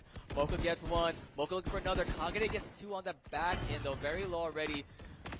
Blasting away will be Hollowed. Hollowed will fall along with them. Last man standing is Flute. 1v1. Oh! The 1v1 getting that 1-for-1 on Hollowed, and AD barely surviving their clutch. Yeah, a solo player. Clutch. They were able to bring that back really, really well. But however, still on the side of Lilihua Gold, that was a bonus. Yeah. That was a bonus for them. So all the money in the world now belongs to them, as Lilihua Green is now going to have to kind of scramble to see what they can buy. Is the call going to be to save? Is the call going to be to buy out here? We'll just really have to wait and see. But right now in the driver's seat is just Lilihua Gold with the full 5. Right here. Yep. I mean, They're very rich right now, like you mentioned, and of course, I do want to point out one gun we saw on the side of Oʻahu Green, Clutch Key's favorite gun. We talked about it a little bit yesterday, and he did mess with the Sage Wall. Cat tried to do another Sage Wall inside of B main. I think someone might have been like standing there, so it sort of broke it, which is unfortunate. That's what the common Sage Wall, unfortunately, tried to enter through B main. Instead, of course, Honor One and Kagire. Kagire will fall in the smoke. Spots one. I don't think they spotted him. The plant is going in. Spike planted. What here? Able to get Flute in Boathouse now in the hands of Amanda, but they don't realize. They didn't know all of them were on stairs. Yeah, got two there. So, costing them a little bit for Oʻahu Gold, though, but still up is gonna be this 5-man squad of Oʻahu Gold. Yeah, right now, but as you see, the economy kind of more even in terms of it. Kagire did buy, was it a Spectre last round? Spectre last round, unfortunately didn't save with the team, but, all you need is one kill. One is all it takes. Yeah, and then you get a nice little gun. A gun that you just stole off someone's body. But here we go. The execute looking for Oʻahu Gold. Looks commenced, but the zoning of a raise grenade. This looks like to be the execute onto the A site. Honored One. Honored One with the Vandal. With the economy in face. Kagire on site with them, but a rotate coming out from this green squad. 4v4. Look, Soba did get the bomb, or is able to walk away with it. The spike is there, and it looks like it's a waiting game now. So wait to see what the other team will do if they rotate out or stay in place. Kagire. This is what Oʻahu Green wants. They even the fight. It's now 4v4. Yeah. And now they do know that at least one member is still there. Shoots out the darts. The revive coming in from this Sage. Honor One gets one. Honor One with the revive, though. Coming back to life. Latte. Oh, but they're spraying, they're praying, and get another. And now to be a 2 versus 1. The Empress, the Latte in charge. Reloading. Watch the reload. And they heard the reload and double swung together. Yeah. Oh my goodness, that reload in a very, very risky place in a risky situation. Out in the open. I was kind of freaking out about that. Hey, I give them props. Yeah. So as we move on to round number 6 of these two Oʻahu teams, Oʻahu Gold now leads 5-0 as they look to make it 6-0, securing at least a tie by the half. Yeah. And I'll see what happens here, though. Looking at the mid. No, AD. A little unfortunate, though. And now let's see what happens here. The grenade, Kagire gets popped a little bit, but through the cage, Hollowed will find Kagire. Once again, another retake. This is going to be 2v5, still in the favor of Oʻahu Gold. Everyone is still up on Hollowed, pushing the smoke. Technical ace there. Getting a 4K. Yeah, technical ace. An ace because they killed the whole squad by themselves. Yeah, ace. You do have a point there. But 10-4 for Hollowed, though. Fragging out this game. I love this candy cane knife there. Yeah, candy cane. You break it enough, you can break it, make it into a sharp little thing, whatever that's called. But, Jesus. A little dark there. But that does happen. Yeah. And now 6-0 the half, though. Already at the halfway point of the first half. So a quarter of the way there of the game, technically speaking. As now 6-0. No rounds taken by Oʻahu Gold, but they come very, very close as the rounds go on.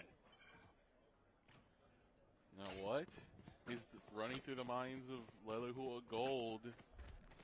As it looks like to be a little bit more of a slower game, but Hollowed able to get the pick onto Latte. Oh, no. And Mocha getting the pick onto AD. However, Cat once again.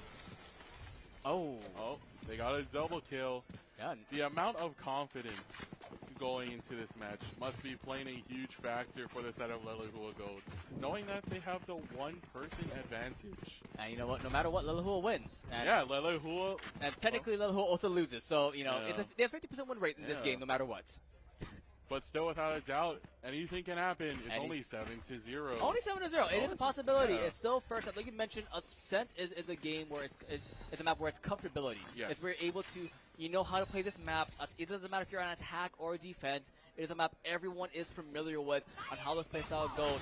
And that is a raise kind of go in. Hits the box, a little bit not in hell just yet. Mocha with the knives, the blade sword targeting through the smoke will get one off Embassy. But we'll spot another one because of his traps. Hollowed. Hollowed, though. Will they expect it? And they do not. Latte does go down to the hands of Hollowed as AD and Kagine are the last two members remaining from the side of green. Oh, I think he was correct, but it got knocked away instantly. Hollowed to that little puka. Will spot out Kagine, the last man standing. He has no HP. He sees it up, and he will fall. There's Mocha with another kill. All these, that execute right there, fast and quick. Hollow tried to open up in with the Raze ult, trying to get a pick. Unfortunately, went for dice. No one was there, but the kills just kept flowing. Kept flowing, indeed. Now see what happens. See the ultimate. You see Sova and Omen ultimate available. Opposite side though, Kagine, once they do get a frag or an assist, they're able to spot out where the rest of gold are located.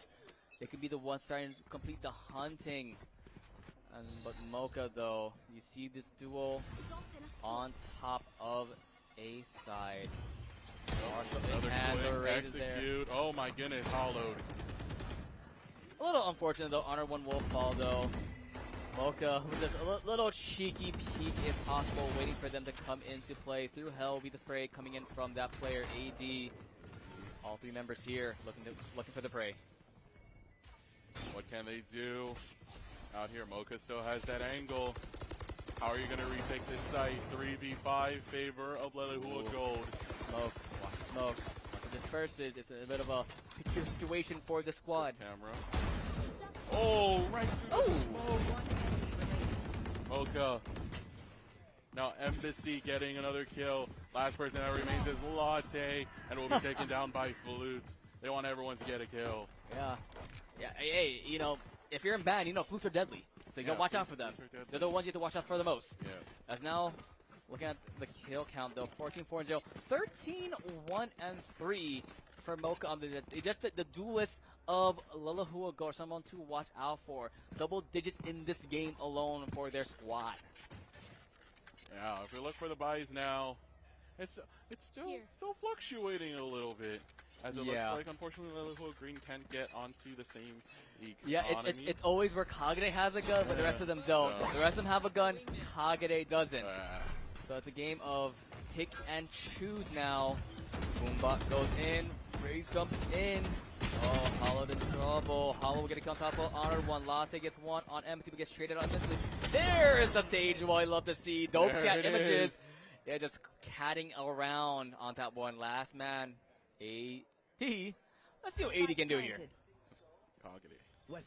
Oh, sorry. Kagine. My bad. Kagine. The one, unfortunately, without a gun. Yeah. Oh, but it's right in front of him. Hey, and that's Embassy's gun. That is the Sentinels. Let's see if it's like Sentinels tag. I did not see that. That was a pixel perfect shot right there. Look for another. But Mocha with the trade. I mean, I believe we'll be saying Mocha's name a lot throughout this map. And if I'm looking on the track record, if Lelehua Gold does win as well, I think we'll see Mocha's name a lot in the grand finals. It's both Mocha and Hollow and how they're playing right now. They're playing. It's the duelist. Yeah, they're the entry. They're playing super greedy, but also the fact that in last round they had a B push, and the previous rounds before that they had an A push. So they're starting to mostly switch it up. They're making Lelehua Green to where they're going to be hitting, and we're going to see if they're going to switch up the pace as well. I feel like at one point Mocha and Latte were a duo, and now they're on a different team. So you know, it's sort of that the synergy's gone now. They separated. It's a balanced game of duos. There's always duos everywhere. And now this game, let's see how Mocha with the Sentinels Vandal will do. Spots out the smoke.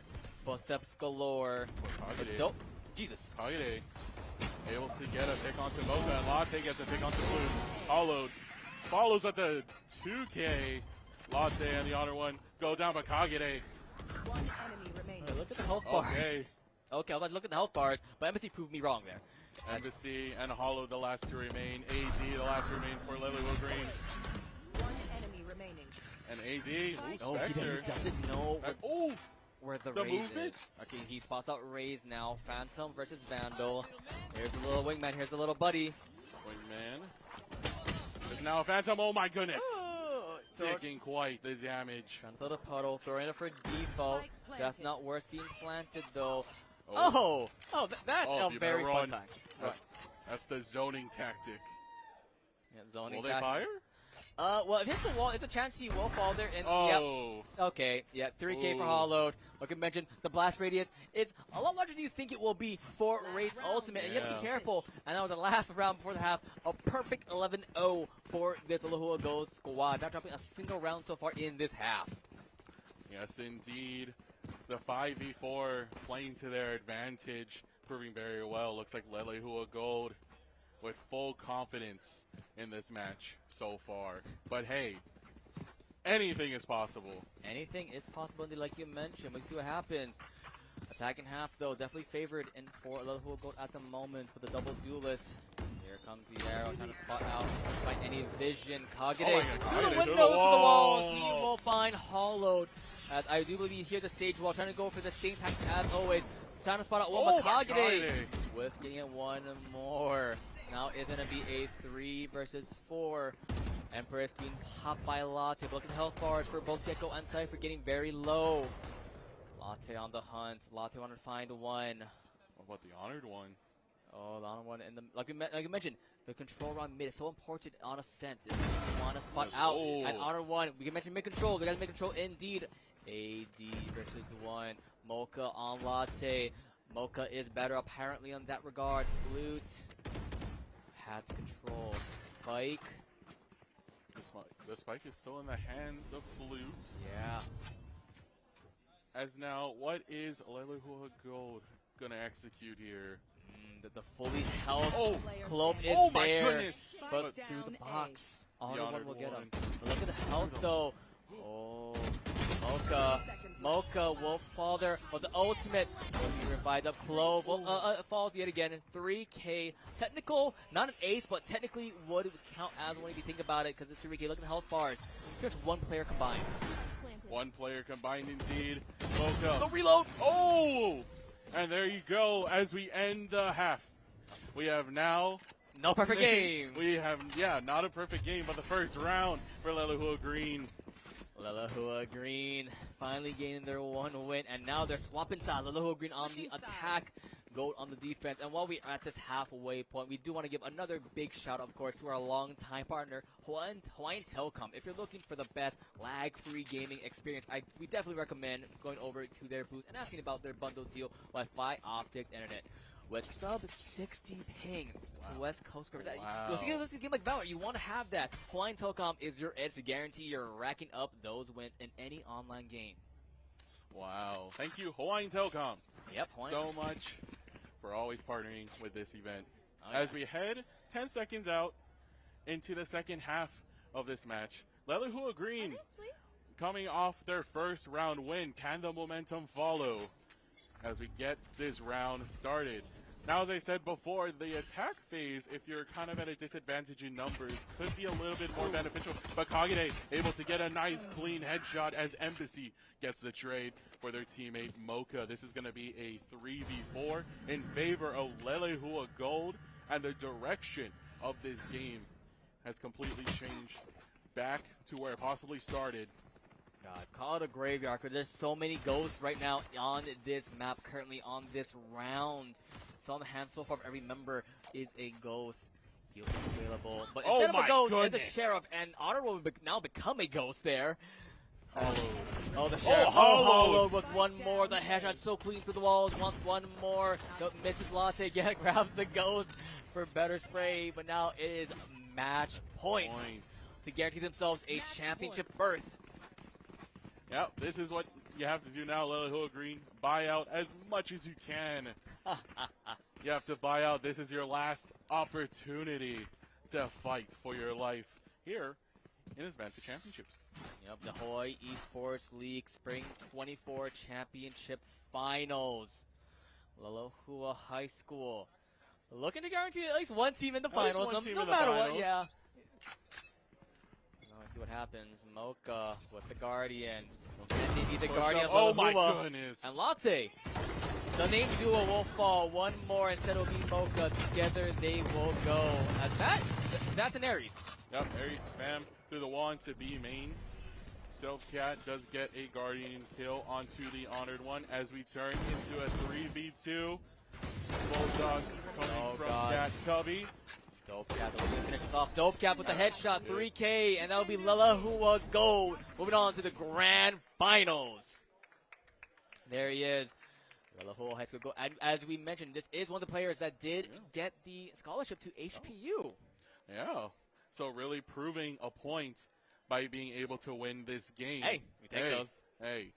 But yeah, it's showing their worth. I'm not sure who their opponent will be in the grand finals, but definitely with that small break they had now, the other finalists, they got to watch how Lolohua Gold plays. Sure, it was a 4v5, but you got to see what their sort of strategies will be, and you sort of have, I guess, the edge going in. Even though your hands aren't as warm, you know what the strategy is for this squad. They were able to play their semifinal match on our side stream here, so they are a bit warmed up. But yes, as he said before, just gaining the strategy of watching your opponent is just completely beneficial. So we'll see how they can work with that to their advantage. Yeah, work with that advantage indeed. And while we prepare for the grand finals, the final broadcasted match of, Hawaii Esports League, we're going to take a short break. We'll be right back, so don't go anywhere. That's the Hawaii Esports League Grand Championship Spring 2024.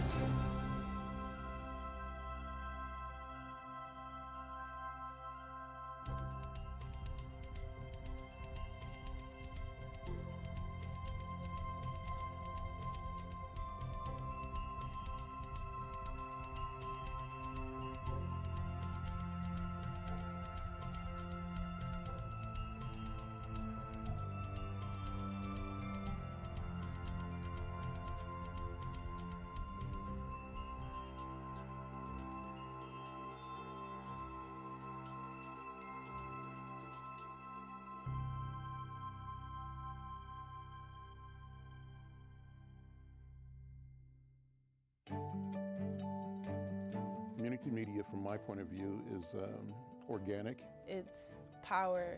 Public access to me gives me an opportunity to get my word out to the larger community of the town that I can't get to on my own. This is good programming. This is what people say, well, how come they don't ever write anything good in the news, right? This is the good news. What we're doing is critical, it's important. We have to stay energized and motivated to do this work in our community, but understand that our real mission is to hold up our part as we encourage others to hold up their part around the planet. So I was 14, I joined SPN Set It Up program, which is after school program. We created our own TV show that was put out in the public, and I went along, did that till I graduated high school. Currently, I work with Youth Prize. I'm their youth storyteller. I create all their media and content having to do with like telling stories. It seems like there's been an incessant attack on Black leaders and on Black interest. And we believe we have a right and a duty to respond. Too often we are encouraged to think of ourselves as insignificant and as meaningless. Getting involved in a way is telling the world no. And we need more people to say no. People in neighborhoods can now do what only corporations could do a generation ago. I'm here live from the mud pit. Disability Viewpoints can cover disability issues at a little longer length, which the local news hasn't been able to do. I wanted to share all the wonderful things that life has given to me. I thought, what better way to give back to humanity than to just share from the heart. Conscious programming to me feels like where we want to go as human beings, where we want to feel alive. It gives me an opportunity to talk about theater, the arts, writing, directing. Because it's us, you know, it's the community stepping up and grasping onto their own show. I connect my culture by myself, but Oʻahu provide a facility for me.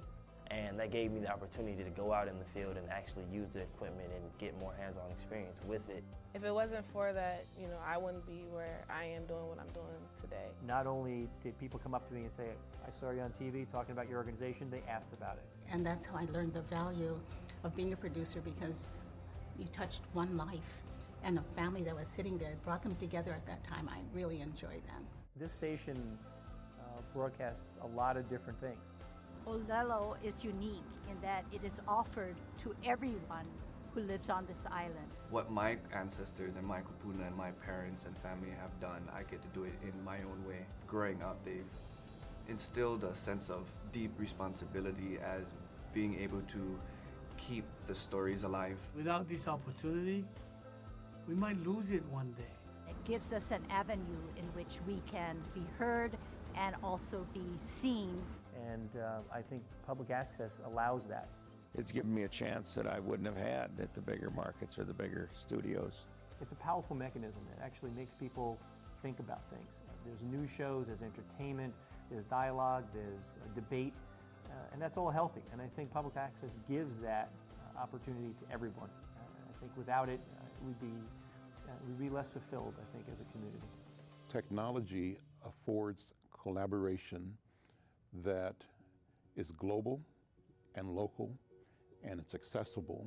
And I think our mission has to be to continue to ensure that this technology remains in the hands of as many people as possible on planet Earth.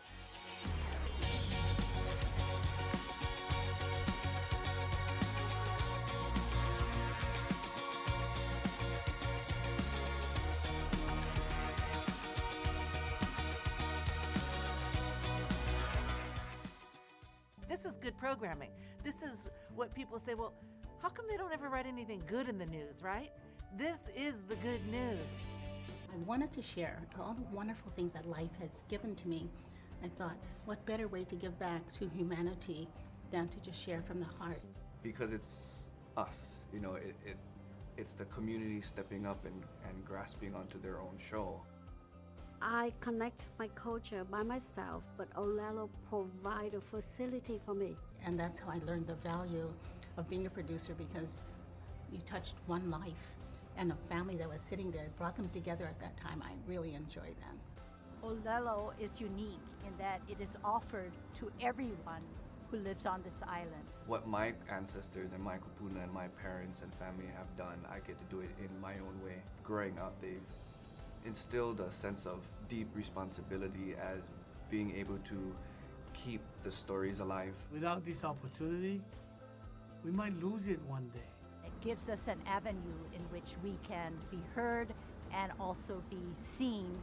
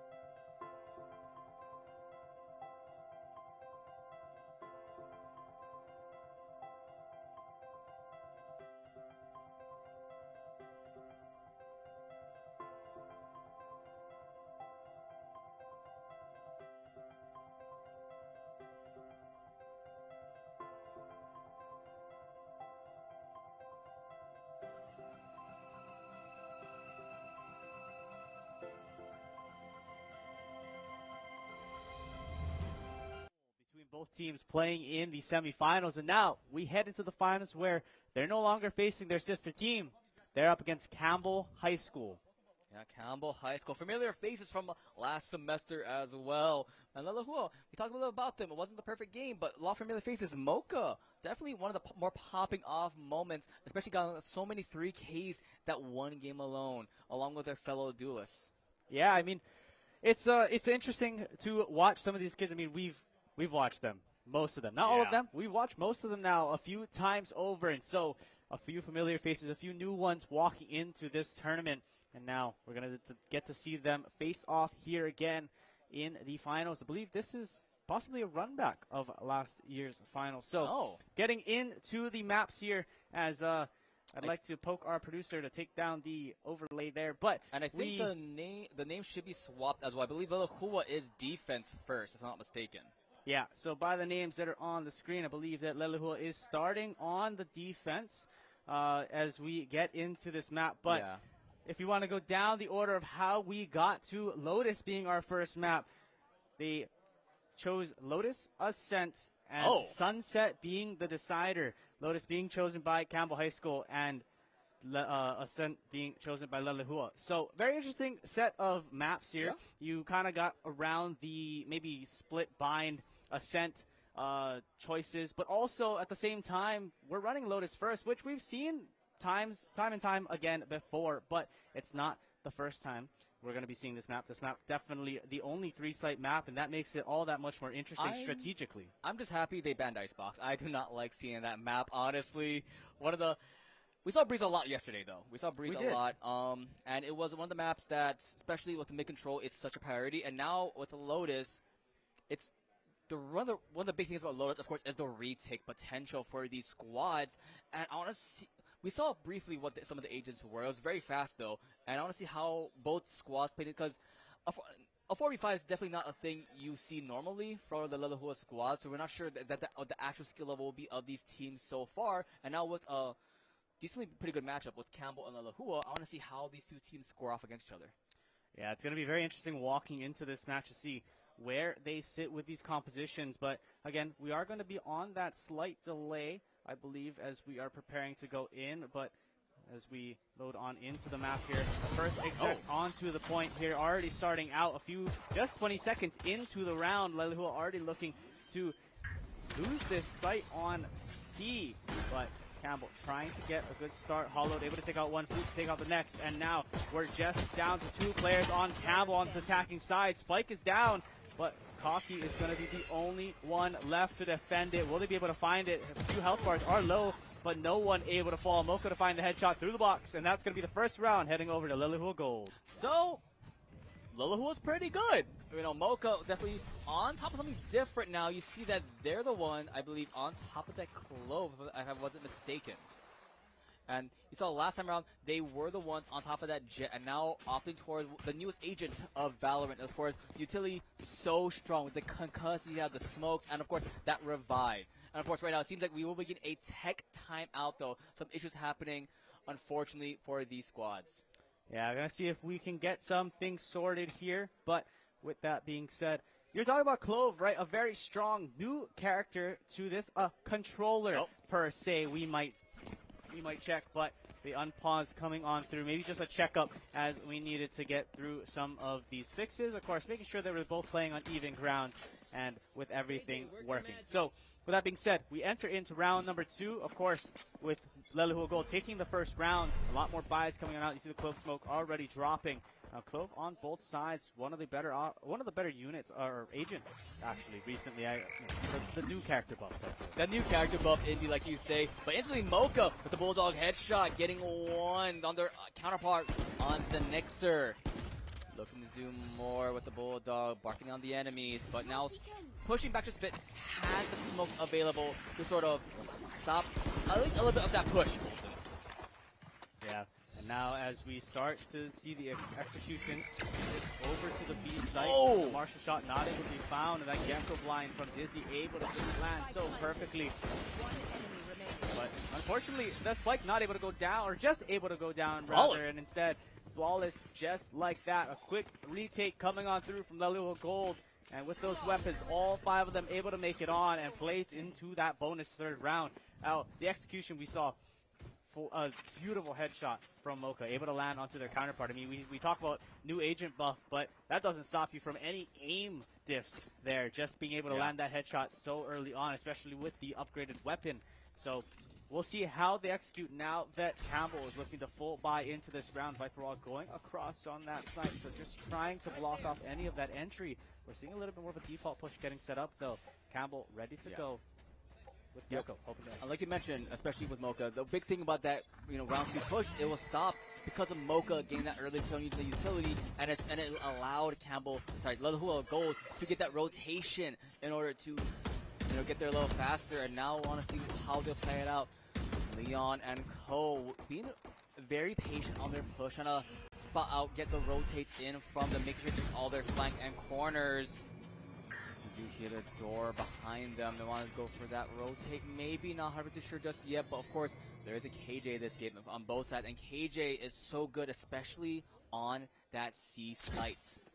Yeah, playing on that C site, so much utility, just able to alert them, right? Alarm bot on that entry. You have both of your mollies ready to block them off, and the turret also just being able to notify you. Just so much information gathering from that KJ. But 50 seconds on the clock. Campbell is still making a decision of where they want to go. We're starting to see them group up here, but that door opening again alerts them that they're in one of 2 locations. Ghost Smoke will go down the Dizzy to find one on the blind. Will they be able to find any kills, though? So far, that's a no, but they're walking through, trying to see if anyone's going to be able to fall. The Raze falling also low, able to find it. Leon Kao now taking down their counterpart in that Raze. Zinixer maybe trying to find a little bit of a flank here. Gonna peek on out with their teammate, finding one, able to trade it out. Mocha with that clove, able to get the res, but instead Zinixer able to take out another, making that a 3K. One more player remaining for Leilua. They know. They might just know where they are, but this Marshall looking to land that shot. Raze able to play. Leon Kao trying to find a peek. The blind going out. Will be able to find one. Will be able to find any more. Peeking out. Not able to find the kill. And Zinixer with the 4K. Able to take Campbell's first round in this game and bring them into the bonus with their Vandals. Yeah, bonus indeed. There you go. Mocha used that ultimate earlier, so that's 1 ultimate down. And so far, it looks like Kaiser almost has the Thrash available. I mean, Thrash, definitely one of the more prolific ultimates right now, especially with that huge concuss coming on, the stun onto the whole squad that is within that radius, especially with how they're playing with this Jet, with this Clove, with this Raze. Is there the possibility that the Thrash will be so useful for that take on any site, as they're now looking towards here? But of course, let's be very careful. Hobby in the lead.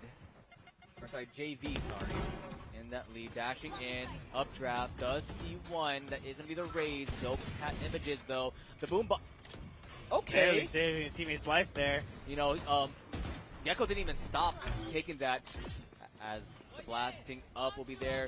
Thrash, they did get that ult orb, 1-for-1 trade, hollowed, will get a kill there. What will happen? Nice headshot from Dope, MC will fall to JB, as now Mocha gets one return on Zinixer yet again. Mocha's there on the side.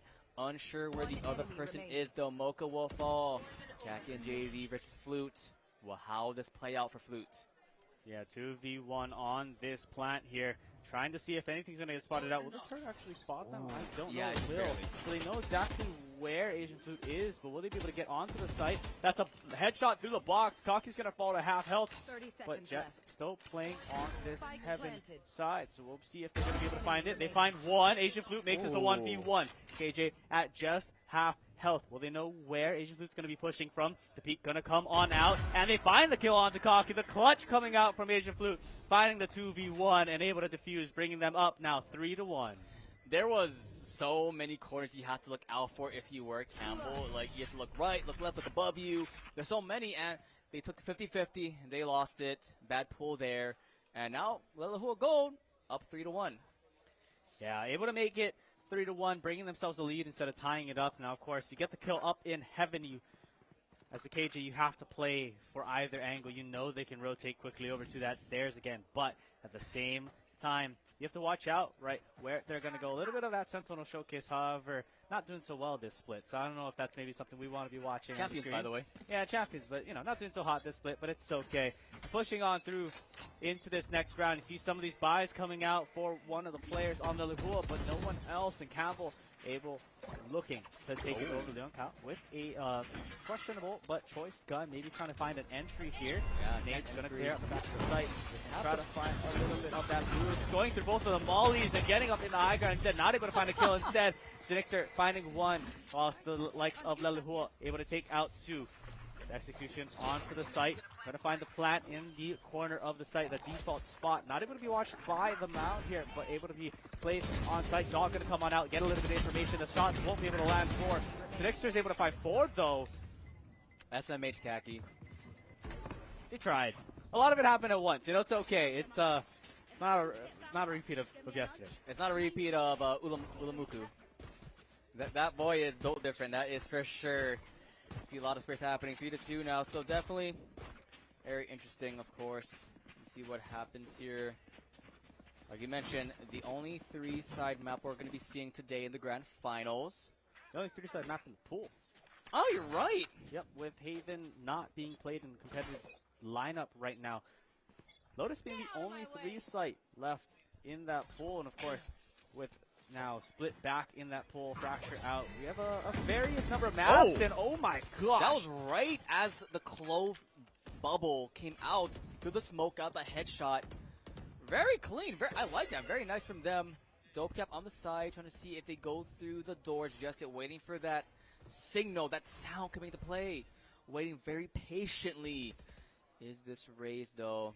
And the rest of the squad still waiting patiently as well. You see around the mid and C control, not over-rotating just yet still. And now wait and see what Campbell will do with 4 members strong. Very slow, very patient. More Sentinels.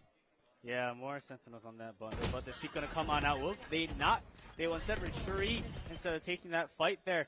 Zenixer is pushing up, able to get the flick onto Dopecat Images, shooting through it, finding the second on the Asian flute. Unfortunate timing there, but now the Sky going to peek it. Will they be able to find it? They will. Resurrect. And Zenixer will have that res on call. That's going to be Hollow to find their death, and one more remaining. That's going to be Leon Cow, and unfortunately, with that, I believe that, does Clove stay alive? They do. Oh, yeah, as long as you get a kill or an assist, the revive. Think of it like in League of Legends, for those of you who play that, with the Renata Glaska blade, the W. Got it. Yeah, so you stay alive as long as you get a kill or an assist. But see what's crazy about that is no bullets were shot after the res button was clicked, but they did just enough damage onto the Sky that allowed for that assist to come on through. It worked out for them. It could have been a really unfortunate situation where your team takes all the kills and then you don't know what to do. You're not going to get the res off, but instead we are pushing on to this next round. 7th round here, tied 3-3. The execution looking to come onto this A side again. Lelehua on a little bit of a save. That's going to be the Raze rocket coming on out. Just able to get out of dodges. Dopecat Images, but unfortunately Hollow able to get caught up in the stray.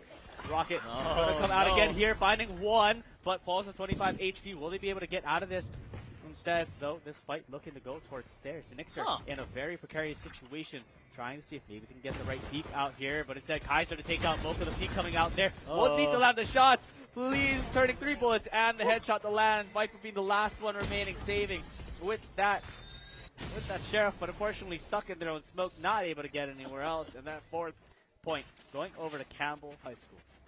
Yep, Campbell High School finally on top. For the longest time, Lelehua Gold had the lead in the round. Campbell finally, after 3 back-to-back-to-back, they will get the lead here. And that is a gun in the pocket of Embassy right now. That is definitely one of those guns. Brace your ears, Colton. Brace my ears. Look at Embassy. Oh. Yeah. Oh. Look, we're getting close. we're doing our best, but it's Thrash ready to go. Thrash gonna come on out. Will he be able to find anything? Embassy the only one on the site, but unfortunately able to get so far back, and now Point already being taken, or rather, site already being taken by the likes of Campbell, but everyone's still alive on the side of Lelehua at near full health. So this recontest gonna come on out, door to be open, and the lineup is gonna come on through.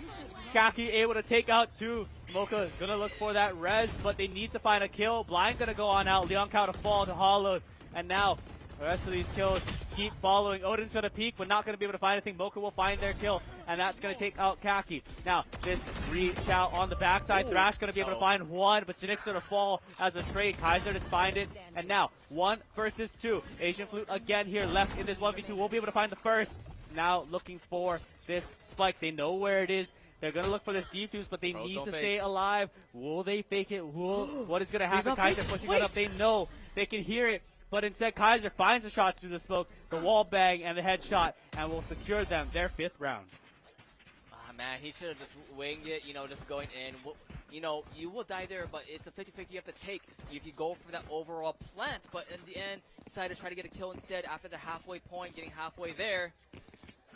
But man, oh boy. Just a initial push onto that site, and I thought I was playing Overwatch for a second, because with all that utility, so much on my screen, so many smokes, so many pools, so many puddles, it's like, what am I looking at? I mean, we have now 3 total smoke players, not inclusive of the jet smoke, playing on this map. So it's possible to just see a ton of different smokes. And with this Viper and Clove, you're just seeing also different shapes of smokes. It's all confusing. Geometry. Yeah, but here we are on another save round for the likes of the Mules and trying to see if they can find the peak. The timing might just have to be there, but instead, Asian Flute going to have to retreat back just that little bit and find that space for themselves. They know that one is there. They may not know the second.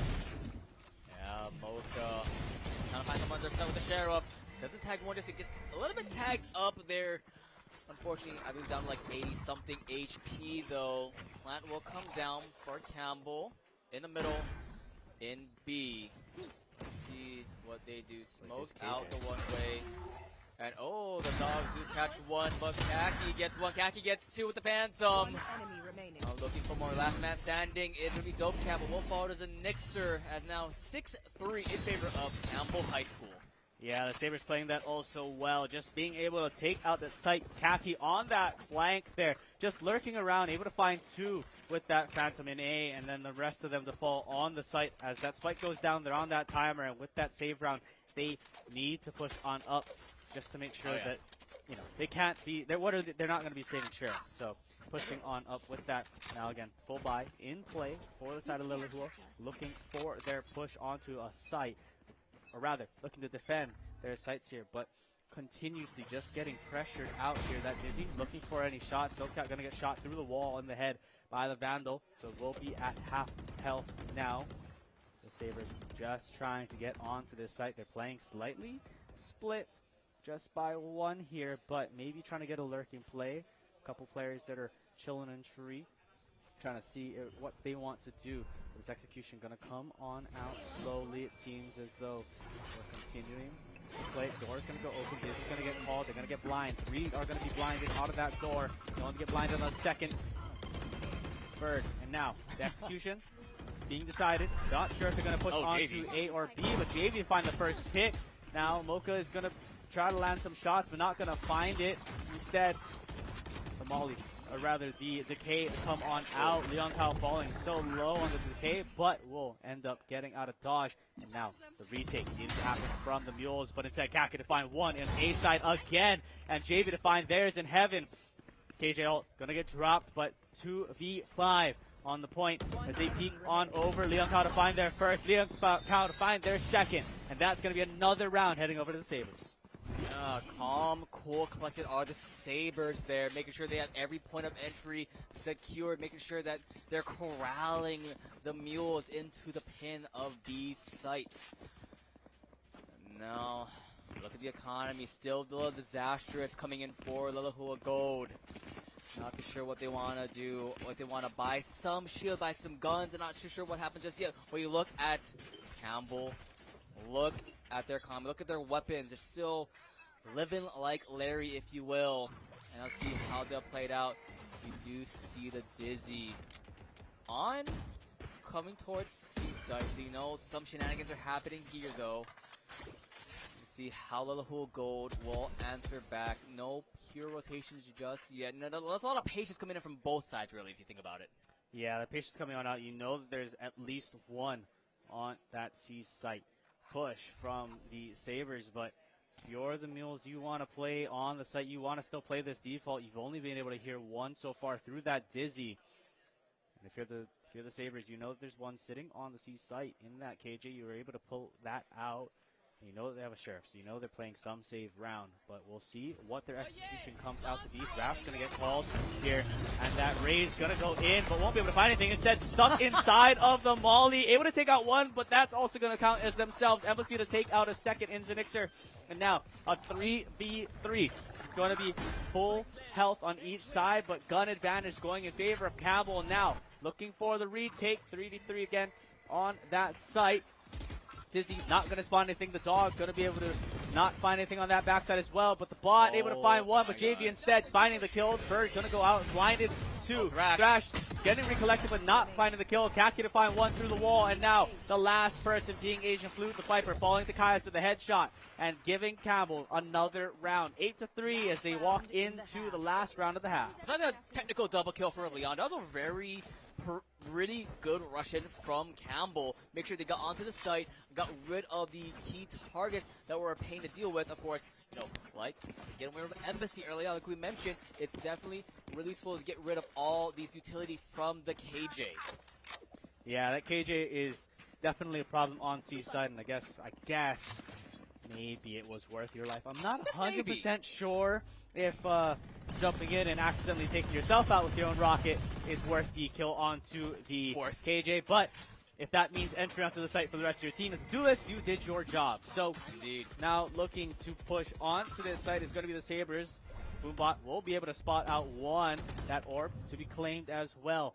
And now, what are they going to do here? You see the split slightly coming out, but the majority of these players are all set up on the A side. Dopecat trying to spam through the smoke, see if they can find any kills, any damage, but won't be able to find a door to open up. They won't be able to land a shot onto the Rays, but will they do anything more? JD playing a little bit more on that backside, but Holiday but finds Zenixer early on that headshot and tree. And now the rest is actually slowly coming out, but this door is just being played back and forth. They don't know where they're going to go. Yeah, they're not too sure just yet. They're waiting. You see the healing coming in from this guy. The noise is been made by Flute, and he will win the 1 versus JB. Now a 3 versus 5. Kaiser trying to push in. They have the spike available with their little wingman. They're not too sure where anyone is. They're not too sure if they're going to be corralled, like we mentioned. There goes the mosh pit in place. Plant comes in from the wingman. Be very careful. This is where the push comes in from them, but through the side is Mocha. Either gets one, as Leon wants to hunt more, gets a second, but Hollow 3K, and that will be not a 9-3, but an 8-4. Still in favor of Campbell, though. Yeah, 8-4 as we head into the half there. Unlucky for Kaki, just falling also, just missed timing on when they decided to rotate. You know they're constantly holding that A long sight line, just trying to hold their rotation through, but not able to find anything that time around. And unfortunately, that means that Campbell won't be able to find their 9th round, but instead, we head into the second half, 8-4, swap sides, and now, excuse me, the double smoker now on the attack, and so a little bit more of a control, per se, of who's going to be able to walk into that site. But what I want to see is Dopecat Images able to take a little bit more of that entry as a duelist, wanting to find where they can get their kills. Of course, Leon Cal doing their job, but on the flip side, now, one Sentinel, Net KJ, is going to have to do the world's job on C site. Yeah, got to do the job indeed as the final second before the half finally begins. Here we go. Like we mentioned, Lilahua on the attack now, but instead it looks like Leon the one wants to be on the attack. Blasting forward, trying to see if he can get any quick kills, quick headshots on top of Lilahua. But Lilahua playing a little far back. They heard all the noise coming in from Leon, so they know something a little peculiar, a little fishy is happening here, Colton. Yeah, and you see the setup on the C side a little different than that of how Lelehua set up originally for the KJ, but the walkthrough on A site means that Leon Kao is going to be able to take one, but traded right back by Mocha. The headshot going to land, but not able to take out the kill. Mocha finding the second now on Kaiser, and the overheal just barely kicking in. Now 15 health and a dream, but the rest of this team falling on through. 4v3 on the attacking side, 50 seconds left to go. Zenixter smoking off that long, hoping that maybe they will be able to find it. Viper Wall going on up just to play a little bit of a fake.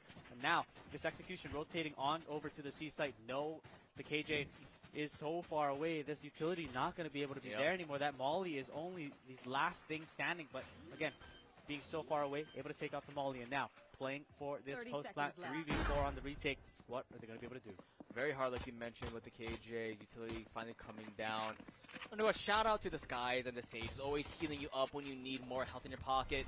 Of course, Mocha back to decently amount of HP, back to full HP there. Looking for that headshot on top of the counter, on top of Zenixter. Kaki, though, have to be careful. Kaki will fall. Headshot 3K for Mocha. And now looking for more. Embassy will get one top of Zenixter. Loop with the other. And that will be another round going over to Lila, who will go slowly climbing the way back up the mountain.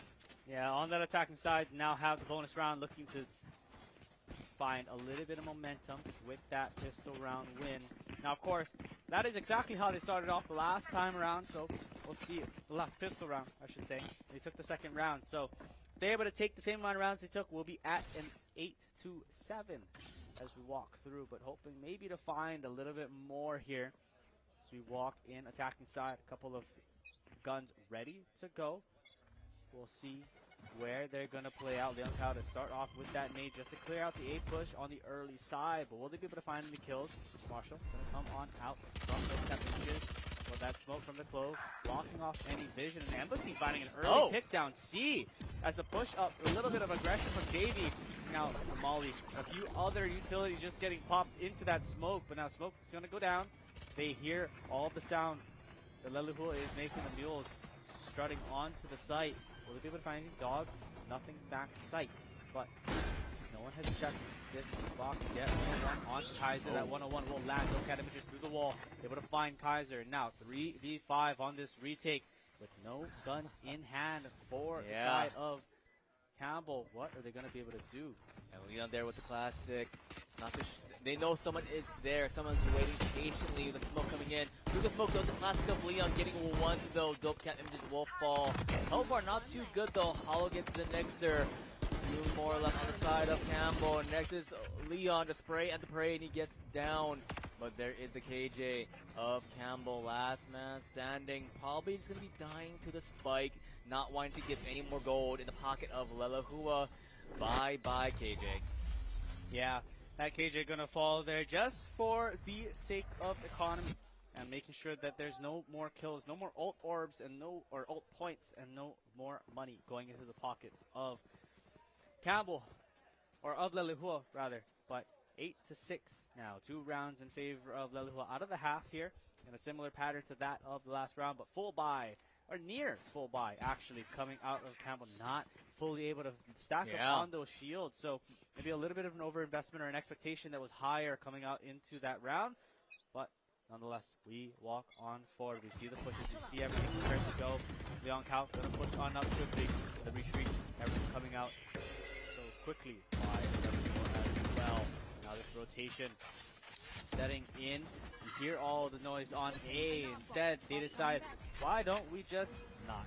Walk over to the other side. And look who's here, of course. It is going to be the KJ of Campbell, having been able to use all the utility to make sure they lock them down. Headshot coming in from JV. Dash away. Dope Cat will fall. That is an advantage for Campbell so far. Plant comes in from Flute. A little bit closer to that Resurrection Ultimate. Mocha on the top, though. From the heaven, looking for one. Spots out JV, but Zenixter is faster on that take. Now, you're going to see with the advantage. 3 members strong, and now looking for more. MC gets one, but they will fall immediately back to back. Leon, Kaiser, and JV with those. Yeah, able to get it clean and only losing 1 gun in the process. And now able to walk forward with a little bit more econ in your favor. But remember, Lelehua were on their bonus round, so they have all the money in the world to buy up for this next fight, for this next engage. Now, 9-6 in favor of the Sabres. Where are we going to go? What are we going to do? We see a few buys coming out, a little bit of an econ as well from Zenixter, trying to plan out what they're going to do in future rounds as well. I mean, again, this is the first full buy round we're going to be able to see out of Lelehua for this half. We'll see if they're going to be able to make anything out of it, as they are looking possibly for a default push here. Yeah, default indeed. We'll see what happens, but definitely going to be a patient game. They'll come in and see what happens. As you see on the opposite side on A, it's a lot of aggression from the Raises, though, as Mocha gets the next to Flute, gets Kaki, as you saw that one. And through the smoke is JV, though, the man, the myth, the legend, coming in. But as you see, as two members of Campbell are pushing through A, B left wide open. Mocha and Cole looking to capitalize on that rotation and being able to get early on, see how the rotations play out. Dope cat images, though, and their counterpart. Both Rays on Rays fighting, forcing the back away now. Let's see how JV will play it out. Gets one on top of Hollowed. Now that's where the push comes in with Dizzy getting one. Yeah, just able to find one, but instead those kills landing for Dope Cat Images, but the shot gonna get cancelled there. Unlucky. The reload coming on through. Leon Cal able to take out their counterpart, but Lilihua Gold able to still lock out that round. And now 9-7. Of course, same thing as last time. It seems like this is a little bit of a pattern, but if anything goes like that pattern, we're going to have the end of the game decided very soon. So Lilihua needs to change that up. Needs to find another round for themselves here. The Econ not holding out so true. They're only able to walk away with 2 guns out of that round. And now the save coming out on near both sides, or maybe just a little bit of a commit. We're unsure, but we'll see as they lock out into this round. The full buy is going to come out for Lelehua. The rest of this team from Campbell playing with very little money spent. This pushing on too slowly. We've been seeing this constantly, where this B site is their location to go. They know that Leon Kaut likes to push up on the A side. They know that JV likes to push up on the C site, so why not just constantly play onto this B site? Know that one is being played in that cubby there. Spike ready to go down. Nade gonna get cleared on now, and only the KJ being anywhere near close to this. JV taking the fight with Hollowed, but will not be finished as JV falls to half health. And now this retake, 5v5, but a few ultimates ready to go for the Sabres. Yeah, Thrash available along with the Rockets coming in from this raid. Of course, can't count out Zenixter just yet, though, with the resurrection. Leon falls, Kaki falls, Zenixter falls. Ultimates are ready for them. They want to revive, but instead they're holding on to it for the next round. They know it's not worth it to use it just yet. Last man standing is JV. Rockets galore. They're on the hunt now. They want to see if they can get this last moment kill and get more, more in their pocket. But instead, they're gonna die to the spike here. Calm, cool, collect, they're just gonna die in general, as so does Dope Cat, going for that exit frag there. Yeah, finds the exit frag, but unfortunately dies along in the process. But it's not like they don't have the money for themselves. Now, looking for the full purchase here on both teams. 9-8 is the score. Only one round splitting up the two teams here, and we're seeing a gun being bought on the side of Campbell on the Sabres, looking for maybe that long distance play. But where are they going to put this gun? We'll have to see as we start into this round. But again, a few ultimates ready to go. A few. I say a few. Almost everything. Almost everything ready to go on the side of Campbell. Available. You have the Rockets. You have the Blades. They saw the opportunity, and JV took it. And looks like so will Leon through the smoke. Gets one. The spike is down from Asian Flute. The Rockets galore. There they go. Okay, he misses everything, but that gets a kill on top of Clove still. Mocha falls. Grenades popping out. There's a little buddy there. The next there with one, a clean Aim Labs headshot there. Hollow looking for at least one kill. The opportunity, but the spray, and double digits for Campbell. Here we go. Flawless for them. Yeah, flawless is exactly what they needed. Swing that momentum back to their favor. Keep every gun walking forward. You know that off exists now. If you're the side of Lelehua, the Mules, I don't know if you want to be playing C all too often, but is that going to be where this sits? I mean, when you have the off, you know that you're in their head. Do you just continue to play a different line each and every time? I think you can make that decision. We've seen the same strategy every single round so far from Campbell of where these players have been positioned. We know what Leon and, of course, what Kaiser does every single round. So it's a lot of repetition, a lot of rinse and repeat from these players as we see a similar situation that happens every single time. Kaiser gets dope cat. It's either Kaiser or Leon gets that raised. Oka does spot out the turret, and now they know our attacker Killjoy lockdown has been used. So that, shows, okay, we get the back away just a little bit. JV does JV things, does fall though, loses the op. And now it's going to be a 4 versus 3, and still in favor of Campbell though. Yeah, but now this rotation coming on over to the C side, but it's going to still be a 3-on-4 retake there. No one, I think, to pick up the op possibly on the way in, but here on this retake, you just don't want it. You don't want to utilize that. Of course, this Viper smoke not going to reach that box there, so they're going to have to play inside of the smoke to keep it up and alive.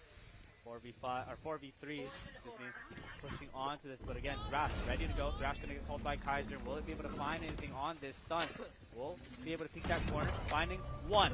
It's gonna actually find 2 on the stun here, but they need to be able to push this time. Mocha's gonna find 1, Hollow to find the other, and now a 3v2. The res from Zinixer needs to be able to find a pick here, and finding Zinixer will find Hollow now staying alive, but a 3v1 unfortunately will not fall in favor of Leilua Gold, and now a 3-gun save round going into this next. And that's so hard for Leilua there. You have to look up, look down. One's up on the high ground, one on the low ground. So either way, unless you have God hands and you're able to flick super fast, it's so hard to try. Okay, some of these kids may have God hands. I wouldn't hold it against them. One of them, just got a scholarship with HPU, so he has God hands. That's a different story though. Immortal players and up, it seems like, and some of these players, I think, if I'm not mistaken, we're ranging from Diamond to Immortal in this lobby, so already not like me, prepared to go. Not like me. Not like a lot of us, for real. But preparing into this next round, we see where that gun buy sits for each of these teams, and of course, that gun, that op going right back in the hands of Campbell. But will they be able to make anything out of it, of course? Yep. Pushing on through. Nothing has changed in the sense of the setup. KJ being pushed onto the B side instead. Gonna clear out some of this utility. But trying to sneak it out, and we'll find one with the operator JV. Looking to repeat, but that's gonna be the spike. The clove smoke just barely hiding them out. What? Able to land it through the smoke right before the door closes. And that's gonna be 2 taken down. The op shot, unfortunately not able to land on Embassy, but the shot will land on to Zinixer. Kaki and Kaiser able to take out 2. Embassy in that back line. Trying to fight for their life. 6 health and a dream. There's an op on one side, and the rest of the team is on the other. Spike is there. Run. Looking to peek it, and an op shot will land. JV with the 3K in the operator, and getting them into match point on Lotus. Brutal, savage, wrecked. That is what I have to say about that op in the hands of JV. The first shot was pretty clean, but at the last second, they knew that once the door closes, they try to go for the spike. And I think they saw it and they took it, and that was disgusting. Yes, that was a disgusting shot. Right before the door closes, the last shot for that, the one last hurrah of a shot, and able to land it, because that spike went down. They're going to rotate slowly. Now, we're pushing on through. Trying to get out here. Goes in, finding one. Will not be able to find the second. Mocha to trade that out. Kaiser able to find Mocha, looking to get the res back up again, and into the smoke they go, but instead falling to Zinixer, and just like that, Campbell, the Sabres are able to take map number 1 as we are preparing themselves for championship point here in the Vanta Finals. I know what I literally blinked. What happened there? All I saw was Kaiser spray, and it's 3K. What just happened? But okay, that was.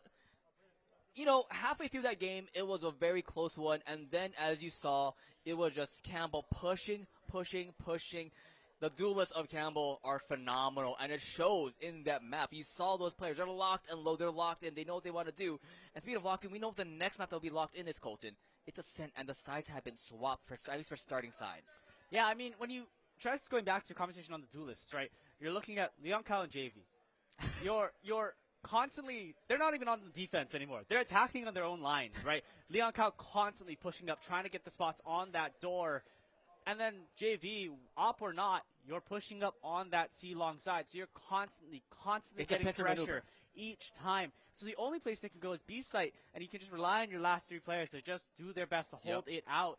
And once they're able to lock down each side, that became the only strategy viable for the side of Leilua, and they just continue to pressure that. So now, moving on to Ascent, we'll see if that aggression changes. Now, of course, We know that Campbell is starting on the defense. So again, will that continue to push forward because you have now 2 sites on the map and only 3 true entry points to start off with, right? You have mid and you have the 2 sight lines. Yeah. So of course you can walk through cat to get onto A through tree, but they still need to walk through mid, and if they're going to continue to push out both B and A, they only have 1 spot left. Yeah, and we saw how big mid control can be yesterday, especially with these operators. And we saw already the op being so crucial for JV. Let's see if he can emulate that success on Ascent.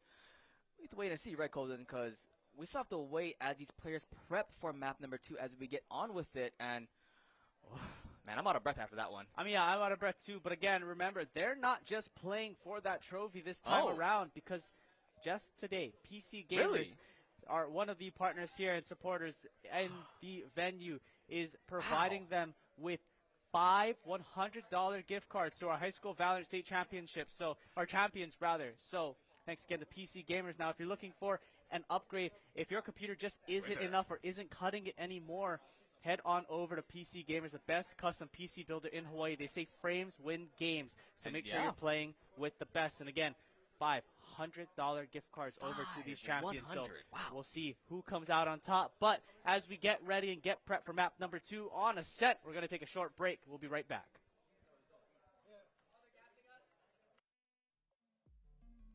This is good programming. This is what people say, well, how come they don't ever write anything good in the news, right? This is the good news. I wanted to share all the wonderful things that life has given to me. I thought, what better way to give back to humanity than to just share from the heart? Because it's us, you know, it's the community stepping up and grasping onto their own show. I connect my culture by myself, but Oʻahu provide a facility for me. And that's how I learned the value of being a producer, because you touched one life and a family that was sitting there, brought them together at that time. I really enjoyed that. Oʻahu is unique in that it is offered to everyone who lives on this island. What my ancestors and my kupuna and my parents and family have done, I get to do it in my own way. Growing up, they've instilled a sense of deep responsibility as being able to keep the stories alive. Without this opportunity, we might lose it one day. It gives us an avenue in which we can be heard and also be seen.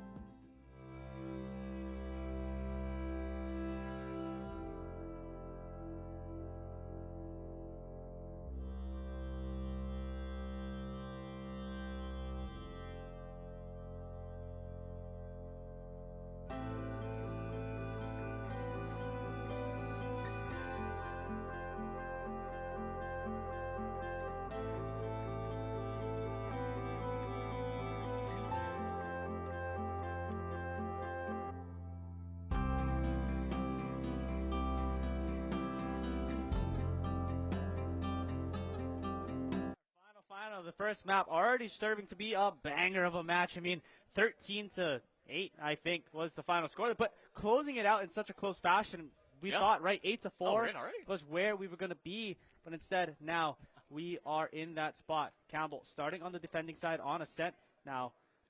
But seeing as they start to lock in, they're locking all in one by one. And normally when we watch a lot of the Ascent matches, you already know what the choices are going to be. But here in high school, it's a little different. Sometimes comfort characters play all that different.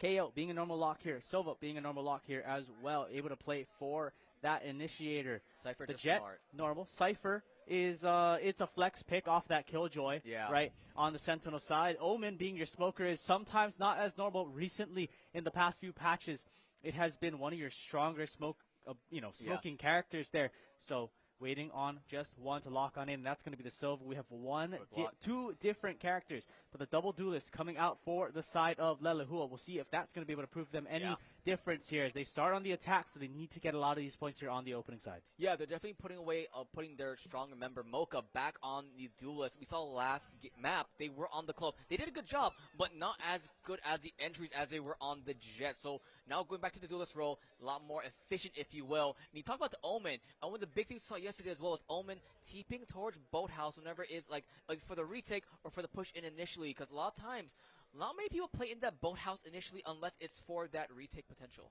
Yeah, you want to play for the retake or at least for some of that late defense. And now with that Silva, there's not going to be a lot of hiding there to do. Just trying their best to find as much as they can in that zone. But unsure of what exactly we're going to do as we load in onto the map here. Woo, we're here. Ascent as Campbell leads 1-0.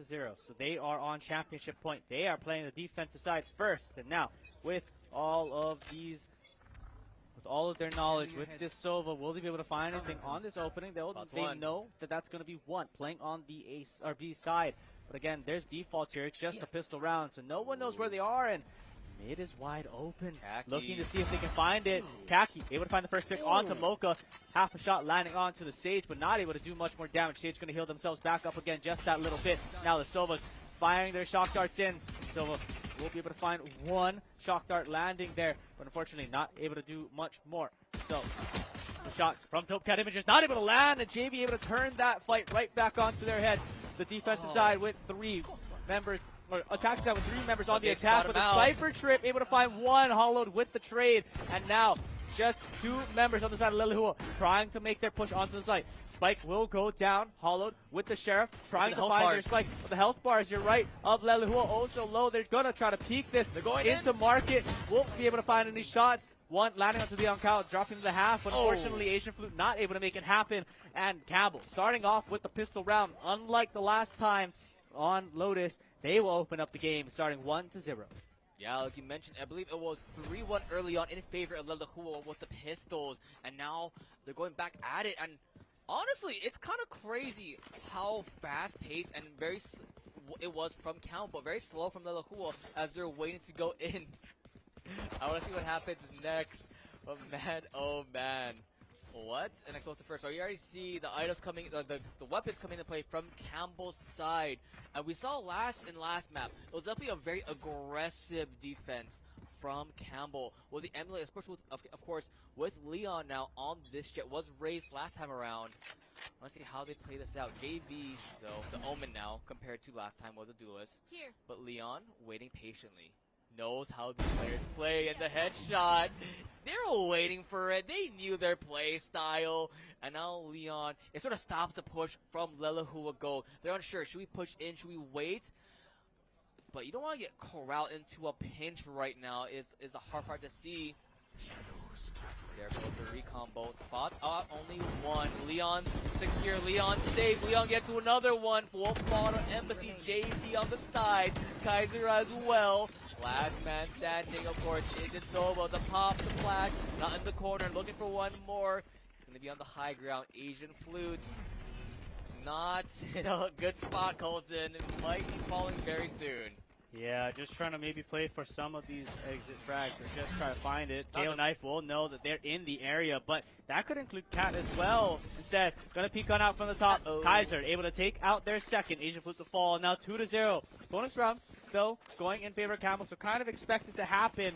And now, Lelehua, hopefully their first full bye walking into this map here. So they want to take as much advantage of it here. Again, the two duelists on the side of Lelehua, they're looking for more frag power. They're looking for more of that entry. And with that Sova Recon Dart, you know where they are, but unfortunately not the double initiator setup as the same way as Campbell. So you don't have as much information to play with, but more fragging potential. So now, we're getting to see the setup for Lelehua. Where are they going to go? They look like they're favoring one side, but again, a default push in some sense. As we mentioned, Cypher's such a good, an amazing agent on this map. You have so much utility. You don't have to be on that side. As you see already, of course, where Cypher's utility trips are, it lets him, be super fast with his rotation plays and able to sort of help out his teammate, even though he's not on a certain site. Very slow. He dug a spot out in mid, almost barely misses that headshot onto himself. Hollow, though, looking to make some noise down mid, as I do believe we may see the iconic stage wall. But on the flank, though, is Leon. Says Chow to one. This is what happens next stage. Up top, the trips, and he will get sprayed down. It's the one way from the Cypher. Does get the door down, gets sprayed down by Khaki, though. 3 versus 5. The camera spots one. Doesn't get the tag down, though. In the boathouse, of course, is the Sova. Not pushing it just yet. Kaiser gets one. Will fall to Hollowed. Asian Flute as well gets the Nixer. Hollowed will fall. Last man is the flute person there. So the flautist of Lelehua will fall. And, Campbell, we mentioned it. 3-1, but now it's going to be a 3-0 in favor of Campbell. Yeah, able to win out their bonus round here, so they're able to take a few guns into the next round, and that's going to be full guns. That's going to be rifles walking into round number 4, and now the purchases for the side of Lelehua for the Mule is not going to be the greatest as they prepare to go into another save, but the money already getting locked into the bank, and some interest maybe being put onto the side of Campbell. I mean, hey, if you guys want to go talk to Hello Pacific Federal Credit Union, maybe they'll be able to put that money away all good and safe. True. But saving it up here as we get into the next round. And something that I'm very interested in is the JV being on this Omen. Remember, they were pushing up super aggressive on that Jet last time around on C's site, and now getting shifted onto the Omen, you get to play a little bit aggressive, but you have smokes to block you off to get you out. The same way that Jet would. Kaiser getting pushed on Cat, trying to see if he can get out. Asian Flute falling so low in the mid as well. So, to the smoke, though. Push that. Blind's going to go out. We'll be able to find one. We'll be able to find any more two. But Kaiser will fall to Hollowed, and now going to be revealed is in mid. But Leon finding Asian Flute in mid. 2 players remaining for the side of the Mules. Shots being laid on out. Embassy finding the headshot of Khaki. We'll be able to find the kill. And Leon to find one. Embassy finding another with the headshot. Saw Leon Cal. Knows where they are. Knows that they're pushing up. Leon Cal pushing into the smoke. We'll be able to find Embassy and get their 3K and lock out the 5th round for Campbell High School. Well, 4th round. You're almost there. Numbers are hard. I added the round with their score. It's fine. Caster math. This is why caster math is a thing, and unfortunately caster math is never right. Unfortunately, that is a thing. But look at the ultimates as well for Campbell. Of course, you do see the no point coming available for Kaiser, able to use that, silence in general, and of course the Blade Storm coming in from Leon. On the opposite side, that's a lot of scary ultimates from who they use proficiently. Yeah. Lelehua needs to use these ultimates proficiently, but again, they're still there. They're still in the pocket, waiting to be used.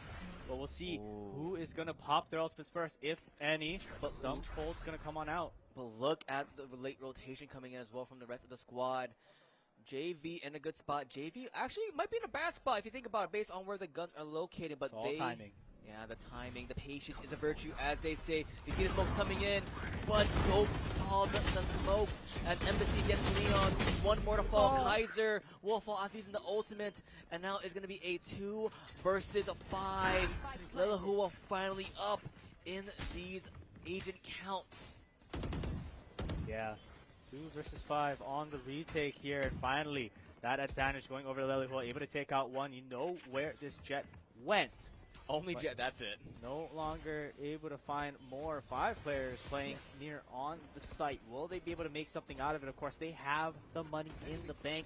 They've been saving it up. They've been waiting for the interest, the shots to go through the wall. Will they be able to find anything? No.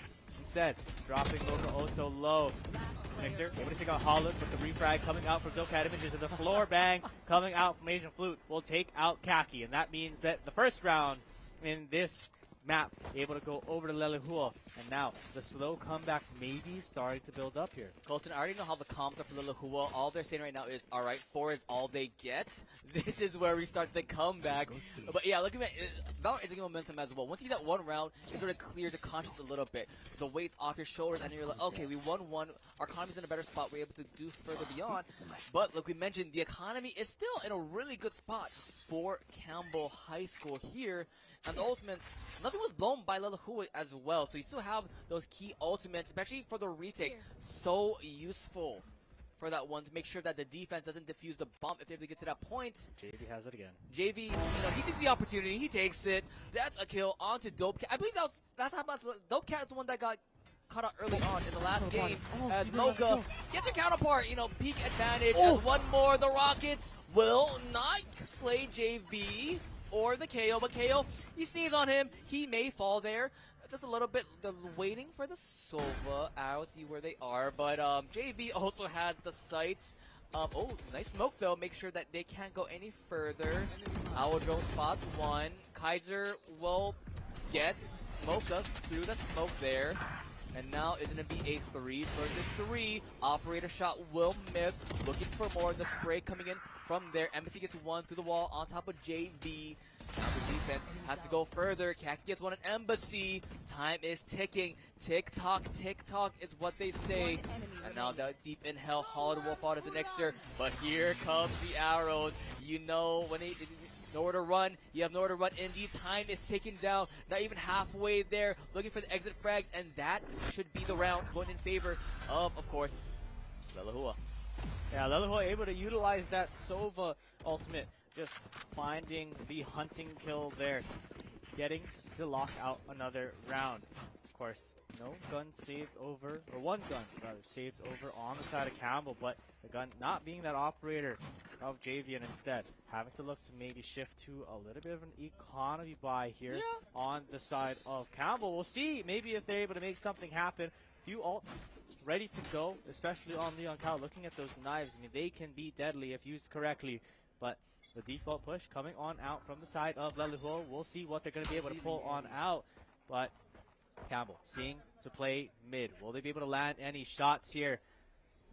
Those crosshairs getting also close, but unsure what they're going to do. Mocha pushing towards this smoke, but will they be able to find anything? Smoke's going to go down. That's going to be a headshot at 1. That's going to be a headshot at 2. That's going to be a headshot at 3. JV finding a headshot after headshot from that Sheriff, and Leon Kao able to find the knife kill. Zenixer to fall on B site. Dopecat Images the last one remaining. Ult in hand, but everyone has died in mid, and the spike is there as well. Dopecat Images looking to find the shots. We'll find Kaiser. Knives to fall as well. But Kaki from the mid side getting a gun and able to take out Dopecat Images. 3 remain on the side of Campbell, but all off the back of JV's 3 headshots with that Sheriff. You know what?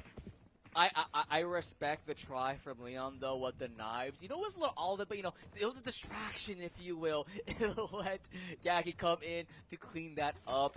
And now, that was an interesting round. That is to say for the least, Colton. But now, sort of a reset here. Both teams have the economy to at least get some guns for this round. Let's see with a full 5 versus 5 how this will change this play. But still, slower start for both teams. They know Campbell is in the lead. They have still the momentum in their pockets. Now mid, Kaiser looking for the 1 versus 1 against Flute. Looking for one more. Sees that last person there. JV in a clear spot. JV with the smoke up top. Misses one, misses another. The spray no longer praying, but Leo the 3K before they fall. Mocha, last player standing on Lelehua Gold. The spike is all the way back is available. Spike is very, very far, like you said, Colton. And who else is there? Well, who else was there is Kaiser. And now it's a 1 versus 2. Very winnable for Mocha. Yeah, very winnable indeed. 1v2, full health, or near full health for Mocha there. And has the spike in hand. You know where the spike got picked up. You know where this player was playing. But with so much time on the clock, you don't know where they're going to go. Cypher Utility, you know where it's going to be. And now, playing over onto this A site. Sova has the arrow ready to go. Arrow will possibly go out here, and it will. And it will spot Mocha before they go into hell. So the rotate back over to Jen will be found. Will they be able to land the shots? Rotating out, we'll be able to find one, but we'll not be able to find the second. As the Knicks are able to shut down that clutch and take round number 6 for them under the belt. But not without getting 4 players first on the side of Lelehua. Yeah, looking a little close there with that spray. It looked like it might have got. I thought it was going to get Zenixia there at the end, I'll be honest with you. I was holding my breath there, but yeah, definitely well thought out. And now look at the ultimate economies, though. Sorry, they originally bought 2 ops, and I got a little scared. JV and Leon Kao both committed to it, and I was a little concerned there. I mean, the money was getting close, but I know you can hear me. Do it. Nah, 5-man operators down there. Here's the thing, is we're on the delay. So even if you say it, they're only going to be able to do it next round, and we'll see how this one plays out. 5-man operators. But you see the push here. Leon Kao playing towards that mid side. But now, with everyone pushing up on this A side, we'll see if they're going to be able to clear anything or get this out. But again, a save round coming for the side of Lelehua. Spike still in the backside, but the execution on site slowly coming through. Blind going to go on out from the Omen. Now, this flash going to be popped out of heaven. Leon Kao just praying, ready to sit with the op. Finding one on the flick to Jen, whilst the rest of the team is coming on through. Kaki to find a toucan just like that. The round is over. Camp taking their 7. I didn't blink this time. It was just a very, very, very fast round. But yeah, Leon with a quick scope there, making sure that the Raid's entry was denied pretty much. It got to Generator, but that's all she wrote. She wasn't able to sort of get around that right side and just wasn't able to see what the rest of the squad was. And now is a point where, for the comms, for Lelehua, you've seen how many times they tried to push on top of this A side. B was like 1 or 2 times, but it's mostly been A side has been the point of contention for Lelehua. Will they change the strategy, or will they try to go for entry facts first? So cat images, not like this, please, not like this, please, not like this, please. Oh, just able to get out of the shot, but they know where Leon Kao is playing now with this operator. Flow orb, able to land, trying to jump peek their way, maybe to get across. And now, no dash remaining for Leon Kao. This peak still going to be there. Of course, full body ready to go, but instead, JV finding a headshot into 1, finding a headshot into 2, and that's going to clear out the A site push. Now, waiting for the rest of these players to come on out. I don't think they were spotted, but instead, Kaiser to find 2 down in the mid side, and Zenixia to finish it off. All right. And give them another flawless round, 8-2 as we start to get closer to that half. So when I think of like JV, I think of like, junior varsity. Like at this point, this guy just come V because you're a carrier. You're like a varsity material, if you will. Who knows? I mean, like able to land these headshots and just the clutch factor in JV. I mean, they were on the econ round and. That's yeah, and it's not just the clutch factor with their headshots. Doing so well with these blinds, making sure that whenever it's Leon or Kaiser entering in, it allows them to get the advantage with the blinds coming in. And I want to know where that camera's Yeah, same. I genuinely want. Oh my god! Oh my god! That spotted 3 people.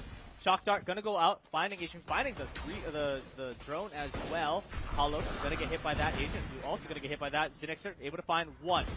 See the TP going into the backside, going to get canceled out, and now the operator coming on through, spotted the Rays flying on out, will spot the head of Hollowed as well. Kaki to find another in the backside of the site.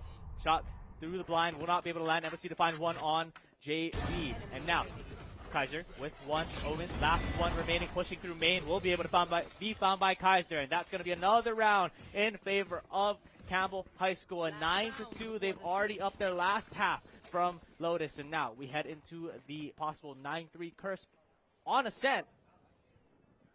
I've seen stranger things happen, Colton. It's a possibility. But with how this team has been playing, Campbell's been playing, they have a chokehold on mid, they have a chokehold on A side, chokehold on B, and I want to see, how this squad of Lelehua Gold can play it out. You do see, the rocket available for Hollowed, as well as the resurrection from Dokkan Images. But is it enough, especially against you see that Campbell has? Zero Boy catches, I believe, 4 members of Lelahua there. JV gets spotted out with the arrow, and through the smoke, Mocha gets one. Here comes the raised rocket, looking for rocket galore. It's rocket power. Hollow falls. The headshot, they line up. Kaki gets two before he falls. And now it's up to Zenixer. And of course, Leon with the operator. Now 2 versus 1. It was a small advantage for Lelahua, but now Campbell back on top. 2 versus, actually the revive comes in, so still a 3 versus 1. Spike is in Flute's hands though, so that is a +1 at least. But A is looking very, very hurtful. Yeah, I mean, just like that, it felt like we didn't watch for very long. And 2 players getting taken out on the spray transfer, and then the operator able to take out 1 in main. So now, Asian Flute, last one remaining on their team. Door is closed, so they're going to take the lead on here to Zenixer, and that op getting traded on over to Zenixer's hands, and now going to fall to it. That was, wait, oh, it's the half. Oh, I was like, why did he drop it? But it's the half. 10-2 now as we walk into the second half. Last time around, we got to watch this pistol go into the favor of Campbell High School. But when we were on notice, both of those pistol rounds went into Lelehua's hands. So we'll see what's going to come out of it here. But we've seen JV with that Sheriff. I'm a little scared. Yeah, the Sheriff's pretty good. And we mentioned last series as well in the semifinals. Ascent is a map that everyone knows. Ascent is a map that it doesn't matter if you're offense or defense. It's a map that it's familiarity, if you will. If you're familiar with the map, which everyone is, you should know every nook and cranny of it and how to play on this map. As now, waiting for the walls to fall down. Like we mentioned, Campbell now on the attack, Lelahua on the defense. And we've seen how Campbell can be on the offense, especially Lotus last map. And now let's see how it plays out this time. Dopecap, I think they get spotted out just on the robe, if you will. And now Hollowed. Patience is a virtue, as they say. And I'll wait to see how the push comes in from Campbell here. Asian Flute's pushing up. They're looking to maybe get this spray with the frenzy. Will they be able to find anything? They'll find one on to Kaki, but Zenixer to find the trade. Dope Cat Images falling so low as the rest of this push comes on now, and Leon Cow finding the headshot of Dope Cat Images. And now, push on to B is executed. Hollow to find one. Hollow, can he find the second? No. JV will return that and trade it on out. 2v3 for this retake. Unfortunately, Kaiser will find the flash on the embassy, and then the kill. Market is the last one remaining. And will they be able to find it? Kaiser landing the shots will not find anything, and instead, Leon Count followed up Mocha to find the kill. And 11-2 pistol round going into the favor of Campbell. Kaiser was the one. All right, I'll be the distraction. You frag out here. I'll be the body. That's what he's telling his team. What actually happened, we're not going to talk about. Shh. It's not like we all saw it on stream, you know. We're not going to talk about that one. But now, 2 more rounds for Campbell to be claiming the throne, to be claiming the first place trophy, and be crowned as the Hawaii Esports League Spring 24 champions. 2 more rounds, all it takes. Yep, 2 rounds away. This is going to spot out just quite a bit, but you need to be able to pop it just in time. Won't actually be able to spot out all 4 with this Ares trying to find a couple of those shots, but instead 2 bullets left. Never mind, we just didn't catch the reload animation. Asian Flute still spraying down, but the rest of the trade's coming on out. Zenixer able to find Asian Flute. Dope Cat Image finding Zenixer now. A 2v1 in favor of Lelehua. A little bit of a panic spray down into logs, but the thrifty round going in favor of Lelehua. And now, 11-3. You can only give up 2 rounds for your Lelehua, and you have 9 more to take before you can get to that OT count. So, here we go. This is going to be the run of their lifetime if they make it. You know, I respect that panic spray because that's Omen. You never know where they're going to TP to. It could be below you, behind you, somewhere in the attic. I don't know. It's JV also. You're just, the amount of aggression that we've seen out of JV so far has been extremely high. So I wouldn't put it beside him to try to TP behind them. But you know who's even more wild? Leon, though. Especially with how they've been playing so far. 17-5. The defense of Lelehua Go. Can they hold off? The 0 point does find out. No, shot out before it does spot anyone. And of course, here is the right click from the classic. Embassy falls behind a little bit, waiting patiently to see what can happen. The Bulldog not able to find anything just yet, though. Still full HP for both sides. Gaki with the Sheriff, looking for more with the cameras. And it looks like a little bit of wide open space over there. A lot of patience from both sides, though, waiting to see what they can do. Very patient indeed, looking to make the first mistake. They hear the flash, the rush in though, the spray. Embassy gets one, Embassy gets two, Mocha gets another, and that's 3 members down from Campbell. This is what they play, the dash away, but already on set, of course, is going to be them. 2 for Mocha, looking to finish it out, and with the Spectre, flawless for Lelehua. Not going to give any of those 2 rounds away. 11's all they get. Yeah, and they're going to walk away with those guns as well. I believe only 1 gun not being a rifle walking into this, so they're going to be able to keep that weapon advantage, and they're going to be able to keep the money in the bank as Campbell trying to force on up into this round. See if they can do anything with these guns. But now we load into the 16th round here. 11-4, last 2 going in favor of Lelehua. But only 2 rounds in between Campbell and their championship victory here. Seeing if maybe they can find the push the one way. The one way you'll always see on a set. If there's an omen, that's the one way they're placing. See a break, that's probably also the one way they're placing. They think, oh, look at smoke. Oh, I know where this is going. Oh, I know where not to peek now. And looks like they still are going to wait. Patience, like we have been mentioning, is very much so a virtue. As Mocha, one of the prolific members of the Lelehua Gold, looking to see what they can do here. Omen smoke in place. But that's not the only thing. Of course, JV is there, but JV will fall. Spike finally falling there. Feel their space still. Looking for the flank is going to be Leon. Embassy falls there. 4 versus 4. Back at it again. Mocha on the site. And Leon will fall. They spot him out. 1 more kill. Not just yet, though, but we'll get spotted out by Kaki.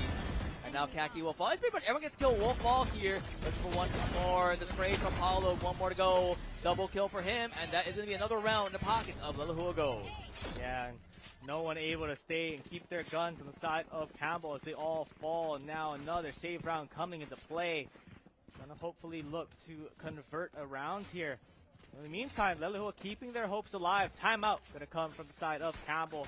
I feel like this is the first timeout we've seen all day long. So, finally able to call their timeout, try to figure out what is happening, maybe calm some of their nerves here. They're getting so close to being able to take this championship, but they need to close out the last 2. And of course, we saw it earlier. You see that jersey on the Lelehua player of Chris. He's wearing that jersey loud and proud onto that scholarship, the 6K scholarship from HPU. And for him, you want to finish off your high school career with a bang, getting that final trophy in your pocket before you depart to HPU, to the Sharks. Home field advantage as well. Now you're playing at home. You know you're coming here in the next round, but I believe we're slowly getting back into the gameplay here as the timeout ticks down to 0. As we load in, maybe a couple of strat changes, maybe a little bit of a push that we're unsure of, but they need to change how they are playing into this round. Campbell so close sometimes around, but here, the one thing that I'm a little interested in, they decided to take the timeout on an econ, which is not normally what you see. You spend the econ, you try to make something happen. So either they're gonna plan something, new or crazy with this econ round, or they are trying to just take it a little early, let themselves have a round to calm down, and then continue on. This was disgusting. Yep. Sage players, man. Enough said. They know their angles, they know their peaks, but here we go. This man maths. He knows angles, definitely.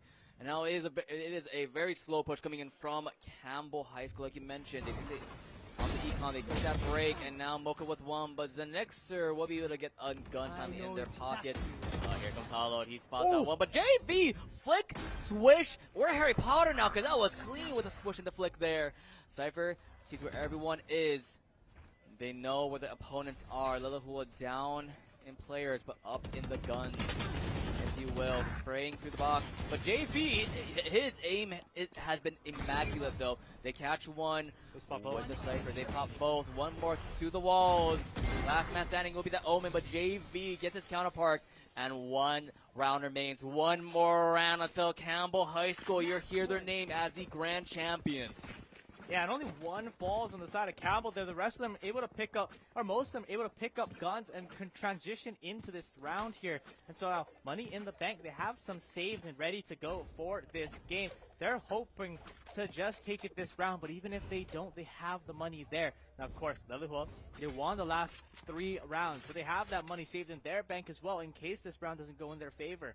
So looking to maybe find this peak. Mocha going to start off strong on this B side, but will they be able to find anything? Shot will land onto Zenixer, and that will start off this round. Now, Campbell attacking 4v5 immediately, looking to play to a different angle. Dope Cat Images looking to take down this peak in mid, but won't be able to find anything with that Cypher cage. And now, Restless push, looking to maybe transition through tree. Hollow though, by them loves himself. Hollow to get one. Hollow whips and misses for members. Now they're trying to push an Embassy though. He gets flashed out, and they swap places. It looks like Embassy and Flute are on this main side. Let's see what can do. Our drone is ready, but it might be a double swing, and they will get double peaked instead. And now 2 members remain for this Campbell squad. They're on match point, but it's not enough. 1 member remains, of course, to be JV, the man we keep on talking about. But instead, the blades will fly, and Lelehua will not fall. They will not let it end like this. They still want to fight, and they're going to give it to Campbell. Yep. 1 more round in favor of Lelehua there. Able to take it, and now Campbell. Still 1 point away, 6 rounds to go for Lelehua without dropping any to be able to get into this next fight. But they need to be able to close it out all 6 rounds, because 1 more round over to Campbell, and that's going to be the game. That's all it takes. You know, what they say, 12 is all they get. I heard that at 9. I heard that at 11. So, 12 you is know, all they so far, maybe not the play, but definitely what they need to be saying to themselves here, because that is all they can get if you want to keep yourselves alive in this match. And now loading on through, we see where the push is going to come through. A little bit more of a default maybe coming out. This smoke, as per usual, coming out through. Recon bolt, able to find one. Some of those shots going to go out, but not able to find anything. You see the operator playing down mid. Will they be able to see anyone else? Dope Cat Images yet again on that wall. Cypher Cage going to go out. Will they be able to find anything? No, that shot will not land on anything. JV knows the opposite, sitting on Cat, looking towards tree. The smoke going to come on out, maybe clear out some of that space. But JV instead jumping, seeing if maybe he can play a different angle. Mid still being watched over by Dope Cat Images, but B site is wide open. Now transition into this site. Mocha with the operator. Knows that Jay is sitting around and will end up getting the peak there. JB will fall early on. And now it's a 4v5 on this retake for the side of Campbell. But they need to be able to play this clean. Cypher playing in the backside, and you hear the Hunter's Fury coming on out. Will he be able to find anything? He'll find one. Kaki go down the main, and Kaki is looking to play it. Kaki's looking to play it with the smoke and playing it out. Able to find 2, but instead Asian Flute able to take it out and trade. KO on so little health. It's a 2v2 on the retake. Bomb is already planted. You know where they are. You at least know where 1 is. They need to play this out. But they will find the Mocha. Mocha, will they be traded? No. They know where 1 is. 1 versus 1. It's 1 versus 1. There's 11 no versus 20 health. What are they going to do? Zenixer with the recon bolt, and Mocha will close it out and clutch out this round. Able to take them on to yet another chance. And oh my god, it was so close. A minute 1.6 seconds, sorry. But a minute is a long time, never mind with that one. But that was so close, though. It's a breath holder right there. So many crucial moments, so little health bars, like you mentioned, sub 20 for each player. And we're still going. The economy, though, not in the best spot now it's half the team is pretty good. Other half, not so much for Campbell. It is to keep in mind, though, Leon has those knives ready to go, so they don't need a gun in hand to make something happen. Well, not just knives. There's a lot of things for Campbell right now. Get out of my way. Yeah, ultimate's ready to go. You see the hold on Hollow here. As blind comes on out. They hear everything. They hear the knives. They know where this KO is. They are able to see the Cypher. Able to play into Bodows and hold this out. But will they be able to find any more kills? No. Kaiser will find the trade back onto Hollow. And now this is a 4v4. Knives will land onto Dope Cat Images, giving them the advantage. Campbell looking to clean this out. Spike is down. And now they're playing for this retake. Lelehua have 3 on their side. Omen TP ready to be used.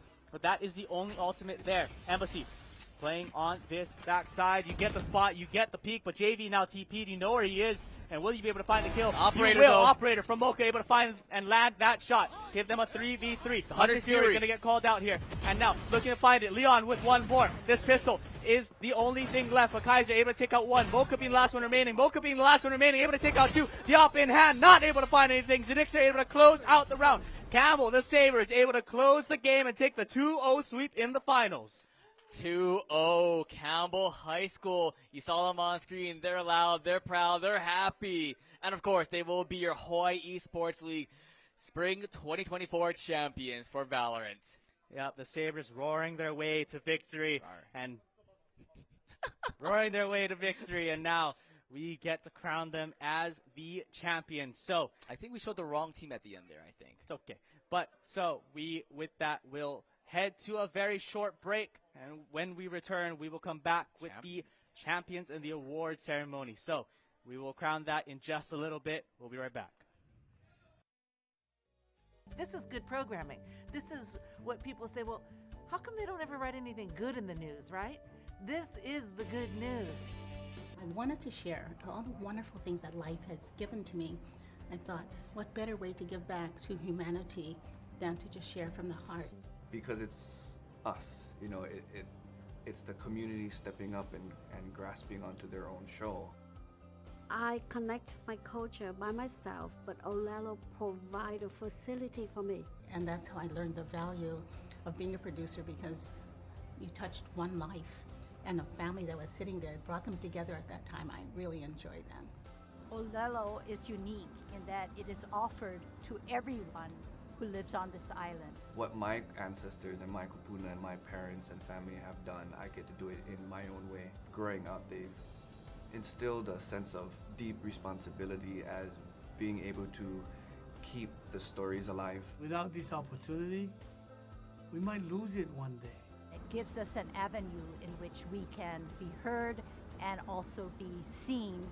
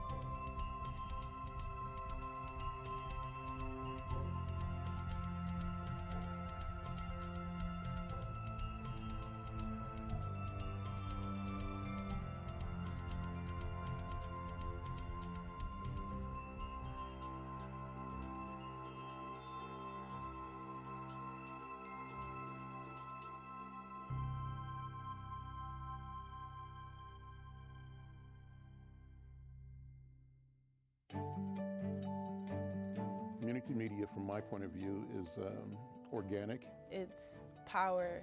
Public access to me gives me an opportunity to get my word out to the larger community of the town that I can't get to on my own. This is good programming. This is what people say, well, how come they don't ever write anything good in the news, right? This is the good news. What we're doing is critical, it's important. We have to stay energized and motivated to do this work in our community, but understand that our real mission is to hold up our part as we encourage others to hold up their part around the planet. So I was 14, I joined SPNN, Set It Up program, which is after school program.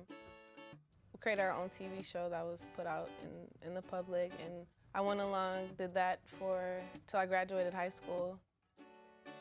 Currently, I work with Youth Prize. I'm their youth storyteller.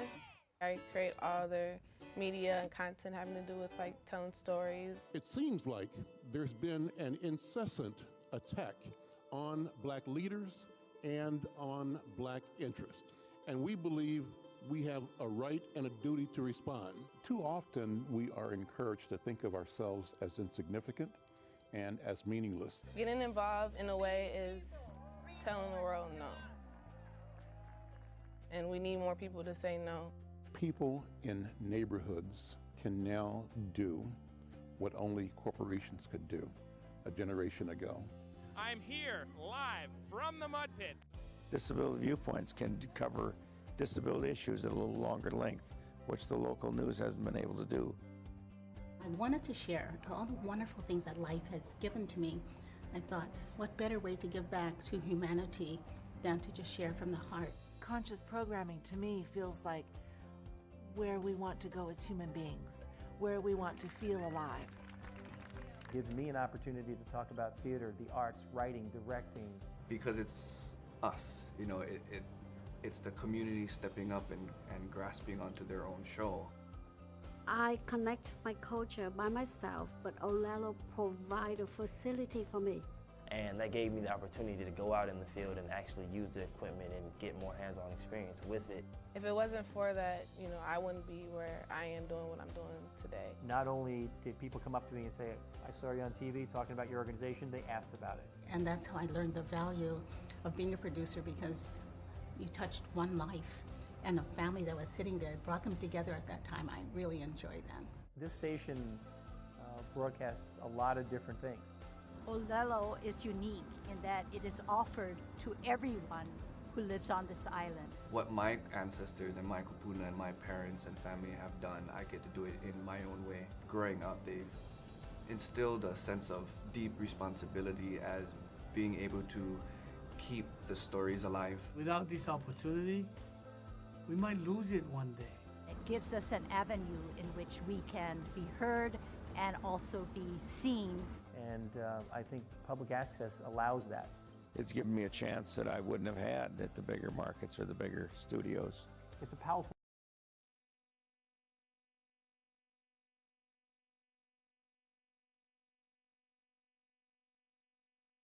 Last of our trophies on that table, starting with Tetris, going second place from Roosevelt High School. Let's give it up for Jastress Enjoyer.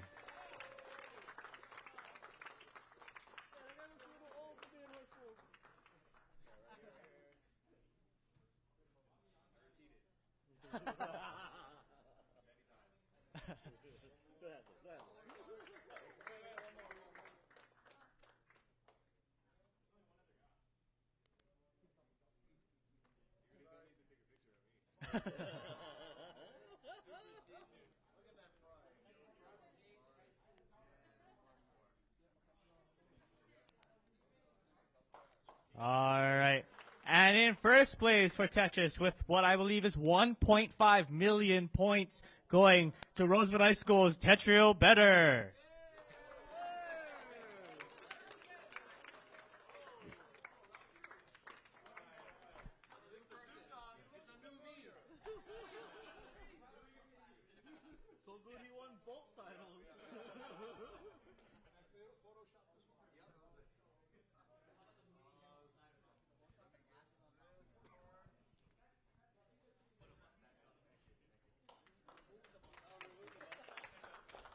And now, presenting the Valorant trophies. In second place, Lelilua Gold. My tongue just dropped, bro. I won't lie. I was a little sad. It's okay. I'm tired. The H could not get pronounced.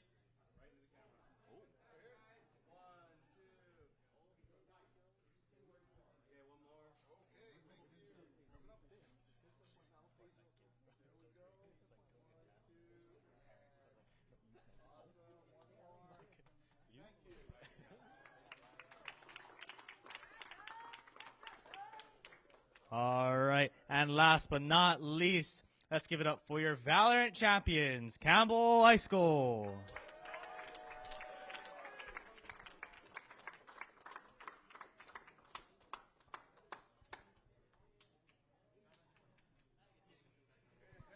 And also, in addition to that trophy, they will each receive a $100 PC Gamers gift card presented by our proud sponsors and partners in PC Gamers.